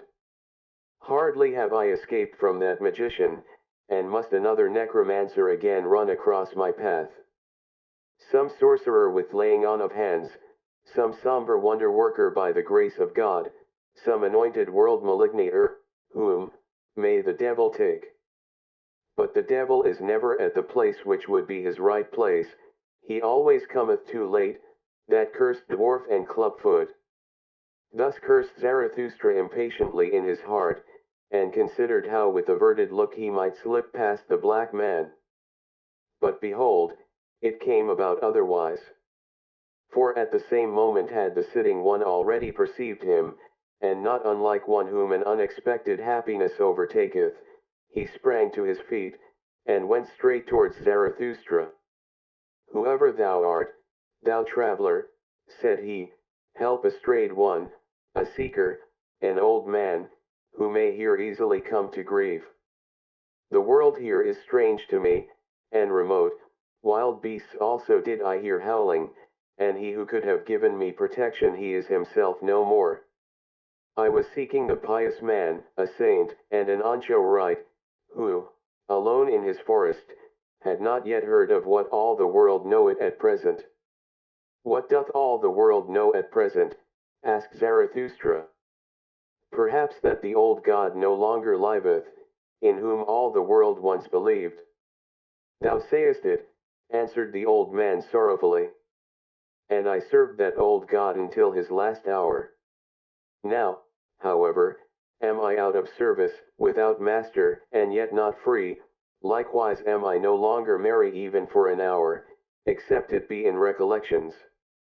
Therefore did I ascend into these mountains, that I might finally have a festival for myself once more, as Becometh an old pope and church father, for know it, that I am the last pope, a festival of pious recollections and divine services.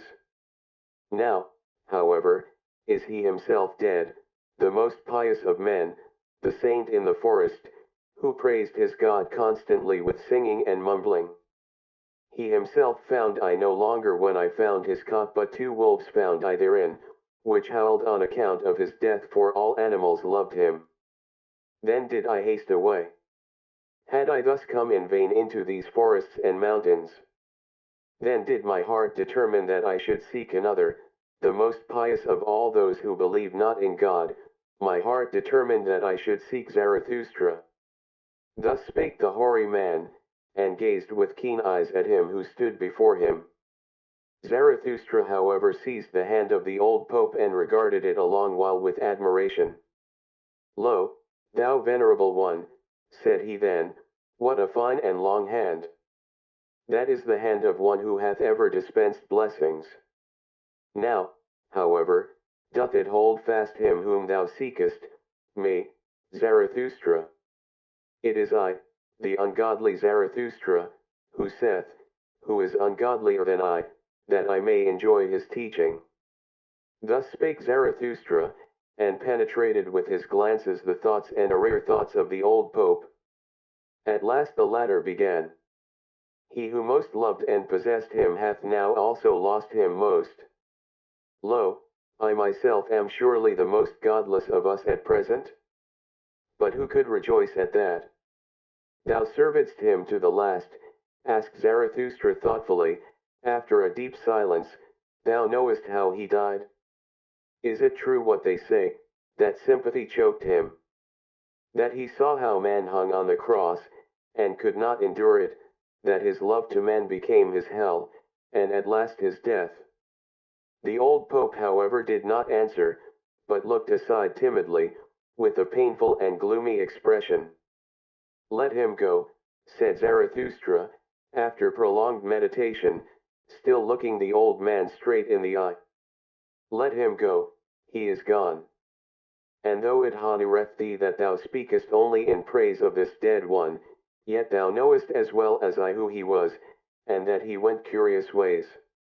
To speak before three eyes, said the old Pope cheerfully, he was blind of one eye. In divine matters I am more enlightened than Zarathustra himself, and may well be so. My love served him long years, my will followed all his will. A good servant, however, knoweth everything, and many a thing even which a master hideth from himself. He was a hidden God, full of secrecy. Verily, he did not come by his Son otherwise than by secret ways. At the door of his faith standeth adultery.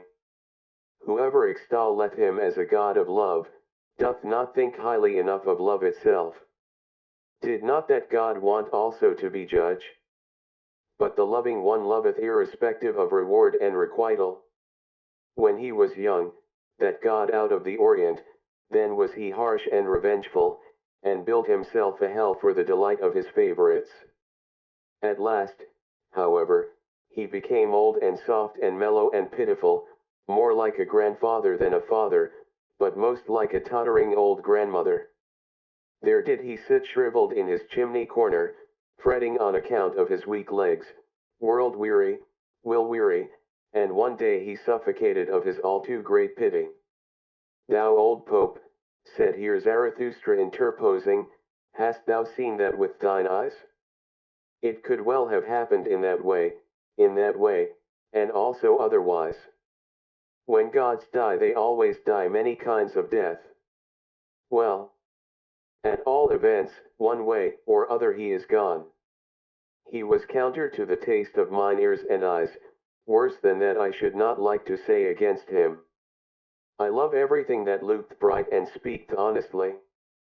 But he, thou knowest it, forsooth, thou old priest, there was something of thy type in him, the priest type. He was equivocal.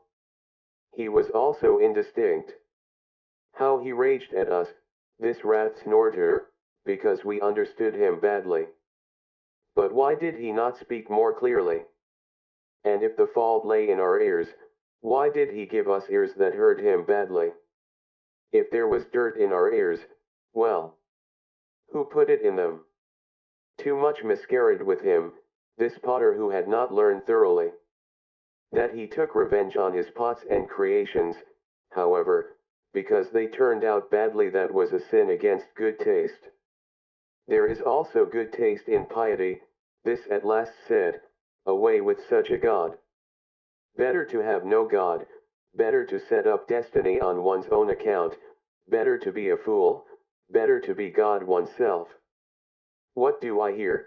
Said then the old Pope, with intent airs, O Zarathustra, thou art more pious than thou believest, with such an unbelief.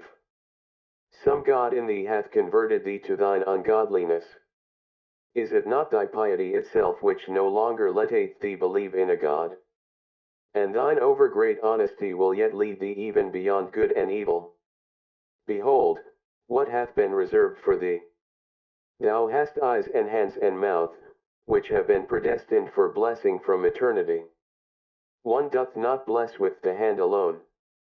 Nigh unto thee, though thou professest to be the ungodliest one, I feel a hale and holy odor of long benedictions, I feel glad and grieved thereby. Let me be thy guest, O Zarathustra, for a single night. Nowhere on earth shall I now feel better than with thee. Amen.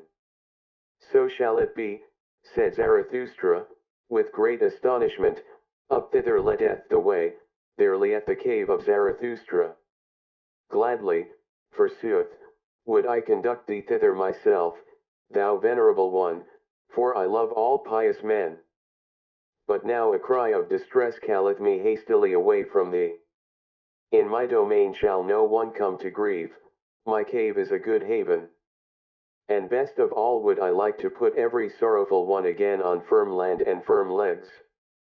Who, however, could take thy melancholy off thy shoulders? For that I am too weak. Long, verily, should we have to wait until some one reawoke thy God for thee. For that old God liveth no more, he is indeed dead. Thus spake Zarathustra. Lxi, the ugliest man. And again did Zarathustra's feet run through mountains and forests, and his eyes sought and sought, but nowhere was he to be seen whom they wanted to see, the sorely distressed sufferer and crier. On the whole way, however, he rejoiced in his heart and was full of gratitude. What good things, said he, hath this day given me, as amends for its bad beginning? What strange interlocutors have I found? At their words will I now chew along, while as at good corn, small shall my teeth grind and crush them, until they flow like milk into my soul. When, however, the path again curved round a rock, all at once the landscape changed, and Zarathustra entered into a realm of death. Here bristled aloft black and red cliffs, without any grass, tree, or bird's voice. For it was a valley which all animals avoided, even the beasts of prey, except that a species of ugly, thick, green serpent came here to die when they became old. Therefore the shepherds called this valley, Serpent Death. Zarathustra, however, became absorbed in dark recollections, for it seemed to him as if he had once before stood in this valley. And much heaviness settled on his mind, so that he walked slowly and always more slowly, and at last stood still. Then, however, when he opened his eyes, he saw something sitting by the wayside shaped like a man, and hardly like a man, something nondescript. And all at once there came over Zarathustra a great shame, because he had gazed on such a thing. Blushing up to the very roots of his white hair, he turned aside his glance, and raised his foot that he might leave this ill-starred place. Then, however, became the dead wilderness vocal, for from the ground a noise welled up, gurgling and rattling, as water gurgleth and rattleth at night through stopped-up water pipes, and at last it turned into human voice and human speech. It sounded thus. Zarathustra. Zarathustra. Read my riddle. Say, say. What is the revenge on the witness? I entice thee back, here is smooth ice. See to it, that thy pride doth not here break its legs. Thou thinkest thyself wise, thou proud Zarathustra. Read then the riddle, thou hard nutcracker, the riddle that I am. Say then, who am I? When however Zarathustra had heard these words, what think ye then took place in his soul? Pity overcame him, and he sank down all at once, like an oak that hath long withstood many tree fellers heavily, suddenly, to the terror even of those who meant to fell it. But immediately he got up again from the ground, and his countenance became stern. I know thee well, said he, with a brazen voice, thou art the murderer of God. Let me go. Thou couldst not endure him who beheld thee, whoever beheld thee through and through, thou ugliest man. Thou tookest revenge on this witness. Thus spake Zarathustra and was about to go, but the nondescript grasped at a corner of his garment and began anew to gurgle and seek for words. Stay, said he at last. Stay. Do not pass by. I have divined what axe it was that struck thee to the ground. Hail to thee, O Zarathustra, that thou art again upon thy feet. Thou hast divined, I know it well, How the man feeleth who killed him, the murderer of God. Stay. Sit down here beside me, it is not to no purpose. To whom would I go but unto thee? Stay, sit down. Do not however look at me. Honor thus mine ugliness. They persecute me, now art thou my last refuge. Not with their hatred, not with their bailiffs, oh, such persecution would I mock at, and be proud and cheerful. Hath not all success hitherto been with the well-persecuted ones?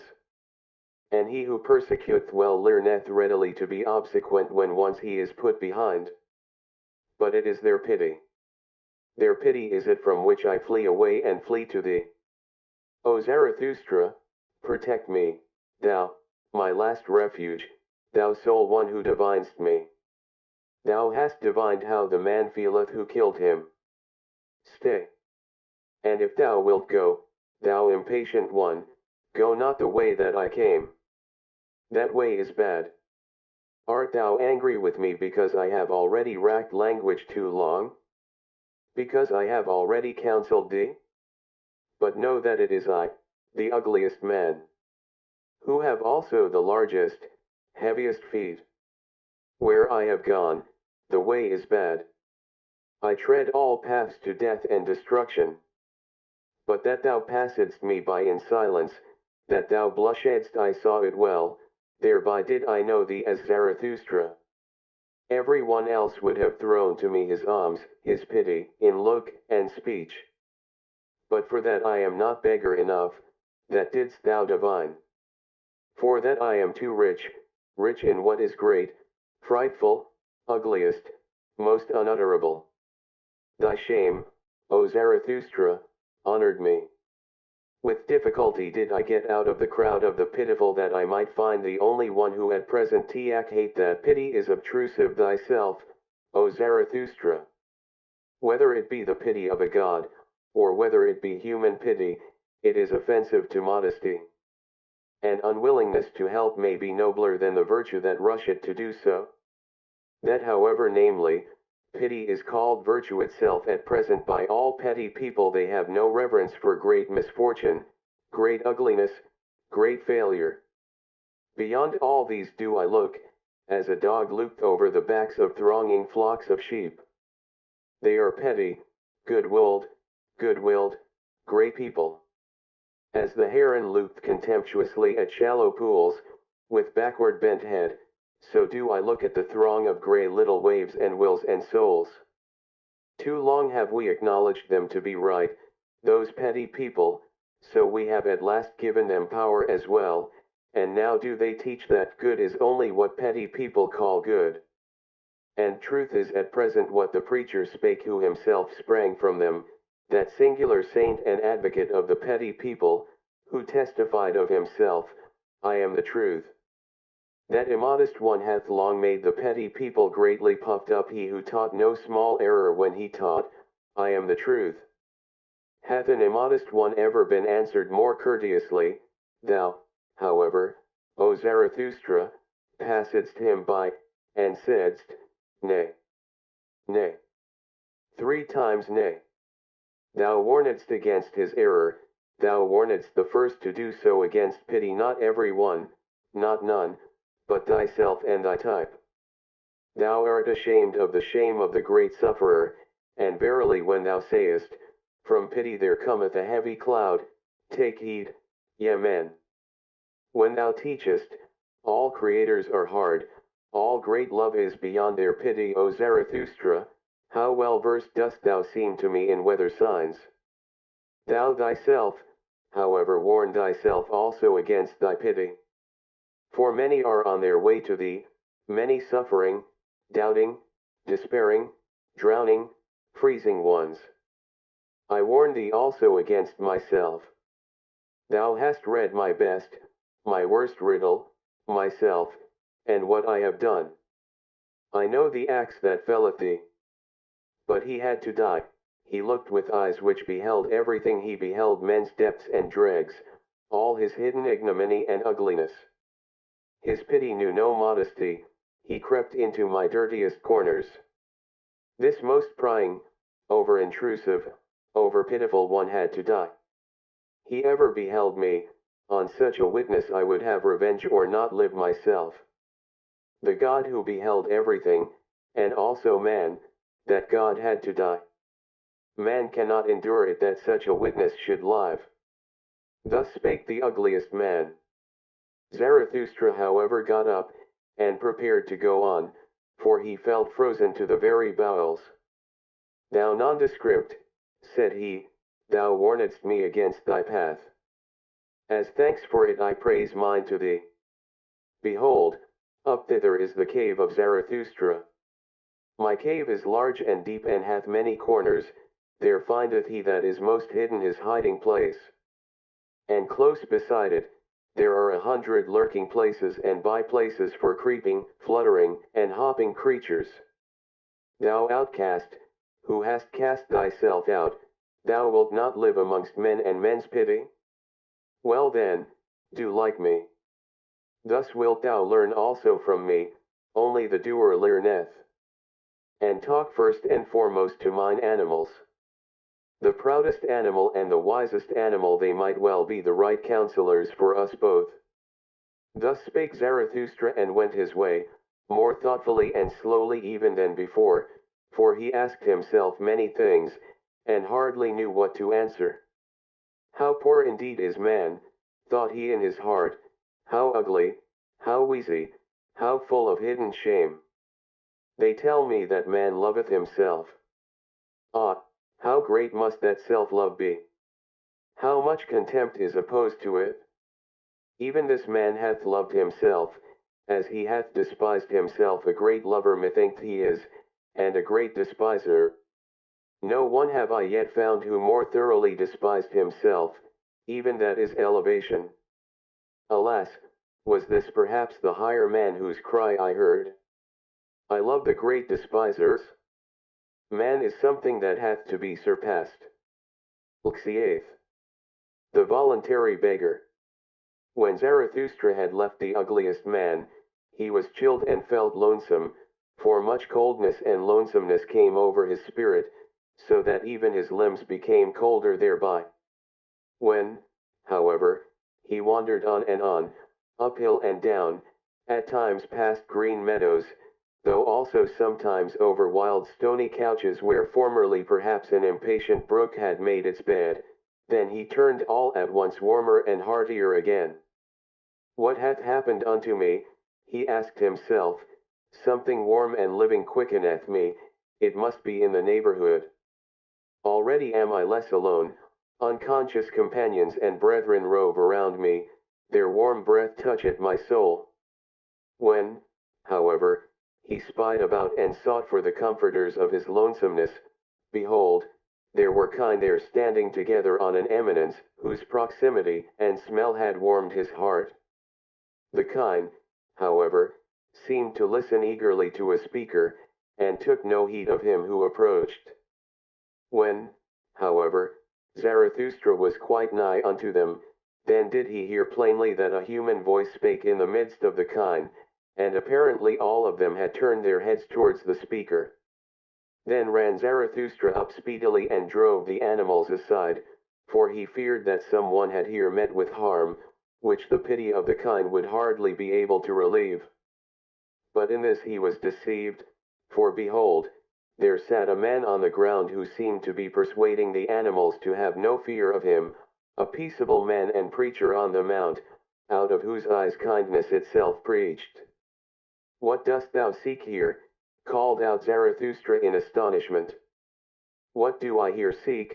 Answered he, the same that thou seekest, thou mischief maker, that is to say, happiness upon earth. To that end, however, I would fain learn of these kine. For I tell thee that I have already talked half a morning unto them, and just now were they about to give me their answer. Why dost thou disturb them? Except we be converted and become as kine, we shall in no wise enter into the kingdom of heaven. For we ought to learn from them one thing, ruminating.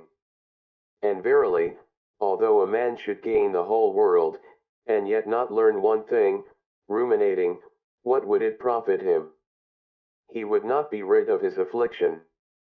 His great affliction, that, however, is at present called disgust. Who hath not at present his heart, his mouth, and his eyes full of disgust? Thou also. Thou also. But behold these kine. Thus spake the preacher on the mount, and turned then his own look towards Zarathustra, for hitherto it had rested lovingly on the kine. Then, however, he put on a different expression. Who is this with whom I talk? He exclaimed, frightened, and sprang up from the ground. This is the man without disgust. This is Zarathustra himself, the surmounter of the great disgust. This is the eye, this is the mouth, this is the heart of Zarathustra himself.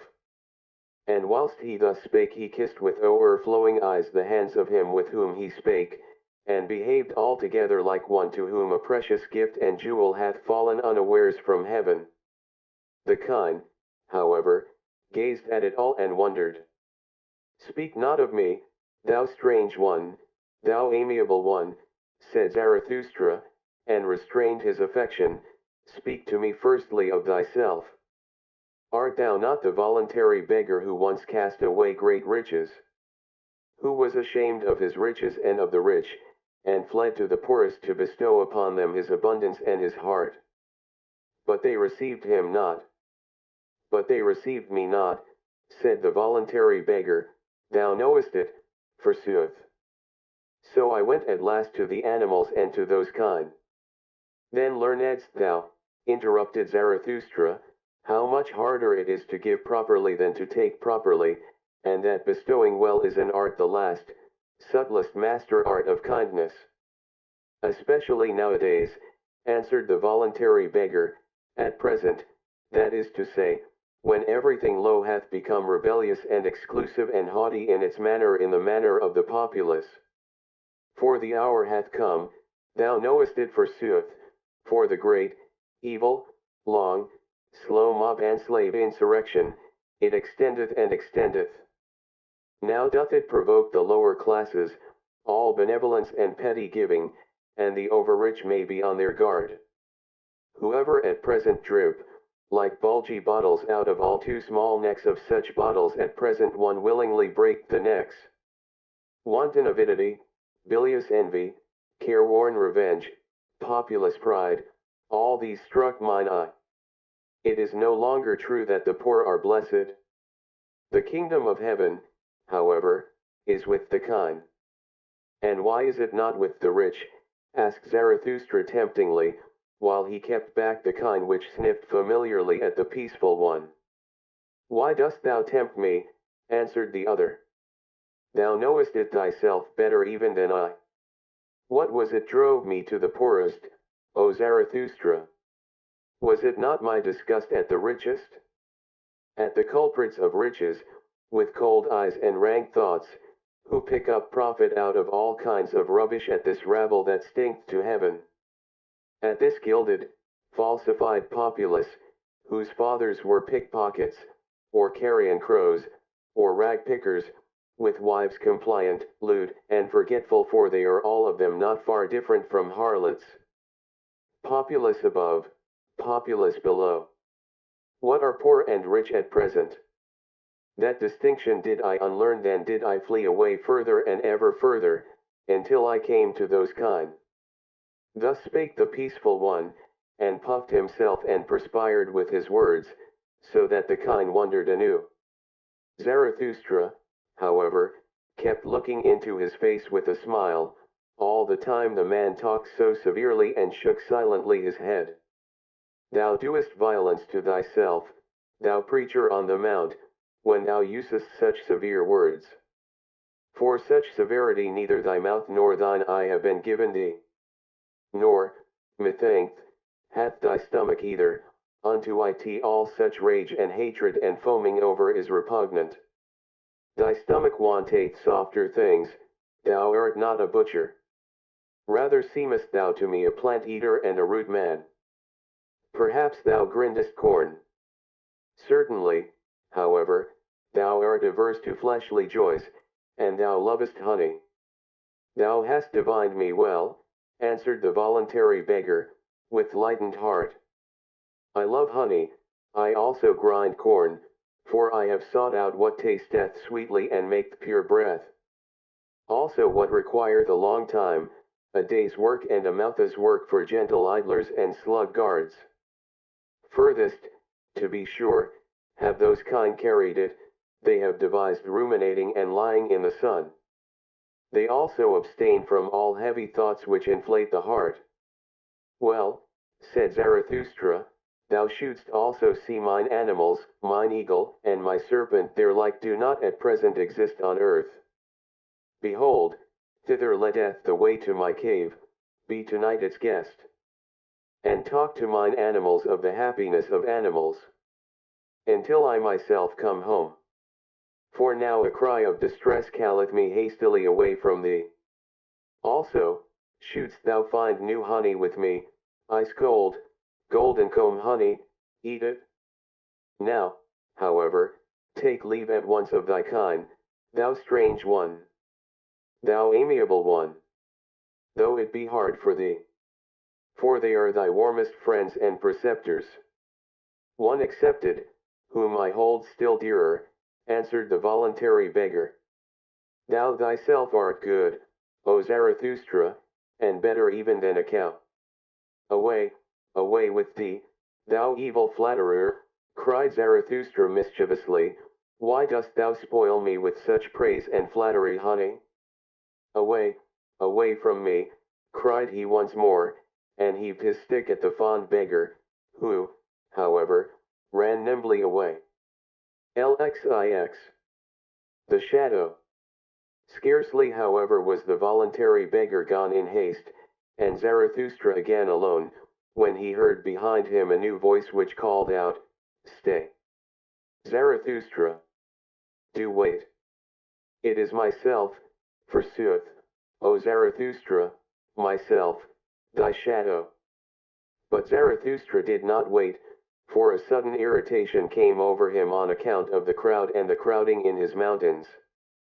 Whither hath my lonesomeness gone? Spake he. It is verily becoming too much for me, these mountains swarm, my kingdom is no longer of this world, I require new mountains. My shadow calleth me? What matter about my shadow? Let it run after me. I run away from it. Thus spake Zarathustra to his heart and ran away.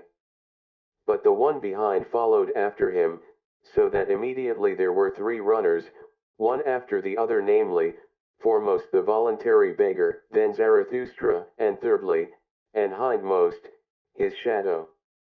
But not long had they run thus when Zarathustra became conscious of his folly, and shook off with one jerk all his irritation and detestation. What, said he, have not the most ludicrous things always happened to us old anchorites and saints?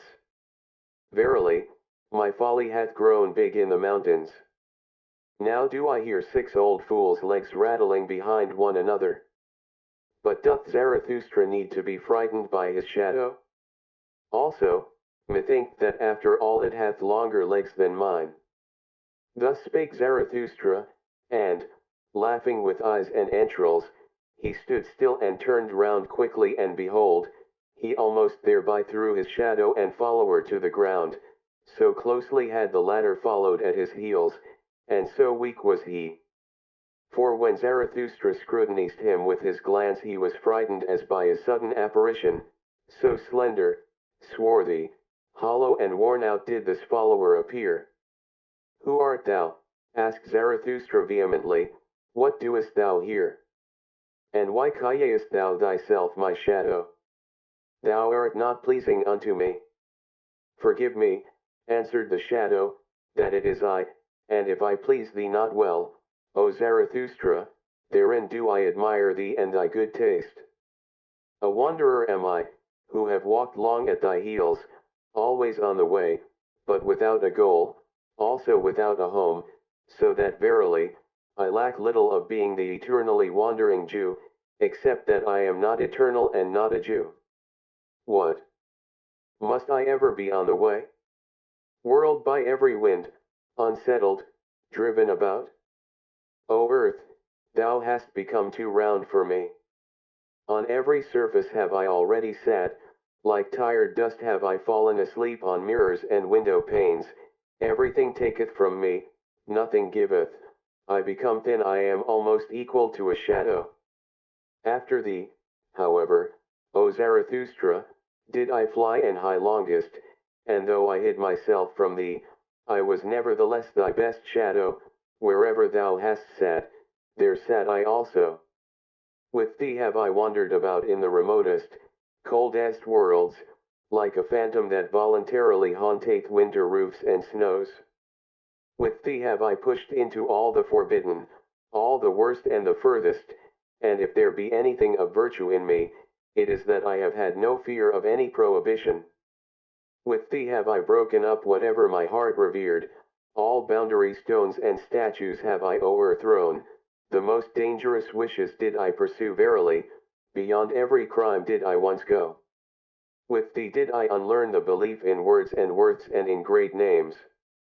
When the devil casteth his skin, doth not his name also fall away? It is also skin. The devil himself is perhaps skin. Nothing is true, all is permitted, so said I to myself. Into the coldest water did I plunge with head and heart. Ah, how oft did I stand there naked on that account, like a red crab. Ah, where have gone all my goodness and all my shame and all my belief in the good? Ah, where is the lying innocence which I once possessed, the innocence of the good and of their noble lies? Too oft, verily, did I follow close to the heels of truth, then did it kick me on the face. Sometimes I meant to lie, and behold, then only did I hit the truth.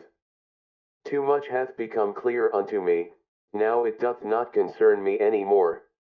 Nothing liveth any longer that I love, how should I still love myself? To live as I incline, or not to live at all, so do I wish, so wish it also the holiest. But alas! How have I still inclination? Have I still a goal? A haven towards which my sail is set? A good wind?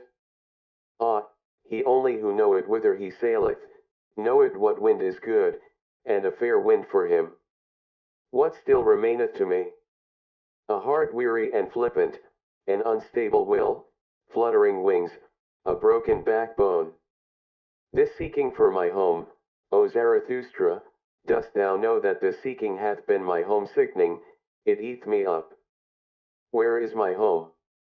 For it do I ask and seek, and have sought, but have not found it.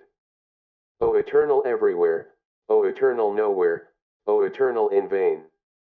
Thus spake the shadow, and Zarathustra's countenance lengthened at his words. Thou art my shadow, said he at last sadly.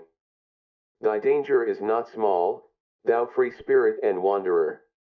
Thou hast had a bad day, see that a still worse evening doth not overtake thee.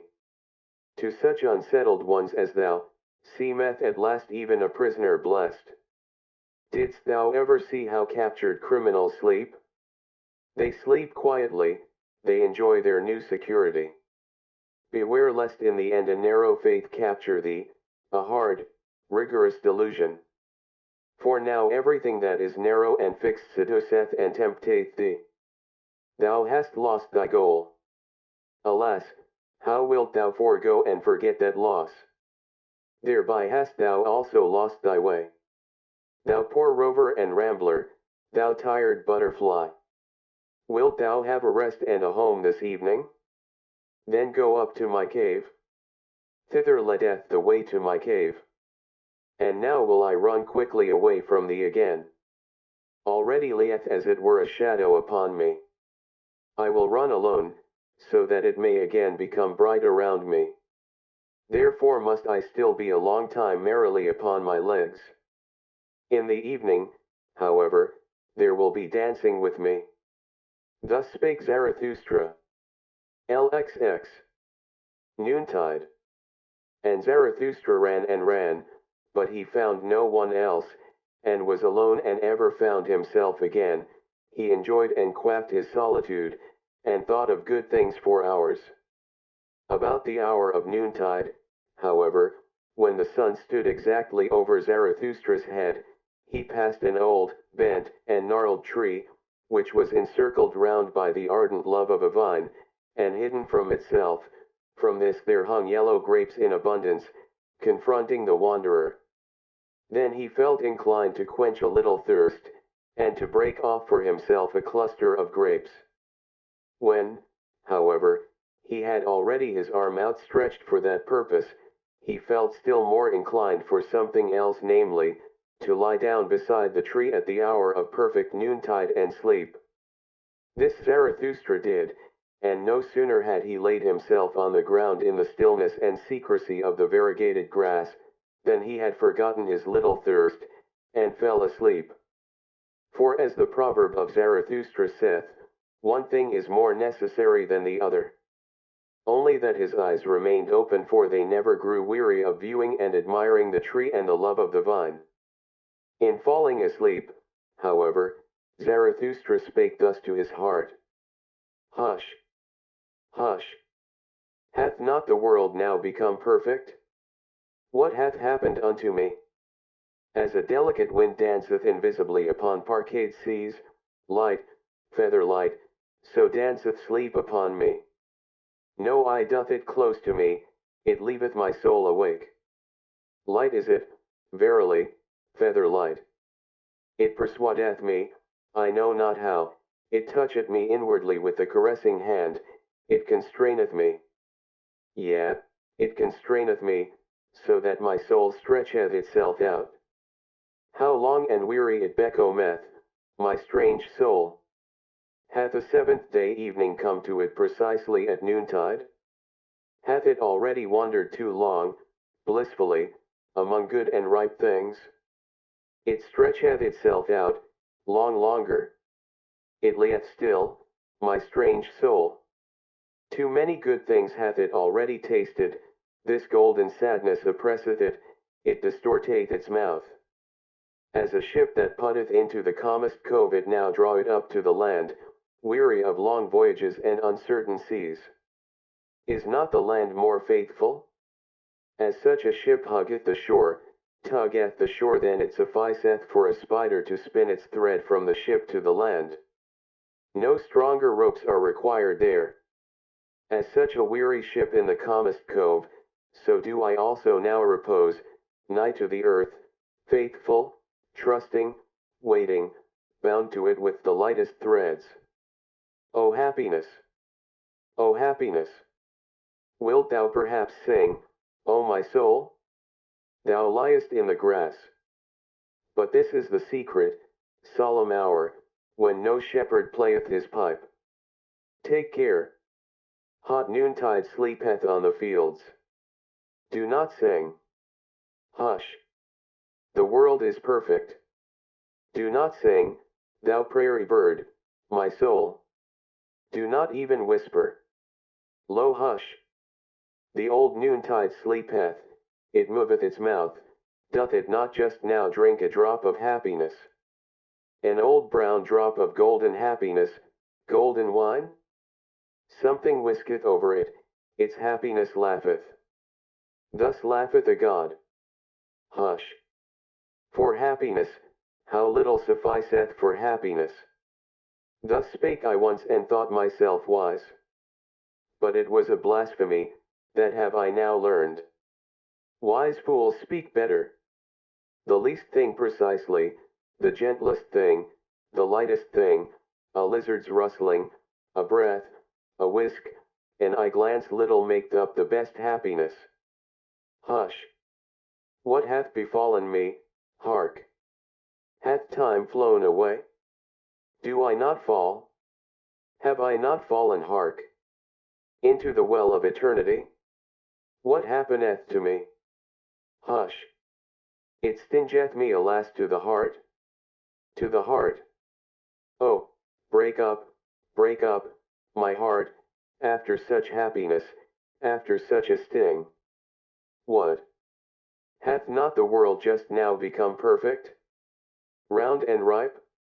Oh, for the golden round ring whither doth it fly? Let me run after it. Quick! Hush! And here Zarathustra stretched himself, and felt that he was asleep. Up, said he to himself, thou sleeper! Thou noontide sleeper! Well then, up, ye old legs! It is time and more than time, many a good stretch of road is still awaiting you. Now have ye slept your fill, for how long a time? A half eternity. Well then, up now, mine old heart. For how long after such a sleep mayest thou remain awake? But then did he fall asleep anew, and his soul spake against him and defended itself, and lay down again, leave me alone. Hush! Hath not the world just now become perfect? Oh, for the golden round ball! Get up, said Zarathustra, thou little thief, thou sluggard. What? Still stretching thyself, yawning, sighing, falling into deep wells? Who art thou then, O my soul? And here he became frightened, for a sunbeam shot down from heaven upon his face. O heaven above me, said he sighing, and sat upright, thou gazest at me? Thou hearkenest unto my strange soul? When wilt thou drink this drop of dew that fell down upon all earthly things? When wilt thou drink this strange soul? When, thou well of eternity? Thou joyous, awful, noontide abyss? When wilt thou drink my soul back into thee? Thus spake Zarathustra, and rose from his couch beside the tree, as if awakening from a strange drunkenness, and behold! There stood the sun still exactly above his head. One might, however, rightly infer therefrom that Zarathustra had not then slept long. LXXI. The greeting. It was late in the afternoon only when Zarathustra, after long useless searching and strolling about, again came home to his cave. When, however, he stood over against it, not more than 20 paces therefrom, the thing happened which he now least of all expected. He heard anew the great cry of distress. And extraordinary. This time the cry came out of his own cave. It was a long, manifold, peculiar cry, and Zarathustra plainly distinguished that it was composed of many voices, although heard at a distance it might sound like the cry out of a single mouth. Thereupon Zarathustra rushed forward to his cave, and behold! What a spectacle awaited him after that concert! For there did they all sit together whom he had passed during the day, the king on the right and the king on the left, the old magician, the pope, the voluntary beggar, the shadow, the intellectually conscientious one, the sorrowful soothsayer, and the ass. The ugliest man, however, had set a crown on his head, and had put round him 2 purple girdles, for he liked, like all ugly ones, to disguise himself and play the handsome person. In the midst, however, of that sorrowful company stood Zarathustra's eagle, ruffled and disquieted, for it had been called upon to answer too much for which its pride had not any answer. The wise serpent, however, hung round its neck. All this did Zarathustra behold with great astonishment. Then, however, he scrutinized each individual guest with courteous curiosity, read their souls, and wondered anew. In the meantime the assembled ones had risen from their seats, and waited with reverence for Zarathustra to speak.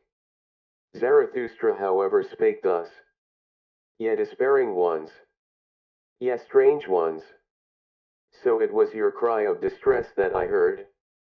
And now do I know also where he is to be sought, whom I have sought for in vain today, the higher man. In mine own cave sitteth he, the higher man. But why do I wonder? Have not I myself allured him to me by honey offerings and artful lure calls of my happiness? But it seemeth to me that ye are badly adapted for company, ye make one another's hearts fretful, ye that cry for help, when ye sit here together. There is one that must first come. One who will make you laugh once more, a good jovial buffoon, a dancer, a wind, a wild romp, some old fool, what think ye? Forgive me, however, ye despairing ones, for speaking such trivial words before you, unworthy, verily, of such guests. But ye do not divine what maketh my heart wanton. Ye yourselves do it, and your aspect, forgive it me. For every one becometh courageous who beholdeth a despairing one.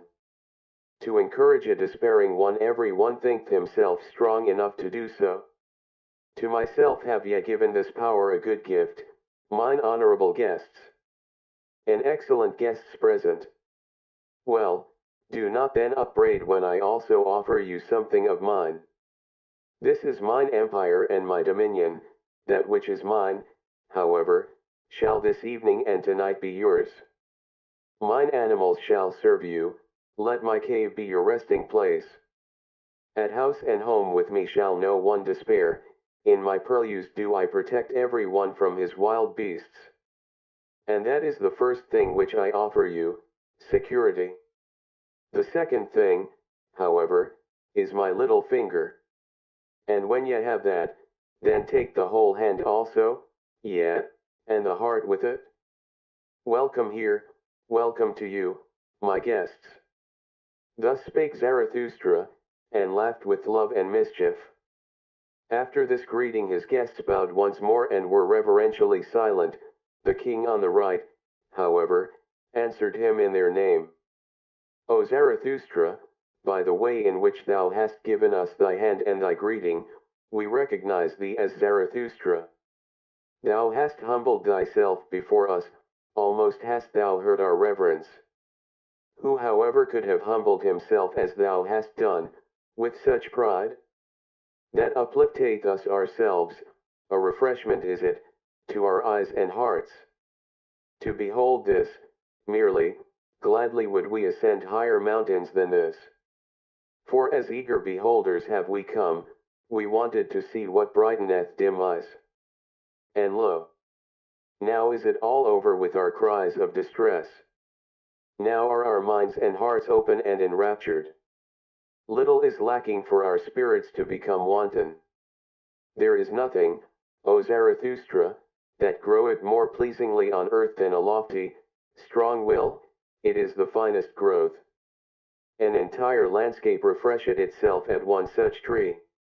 To the pine do I compare him, O Zarathustra, which groweth up like thee tall, silent, hardy, solitary, of the best, supplest wood, stately.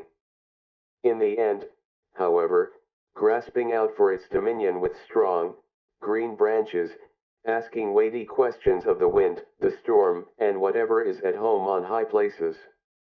Answering more weightily, a commander, a victor. Oh! Who should not ascend high mountains to behold such growths? At thy tree, O Zarathustra, the gloomy and ill-constituted also refresh themselves, at thy look even the wavering become steady and heal their hearts. And verily, towards thy mountain and thy tree do many eyes turn today, a great longing hath arisen, and many have learned to ask, who is Zarathustra?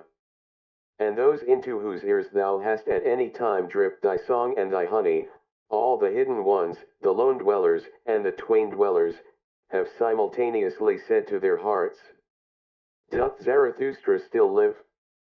It is no longer worthwhile to live, everything is indifferent, everything is useless, or else we must live with Zarathustra.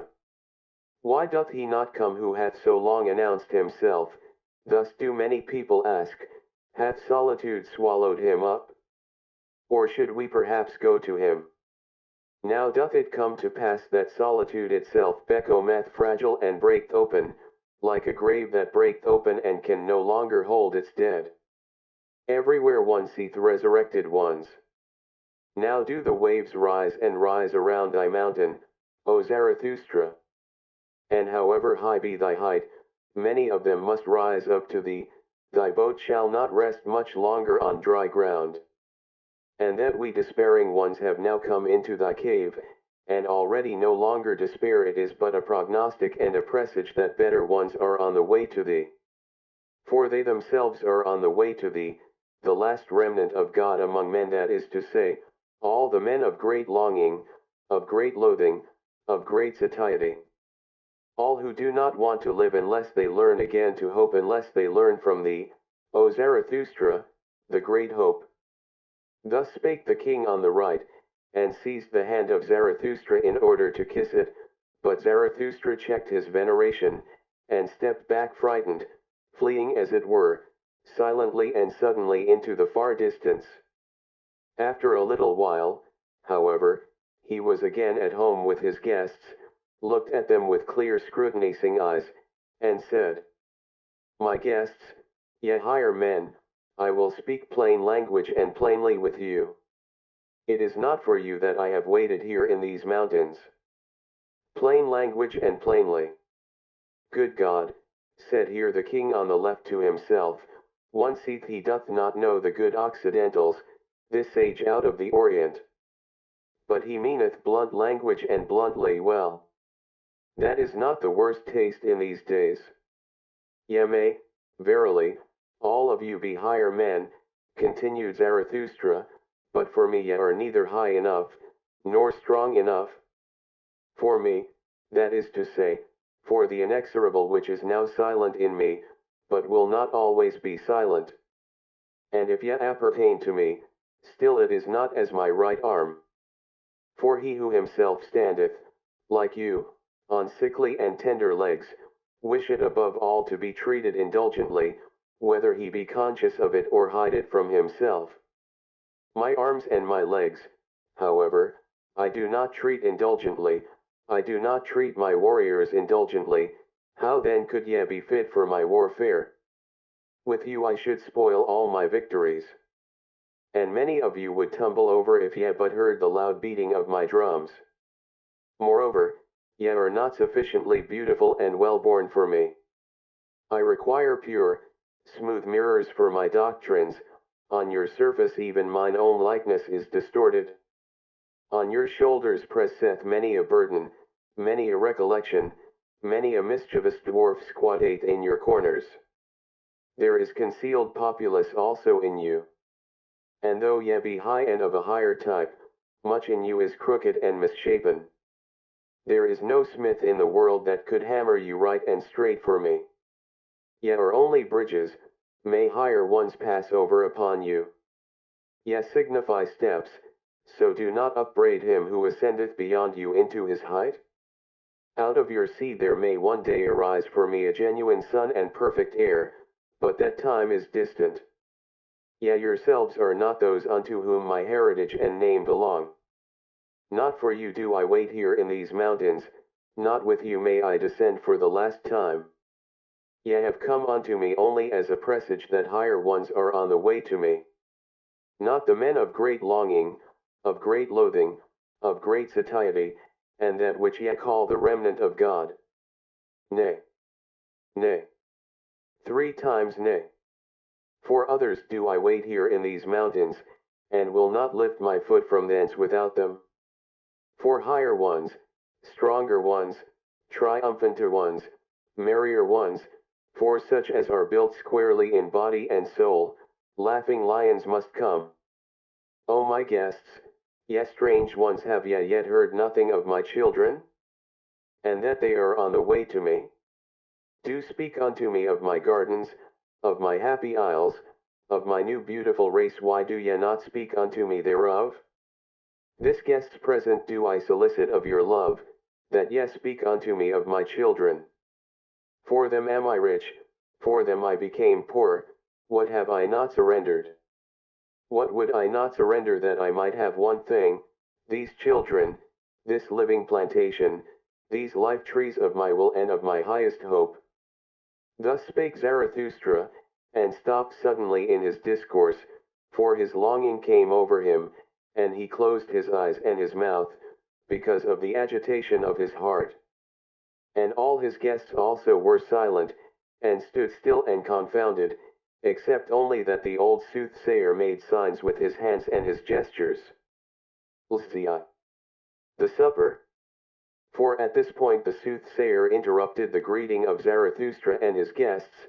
He pressed forward as one who had no time to lose, seized Zarathustra's hand and exclaimed, "But Zarathustra, one thing is more necessary than the other, so sayest thou thyself. Well, one thing is now more necessary unto me than all others. A word at the right time, didst thou not invite me to table? And here are many who have made long journeys. Thou dost not mean to feed us merely with discourses?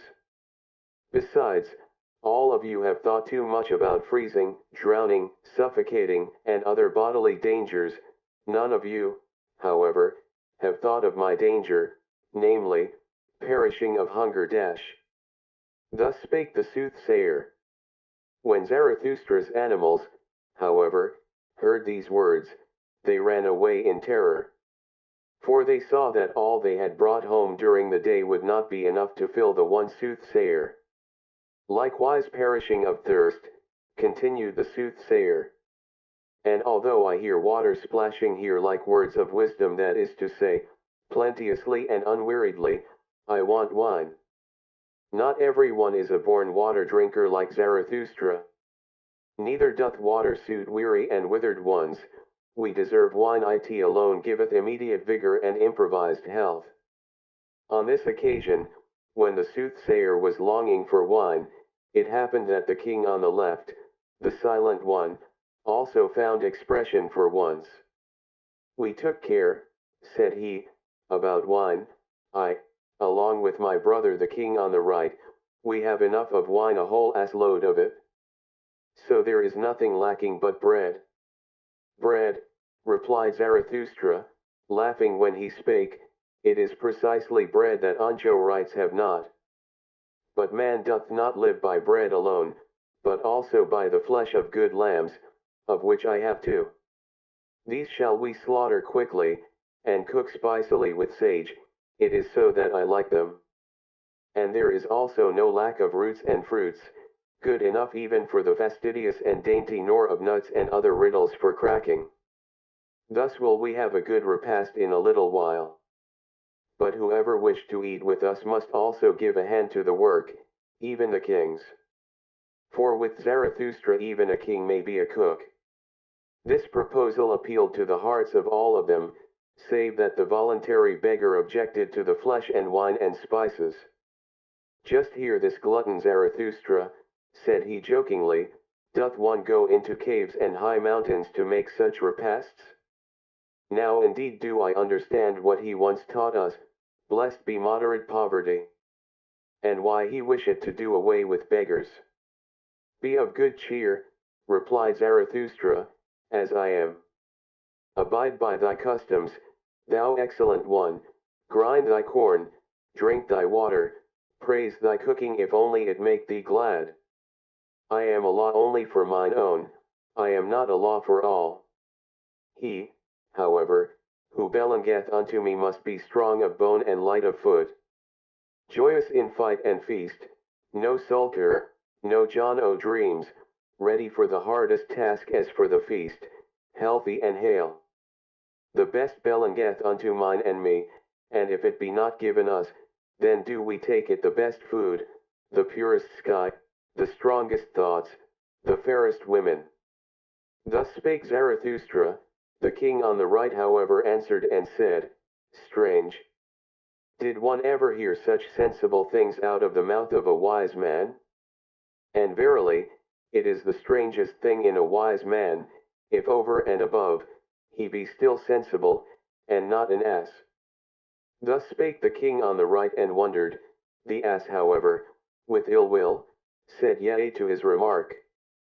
This, however, was the beginning of that long repast which is called the supper in the history books. At this there was nothing else spoken of but the higher man. The higher man. 1. When I came unto men for the first time, then did I commit the anchorite folly, the great folly, I appeared on the marketplace. And when I spake unto all, I spake unto none. In the evening, however, Rope dancers were my companions, and corpses, and I myself almost a corpse. With the new morning, however, there came unto me a new truth. Then did I learn to say, of what account to me are marketplace and populous noise and long populous airs? Ye higher men, learn this from me, on the marketplace no one believeth in higher men. But if ye will speak there, very well. The populace, however, blinked, we are all equal. Ye higher men, so blinked the populace, there are no higher men, we are all equal, man is man, before God we are all equal. Before God, now, however, this God hath died. Before the populace, however, we will not be equal. Ye higher men, away from the marketplace. 2. Before God, now however this God hath died? Ye higher men, this God was your greatest danger. Only since he lay in the grave have ye again arisen. Now only cometh the great noontide, now only doth the higher man become master. Have ye understood this word, O my brethren? Ye are frightened, do your hearts turn giddy? Doth the abyss here yawn for you? Doth the hellhound here yelp at you? Well, take heart. Ye higher men. Now only travaileth the mountain of the human future. God hath died, now do we desire the Superman to live. 3. The most careful ask today, how is man to be maintained? Zarathustra however asketh, as the first and only one, how is man to be surpassed?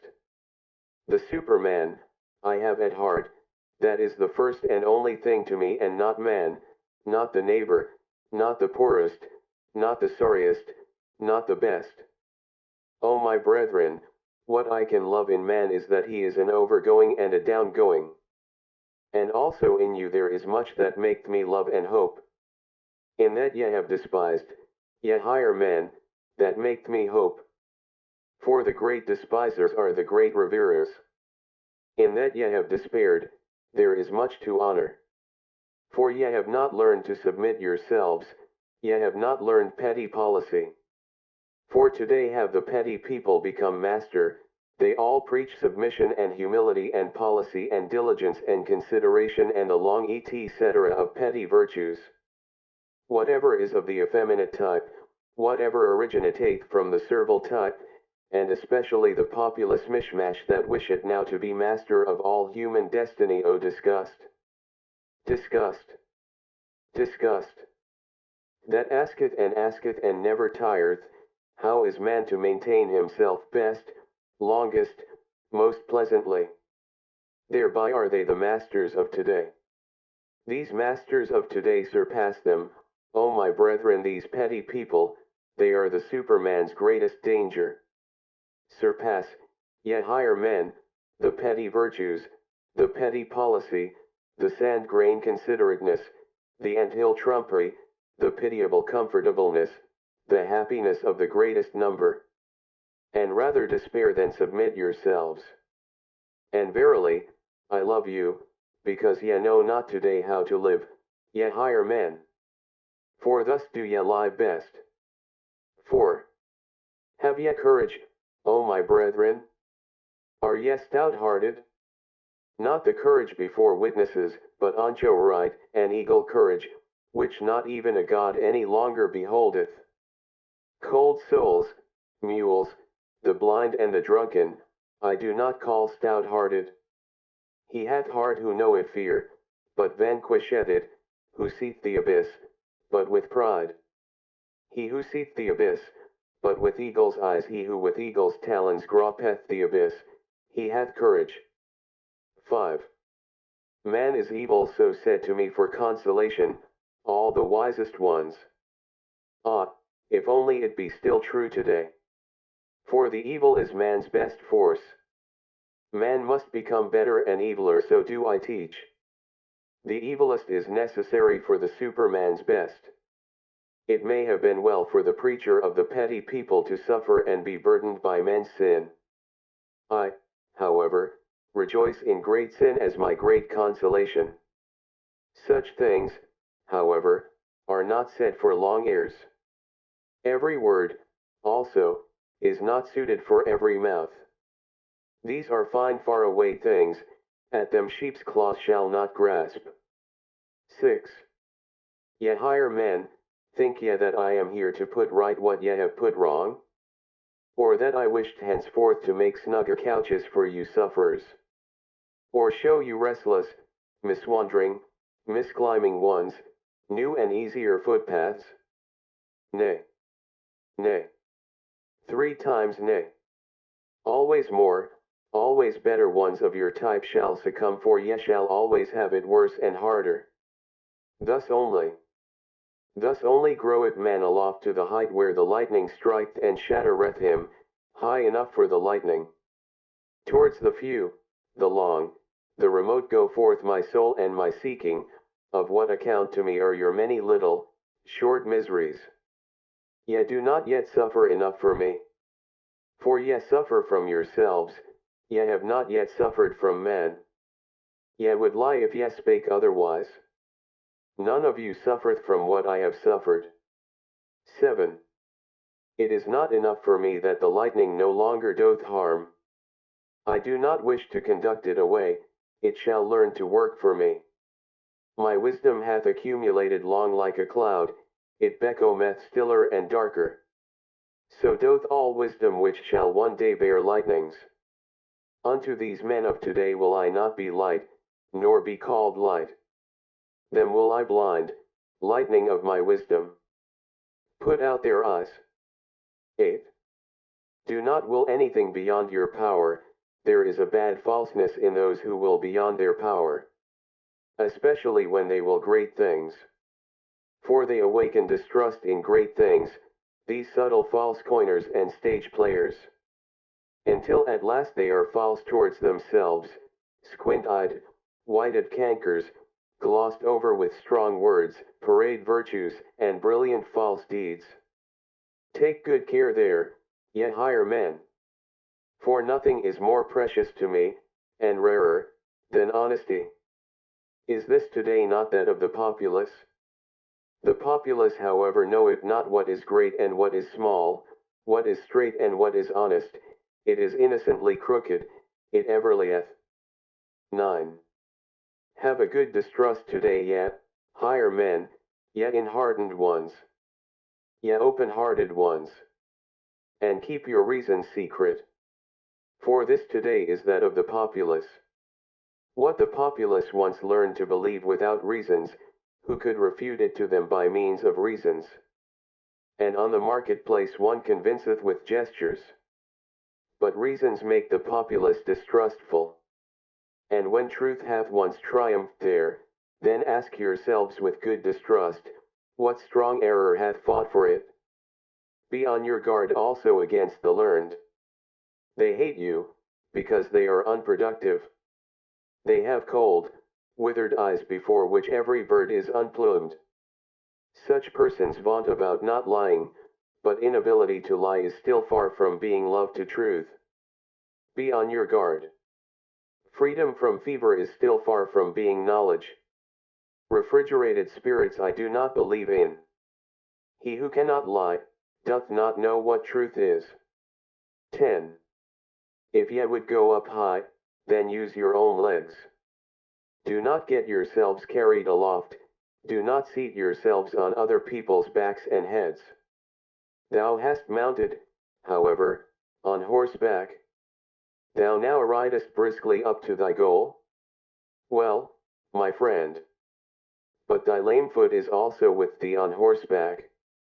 When thou reachest thy goal, when thou alightest from thy horse, precisely on thy height, thou higher man, then wilt thou stumble. 11.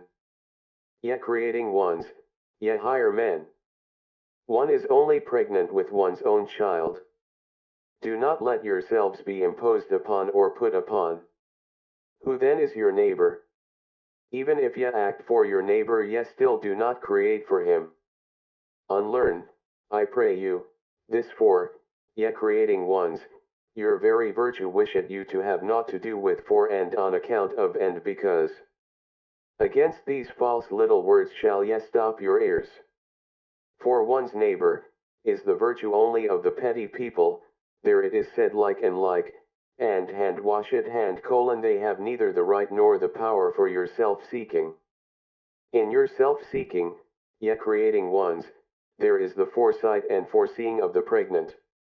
What no one's eye hath yet seen, namely, the fruit this, sheltereth and saveth and nourisheth your entire love. Where your entire love is, namely, with your child, there is also your entire virtue. Your work, your will is your neighbor, let no false values impose upon you. 12. Yet creating ones, yet hire men. Whoever hath to give birth is sick, whoever hath given birth, however, is unclean. Ask women, one giveth birth, not because it giveth pleasure. The pain maketh hens and poets cackle. Yet creating ones, in you there is much uncleanliness. That is because ye have had to be mothers. A new child, oh, how much new filth hath also come into the world. Go apart. He who hath given birth shall wash his soul. 13. Be not virtuous beyond your powers. And seek nothing from yourselves opposed to probability. Walk in the footsteps in which your father's virtue hath already walked. How would ye rise high, if your father's will should not rise with you? He, however, who would be a firstling, let him take care lest he also become a lastling. And where the vices of your fathers are, there should ye not set up as saints. He whose fathers were inclined for women, and for strong wine and flesh of wild boar swine, what would it be if he demanded chastity of himself? A folly would it be. Much, verily, doth it seem to me for such a one, if he should be the husband of one or of two or of three women. And if he founded monasteries, and inscribed over their portals, the way to holiness, I should still say, what good is it? It is a new folly. He hath founded for himself a penance house and refuge house, much good may it do. But I do not believe in it. In solitude there groweth what any one bringeth into it also the brute in one's nature. Thus is solitude inadvisable unto many. Hath there ever been anything filthier on earth than the saints of the wilderness? Around them was not only the devil loose but also the swine. 14. Shy, ashamed, awkward, like the tiger whose spring hath failed thus, yet higher men, have I often seen you slink aside. A cast which ye made had failed. But what doth it matter, ye dice players? Ye had not learned to play and mock, as one must play and mock? Do we not ever sit at a great table of mocking and playing? And if great things have been a failure with you, have ye yourselves therefore been a failure? And if ye yourselves have been a failure, hath man therefore been a failure? If man, however, hath been a failure, well then, never mind. 15. The higher its type, always the seldomer doth the thing succeed. Ye higher men here, have ye not all been failures? Be of good cheer, what doth it matter? How much is still possible? Learn to laugh at yourselves, as ye ought to laugh. What wonder even that ye have failed and only half succeeded, ye half-shattered ones? Doth not man's future strive and struggle in you? Man's furthest, profoundest, star-highest issues, his prodigious powers, do not all these foam through one another in your vessel? What wonder that many a vessel shattereth? Learn to laugh at yourselves, as ye ought to laugh. Ye higher men, oh, how much is still possible? And verily, how much hath already succeeded? How rich is this earth in small, good, perfect things, in well-constituted things. Set around you small, good, perfect things, ye higher men. Their golden maturity healeth the heart. The perfect tiac hate one to hope. 16. What hath hitherto been the greatest sin here on earth? Was it not the word of him who said, Woe unto them that laugh now? Did he himself find no cause for laughter on the earth? Then he sought badly. A child even findeth cause for it? He did not love sufficiently, otherwise would he also have loved us, the laughing ones. But he hated and hooted us, wailing and teeth gnashing did he promise us. Must one then curse immediately, when one doth not love? That seemeth to me bad taste. Thus did he, however, this absolute one. He sprang from the populace. And he himself just did not love sufficiently, otherwise would he have raged less because people did not love him. All great love doth not seek love, it seeketh more. Go out of the way of all such absolute ones. They are a poor sickly type, a populist type, they look at this life with ill will, they have an evil eye for this earth. Go out of the way of all such absolute ones. They have heavy feet and sultry hearts, they do not know how to dance. How could the earth be light to such ones? 17. Tortuously do all good things come nigh to their goal. Like cats they curve their backs, they purr inwardly with their approaching happiness, all good things laugh. His step betrayeth whether a person already walketh on his own path, just see me walk. He, however, who cometh nigh to his goal, danceth. And verily, a statue have I not become, not yet do I stand there stiff, stupid and stony, like a pillar, I love fast racing. And though there be on earth fens and dense afflictions, he who hath light feet runneth even across the mud, and danceth, as upon well-swept ice. Lift up your hearts, my brethren, higher. And do not forget your legs. Lift up also your legs, ye good dancers, and better still, if ye stand upon your heads. 18. This crown of the laughter, this rose garland crown, I myself have put on this crown, I myself have consecrated my laughter. No one else have I found today potent enough for this. Zarathustra the dancer, Zarathustra the light one, who beckoneth with his pinions, one ready for flight, beckoning unto all birds, ready and prepared, a blissfully light-spirited one. Zarathustra the soothsayer, Zarathustra the sooth-laugher, no impatient one, no absolute one, one who loveth leaps and side leaps, I myself have put on this crown. 19. Lift up your hearts, my brethren, higher. And do not forget your legs. Lift up also your legs, ye good dancers, and better still if ye stand upon your heads. There are also heavy animals in a state of happiness, there are club-footed ones from the beginning. Curiously do they exert themselves, like an elephant which endeavoureth to stand upon its head. Better, however, to be foolish with happiness than foolish with misfortune, better to dance awkwardly than walk lamely. So learn, I pray you, my wisdom, ye higher men, even the worst thing hath two good reverse sides. Even the worst thing hath good dancing legs, so learn, I pray you, ye higher men, to put yourselves on your proper legs. So unlearn, I pray you, the sorrow sighing, and all the populace sadness. Oh, how sad the buffoons of the populace seem to me today. This today, however, is that of the populace. 20. Do like unto the wind when it rusheth forth from its mountain caves, unto its own piping will it dance, the seas tremble and leap under its footsteps.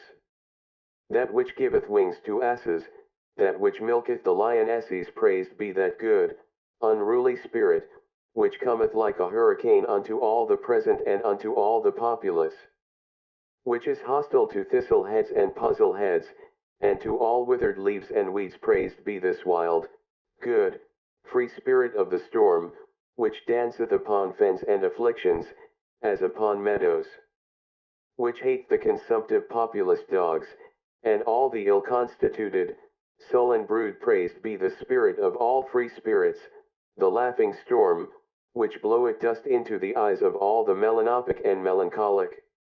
Ye higher men, the worst thing in you is that ye have none of you learned to dance as ye ought to dance beyond yourselves. What doth it matter that ye have failed? How many things are still possible? So learn to laugh beyond yourselves. Lift up your hearts, ye good dancers, higher, and do not forget the good laughter. This crown of the laughter, this rose garland crown, to you my brethren do I cast this crown. Laughing have I consecrated, ye higher men, learn, I pray you to laugh. Lziv. The Song of Melancholy. 1. When Zarathustra spake these sayings, he stood nigh to the entrance of his cave. With the last words, however, he slipped away from his guests, and fled for a little while into the open air. O pure odors around me, cried he, O blessed stillness around me. But where are mine animals? Hither, hither, mine eagle and my serpent. Tell me, mine animals, these higher men, all of them, do they perhaps not smell well? O pure odors around me. Now only do I know and feel how I love you, mine animals. And Zarathustra said once more, I love you, mine animals. The eagle, however, and the serpent pressed close to him when he spake these words, and looked up to him. In this attitude were they all three silent together, and sniffed and sipped the good air with one another. For the air here outside was better than with the higher men. 2. Hardly, however, had Zarathustra left the cave when the old magician got up, looked cunningly about him, and said, He is gone. And already, ye higher men, let me tickle you with this complimentary and flattering name, as he himself doth already. Doth mine evil spirit of deceit and magic attack me, my melancholy devil, which is an adversary to this Zarathustra from the very heart, forgive it for this. Now doth it wish to conjure before you, it hath just its hour, in vain do I struggle with this evil spirit. Unto all of you, whatever honors ye like to assume in your names, whether ye call yourselves the free spirits or the conscientious, or the penitents of the spirit, or the unfettered, or the great longers. Unto all of you, who like me suffer from the great loathing, to whom the old God hath died, and as yet no new God lieth in cradles and swaddling clothes, unto all of you is mine evil spirit and magic devil favorable. I know you, ye higher men, I know him, I know also this fiend whom I love in spite of me, this Zarathustra. He himself often seemeth to me like the beautiful mask of a saint, like a new strange mummery in which mine evil spirit, the melancholy devil, delighteth. I love Zarathustra, so doth it often seem to me, for the sake of mine evil spirit. But already doth it attack me and constrain me, this spirit of melancholy, this evening twilight devil, and verily, ye higher men, it hath a longing. Open your eyes, it hath a longing to come naked, whether male or female, I do not yet know, but it cometh, it constraineth me, alas. Open your wits. The day dieth out, unto all things cometh now the evening, also unto the best things.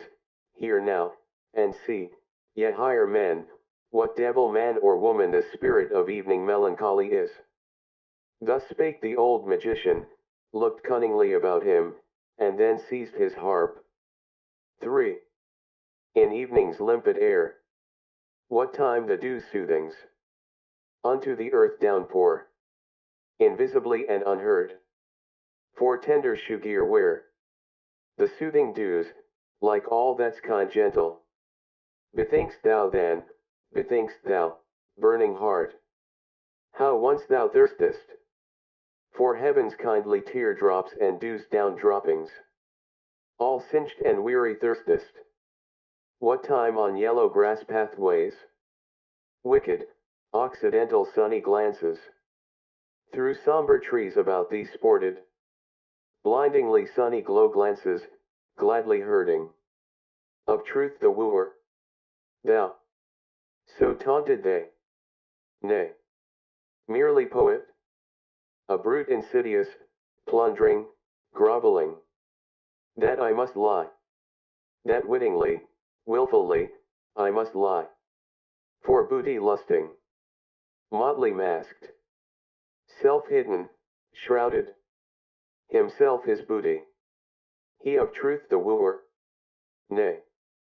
Mere fool. Mere poet. Just motley speaking. From mask of fool confusedly shouting. Circumambling on fabricated word bridges. On motley rainbow arches. Twixt the spurious heavenly. And spurious earthly. Round us roving, round us soaring. Mere fool. Mere poet. He of truth the wooer. Not still, stiff, smooth and cold. Become an image. A godlike statue. Set up in front of temples. As a god's own door guard. Nay. Hostile to all such truthfulness statues. In every desert homelier than at temples. With caddish wantonness. Through every window leaping. Quickly into chances. Every wild forest a sniffing. Greedily longingly, sniffing. That thou, in wild forests. Mong the motley speckled fierce creatures. Shouldest rove, sinful sound, and fine-colored. With longing lips smacking. Blessedly mocking, blessedly hellish, blessedly bloodthirsty. Robbing, skulking, lying roving. Or unto eagles like which fixedly. Long adown the precipice look. Adown their precipice. Oh, how they whirl down now. There under, therein. To ever deeper profoundness whirling. Then. Sudden. With aim aright. With quivering flight. On lambkins pouncing. Headlong down, sore hungry. For lambkins longing. Fierce gainst all lamb spirits. Furious fierce all that look. Sheep-like, or lamb-eyed, or crisp-woolly. Grey, with lamb-sheep kindliness. Even thus. Eagle-like, panther-like. Are the poet's desires. Are thine own desires neath 1,000 guises. Thou fool. Thou poet. Thou who all mankind viewedst. So God, as sheep. The God to rend within mankind. As the sheep in mankind. And in rending laughing. That is thine own blessedness. Of a panther and eagle blessedness. Of a poet and fool the blessedness. In evening's limpid air. What time the moon sickle. Green, twixt the purple glowings.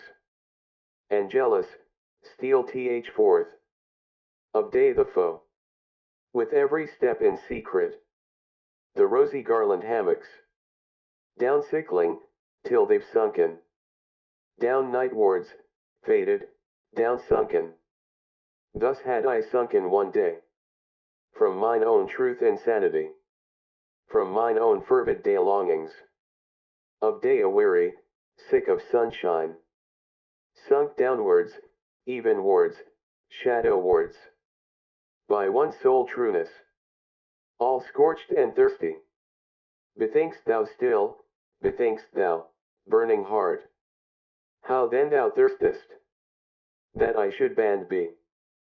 From all the trueness. Mere fool. Mere poet. LXXV. Science. Thus sang the magician, and all who were present went like birds unawares into the net of his artful and melancholy voluptuousness. Only the spiritually conscientious one had not been caught. He at once snatched the harp from the magician and called out, "Air! Let in good air!" Let in Zarathustra. Thou makest this cave sultry and poisonous, thou bad old magician. Thou seducest, thou false one, thou subtle one, to unknown desires and deserts. And alas, that such as thou should talk and make ado about the truth. Alas, to all free spirits who are not on their guard against such magicians. It is all over with their freedom, thou teachest and temptest back into prisons. Thou old melancholy devil, out of thy lament soundeth allurement, thou resemblest those who with their praise of chastity secretly invite to voluptuousness. Thus spake the conscientious one. The old magician, however, looked about him, enjoying his triumph, and on that account put up with the annoyance which the conscientious one caused him. Be still, said he with modest voice, good songs want to re-echo well, after good songs one should be long silent. Thus do all those present, the higher men. Thou, however, hast perhaps understood but little of my song? In thee there is little of the magic spirit. Thou praisest me, replied the conscientious one, in that thou separatest me from thyself, very well. But, ye others, what do I see? Ye still sit there, all of you, with lusting eyes. Ye free spirits, whither hath your freedom gone? Ye almost seem to me to resemble those who have long looked at bad girls dancing naked, your souls themselves dance. In you, ye higher men, there must be more of that which the magician calleth his evil spirit of magic and deceit. We must indeed be different. And verily, we spake and thought long enough together ere Zarathustra came home to his cave, for me not to be unaware that we are different. We seek different things even here aloft, ye and I. For I seek more security, on that account have I come to Zarathustra. For he is still the most steadfast tower and will. Today, when everything tottereth, when all the earth quaketh. Yet, however, when I see what eyes ye make, it almost seemeth to me that ye seek more insecurity. More horror, more danger, more earthquake. Ye long, it almost seemeth so to me, forgive my presumption, ye higher men. Ye long for the worst and dangerousest life, which frighteneth me most, for the life of wild beasts, for forests, caves, steep mountains and labyrinthine gorges. And it is not those who lead out of danger that please you best, but those who lead you away from all paths, the misleaders. But if such longing in you be actual, it seemeth to me nevertheless to be impossible. For fear, that is man's original and fundamental feeling, through fear everything is explained, original sin and original virtue. Through fear there grew also my virtue, that is to say, science. For fear of wild animals that hath been longest fostered in man, inclusive of the animal which he concealeth and feareth in himself, Zarathustra calleth it the beast inside. Such prolonged ancient fear, at last becomes subtle, spiritual, and intellectual. At present, methinketh, it is called science. Thus spake the conscientious one, but Zarathustra, who had just come back into his cave and had heard and divined the last discourse, threw a handful of roses to the conscientious one, and laughed on account of his truths. Why, he exclaimed, what did I hear just now? Verily, it seemeth to me, thou art a fool, or else I myself am one, and quietly and quickly will I put thy truth upside down. For fear is an exception with us. Courage, however, and adventure, and delight in the uncertain, in the unattempted courage seemeth to me the entire primitive history of man. The wildest and most courageous animals hath he envied and robbed of all their virtues, thus only did he become man. This courage, at last becomes subtle, spiritual, and intellectual, this human courage, with eagle's pinions and serpent's wisdom, this, it seemeth to me, is called at present Zarathustra, cried all of them there assembled, as if with one voice, and burst out at the same time into a great laughter. There arose, however, from them as it were a heavy cloud. Even the magician laughed, and said wisely, "Well, it is gone, mine evil spirit. And did I not myself warn you against it when I said that it was a deceiver, a lying and deceiving spirit? Especially when it showeth itself naked. But what can I do with regard to its tricks? Have I created it and the world? Well, let us be good again, and of good cheer." And although Zarathustra looked with evil eye, just see him. He disliked me. Ere night cometh will he again learn to love and laud me. He cannot live long without committing such follies. He loveth his enemies, this art knoweth he better than any one I have seen. But he taketh revenge for it on his friends. Thus spake the old magician, and the higher men applauded him, so that Zarathustra went round, and mischievously and lovingly shook hands with his friends like one who hath to make amends and apologize to every one for something. When however he had thereby come to the door of his cave, lo, then had he again a longing for the good air outside, and for his animals, and wished to steal out. Among daughters of the desert. 1. Go not away, said then the wanderer who called himself Zarathustra's shadow, abide with us, otherwise the old gloomy affliction might again fall upon us. Now hath that old magician given us of his worst for our good, and lo, the good, pious Pope there hath tears in his eyes, and hath quite embarked again upon the sea of melancholy. Those kings may well put on a good air before us still, for that have they learned best of us all at present.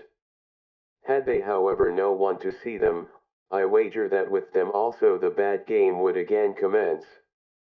The bad game of drifting clouds, of damp melancholy, of curtained heavens, of stolen suns, of howling autumn winds. The bad game of our howling and crying for help. Abide with us, O Zarathustra. Here there is much concealed misery that wisheth to speak, much evening, much cloud, much damp air.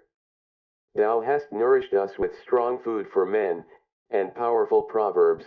Do not let the weakly, womanly spirits attack us anew at desert. Thou alone makest the air around thee strong and clear. Did I ever find anywhere on earth such good air as with thee in thy cave? Many lands have I seen, my nose hath learned to test and estimate many kinds of air, but with thee do my nostrils taste their greatest delight. Unless it be, do forgive an old recollection. Forgive me an old after-dinner song, which I once composed amongst daughters of the desert. For with them was there equally good, clear, oriental air, there was I furthest from cloudy, damp, melancholy old Europe. Then did I love such oriental maidens and other blue kingdoms of heaven, over which hang no clouds and no thoughts. Ye would not believe how charmingly they sat there, when they did not dance, profound, but without thoughts, like little secrets, like beribboned riddles, like dessert nuts. Many-hued and foreign, forsooth. But without clouds, riddles which can be guessed. To please such maidens I then composed an after-dinner psalm. Thus spake the wanderer who called himself Zarathustra's shadow, and before any one answered him, he had seized the harp of the old magician, crossed his legs, and looked calmly and sagely around him with his nostrils. However, he inhaled the air slowly and questioningly, like one who in new countries tasteth new foreign air. Afterward he began to sing with a kind of roaring. 2. The deserts grow, woe him who doth them hide. Ha! Solemnly. In effect solemnly. A worthy beginning. Afric manner, solemnly. Of a lion worthy. Or perhaps of a virtuous howl monkey. But it's naught to you. Ye friendly damsels dearly loved. At whose own feet to me. The first occasion. To a European under palm trees. A seat is now granted. Selah. Wonderful, truly. Here do I sit now. The desert night, and yet I am so far still from the desert, even in not yet deserted. That is, I'm swallowed down by this the smallest oasis. It opened up just yawning, its loveliest mouth agape, most sweet-odored of all mouthlets. Then fell I right in, right down, right through in mong you. Ye friendly damsels dearly loved. Selah, hail, hail, to that whale, fish-like, if it thus for its guests' convenience made things nice, ye well know, surely, my learned illusion. Hail to its belly, if it had a such loveliest oasis belly as this is, though however I doubt about it. With this come I out of old Europe, that doubt more eagerly than doth any elderly married woman. May the Lord improve it. Amen. Here do I sit now, in this the smallest oasis, like a date indeed, brown, quite sweet, gold suppurating, for rounded mouth of maiden longing, but yet still more for youthful, maid-like, ice cold and snow white and incisory, front teeth, and for such assuredly, pine the hearts all of ardent date fruits. Selah, to the there named south fruits now, similar, all too similar, do I lie here, by little, flying insects, round sniffled and round played, and also by yet littler, foolisher, and peccabler, wishes and fantasies, environed by you, yes silent, presentientest, maiden kittens, Dudu and Sulika, round sphinxed, that into one word, I may crowd much feeling. Forgive me, O God. All such speech sinning. Sit I hear the best of air sniffling. Paradisal air, truly. Bright and buoyant air, golden mottled. As goodly air as ever. From lunar orb down fell. Be it by hazard, or supervenated by arrogancy, as the ancient poets relate it. But doubter, I'm now calling it. In question, with this do I come indeed. Out of Europe, that doubt more eagerly than doth any elderly married woman. May the Lord improve it. Amen. This the finest air drinking, with nostrils outswelled like goblets, lacking future, lacking remembrances. Thus do I sit here, yet, friendly damsels dearly loved, and look at the palm tree there, how it, to a dance girl, like, doth bow and bend and on its haunches bob. One doth it too, when one view it long, to a dance girl like, who as it seemed to me, too long, and dangerously persistent. Always, always, just on single leg hath stood. Then forgot she thereby, as it seemed to me, the other leg. For vainly I, at least, did search for the missing fellow jewel, namely, the other leg, in the sanctified precincts, nigh her very dearest, very tenderest, flapping and fluttering and flickering skirting. Yeah, if ye should, ye beauteous friendly ones, quite take my word, she hath, alas, lost it. Who, who, who, who, who, it is away, forever away. The other leg. Oh, pity for that loveliest other leg. Where may it now tarry, all forsaken weeping? The lonesomest leg? In fear perhaps before a furious, yellow, blonde, and curled leonine monster? Or perhaps even gnawed away, nibbled badly. Most wretched, woeful, woeful, nibbled badly. Selah, oh, weep ye not. Gentle spirits, weep ye not, yet. Date fruit spirits, milk bosoms, ye sweetwood heart. Purselets, weep ye no more. Pallid dudu, be a man, Sulika. Bold, bold. Or else should there perhaps something strengthening, heart strengthening, here most proper be? Some inspiring text? Some solemn exhortation? Ha! Up now! Honor! Moral honor! European honor! Blow again, continue. Bellows box of virtue! Ha! Once more thy roaring! Thy moral roaring! As a virtuous lion! Nigh the daughters of deserts roaring! For virtue's outhowl! Ye very dearest maidens! Is more than every European fervour, European hot hunger. And now do I stand here as European. I can't be different, God's help to me. Amen. The deserts grow, woe him who doth them hide.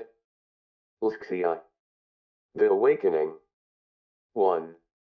After the song of the wanderer and shadow, the cave became all at once full of noise and laughter, and since the assembled guests all spake simultaneously, and even the ass, encouraged thereby, no longer remained silent, a little aversion and scorn for his visitors came over Zarathustra, although he rejoiced at their gladness. For it seemed to him a sign of convalescence. So he slipped out into the open air and spake to his animals. Whither hath their distress now gone, said he, and already did he himself feel relieved of his petty disgust with me, it seemeth that they have unlearned their cries of distress. Though, alas, not yet their crying. And Zarathustra stopped his airs, for just then did the yea of the ass mix strangely with the noisy jubilation of those higher men. They are merry, he began again, and who know it, perhaps at their host's expense, and if they have learned of me to laugh, still it is not my laughter they have learned. But what matter about that? They are old people, they recover in their own way, they laugh in their own way, mine ears have already endured worse and have not become peevish. This day is a victory, he already yieldeth, he fleet, the spirit of gravity, mine old arch-enemy. How well this day is about to end, which began so badly and gloomily. And it is about to end. Already cometh the evening, over the sea rideth it hither, the good rider.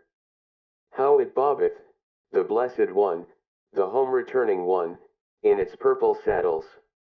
The sky gazeth brightly thereon, the world lieth deep. Oh, all ye strange ones who have come to me, it is already worth while to have lived with me. Thus spake Zarathustra. And again came the cries and laughter of the higher men out of the cave, then began he anew.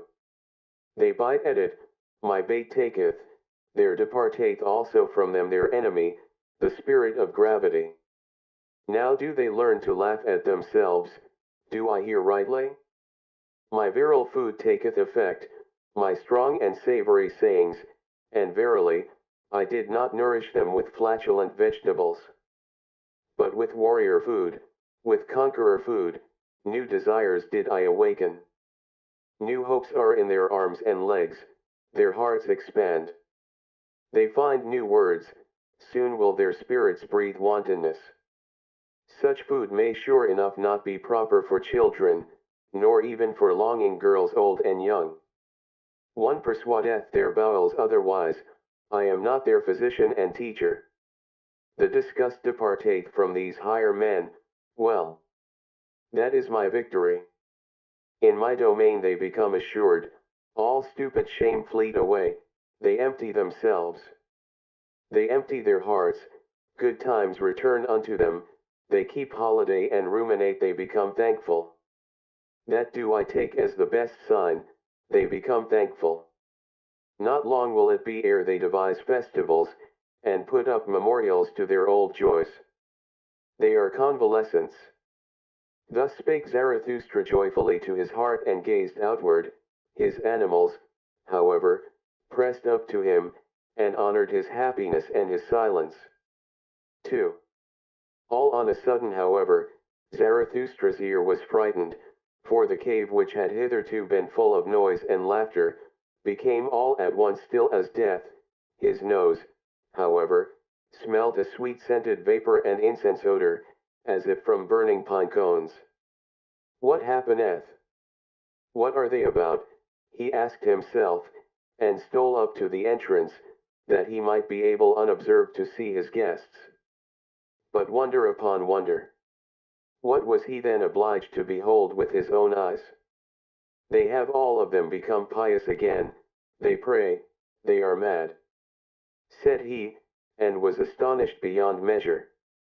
And forsooth, all these higher men, the 2 kings, the Pope out of service, the evil magician, the voluntary beggar, the wanderer and shadow, the old soothsayer, the spiritually conscientious one, and the ugliest man, they all lay on their knees like children and credulous old women, and worshipped the ass. And just then began the ugliest man to gurgle and snort, as if something unutterable in him tried to find expression. When, however, he had actually found words, behold, it was a pious, strange litany in praise of the adored and censed ass. And the litany sounded thus: Amen. And glory and honor and wisdom and thanks and praise and strength be to our God, from everlasting to everlasting. The ass, however, here brayed yea.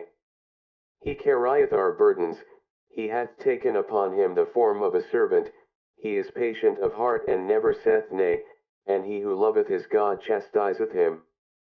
The ass, however, here brayed yea.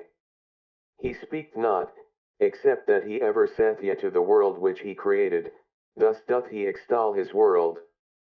It is his artfulness that speaketh not, thus is he rarely found wrong. The ass, however, here brayed yea. Uncomely goeth he through the world. Grey is the favorite color in which he wrappeth his virtue. Hath he spirit, then doth he conceal it. Every one, however, believeth in his long ears. The ass, however, here brayed yea. What hidden wisdom it is to wear long ears, and only to say yea and never nay. Hath he not created the world in his own image, namely, as stupid as possible? The ass, however, here brayed yea. Thou goest straight and crooked ways, it concerneth thee little what seemeth straight or crooked unto us men. Beyond good and evil is thy domain. It is thine innocence not to know what innocence is. The ass, however, here brayed yea. Lo, how thou spurnest none from thee, neither beggars nor kings. Thou sufferest little children to come unto thee, and when the bad boys decoy thee, then sayest thou simply, yea. The ass, however, here brayed yea. Thou lovest she-asses and fresh figs, thou art no food despiser. A thistle tickleth thy heart when thou chancest to be hungry. There is the wisdom of a God therein. The ass, however, here brayed yea. Lxxiath. The Ass Festival. 1. At this place in the litany, however, Zarathustra could no longer control himself, he himself cried out yea, louder even than the ass, and sprang into the midst of his maddened guests. Whatever are you about, ye grown-up children, he exclaimed, pulling up the praying ones from the ground. Alas, if anyone else, except Zarathustra, had seen you, every one would think you the worst blasphemers, or the very foolishest old women, with your new belief. And thou thyself, thou old Pope, how is it in accordance with thee, to adore an ass in such a manner as God. O Zarathustra, answered the Pope, forgive me, but in divine matters I am more enlightened even than thou. And it is right that it should be so. Better to adore God so, in this form, than in no form at all. Think over this saying, mine exalted friend, thou wilt readily divine that in such a saying there is wisdom. He who said God is a spirit made the greatest stride and slide hitherto made on earth towards unbelief. Such a dictum is not easily amended again on earth. Mine old heart leapeth and boundeth because there is still something to adore on earth. Forgive it, O Zarathustra, to an old, pious pontiff heart. And thou, said Zarathustra to the wanderer and shadow, thou callest and thinkest thyself a free spirit? And thou here practisest such idolatry and hierolatry? Worse verily, doest thou here than with thy bad brown girls, thou bad, new believer. It is sad enough, answered the wanderer and shadow, thou art right, but how can I help it? The old God liveth again, O Zarathustra, thou mayst say what thou wilt. The ugliest man is to blame for it all, he hath reawakened him. And if he say that he once killed him, with God's death is always just a prejudice. And thou, said Zarathustra, thou bad old magician, what didst thou do? Who ought to believe any longer in thee in this free age, when thou believest in such divine donkeyism? It was a stupid thing that thou didst. How couldst thou, a shrewd man, do such a stupid thing? O Zarathustra, answered the shrewd magician, thou art right, it was a stupid thing, it was also repugnant to me. And thou even, said Zarathustra to the spiritually conscientious one, consider, and put thy finger to thy nose. Doth nothing go against thy conscience here? Is thy spirit not too cleanly for this praying and the fumes of those devotees? There is something therein, said the spiritually conscientious one, and put his finger to his nose, there is something in this spectacle which even doth good to my conscience. Perhaps I dare not believe in God, certain it is however, that God seemeth to me most worthy of belief in this form. God is said to be eternal, according to the testimony of the most pious, he who hath so much time taketh his time. As slow and as stupid as possible, thereby can such a one nevertheless go very far. And he who hath too much spirit might well become infatuated with stupidity and folly. Think of thyself, O Zarathustra. Thou thyself verily. Even thou couldst well become an ass through superabundance of wisdom. Doth not the true sage willingly walk on the crookedest paths? The evidence Tiac hated, O Zarathustra, thine own evidence. And thou thyself, finally, said Zarathustra, and turned towards the ugliest man, who still lay on the ground stretching up his arm to the ass, for he gave it wine to drink. Say, thou nondescript, what hast thou been about? Thou seemest to me transformed, thine eyes glow, the mantle of the sublime covereth thine ugliness, what didst thou do? Is it then true what they say, that thou hast again awakened him? And why? Was he not for good reasons killed and made away with? Thou thyself seemest to me awakened, what didst thou do? Why didst thou turn round? Why didst thou get converted? Speak, thou nondescript. O Zarathustra, answered the ugliest man, thou art a rogue. Whether he yet liveth, or again liveth, or is thoroughly dead, which of us both knoweth that best? I ask thee.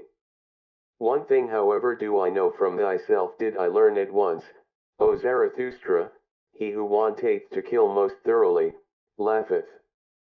Not by wrath but by laughter doth one kill, thus spakest thou once, O Zarathustra, thou hidden one, thou destroyer without wrath, thou dangerous saint, thou art a rogue.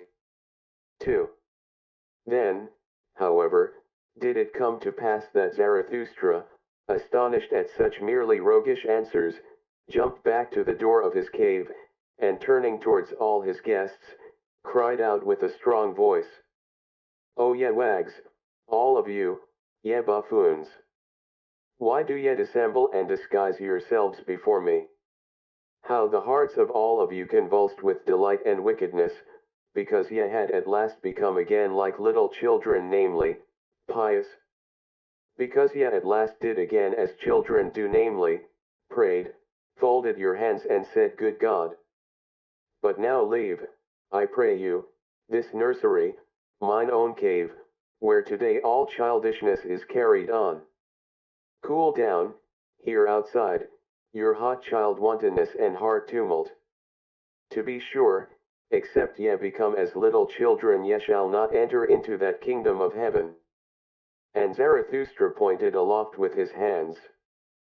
But we do not at all want to enter into the kingdom of heaven, we have become men, so we want the kingdom of earth.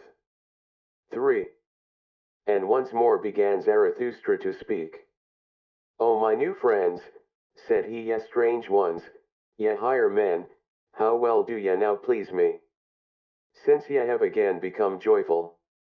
Ye have, verily, all blossomed forth. It seemeth to me that for such flowers as you, new festivals are required. A little valiant nonsense, some divine service and ass festival, some old joyful Zarathustra fool, some blusterer to blow your soul's bride. Forget not this night and this ass festival, ye higher men. That did ye devise when with me, that do I take as a good omen. Such things only the convalescents devise. And should ye celebrate it again, this ass festival, do it from love to yourselves, do it also from love to me, and in remembrance of me." Thus spake Zarathustra. 6. The Drunken Song. 1. Meanwhile one after another had gone out into the open air, and into the cool, thoughtful night. Zarathustra himself, however, led the ugliest man by the hand, that he might show him his night world, and the great round moon, and the silvery waterfalls near his cave. There they at last stood still beside one another, all of them old people, but with comforted, brave hearts, and astonished in themselves that it was so well with them on earth. The mystery of the night, however, came nigher and nigher to their hearts.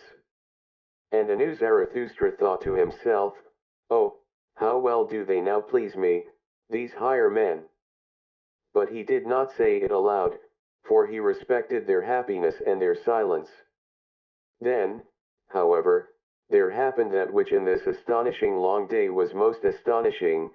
The ugliest man began once more and for the last time to gurgle and snort, and when he had at length found expression, behold, there sprang a question plump and plain out of his mouth, a good, deep, clear question, which moved the hearts of all who listened to him. "My friends, all of you," said the ugliest man, "what think ye?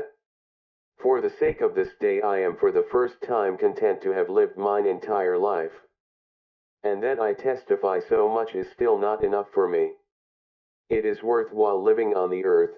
One day, one festival with Zarathustra, hath taught me to love the earth.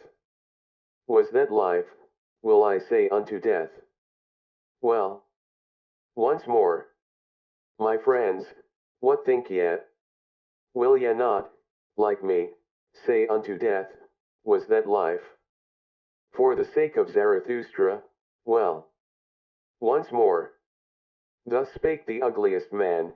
It was not, however, far from midnight. And what took place then, think ye? As soon as the higher men heard his question, they became all at once conscious of their transformation and convalescence, and of him who was the cause thereof. Then did they rush up to Zarathustra, thanking, honoring, caressing him, and kissing his hands, each in his own peculiar way, so that some laughed and some wept. The old soothsayer, however, danced with delight, and though he was then, as some narrators suppose, full of sweet wine, he was certainly still fuller of sweet life, and had renounced all weariness. There are even those who narrate that the ass then danced, for not in vain had the ugliest man previously given it wine to drink. That may be the case, or it may be otherwise, and if in truth the ass did not dance that evening, there nevertheless happened then greater and rarer wonders than the dancing of an ass would have been. In short, as the proverb of Zarathustra saith, what doth it matter? 2. When, however, this took place with the ugliest man, Zarathustra stood there like one drunken, his glance dulled, his tongue faltered and his feet staggered. And who could divine what thoughts then passed through Zarathustra's soul? Apparently, however, his spirit retreated and fled in advance and was in remote distances, and as it were wandering on high mountain ridges, as it standeth written, twixt two seas. Wandering twixt the past and the future as a heavy cloud. Gradually, however, while the higher men held him in their arms, he came back to himself a little, and resisted with his hands the crowd of the honoring and caring ones, but he did not speak. All at once, however, he turned his head quickly, for he seemed to hear something, then laid he his finger on his mouth and said, "Come." And immediately it became still and mysterious round about. From the depth however there came up slowly the sound of a clock bell. Zarathustra listened thereto, like the higher men, then, however, laid he his finger on his mouth the second time, and said again, "Come. Come. It is getting on to midnight." And his voice had changed. But still he had not moved from the spot. Then it became yet stiller and more mysterious, and everything hearkened, even the ass, and Zarathustra's noble animals, the eagle, and the serpent, likewise the cave of Zarathustra and the big cool moon, and the night itself. Zarathustra, however, laid his hand upon his mouth for the third time, and said, "Come. Come. Come. Let us now wander. It is the hour, let us wander into the night." 3.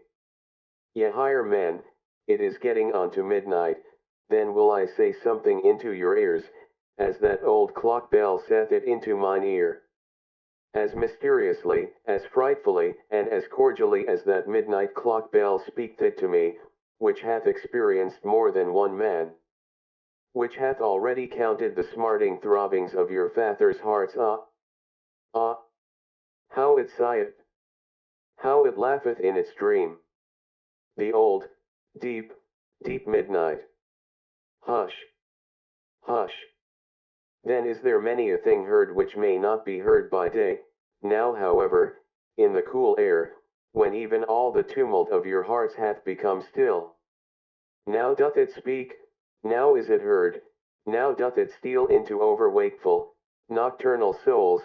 Ah, how the midnight sigheth, how it laugheth in its dream. Hearest thou not how it mysteriously, frightfully, and cordially speaketh unto thee, the old deep, deep midnight? O man, take heed. 4. Woe to me! Whither hath time gone? Have I not sunk into deep wells? The world sleepeth. Ah, the dog howleth, the moon shineth. Rather will I die, than say unto you what my midnight heart now thinketh. Already have I died. It is all over. Spider, why spinnest thou around me? Wilt thou have blood? Ah, the dew falleth, the hour cometh. The hour in which I frost and freeze, which asketh and asketh and asketh, who hath sufficient courage for it? Who is to be master of the world? Who is going to say, thus shall ye flow, ye great and small streams? The hour approacheth, O man, thou higher man, take heed. This talk is for fine ears, for thine ears what saith deep midnight's voice indeed? 5. It carrieth me away, my soul danceth. Day's work, Day's work. Who is to be master of the world? The moon is cool, the wind is still. Ah, ah, have ye already flown high enough? Ye have danced, a leg, nevertheless, is not a wing. Ye good dancers, now is all delight over, wine hath become lees, every cup hath become brittle, the sepulchres mutter. Ye have not flown high enough, now do the sepulchres mutter, free the dead. Why is it so long night? Doth not the moon make us drunken? Ye higher men, free the sepulchres, awaken the corpses. Ah, why doth the worm still burrow? There approach it, the hour. There boometh the clock bell, there thrilleth still the heart, there burroweth still the woodworm, the heartworm. Ah, ah, the world is deep. 6. Sweet lyre,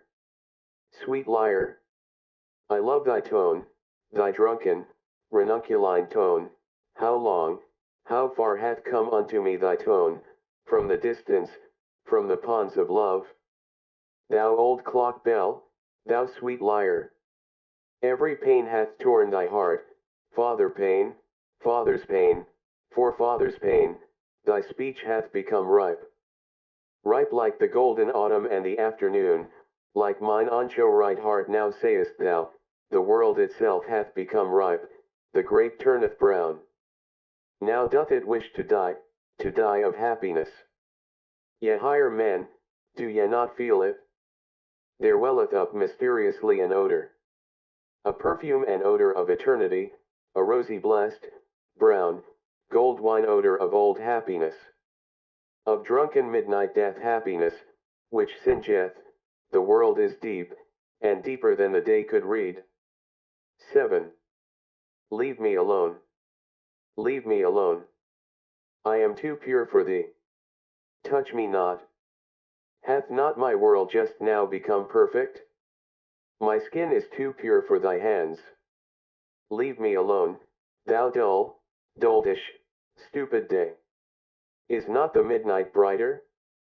The purest are to be masters of the world, the least known, the strongest, the midnight souls, who are brighter and deeper than any day. O day, thou gropest for me? Thou feelest for my happiness? For thee am I rich, lonesome, a treasure pit, a gold chamber? O world, thou wantest me? Am I worldly for thee? Am I spiritual for thee? Am I divine for thee? But day and world, ye are too coarse. Have cleverer hands, grasp after deeper happiness, after deeper unhappiness, grasp after some God, grasp not after me. Mine unhappiness, my happiness is deep, thou strange day, but yet am I no God, no God's hell, deep is its woe. 8. God's woe is deeper, thou strange world. Grasp at God's woe, not at me. What am I? A drunken sweet lyre. A midnight lyre, a bell frog, which no one understandeth, but which must speak before deaf ones, ye higher men. For ye do not understand me. Gone. Gone. O youth. O noontide. O afternoon. Now have come evening and night and midnight. The dog howleth, the wind. Is the wind not a dog?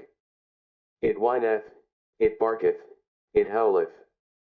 Ah, ah, how she sigheth, how she laugheth, how she wheezeth and panteth, the midnight.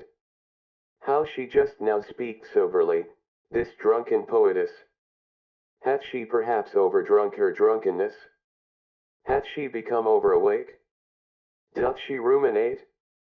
Her woe doth she ruminate over, in a dream, the old, deep midnight, and still more her joy. For joy, although woe be deep, joy is deeper still than grief can be. 9. Thou grapevine. Why dost thou praise me? Have I not cut thee? I am cruel, thou bleedest, What meaneth thy praise of my drunken cruelty? Whatever hath become perfect, everything mature wanteth to die, so sayest thou.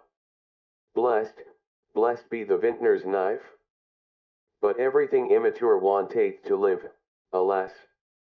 Woe saith, hence. Go. Away, thou woe. But everything that suffereth wanteth to live, that it may become mature and lively and longing. Longing for the further, the higher, the brighter. I want heirs, so saith everything that suffereth. I want children, I do not want myself. Joy, however, doth not want heirs, it doth not want children. Joy wanteth itself, it wanteth eternity, it wanteth recurrence, it wanteth everything eternally like itself. Woe saith, break, bleed, thou heart. Wander, thou leg. Thou wing, fly. Onward. Upward. Thou pain. Well. Cheer up. O mine old heart, woe saith, hence. Go. 10. Ye higher men, what think ye? Am I a soothsayer? Or a dreamer? Or a drunkard? Or a dream reader? Or a midnight bell? Or a drop of dew? Or a fume and fragrance of eternity? Hear yet it not. Smell yet it not. Just now hath my world become perfect, midnight is also midday.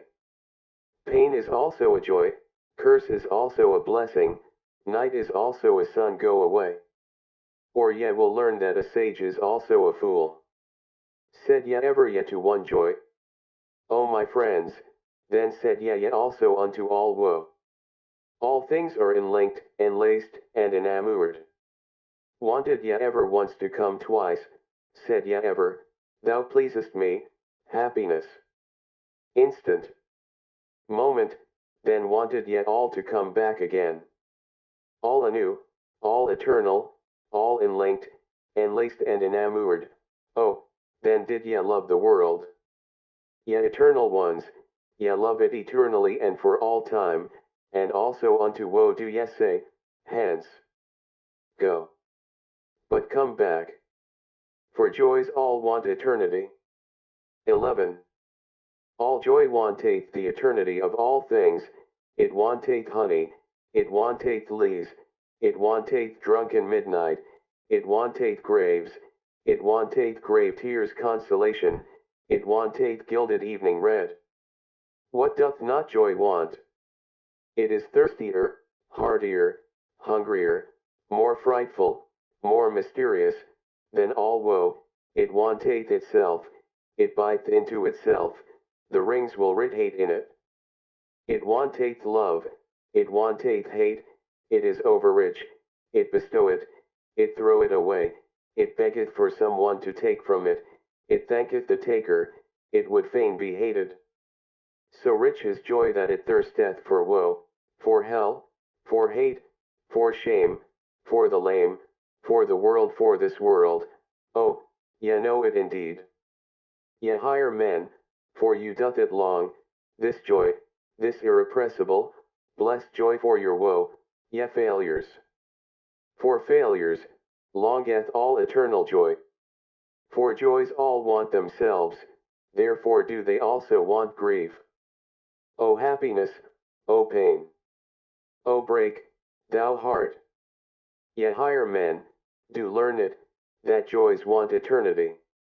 Joys want the eternity of all things, they want deep, profound eternity. 12. Have ye now learned my song? Have ye divined what it would say? Well. Cheer up. Ye higher men, sing now my roundelay. Sing now yourselves the song, the name of which is once more, the signification of which is unto all eternity. Sing, ye higher men, Zarathustra's roundelay. O man, take heed. What saith deep midnight's voice indeed? I slept my sleep. From deepest dream I've woke, and plead. The world is deep. and deeper than the day could read. Deep is its woe. Joy deeper still than grief can be. Woe saith, hence, go. But joys all want eternity dash. Want deep, profound eternity. LXXX. The sign. In the morning, however, after this night, Zarathustra jumped up from his couch, and, having girded his loins, he came out of his cave glowing and strong, like a morning sun coming out of gloomy mountains.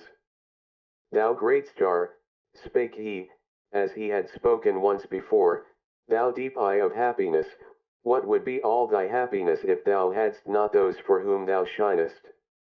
And if they remained in their chambers whilst thou art already awake, and comest, and bestowest and distributest, how would thy proud modesty upbraid for it? Well, they still sleep, these higher men, whilst I am awake, they are not my proper companions. Not for them do I wait here in my mountains. At my work I want to be, at my day, but they understand not what are the signs of my morning, my step is not for them the awakening call. They still sleep in my cave, their dreams still drink at my drunken songs. The audient ear for me, the obedient ear, is yet lacking in their limbs. This had Zarathustra spoken to his heart when the sun arose, then looked he inquiringly aloft, for he heard above him the sharp call of his eagle. Well, called he upwards, thus is it pleasing and proper to me. Mine animals are awake, for I am awake. Mine eagle is awake, and like me honoureth the sun. With eagle talons doth it grasp at the new light. Ye are my proper animals, I love you. But still do I lack my proper men. Thus spake Zarathustra. Then, however, it happened that all on a sudden he became aware that he was flocked around and fluttered around, as if by innumerable birds, the whizzing of so many wings, however, and the crowding around his head was so great that he shut his eyes. And verily, there came down upon him as it were a cloud, like a cloud of arrows which poureth upon a new enemy. But behold, here it was a cloud of love, and showered upon a new friend. What happeneth unto me, thought Zarathustra in his astonished heart, and slowly seated himself on the big stone which lay close to the exit from his cave. But while he grasped about with his hands, around him, above him and below him, and repelled the tender birds, behold, there then happened to him something still stranger, for he grasped thereby unawares into a mass of thick, warm, shaggy hair. At the same time, however, there sounded before him a roar, a long, soft lion roar. The sign cometh, said Zarathustra, and a change came over his heart. And in truth, when it turned clear before him, there lay a yellow, powerful animal at his feet, resting its head on his knee, unwilling to leave him out of love, and doing like a dog which again findeth its old master. The doves, however, were no less eager with their love than the lion, and whenever a dove whisked over its nose, the lion shook its head and wondered and laughed. When all this went on, Zarathustra spake only a word, my children are nigh, my children, then he became quite mute. His heart, however, was loosed, and from his eyes there dropped down tears and fell upon his hands. And he took no further notice of anything, but sat there motionless, without repelling the animals further. Then flew the doves to and fro, and perched on his shoulder, and caressed his white hair, and did not tire of their tenderness and joyousness. The strong lion, however, licked always the tears that fell on Zarathustra's hands, and roared and growled shyly. Thus did these animals do. All this went on for a long time, or a short time, for properly speaking, there is no time on earth for such things. Meanwhile, however, the higher men had awakened in Zarathustra's cave, and marshaled themselves for a procession to go to meet Zarathustra, and give him their morning greeting, for they had found when they awakened that he no longer tarried with them. When, however, they reached the door of the cave and the noise of their steps had preceded them. The lion started violently, it turned away all at once from Zarathustra, and roaring wildly, sprang towards the cave. The higher men, however, when they heard the lion roaring, cried all aloud as with one voice, fled back and vanished in an instant. Zarathustra himself, however, stunned and strange, rose from his seat, looked around him, stood there astonished, inquired of his heart, bethought himself, and remained alone. "What did I hear?" said he at last, slowly, "what happened unto me just now?" But soon there came to him his recollection, and he took in at a glance all that had taken place between yesterday and today. "Here is indeed the stone," said he, and stroked his beard, "on it sat I yester morn, and here came the soothsayer unto me, and here heard I first the cry which I heard just now, the great cry of distress. O ye higher men, your distress was it that the old soothsayer foretold to me yester morn. Unto your distress did he want to seduce and tempt me, O Zarathustra, said he to me, I come to seduce thee to thy last sin." "To my last sin," cried Zarathustra, and laughed angrily at his own words, "what hath been reserved for me as my last sin?" And once more Zarathustra became absorbed in himself, and sat down again on the big stone and meditated. Suddenly he sprang up. "Fellow suffering with the higher men," he cried out, and his countenance changed into brass. "Well, that hath had its time. My suffering and my fellow suffering, what matter about them? Do I then strive after happiness? I strive after my work. Well, the lion hath come, my children are nigh, Zarathustra hath grown ripe, mine hour hath come. This is my morning, my day beginneth, arise now, arise, thou great noontide." Thus spake Zarathustra and left his cave, glowing and strong, like a morning sun coming out of gloomy mountains.